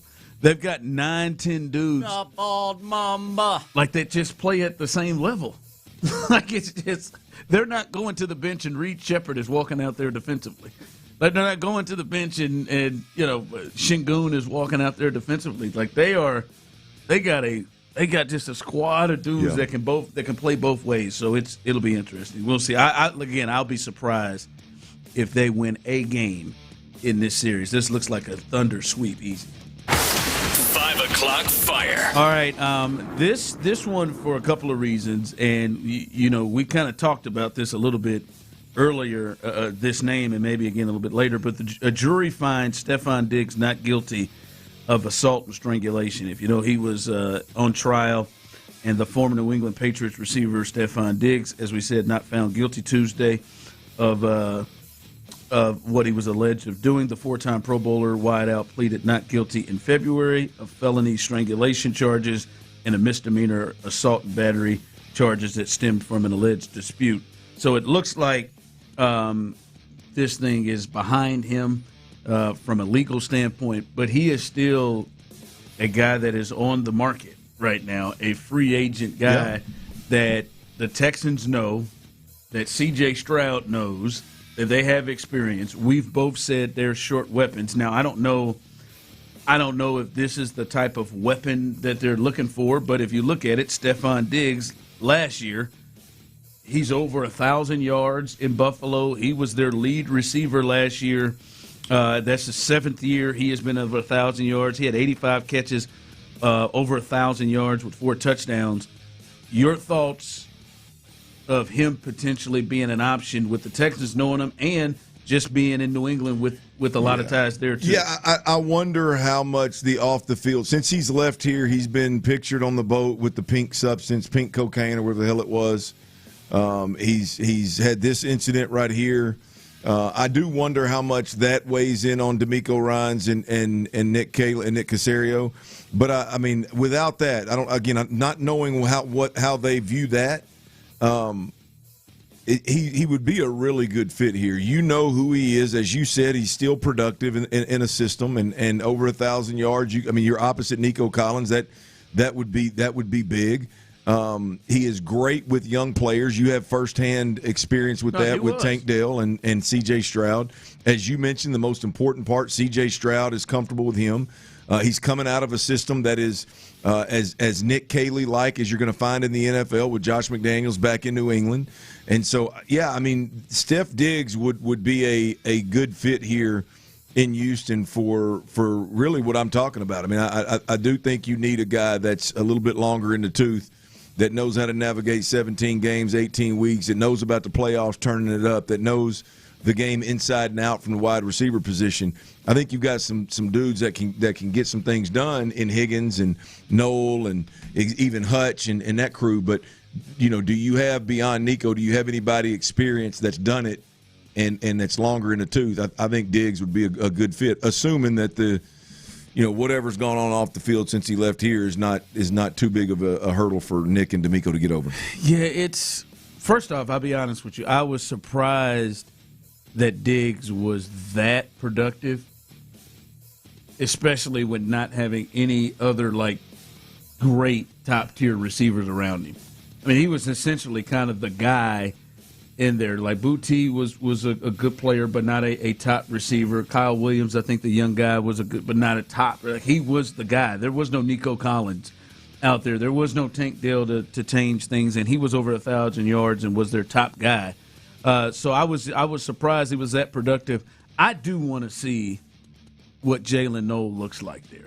Right, and I understand they need a weapon, and Diggs is still, as we've seen it, to be productive. But I really would like to see what Jalen Noel is, and I think if Diggs comes here, it is a clear understanding of who the slot receiver would be. Yeah, and it is a clear understanding that he would be moved very much like he was last year, just to the return game. I think only the Texans know. I mean, there's got to be a reason why he didn't get more run last year when Christian Kirk was struggling the way that he was. I just hope that was a youth issue and not an inability. You know what I mean? Not like his, can he not handle the playbook? Is he not reliable? Does he not have good chemistry with the quarterback?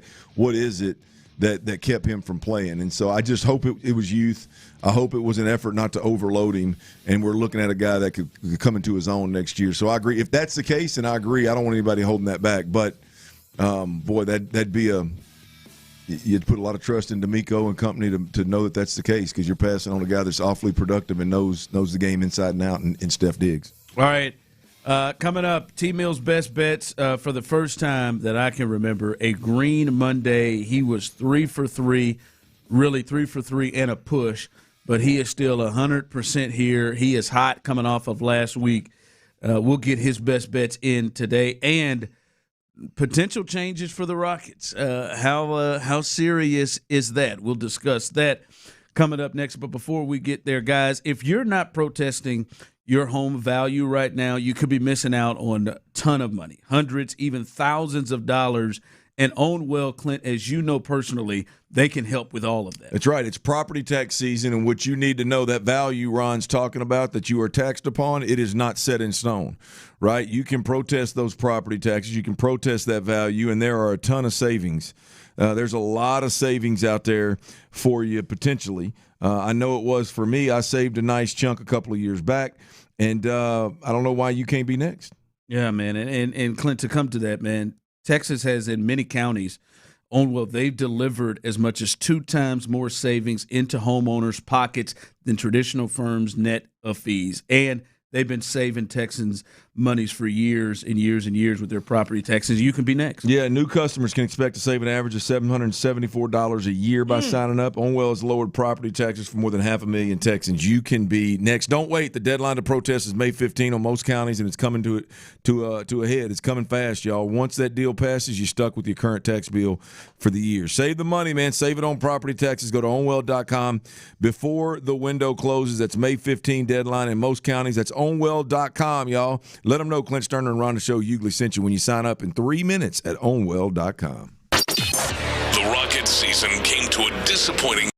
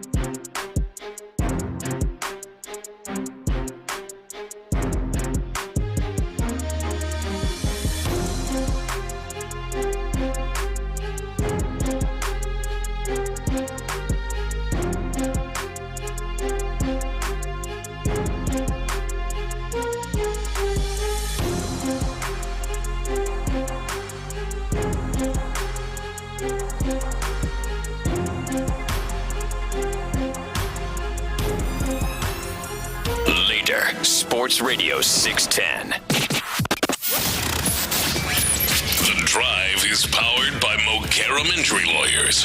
Heard in an accident? Call Mokaram Injury Lawyers at 281-222-2222. Sports Radio 610 presents The Drive with Stoerner and Hughley.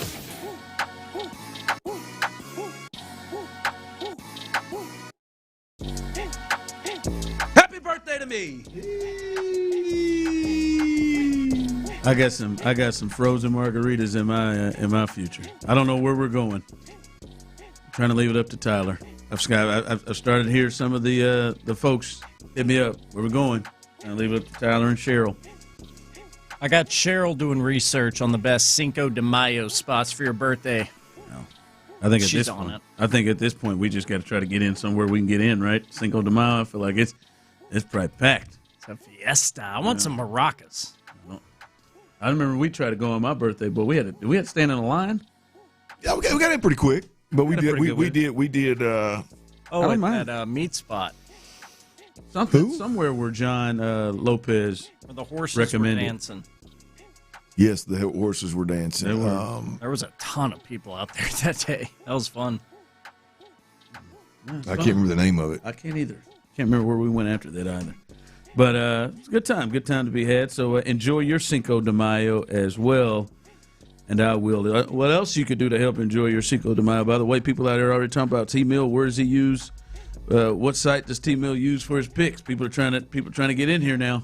He uses at T-Mill Real Deal on Twitter. You can see right. them. Yeah, I tell our listeners openly, it's not really like a Bovada or anything. It's a buddy of mine running a private book that I met at A&M. There you go. Got a private. Whose name will not be mentioned ever. But you can be a winner though. You can find your space and be a winner out there. But T-Mill's best bet's coming up here in just a bit. He was 3 for 3 last night, folks. So he is rolling. I said this earlier, and I'm wondering from the people 713-572-4610, how big of an offseason in terms of moves do you think the Rockets will potentially make? Because, all right, we understand about Rafael Stone. That's one piece. But I think, to me, like the three big pieces that really move a lot, I think especially the coach in Ime Udoka. I would say the top player in Kevin Durant, and then the guy who you would want to be maybe the future top player after Kevin Durant leaves, which he signed a 2-year deal. After he leaves, maybe he be the guy that turns it over into the future as being your next guy, Alfred Şengün. Those three guys. How far do you think the Rockets potentially go in trying to change things up? Do you think You think Şengün's more valuable right now than Amin? I think right now in the league, I think Şengün has the best chance to be the best player on a playoff team. I think he has. I mean, I like Amin's game. I think Amin can really really impact the game. I'm just saying, if somebody wants to trade or get somebody from the Rockets and think, all right, this guy's giving me the best chance to be my lead guy, I think right now it's Alfred Şengün, the big that can do a lot of different things, like the baby Jokic type of guy is what I think. He scores more, and at least he scores more. Yeah. So I think he is probably thought of to be closer to a top player. But, I mean, to me, those three guys, it would be a major shift and change if any of those three are gone, right? Because if Udoka's going, clearly you're going a completely different direction with your coaching staff and the leader up front. KD's gone. That's your best player. That means you're starting over. And does that mean Şengün slides over there, or are you trading him for somebody else to take that role? And if Şengün, to me, is moved, that means you're breaking up all of those young guys and you're bringing somebody else in, which I would assume means you're in win right now territory. So it would be a complete change to the team if any of those three are going. Do you think that the Rockets potentially move things or change things to that depth, to that level where one of those guys are gone? No, I don't. I don't think any of those guys are gone.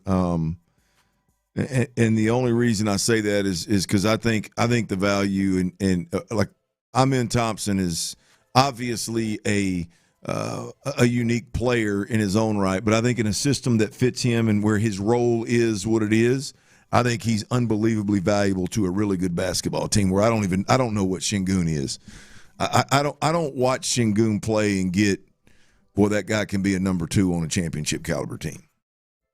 I mean, I don't get that guy can go into a series versus a good big man and give you production 7 games. I know he's young, and we're forecasting here, but that's just where I just good player, plays a lot of minutes. Does have a unique game. I just, I mean. I don't see like I see Amen Thompson as being, again, I know he's a unique player, but I say all that to say I would see them moving somebody that would bring back a need spot in shooting and clear a spot at the guard, because when you get Fred VanVleet back, I mean, there's some roles are going to have to change, and I do wonder how they're going to handle all the guys that they thought were going to be shooters and guys that were initiators and guys that were handling the ball. And so I think Şengün sticks around because he's the one guy that doesn't impact any of that. He's not impacted if you get another shooter. He's not impacted if you get another ball handler. He's a different he does like the ripple effect doesn't ever get to him. So I think he survives. I think they all survive, Ron. Udoka, KD, and Şengün. I think they all survive. It's just to wonder how major of a change do they want to make. And I'm with you. I think potentially in their mind that it is other little minor changes like, ooh, could we exchange Tari Eason for a much better knockdown shooter? Or could we add a much better knockdown shooter? Oh, we're going to get Fred back, and Fred is going to help and fix a lot of things, because that's what he talked about afterwards, Udoka, about shooting. So I don't think they're going to make major things. I think Şengün is the wild card because I believe he would bring the most back. You think he'd bring the most? I think right now he's a 23-year-old two-time All-Star, and the man is young too, but that is a score-first player that is very versatile from the big. Like, he's probably a top 5. I might be getting aggressive. I may need to think about it. I think he's probably a top 5 center right now if you think about just center, where he is, what he has done, and that's at 23 already. That's a big deal. But no, I tend to agree with you. I don't think they're going to make major moves. Now, if Stone gets let go, then that's something different. Then we may see something different. But I think a lot of people, I personally think, Clint, they need to, because I just don't think running it back is the proper way to go. All right, T-Mill 3 for 3 on a Monday. Cinco de Mayo bet. You better follow him right now because he is hot. You can catch all his bets at T-Mill Real Deal. What you got tonight? It is a heater. Very hot. It is a heater. As our neighbors to the south would say, muy caliente. That's right. 4 best bets on Cinco de Mayo, a.k.a. around the show's birthday. Baseball, once again. I mean, if it ain't broke, don't fix it. We went 3 for 3 last night. Keep it rolling. Brewers in St. Louis taking on the Cardinals. I'm on the over in this game, over 7.5 runs between the Brewers and Cardinals. Next, I got the D-backs money line as they host the Pittsburgh Pirates once again. Odds at -135. And then these last 2 are within the Astros game tonight at Daikin against the Dodgers, game 2 of the series with Ohtani on the bump. I got the Astros plus 2.5. That is a line you do not find often whenever you are betting baseball. It is almost always half a run to a run and a half. 2.5 runs feels a little disrespectful, but I'll take it. Free money. And then your fourth and final best bet.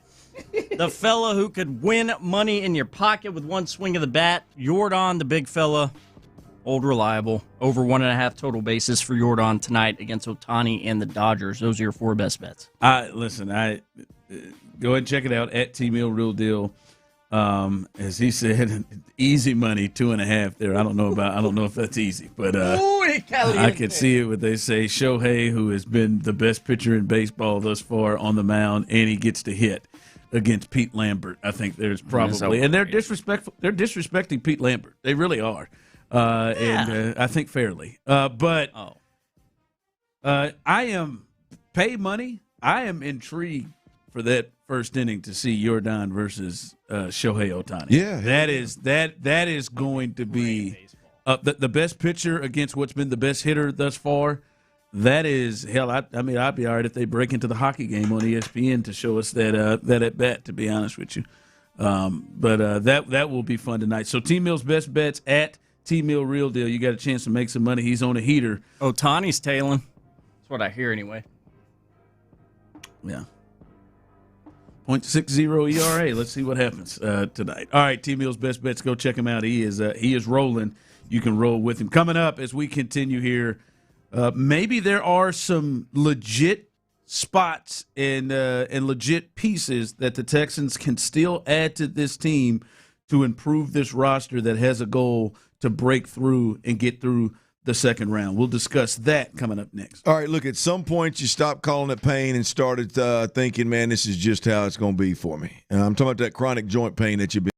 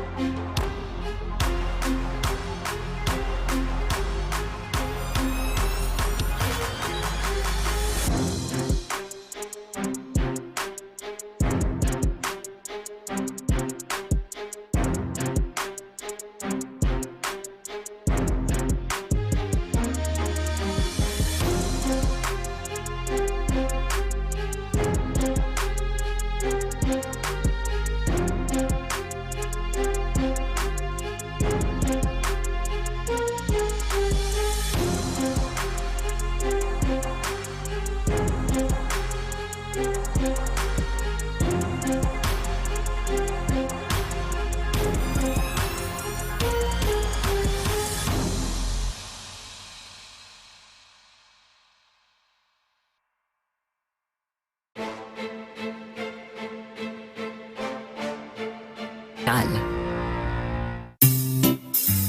Wait!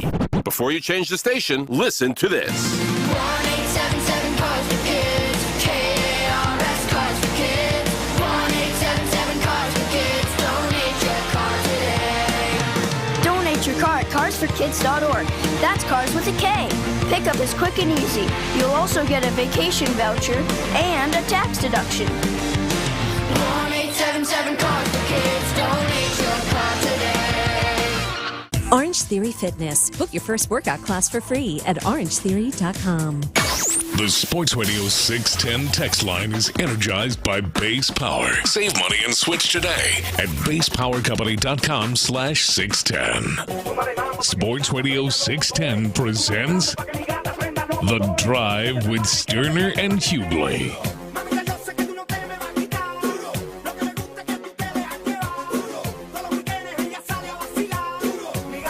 Welcome back into the drive once again. Appreciate all of the birthday wishes.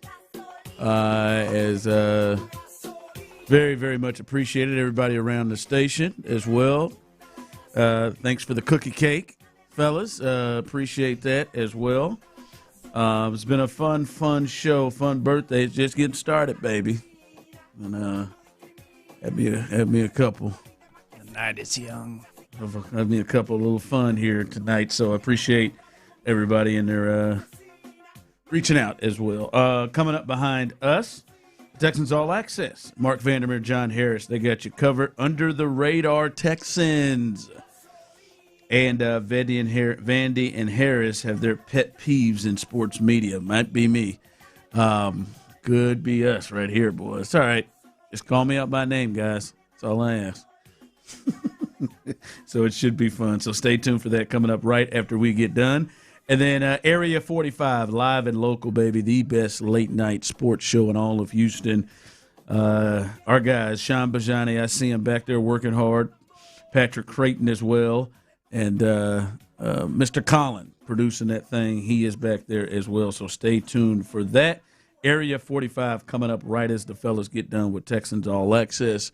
Live and local, we got you rolling till 11 o'clock right here on the drive. Also, the guys, Area 45, you want to hear conversation, post-game talk about Shohei Ohtani and his start, maybe what Pete Lambert did, maybe what Yordan Alvarez did, hopefully to Shohei Ohtani, and hopefully talking about the Astros evening up this series.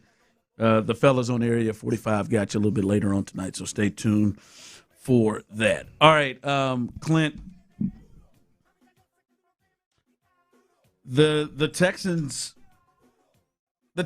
still, although I think the roster is coming together, you look at the depth chart and you look at it and you're like, all right, man, they're frontline guys. A lot of their guys, even some of the depth in many places are in a pretty good spot. But not only is it a deal of you can always add to the team, but I think there are probably some areas where maybe they're not quite comfortable, especially depth-wise. And, Clint, there's still some spots where they can add to this team, and I think they will look to add to this team with either free agents that are still out there remaining, other teams and what they have in their camps. But this is not over. I think there are probably some significant guys that are going to get major time, and not just due to injury, but going to get major time that aren't on this roster yet. Yeah, look, I think if you look offensively, you got running back, tight end, wide receiver, I think are real possibilities. You look defensively, it's D-line, edge and interior defensive line. And I looked at – I found a top 25 available free agent list, which they're all over the place, and they're not all the same, but a lot of similarities. And there's some guys that I think stand out. First of all, the running back position, I think there's several guys out there that would fit what the Texans need, just experience, depth, whether it's behind Woody Marks or it's actually just behind David Montgomery and slide Woody Marks into a different role. I know there's still some kind of up in the air about where his role is. I personally believe Woody Marks is a better third down change of pace specialty back than he is a downhill between the tackle type guy behind David Montgomery. We'll see how that works out. But I think there's room to add in that running back room. The top free agent on most lists is Najee Harris. Was most recently with the Chargers. Got injured, blew an Achilles out, I believe, in the third game of the season. So I don't know exactly from a health standpoint where he's at. But before that, previously, he was over 1,000 yards with the Pittsburgh Steelers 4 straight years. And that would be a quality depth piece. There again, like I said, if you look at Spotrac, there's probably 8 different running backs that could fit the mold of being cheap and backing up a guy like David Montgomery and Woody Marks. So the running back position, I think there's plenty out there. The tight end is the interesting one. Obviously, the draft wasn't a tight end heavy draft with just one. The kid out of Oregon being the far and away best tight end. The Texans ended up taking a tight end in the second round, a little bit more of a developmental player than you would like to take in the second round, and especially at a position of need. But one guy that's always stuck out to me is David Njoku. Formerly, obviously, with the Cleveland Browns. He's still out there in the tight end room. You've liked him since he's been available. I do. I just love the fact that he's a matchup problem in the red zone. Just the physical ability in the red zone. When you get in the red zone, yes, we need to be able to run the football, but you also need guys that can win, whether it's in separation or just going up and getting the football. You've got a couple outside of Nico Collins and Jaden Higgins, but from the tight end position, if it's some kind of soft zone or something, or Dalton Schultz can separate immediately, then you got a shot. But David Njoku gives you an opportunity, just physically bigger, stronger, longer than most guys that are going to be guarding him. So I am a little bit fond of David Njoku. I'd love to see him in a Titans uniform. And the wide receivers out there, the one that really I think interests me, because I bet the Texans are definitely interested, is Juwan Jennings. Now, I don't know if Juwan Jennings is gonna command too much money for the Texans, but I know the wide receivers that have to first be able to block well for the Texans. He fits that mold. He's he's borderline dirty when it comes to blocking, and so he would fit in really, really well there. We talked a little bit about Steph Diggs early on. I don't know if the off the field stuff is going to drive the Texans from him, but he is a free agent with experience in this system, because Josh McDaniels is where he was last year in New England. So I think there's some opportunities, Ron. Also, there's a history obviously with Deebo Samuel and DeMeco Ryans. I don't know if that's a good experience or good history or not, but if it is, the familiarity there could drive you that direction. So there's some options, some really good options, and I didn't list them all, but there's some really good options out there that I think could help this offense for sure. Yeah, I look at areas in which, all right, what do I think that they think they need help in and that they would really use? And for me, I'm with you. We've been on it about the receiving or explosiveness somewhere. I wonder how much tight end jumps into them. They got about 5 guys right now that they're potentially rolling in camp. But I as much as they like to rotate their D-line, Clint, I mean, they're sitting here. They're 4 deep at defensive end is obviously Anderson and Hunter, but then it's Dominique Robinson and Dylan Horton. And Dominique Robinson they got from the Bears, we'll see, and Dylan Horton, a second-round draft pick. But that feels, and Logan Hall can probably kind of go in and out, but that feels quite a bit different than Derek Barnett and Danico Autry, who they could rotate in and feel good about. So maybe there's I don't know if Joey Bosa is maybe too much or too old for what they want to look at, but Hassan Reddick out there, that could be a good rotational piece. And then I don't really see this on kind of the list, but I do look in that secondary, and when you start looking at kind of the corners that they have behind Lassiter and Derek Stingley, I wonder, is there competition potentially there? Yeah. With Tremont Smith and Jalen Smith potentially having guys compete there, but I don't see a lot of free agent corners that are out there. But that right there, just from a depth perspective, looks like those are positions that somebody can actually get on the field and make an impact. I mean, you think they filled the Miles Bryant role yet? Right, no. What I mean? That guy got a lot of time on the field. Yeah, no, I don't. I guess the overall point is that, man, when you look at the free agent market, like the Texans have done such a good job of building this roster that you're really, I mean, I get critical at the wide receiver position. I mean, you could say the Christian Kirk departure, the Jalen Noel insecurity for whatever reason the first year. That is a void there.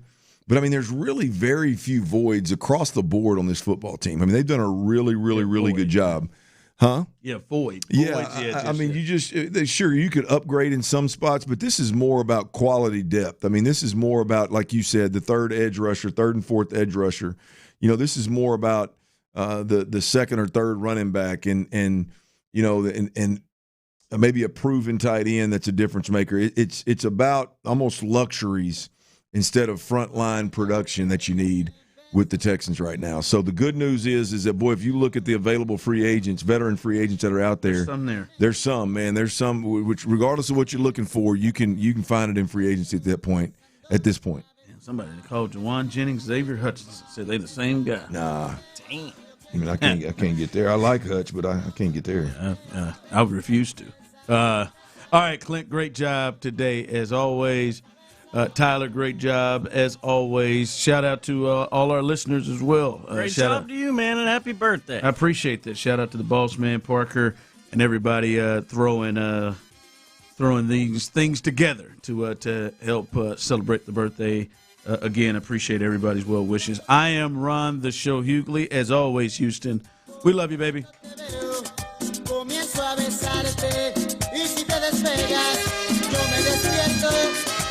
Go see Devils Wears Prada by yourself. Oh, Again, I'm gonna go see it later on this week. It would have been cooler if she got 2 for me to go with you.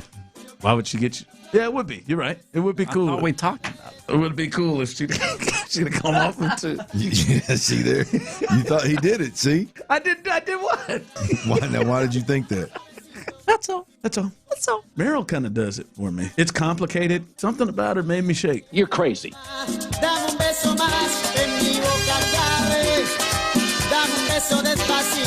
Brought to you by T-Mill. Coming at you live. Payne and Pendergast. You wasted a year with Kevin Durant. That's why people were so frustrated with saying maybe this just isn't our year. And I know Raphael Stone thinks it's the biggest miscarriage of justice of all time. Oh. No, man. Yeah. You didn't go out and get a point guard. Right. The loss of an above-average point guard completely destroyed any of their actual chances or opportunities to be better than they were last year. Yep. That's a poorly constructed basketball team. It is. Wake up with Sean and Seth, 6 to 10 every morning on Sports Radio 610. From the attorney Steve Lee Traffic Center, 713, call Lee. This game day traffic update is brought to you by Crystal Geyser Alpine Spring Water. I-45 the Gulf Freeway, southbound before FM 1959. It's an accident that has 2 right lanes blocked. I'm Laura Reynolds, Sports Radio 610. What makes Crystal Geyser Alpine Spring Water different? We always bottle our Alpine Spring Water less than 1.5 miles from the spring source, and all our bottles are made with 50% recycled plastic from our own recycling plants. Crystal Geyser, bottled at the spring source. It's almost summer, and do you know what your electricity bill will be? When it hits triple digits and the AC doesn't stop, the rate you're on really matters. And if you don't know what your rate is, you're probably overpaying. Traditional providers quietly raise rates. It's a whole business model. Base Power is different. Their rate is guaranteed below the Texas market average. Now and at every renewal. Switch before summer hits, and we'll cover up to $150 on your cancellation. See what you'd save at basepowercompany.com/610. basepowercompany.com/610. Pump up the volume. Business moves fast. Orders roll in, deadlines close in. When you ship with USPS Ground Advantage, you can keep up with confidence. Every package stays in our secure network from dock to door,